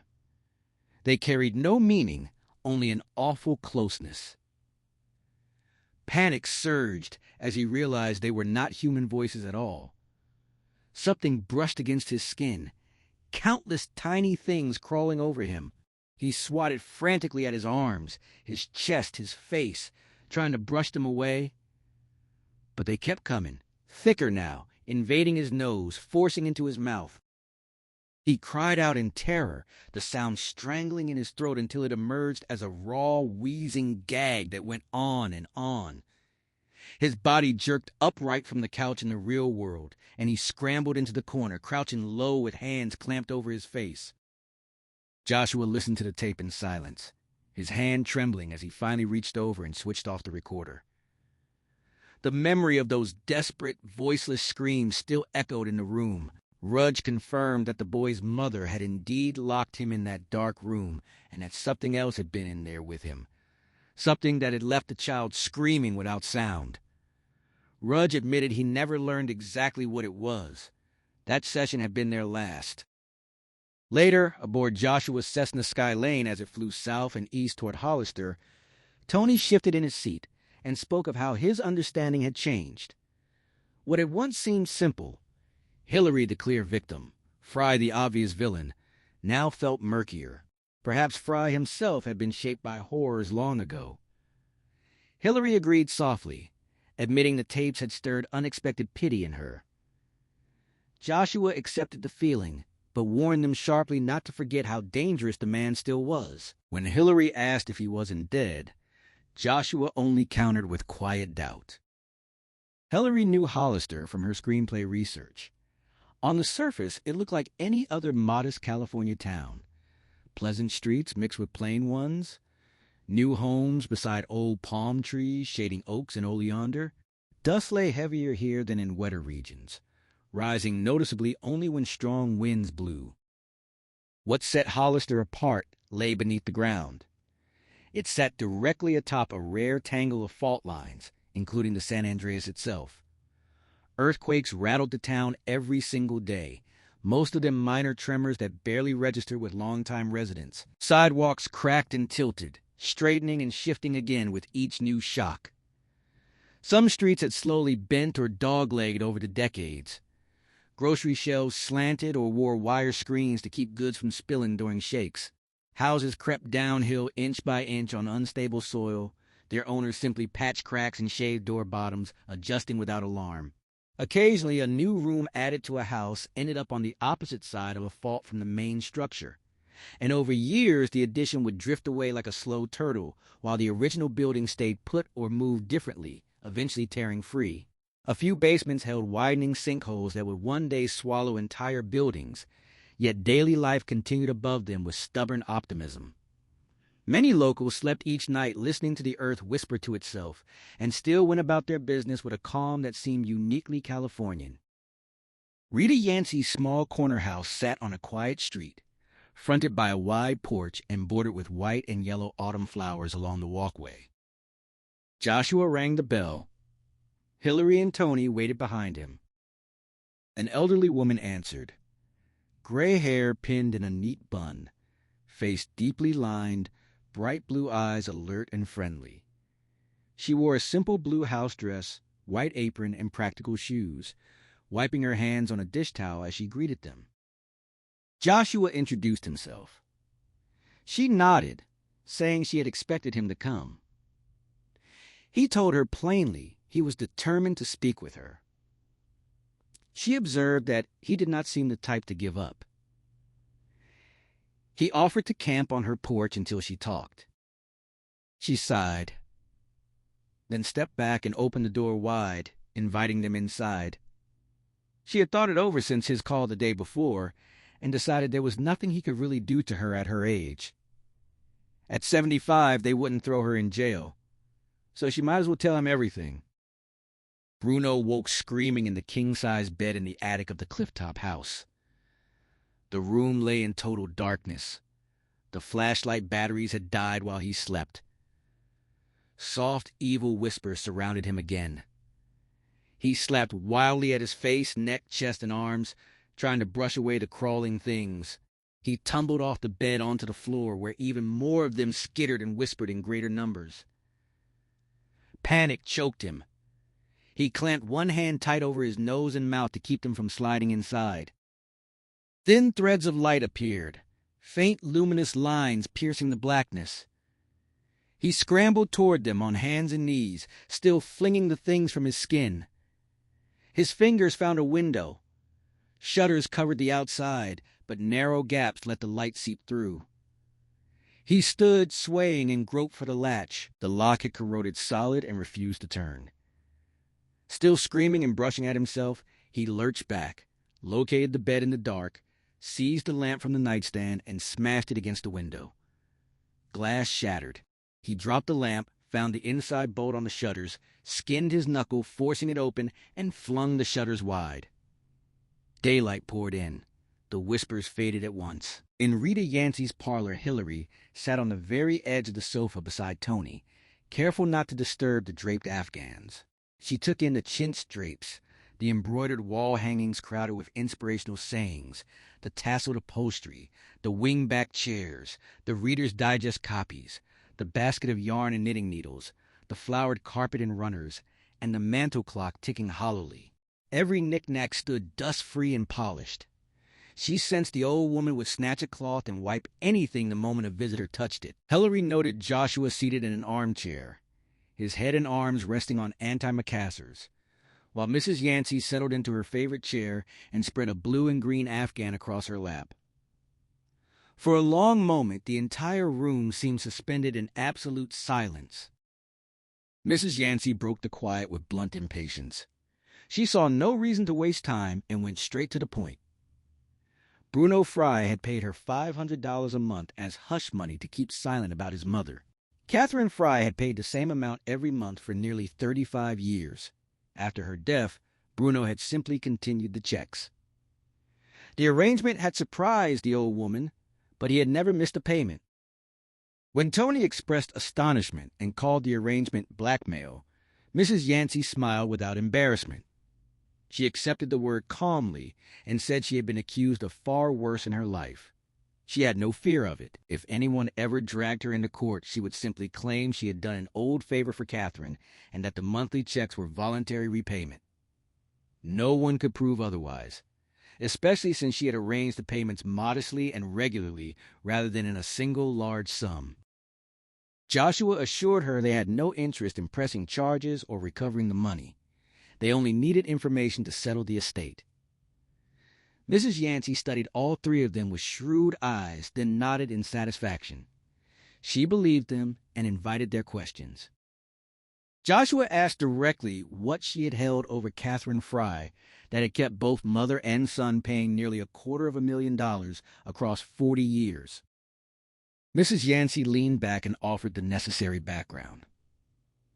During the Great Depression, she had chosen the oldest profession as the only path to real money. At 18, she became a prostitute in one of San Francisco's most elegant houses, catering only to wealthy clients. She had been strikingly attractive and refined. By 24, she had saved enough to open her own high-class establishment and ran it successfully for 36 years before retiring at 60 to be near her daughter and grandchildren in Hollister. Joshua pressed for the connection to Catherine Fry. Mrs. Yancey explained that Catherine's father, Leo, had been a regular client of her house. He had sent his pregnant daughter to her in April of 1940, so the birth could remain completely secret. Catherine had arrived with $3,000 to cover her stay, the doctor, and board. When Hillary asked about Mary Gunther, Mrs. Yancey stated flatly that no such person had ever existed. The name was only a cover story invented by Catherine and Leo. No one in St. Helena had known Catherine was pregnant. She had bound herself in multiple girdles and starved herself to hide the swelling. Mrs. Yancey made clear she had taken the girl in strictly for the money, not out of kindness or any debt to Leo, whom her girls had described as a cruel and twisted man. Joshua asked who the father had been, since Catherine had always seemed cold toward men and had no known lover. Mrs. Yancey answered without hesitation, Leo. Bruno stood before the shattered attic window, the gray October light washing over him, yet his mind remained as fractured and restless as it had been through the long night. Chaotic thoughts writhed inside him, pleasant memories twisting with ugly ones, doubts and fears tangling like living worms. He knew the source of his unraveling. He was alone now, only half a man, torn apart ever since the other half of him had been killed. Without that missing piece, even the smallest problems loomed insurmountable. He turned from the window and staggered to the bed, then knelt beside it, pressing his head against the corpse's chest. He begged the dead form to speak, to guide him, to help him decide what to do next, but the lifeless body offered nothing in return. In Mrs. Yancey's parlor, the clock ticked steadily. A white cat sauntered in from the dining room and settled onto the old woman's lap. Joshua pressed her for details, and Mrs. Yancey confirmed the horror without hesitation. Leo had begun molesting his daughter Catherine when she was only 4, forcing her into oral sex as a small child, then subjecting her to every kind of sexual act as she grew older. Hillary listened, a chill sweeping through her. She fought the urge to pull the Afghan over herself for warmth and comfort. Despite the beatings and intimidation she had endured with Earl and Emma, she realized how fortunate she had been to escape sexual violation. Earl's impotence had spared her that final nightmare. A sudden wave of kinship rose in her for Catherine, who had been plunged into that very abyss. Tony sensed her distress and took her hand, squeezing it with quiet reassurance. Mrs. Yancey stroked the purring cat as she continued. Catherine had arrived at her door in a desperate state, half mad with fear and pain.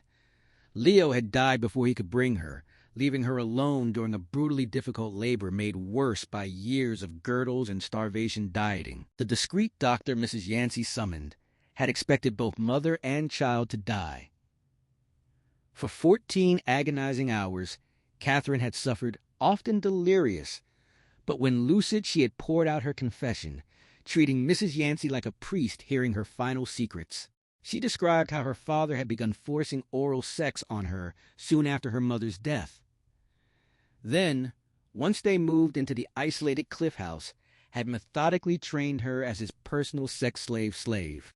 When she was old enough, he had taken full intercourse with precautions at first, until one mistake left her pregnant. Joshua asked how Mrs. Yancey could be certain of the abuse if Leo had never admitted it. The old woman explained that Catherine herself had revealed everything in her delirium and desperation. He then questioned why Leo had not sent Catherine to her immediately upon learning of the pregnancy to arrange an abortion, given Mrs. Yancey's connections. The old woman admitted she had the necessary contacts, but suspected Leo had chosen not to act because he hoped Catherine would deliver a healthy baby girl, planning in time to begin breaking in his own granddaughter, just as he had done with Catherine, building himself a private harem of 2. Unable to draw any response from the corpse, Bruno rose and wandered the dusty attic, his steps stirring motes that danced in the pale shaft of light. His gaze fell on a pair of 50-pound dumbbells, part of the training set he had used religiously from age 12 to 35. He lifted them and began his familiar curls, powerful shoulders and arms falling into the old rhythm as sweat rose on his skin. Memories surfaced as he worked. His mother, Catherine, had once encouraged the weightlifting, seeing it as a way to channel the dangerous sexual energies of his puberty without risking exposure of his demonic nature. Later, as his body grew massively strong, she had tried to take the weights away, fearing he might one day turn that strength against her. But when he had broken down in tears and begged, she had relented, realizing she would never have reason to fear him. After all, she held the key to the door in the ground, the power to lock him away in darkness forever. As he curled the heavy iron, Bruno wondered whether her threats of returning from the dead had been mere lies born of fear. Had she truly believed he might grow strong enough to break her neck and free himself, or had the stories of supernatural vengeance been her only insurance against that possibility? The questions flickered through his short-circuiting mind but slipped away almost as soon as they formed, while the deeper fears remained, smoldering. He thought of Hillary, the latest Catherine, and knew he had to find her before she found him.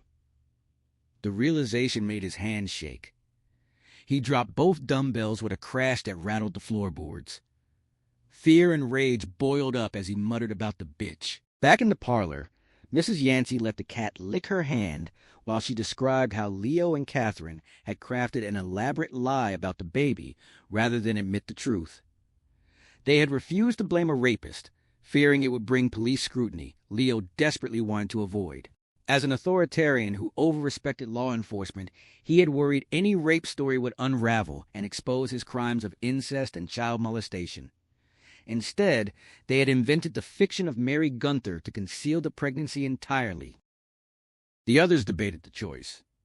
Joshua pointing out that a false rape claim against a migrant or stranger would likely have gone unsolved without railroading an innocent man, and that Catherine would have received sympathy and open-minded St. Helena rather than the lifelong burden of maintaining a complex deception. Hillary noted the humiliation a rape accusation would still have brought. Mrs. Yancey shook her head in disgust at the depravity of a man who could begin violating his own 4-year-old daughter, declaring that such monsters deserve castration or worse. Hillary asked whether Catherine had personally told her these details.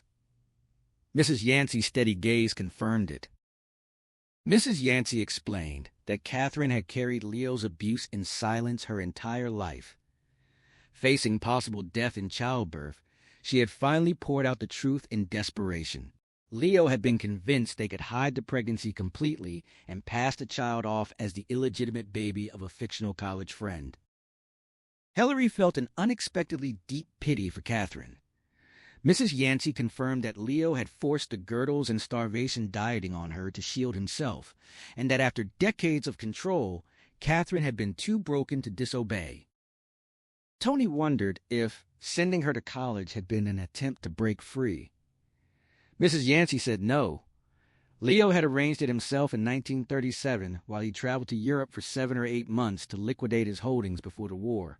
He had placed her with a wine-distributing family in San Francisco, connected to his business, and left her there while pursuing his own pleasures abroad. Even without him present, Catherine had remained completely under his psychological grip and told no one of the abuse. When he returned, she dropped out of college without resistance and went back with him to St. Helena. The mantel clock struck 2. Joshua, looking pale and suddenly much older, summarized the next chapter.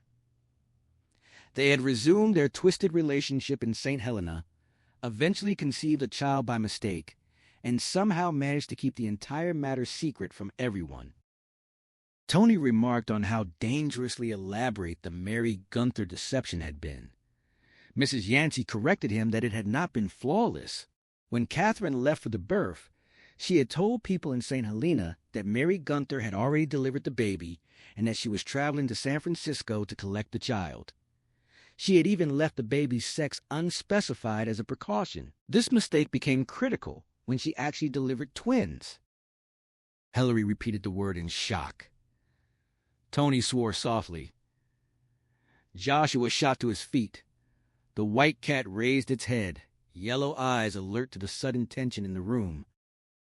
In the attic, the large room still felt as though it were slowly shrinking around Bruno. Idleness worsened his claustrophobia, so he kept himself busy.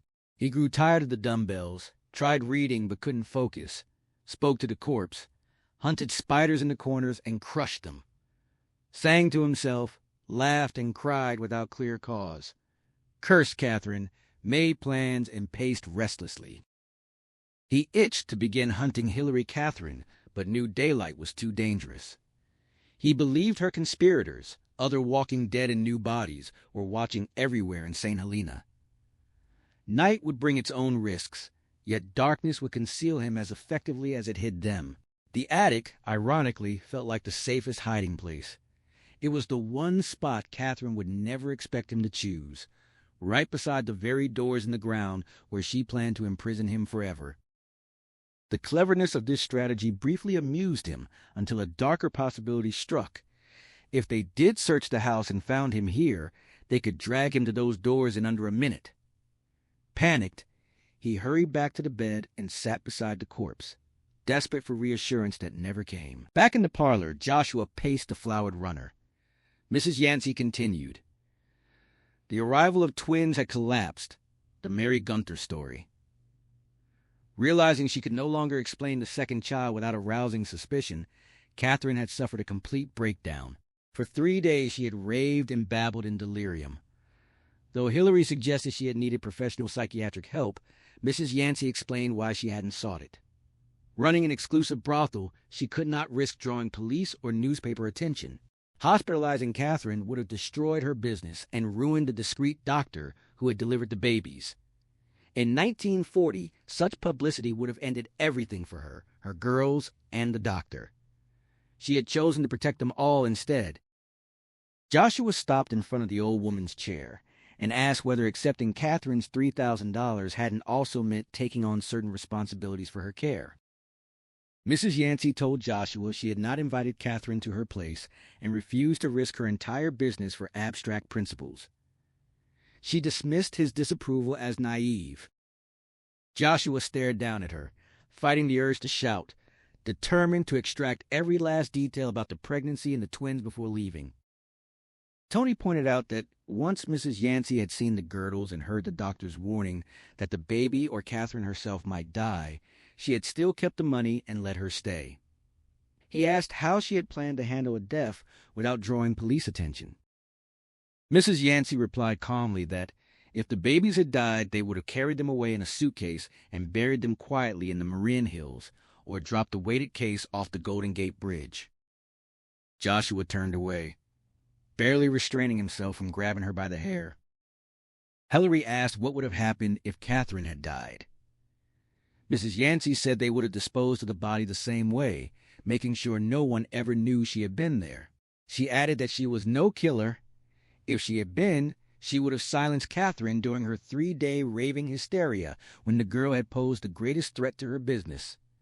Instead, she had nursed her through the fits, even tying her to the bed at times, until the episode passed and Catherine recovered.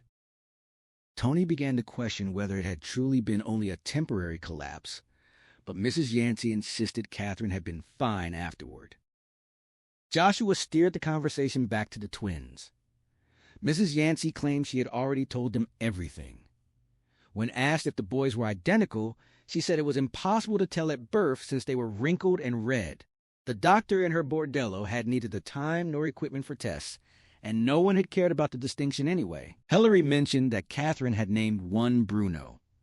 Mrs. Yancey confirmed she learned that later from the checks Bruno sent after Catherine's death. She had no idea what the other boy had been called. Catherine had not named either child before leaving. There were no birth certificates because Catherine had insisted the births go unrecorded, and the doctor had been paid $1,000, worth far more in 1940, to keep silent and bend the rules. Both babies had been thin and scrawny from Catherine's months of dieting and girdles, but they cried loudly and ate well, appearing otherwise healthy. Catherine had stayed nearly 2 weeks to regain her strength and allow the infants to gain weight. When she left, she took both boys with her. Mrs. Yancey understood her plan was to bring only one back to St. Helena and put the other up for adoption. Joshua pressed her on whether she had worried about leaving 2 vulnerable babies with a clearly unstable woman. Mrs. Yancey defended herself by saying Catherine had recovered and that a mother's love would protect them. She suggested the second child had probably been left on a doorstep or at an orphanage and adopted into a loving home. In the attic, Bruno passed a long afternoon talking to the corpse, trying to calm his churning thoughts. Bored, lonely, and increasingly frantic, he grew desperate to look into his other self's eyes again, the way they once had for hours, sharing silent communion. He remembered the brief peace he had felt yesterday, staring into a mirror, mistaking his reflection for the other Bruno. Now he touched the closed eyelids and felt cold flesh and tiny sutures holding them shut. Excited, he hurried downstairs to search for razor blades, scissors, needles, and anything else he could use to reopen those eyes. In the parlor, Tony could see that Hillary and Joshua were both nearing the breaking point. Hillary was shaken by the parallels to her own childhood suffering and bristled at Mrs. Yancey's mix of false moralizing, syrupy sentiment, and raw callousness. Joshua, already disgusted with himself for missing Catherine's hidden madness over 25 years, had almost no patience left for the old woman. Sensing the imminent explosion, Tony rose, moved to the footstool in front of Mrs. Yancey's chair, and began gently stroking the white cat while chatting with her in a warm, ingratiating tone, positioning himself to keep the peace and continue the questions calmly. Tony pressed Mrs. Yancey for any detail that had stood out during the twins' actual delivery, the labor, the contractions, the baby's first moments, any abnormality at all. Surprise flickered across her face as the question unlocked an old memory. She confirmed both infants had emerged with calls fully covering their heads. The doctor had called the double occurrence something like 1,000,000 to 1 chance. Catherine had been lost in pain and delirium at the time, but Mrs. Yancey had told her afterward. The detail had first fascinated her. Then, drawing on Leo's occult books, she had declared the calls an evil omen, the mark of a demon. Days later, Catherine had fallen into a strange, intense quiet. Then the delusions poured out. She swore the twins had not come from Leo, but from a demon that had raped her. A green, scaly thing with huge eyes, forked tongue, and long claws. She described the assault in vivid, chilling detail and flew into a rage when reminded of her earlier confession about her father, denying it ever happened. She begged Mrs. Yancey to hide both the calls and the claim that the babies possessed demonic sex organs between their legs. Mrs. Yancey, knowing the boys were perfectly normal, had bargained for an extra $500 a month to keep the real story quiet instead. After nearly 2 days, the demon rant stopped as suddenly as it had begun. Catherine had behaved normally from then until she left with the infants. Tony sat stroking the white cat, the new facts turning slowly in his mind. Fragments were locking together, yet the whole picture still felt wildly off-kilter. He needed time to test it. Mrs. Yancey lifted the cat from her lap, set it on the floor, and stood. She had pie shells waiting and grandchildren coming for dinner. As she turned toward the kitchen, the house suddenly shuddered. 2 glass swans toppled from a shelf, wall hangings slipped down, and the floor rolled like a ship's deck in light seas. The tremor faded. Mrs. Yancey waved it off casually, but Tony sensed deeper shock waves still closing in. In the attic, Bruno finally pried open the corpse's eyes. At first, the sight repelled him. Swollen, bloodshot orbs clouded by burst vessels, the irises bruised and muddy instead of the clear blue-gray he remembered. Yet the longer he stared, the more he saw past the ruin. These were still his other self's eyes. He gazed deep, chasing the old, wordless unity they had once shared for hours at a time. No spark answered now, but the memory of that perfect connection steadied him. It was all he had left. High above the sere autumn hills, Joshua's plane sliced northward through crystal sky. Hillary watched scattered clouds drift below and a massive wall of thunderheads rolling in from the sea. For the first 10 minutes, the cabin stayed silent, each of them locked in bleak thoughts. Then Joshua spoke.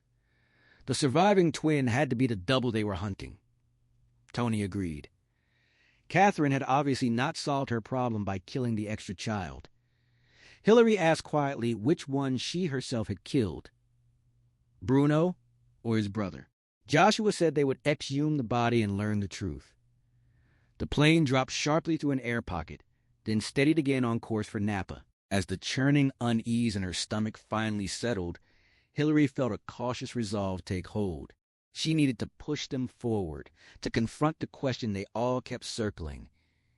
If Catherine hadn't murdered Bruno's twin to protect the Mary Gunter deception, then what exactly had she done with the second boy, and where had he been hidden all these years? Joshua offered Rita Yancey's old idea, his voice thick with distaste at even mentioning the woman. Perhaps Catherine had simply left one infant wrapped on a church or orphanage doorstep. Hillary hesitated, doubt clouding her thoughts. The notion felt wrong somehow. Too neat, too storybook. She sensed Catherine would never have chosen something so ordinary or convenient, especially under that kind of pressure. Tony leaned in, agreeing the idea was too smooth, just like the Mary Gunter tale itself. People rarely took the quickest, safest path when stress twisted their decisions, and Catherine had been far from calm when she left Yancey's place. Still, Joshua insisted they couldn't dismiss the possibility entirely. Tony pushed back firmly. Accepting an abandonment meant explaining how the unregistered twin later reconnected with Bruno. No records existed to trace blood ties, so any reunion would require impossible coincidence. Even then, how could a boy raised in a completely different home develop the exact same fierce hatred and terror of Catherine, along with matching psychopathic delusions? Joshua conceded the point was difficult to swallow. Tony pressed harder. They would also need to account for how the brother could grow up apart from Bruno yet mirror his paranoia and psychosis in every detail. The small Cessna droned steadily northward through buffeting winds. For a long moment the three sat silent inside the sleek white and red and mustard yellow cocoon of the plane. Finally Joshua yielded, wiping sweat from his palms. He couldn't explain it either. Genetics alone didn't cover such perfect symmetry. So what was Tony really suggesting? That the brothers had never been separated at all? Tony nodded. Catherine had taken both infants home to St. Helena. Joshua frowned. Then where had the second twin been kept all those years? Locked in a closet? No, Tony replied. Joshua had probably encountered him many times before. Joshua stared, blinking in disbelief. He had only ever known Bruno. What if Tony proposed both boys had lived as Bruno? What if they had taken turns? Joshua's skepticism sharpened. Was Tony claiming they played some childish game for 40 years? Not a game, Tony clarified. To them, it would have felt like a desperate life-or-death necessity. Hillary spoke up quietly. She had sensed Tony circling an idea earlier, especially when he questioned Yancey about the baby's calls and Catherine's reaction to them. Tony confirmed it. Catherine's wild talk of a demon had handed him the missing piece. Joshua grew impatient, demanding Tony lay the theory out clearly instead of thinking aloud. Tony shifted in his seat and began. To grasp Bruno, they first had to understand Catherine. And the madness passed down through her family like an inheritance, swelling with each generation. He started with Leo, an extreme authoritarian who needed total control. Successful in business, but isolated. Leo demanded dominance everywhere, even in bed. He took pleasure in hurting and humiliating women, a pattern confirmed by Yancey. Joshua noted the leap from abusing paid prostitutes to molesting his own daughter seemed enormous. Tony countered that for Leo. It probably hadn't been a big step. The man viewed people as property, his property. He likely justified both acts through the same twisted logic of ownership. Catherine, trapped in that house with a cold, possibly psychotic father capable of anything, had almost no chance of staying sane. Leo's abuse went beyond the physical. He sought to shatter her emotionally and mentally. By the time she reached Yancey's to deliver her father's child, Catherine was already as broken as Leo, yet skilled at hiding it. She only lost that mask for 3 days after the twins arrived. Hillary reminded them of the second breakdown, when Catherine claimed a demon had raped her. Tony continued. After the birth, Catherine spiraled from one severe delusion into a worse one. The Mary Gunther lie had collapsed. The weight proved unbearable, but the idea of demonic rape offered escape. She had read Leo's occult books and knew some folklore linked Call-born twins to demons. The fantasy absolved her of incestuous shame. She could see herself as an innocent victim of supernatural force rather than her father's willing accomplice. No ordinary woman could resist such a monster. Hillary pointed out, Catherine had indeed been Leo's victim, forced against her will. True, Tony agreed, but Leo had likely spent years brainwashing her into believing the guilt was hers. That fit his controlling nature perfectly. Joshua listened as the plane sliced northward. He accepted the outline so far. Catherine gave birth, broke for 3 days, then rebuilt herself around a new demon delusion. It let her bury the incest and reclaim some dignity, perhaps more than she had ever felt. Exactly, Tony said. Hillary added that Yancey was the only person Catherine had ever told about the real abuse. Once settled on the demon story, she desperately wanted Yancey to see her as a victim rather than a sinner, which explained her frantic babbling. But when Yancey refused to believe her, Tony continued. Catherine kept the fantasy private. No one else needed to accept it. She believed it herself, and it was far easier to carry than the truth about Leo. Leo had died weeks earlier, Hillary noted, so nothing remained to remind her of the old nightmare. Joshua's hands left the controls briefly as he wiped them again. The story chilled him. Leo's absence meant Catherine needed the twins nearby as living proof of her new reality. She couldn't risk giving either away. Tony agreed. The healthy babies reinforced her delusion. In her mind, she saw demonic marks on them, evidence they were not fully human. Keeping both close helped sustain the fragile comfort of that lie, far preferable to the horror she had endured before. Hillary's mind raced faster than the Cessna's engine. Excitement surged as she traced Tony's logic to its end. Catherine had taken both twins home to the Clifftop house, yet she still had to keep the Mary Gunther fiction alive. Reputation mattered, but something deeper drove her. Though her conscious mind clung to the demon fantasy, her subconscious understood that arriving with twins would eventually expose Leo as their father to the neighbors. That shame would shatter the new delusion and drag back the old nightmares. To protect her fragile peace, she presented only one child publicly, gave both boys the same name, and allowed only one to leave the house at any time, forcing them to share a single life. Tony added that in time, the twins came to think of themselves as one and the same person. Joshua objected. Even if they could switch places in public, they would surely have remained two distinct individuals in private. Tony disagreed. Proof existed in the safe deposit box letter. Bruno had written that he himself had been killed in Los Angeles, not that his brother had died. The statement made sense if he viewed his twin as merely an extension of himself rather than a separate person. Joshua still resisted, insisting the letter was incoherent nonsense. Tony explained it as the reverse of split personality. Cases like Dr. Jekyll and Mr. Hyde or Sybil showed one person fracturing into many. The Fry twins, under crushing pressure from their mother, had done the opposite. They had melted together psychologically into a single shared personality, self-awareness, and identity. Hillary noted the twins would have needed nearly identical personalities to successfully trade places in the outside world without detection. Joshua demanded to know exactly how Catherine had forced this fusion. Hillary said they might never know the precise methods, but she had several theories. Tony agreed and let her go first. By mid-afternoon, the light from the east-facing attic windows had grown weak and flat.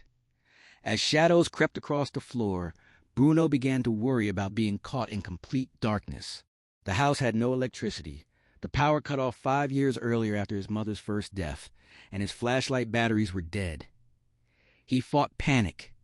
He could handle outdoor night because of scattered lights from houses, cars, and the sky, but total blackness inside always brought back the whispers and the crawling things. He remembered his mother kept boxes of tall candles and matches in the pantry for power failures. He had left them untouched when he moved out. Bruno leaned over the other Bruno's cloudy, blood-muddied face. He told him he was going downstairs briefly for candles. The other remained silent. Bruno promised he would not be gone long and asked if the other would be all right alone. Still no response. He descended into the second-floor bedroom. The moment he stepped away from the faint attic light, the room turned black. Shutters still sealed every other window. He had not dared open them. Whispers started. Terror seized him. He stumbled across the bedroom, then the hallway, arms outstretched. He nearly fell down the stairs. The whispers swelled, following him, and the crawling things returned, slithering over his skin. He cried out, slapped frantically at himself, and careened through the ground floor toward the kitchen, bouncing off walls. He crashed into the pantry, assaulted by a sickening stench of exploded, spoiled food covered in mold. Groping desperately, he found the candles and the tin of matches. He staggered back to the kitchen's outside door, threw it open, and let gray afternoon light pour over him. Drenched in sweat, breathing hard, he struck a match. The clean flame steadied his racing heart. To the west of the northward streaking Cessna, storm clouds approached from the Pacific at 7,000 or 8,000 feet. Joshua asked again how Catherine had made the twins think and act as one single person. Hillary's thoughts accelerated ahead of the plane's engine. She saw Tony's theory clearly now. Catherine must have poured her demon delusions into the twins from the moment she brought them home, repeating hundreds or thousands of times that they were sons of a demon, born with calls, marked, and different in their sex organs. She warned they would be killed if anyone discovered the truth. By the time the boys were old enough to question her, the brainwashing had taken root. They shared her psychosis, living as two tense, terrified children who feared exposure and death. That unrelenting stress made their young minds malleable, setting the stage for their personalities to melt together under prolonged pressure. Tony pointed to the tapes from Dr. Rudge's office. Bruno knew about the calls and the superstition. His tone showed he believed he was demon-marked, just as his mother had. The safe deposit letter confirmed it. Bruno wrote he could not seek police protection because authorities would learn what he was and stone him to death. He had fully absorbed Catherine's delusions. Joshua accepted that the twins might have believed the demon story because they never had a chance to doubt it. But he still wanted to know how Catherine had forced him to melt into one psychological person. Hillary answered the why first. Separate identities would create small differences that could ruin the masquerade. The more Catherine made them think, act, talk, and move identically, the safer her secret remained. For the how, Tony noted Catherine had learned every technique of breaking and shaping a mind from her own tormentor, Leo. She knew physical and psychological torture intimately. Hillary added that Catherine would have treated the two bodies as one mind, offering the same love or punishment to both for any action, speaking to them as a single person. Any sign of individuality had to be erased or forced on both. Tony emphasized pronoun usage as a key tool. Language shaped thought. The twins could never use you when speaking to each other, as it implied another separate person. They had to say me and I or me and myself instead of we or us. They could not use he or him when referring to the brother. Such twisted language would twist their self-image exactly as Catherine intended. Joshua called it insane. Tony agreed. That was the entire point. Joshua wondered how she could enforce such bizarre rules. Hillary replied it was simple. Reward compliance, punish failure, the same as with any children. But to force total surrender of individuality, the punishment had to be monstrous. Tony reminded them of the hypnosis tape. Bruno described being put in a dark hole for not thinking and acting like one. Both boys were locked there when they failed. Something alive crawled over them inside. The trauma haunted their dreams for decades. That terror proved an effective brainwashing tool. Catherine had succeeded in melting them into one. Joshua stared ahead at the sky. He pointed out a simpler solution. She could have locked one twin away permanently as the house child while letting the other live a limited public life. That would have been quicker, easier, and safer. Hillary invoked Clemenza's law. Few people ever chose the quickest, easiest, simplest, safest path. Besides, she added, perhaps Catherine could not bear to condemn one son to lifelong isolation while the other tasted some freedom. After her own suffering, maybe she reached a limit on how much pain she could inflict on her children. Joshua countered that she had still driven them mad. Inadvertently, Hillary said. Catherine believed she was protecting them, but her own broken mind made her incapable of knowing what was truly best. Joshua sighed. It was a wild theory. Tony insisted it fit every known fact. Joshua nodded reluctantly. He believed most of it. He only wished the villains felt thoroughly vile instead of stirring unwanted sympathy. After landing in Napa under graying skies, they went directly to the county sheriff's office and told Peter Lawrensky everything. At first, he stared as if they had gone insane, but disbelief slowly gave way to astonished acceptance, a reaction Hillary knew they would see many times in the coming days. Lawrensky called the Los Angeles Police Department. The FBI had already contacted them about the San Francisco bank fraud involving a Bruno Fry. Lookalike now believed in their jurisdiction. Lawrensky explained the suspect was not a lookalike, but the real Bruno, while another real Bruno lay buried in Napa County Memorial Park. He reported that the twins had likely taken turns killing women in a series of murders across Northern California over 5 years, though hard evidence was still lacking. The case rested on the letter's new meaning, both twins' attempts on Hillary's life, their complicity in covering for each other, and Bruno's maniacal hatred that would drive him to slaughter any woman he imagined was his mother reborn. While Hillary and Joshua sat on the railback bench drinking coffee, Tony spoke on the phone with his superiors in L.A. His support and corroboration convinced them. The LAPD promised immediate action, placing the Westwood house under around-the-clock surveillance in case the remaining twin watched it. With Los Angeles cooperation secured, Lawrensky drafted a bulletin for all Northern California law enforcement. It requested information on unsolved murders of young, attractive, brown-eyed brunettes over the past 5 years, especially those involving decapitation, mutilation, or blood fetishism. As Hillary watched the sheriff issue orders, the pace of events felt like a whirlwind carrying her toward an unseen precipice. She longed to slow time, to rest and absorb everything before the final twist. Continued haste felt dangerous, yet the machinery of law now rolled unstoppable. At 5:30, Lawrensky and Joshua located a fascinated judge, Julian Harvey. By 6:30, the judge had signed the exhumation order so the corpse could undergo full identification tests. If the second Bruno was caught and somehow passed psychiatric review, prosecutors would need physical proof of identical twins.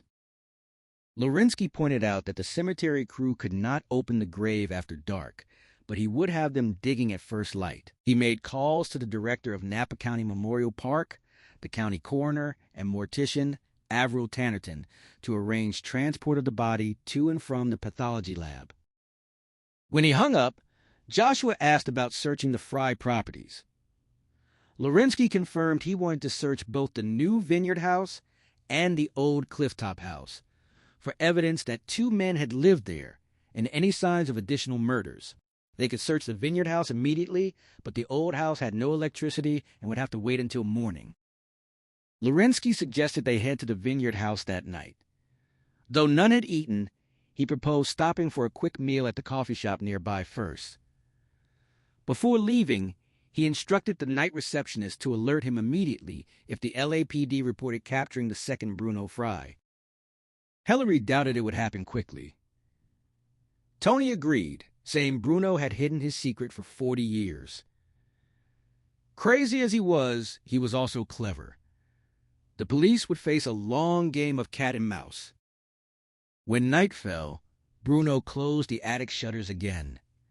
He had placed candles on the nightstands and dresser. Their flickering flames sent shadows dancing across the walls and ceiling. He knew he should be out hunting Hillary Catherine, yet exhaustion kept him rooted in place.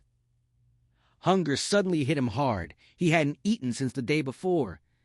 His stomach growled. Sitting beside the corpse's vacant stare, he struggled to decide where to find food without exposing himself to Catherine's spies. The pantry cans were probably spoiled. His thoughts kept scattering. At last he remembered the well-stocked kitchen in his Vineyard house. The thought of chocolate ripple ice cream brought a rare smile to his lips. Motivated by that craving, he made his way down through the dark house with a candle, extinguished it outside, and descended the cliff stairs into the vineyards. 10 minutes later, inside his own home, he relit the candle instead of turning on lights. He grabbed a spoon and a full gallon of chocolate ripple ice cream from the freezer, then sat at the kitchen table eating straight from the carton until he was stuffed. Afterward, he realized he needed to pack supplies to avoid repeated risky trips. He fetched a large suitcase and filled it with canned fruits, peanut butter, olives, jelly, and Vienna sausages, cushioning the jars carefully. The heavy case posed no problem for his strength. Feeling grimy, he decided to risk a quick shower. As he crossed the living room, he heard cars approaching loudly along the Vineyard Road. Terror surged through him. He parted the front drapes and saw 2 cars with 4 headlights climbing the slope. Catherine? The bitch and her dead friends? He recognized Sheriff Lawrensky and a deputy, Joshua Reinhardt, Hillary, in her new sleek body, and the Los Angeles man. Panic-stricken, Bruno grabbed the suitcase, blew out the candle, and fled out the back door into the vineyards. He circled until he could watch them enter the house and begin switching on lights. He tried to remember if he had left any obvious signs. The candle drippings would be cold now. The spoon in the ice cream might seem old. He was grateful he hadn't showered. The damp towel would have given him away instantly. Relieved, he lifted the suitcase and hurried north through the vines, then west toward the cliff. They would never search the old cliff-top house. He would be safe there. He needed time to think and plan carefully now that the other half of him was gone. He knew how to reach her through Joshua Reinhardt, but he had to prepare thoroughly first. He could hardly wait to discuss the plan with himself back in the attic. Lawrensky, Deputy Tim Larson, Joshua, Tony, and Hillary spread out through the vineyard house, searching every drawer, closet, and cabinet. At first, they found no clear proof that two men had lived there, only more clothes and food than one man would normally need. Then Hillary discovered unpaid bills in the study desk, including recent statements from two different dentists in Napa and San Francisco. Tony immediately understood. The twins would have required separate doctors and especially dentists to maintain their deception. 2 sets of dental records would prove there had been 2 Bruno Fries. Later, Deputy Larson made a chilling discovery in a bedroom closet shoebox. 12 wallet-sized photos and 23 driver's licenses belonging to young women.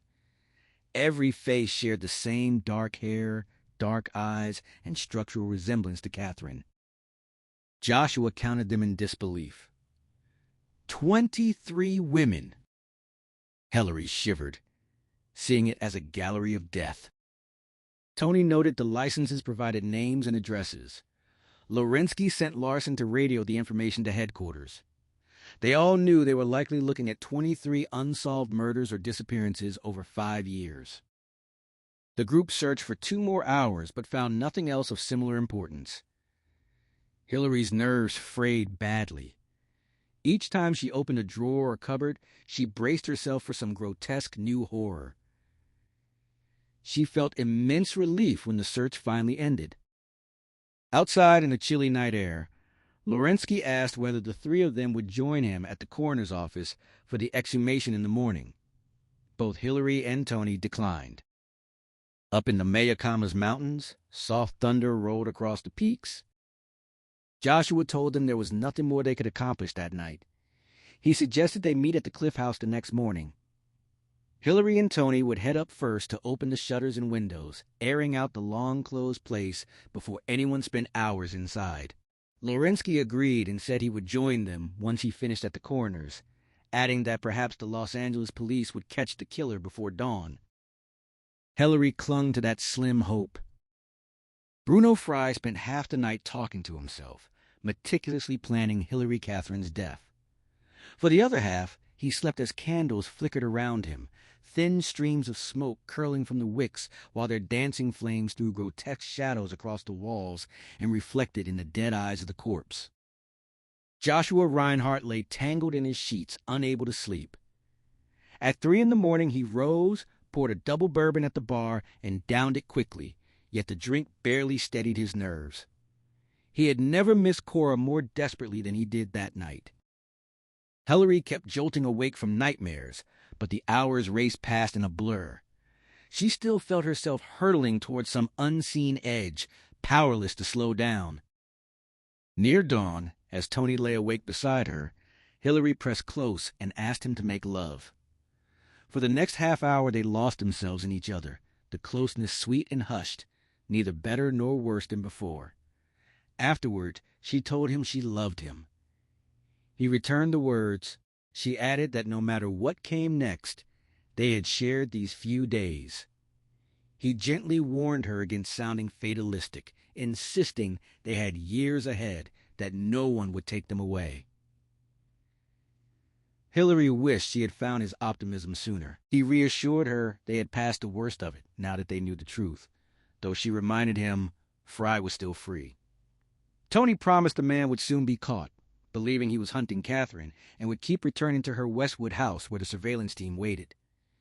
She asked him to hold her. He did, and the simple warmth eased her fear. As long as she had him, she said everything would be fine. He answered that it would be forever. The sky hung dark and low, the mountain peaks lost in mist. Peter Lorensky stood in the graveyard with hands shoved deep in his pockets, shoulders hunched against the morning chill. Workmen used a backhoe to dig most of the way into Bruno Fry's grave, then finished the last inches with shovels. They grumbled about the early hour and missed breakfast, but Lorensky only urged them to move faster. At 7:45, Avril Tannerton and Gary Olmsted arrived in the hearse. Olmsted looked somber while Tannerton breathed in the crisp air with a smile, as if enjoying a casual stroll. They asked how long until the grave was open. The workmen said 15 minutes. At 8:05 a.m., laborer climbed out and announced they were ready. Lorensky told them to proceed. Chains were fastened to the casket, and it was lifted from the earth. The bronze box still gleamed despite the clinging dirt. By 8:40, the men had loaded it into the hearse. Lorensky said he would follow them to the coroner's office. Tannerton grinned and assured him they had no plans to run off with the remains. Meanwhile, at 8:20 in Joshua's kitchen, Tony and Hillary stacked the breakfast dishes, while the exhumation continued a few miles away. Joshua said he would wash them later and insisted they head up to the Cliff House to air it out. He worried about mildew damaging Catherine's collections, then caught himself, realizing Bruno would never have cared about anything she treasured. They drove to Shade Tree Vineyards in Joshua's car under a dreary gray sky. Gilbert Ullman, the mechanic responsible for the aerial tramway, had not yet arrived. The night manager, a portly man named Iannucci, gladly handed over the key from the pegboard. Joshua led Hillary and Tony through the vast winery, past offices and a viniculture lab, onto a broad catwalk high above enormous fermentation tanks that radiated cold air thick with a yeasty scent. At the far end, they passed through a heavy pine door into a small open room where the bright red 4-seat cable car waited under an overhanging roof. In the pathology lab, a faint chemical smell hung in the air, matched by the coroner, Dr. Amos Garnett, sucking hard on a breath mint. Lorensky, Larson, Garnett, Tannerton, and Olmsted gathered around the casket. Lorensky, eager to keep his appointment with Joshua, ordered it opened. Tannerton and Olmsted released the latches. Chunks of dirt tumbled onto the plastic sheet below. They raised the lid. The velvet-lined interior held nothing but 3 50-pound bags of dry mortar mix stolen from Tannerton's basement the previous weekend. The body was gone. Hillary and Tony sat on one side of the swaying gondola, while Joshua took the opposite seat, his knees brushing Tony's. As the red car crept slowly up the cable toward the cliff top, Hillary gripped Tony's hand tightly. Though she feared no heights, the fragile-looking tramway made her teeth clench. Joshua noticed her tension and reassured her that the car was sturdy and well-maintained by Gilbert. The gondola swayed gently in the stiff wind as the valley view grew more spectacular. Hillary tried to focus on the scenery rather than the creaking machinery. When they reached the top station and stepped out, a jagged bolt of lightning split the sky, followed by a crash of thunder. Cold rain began to slant down. The three ran for shelter, stomping up the porch steps. Inside the unheated house, Hillary asked about warmth. Joshua explained the furnace had been off for 5 years and reminded them why he had told them to wear sweaters. The damp air would soon cut to the bone. He unlocked the door. They switched on their flashlights.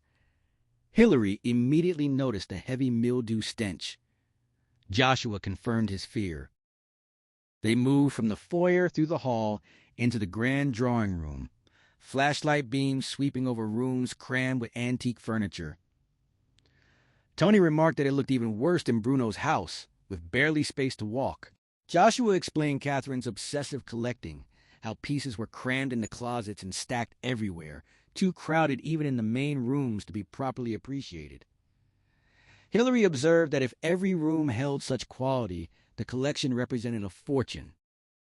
In the over-furnished drawing room, Joshua swept his flashlight beam from one end to the other. He admitted he had never understood Catherine's mania for collecting until this moment. Reflecting on what they had learned from Mrs. Yancey, he speculated that she had surrounded herself with beautiful things as a reaction to the ugliness Leo had forced on her life before her father died, an attempt to restore a soul the man had shattered and left worthless. They stood in silence, absorbing the crowded space. Tony called the whole sight profoundly sad. Joshua shook off the thought and said they should open the shutters to let in light. Hillary cupped a hand over her nose against the stench and worried that rain would ruin the antiques if they raised the windows. Joshua assured her cracking them just 5 or 6 inches would be safe, and that a few drops would not matter in this mold colony. Tony joked that it was a wonder mushrooms were not already sprouting from the carpet. They worked through the downstairs rooms, raising windows and unbolting shutters to admit the gray storm light and fresh rain-scented air. When most of the lower level was done, Joshua told Hillary to finish the dining room and kitchen while he and Tony handled the upstairs. She agreed and said she would join them soon, then followed her flashlight beam into the pitch-black dining room as the men headed down the hall toward the stairs. Upstairs in the hallway, Tony noted the smell was even worse. A blast of thunder rattled the windows and doors. Joshua assigned him the rooms on the right and took the left himself. Tony entered the first room on his side, a sewing room thick with cobwebs, an old treadle machine and a modern one standing silent. He set his flashlight down and struggled with the rusted window latch until it finally screeched open. He raised the sash, freed the corroded shutter bolt, and secured the shutters against the wind, getting soaked and chilled in the process. Joshua stepped into the bedroom on the left and had taken only a few paces when he sensed movement behind him. A cold shock stabbed through his back, instantly becoming a burning lance as the knife was jerked free. He turned to see Bruno Fry's wild, demonic face. The blade came down again, tearing through his right shoulder from front to back. Joshua raised his left arm, and the knife punched through his forearm. His legs buckled. He slid down the bed to the bloody floor. Fry turned and vanished into the dark hallway. Joshua tried to shout a warning to Tony, but could only manage a weak hiss, the pain in his chest too fierce. Tony walked out of the sewing room and straight into Bruno Fry's knife. In the kitchen, Hillary opened the shutters on the window overlooking the back porch and paused to stare out at the rain-lashed lawn. 20 yards away, at the base of the rising hillside, she spotted 2 doors set into the ground, framed in timber and mortared stone. Surprised, she hurried across the filthy kitchen to tell the others. Tony, bleeding from his head and shoulder, heard Hillary calling from below. He shouted a desperate warning that Fry was coming for her. Fry whirled at the sound of her voice and charged down the stairs. Hillary heard Tony's cry and the heavy footsteps thundering toward the landing. She backed away, then ran through the swinging kitchen door and out the rear entrance as Fry burst in behind her. He chased her across the slick grass, growling the word bitch repeatedly. She knew she could never reach the cable car in time. The only possible shelter lay ahead, the double doors in the hillside. Lightning flashed and thunder rolled as she reached them, threw back the top and bottom bolts, and yanked them open to reveal total blackness. She turned. Fry had stopped 6 feet away, his face now showing more fear than fury. She told him to put the knife down and obey his mother. He took a step closer. Shaking, Hillary backed down the first step into the dark. At the head of the stairs, Tony leaned against the wall, fighting dizziness and pain from his wounds. He heard a noise behind him and looked back. Joshua had crawled out of the bedroom, splashed with blood, his face ghostly white and his eyes unfocused. Tony asked Joshua how serious his injuries were. Joshua licked his pale lips and answered in a strained, hissing croak that he would live, then urgently told him to go help Hillary. Tony pushed off the wall and staggered down the stairs. He weaved down the hallway toward the kitchen, following the sound of Fry shouting out on the back lawn.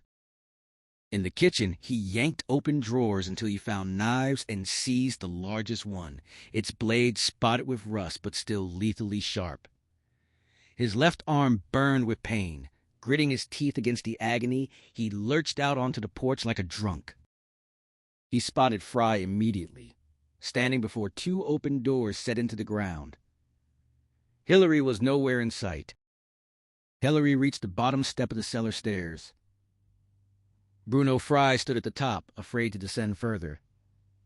He alternated between calling her a bitch and whimpering like a frightened child, clearly torn between the urge to kill her and his terror of the place. Then she heard whispers. Something crawled up her leg. She cried out, brushed it away, and switched on her flashlight. Hundreds of enormous roaches swarmed across the floor, walls, and low ceiling. The shiny, wet-looking insects poured from a crack in the floor by the hundreds, piling up in a writhing mass. Their ceaseless movement created a soft, growing hiss. When the wave of roaches surged toward her despite the light, Hillary screamed and tried to climb back up. Fry grinned and slammed the doors shut, trapping her inside. Tony crossed the wet lawn, slipping once and falling hard on his wounded shoulder. Pain flared behind his eyes, but he forced himself up. He saw Fry close and latch the doors. Hillary had to be trapped on the other side. He closed the final distance and drove the knife deep between Fry's shoulder blades. Fry cried out and spun around. Tony backed away, knowing he stood no chance in a fair fight with only one good arm. Fry reached uselessly behind his back for the embedded knife. A thin line of blood ran from the corner of his mouth as he staggered forward. Inside the cellar, Hillary pounded on the locked doors and screamed for help. Behind her, the whispering roar of the roaches grew louder.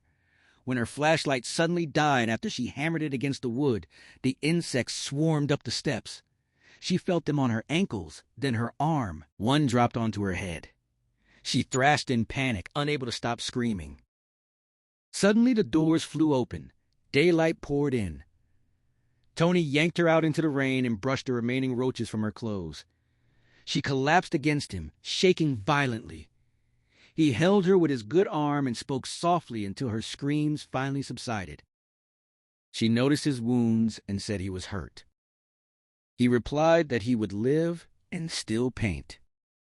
Fry lay dead on the grass, face down, the knife still protruding from his back. Tony told her he had no choice, though he felt pity for Fry knowing what Catherine had put him through. They walked away across the lawn. Hillary's legs felt weak. She mentioned how Catherine had punished the twins by locking them in that horrible place countless times. Tony urged her not to dwell on it. Instead, he asked whether she could imagine marrying a battered ex-cop trying to make it as a painter. She answered that she would like that very much. 40 feet away, Sheriff Lorinsky burst out onto the back porch and called out to them, asking what had happened and if they were all right. Tony kept walking with Hillary. He told her they had years ahead of them now, and that everything from here on would be good. For the first time, they both knew exactly who they were and where they were going. They had conquered the past. The future would be easier. The autumn rain fell softly around them as they moved toward the sheriff. The end. Thank you for staying with the story until the very end, allowing its shadows and whispers to linger in your mind with such patience and openness. Dean Koontz wrote Whispers in 1979, drawing directly from the wounds of his own difficult childhood, marked by an abusive father and a troubled home. He channeled those personal demons into a narrative about how trauma can echo across generations, creating characters haunted by violent pasts, some who overcome them, others consumed by them. At the time, Koontz was still largely unknown, working on a typewriter in relative obscurity. He polished every page obsessively, sometimes rewriting a single page dozens of times, losing weight from the intense effort. The publisher pushed him to cut the lengthy manuscript dramatically, calling him a mid-list writer who had overreached, but he refused, making only tiny trims. That courage paid off when the paperback soared into the top 5 on the New York Times bestseller list, launching his career in earnest. Written in the late 1970s, the novel captured a cultural moment where psychological horror and the lasting scars of childhood abuse were beginning to surface more openly in storytelling. Its themes of identity, inherited darkness, and the question of whether we can ever truly escape our origins give it a haunting philosophical depth. The 1990 film adaptation brought Whispers to the screen as a Canadian horror thriller directed by Douglas Jackson, known for his work on tense cable psycho thrillers. It starred Victoria Tennant as the screenwriter Hilary Thomas, Chris Sarandon as the detective trying to help her, and Jean Leclerc in the demanding dual role of the tormented killer Bruno Clavel. While the movie captured the core premise of a woman stalked by a psychotic figure who seems to return from death, it made notable changes, simplifying some psychological layers, altering character dynamics, and streamlining the novel's intricate inner monologues and generational trauma for a faster-paced visual format. Production faced typical low-budget challenges of the era, including tight schedules and the difficulty of portraying the book's complex, unreliable psychological elements on screen. Victoria Tennant brought a vulnerable intensity to Hilary, while Chris Sarandon added grounded humanity to the detective role. Jackson's direction leaned into suspenseful atmospheric tension rather than overt gore. Koontz has often reflected that many of his Hollywood adaptations, including this one, didn't fully satisfy him, yet Whispers remains a milestone as his true breakout. And did you know that during the writing, his wife Gerda tracked their supplies and revealed he had used 32 pages of typing paper for every final page in the manuscript? The original novel still holds layers, deeper explorations of character, motive, and emotional nuance that only the written word can fully reveal. If this retelling moved you, I warmly encourage you to experience Dean Koontz' Whispers for yourself. If you enjoyed this journey, liking the video and subscribing helps support more thoughtful retellings like this one. I'd love to hear your thoughts in the comments. What lingered with you most? The book's raw honesty about trauma, the film's choices, or something else entirely. All perspectives are welcome. And if the story touched you, feel free to share it with someone who might also appreciate a tale that whispers long after it ends. Stories like this remind us how powerful it is to confront our shadows, and how resilient the human spirit can be in the silence that follows. Until the next story, take care.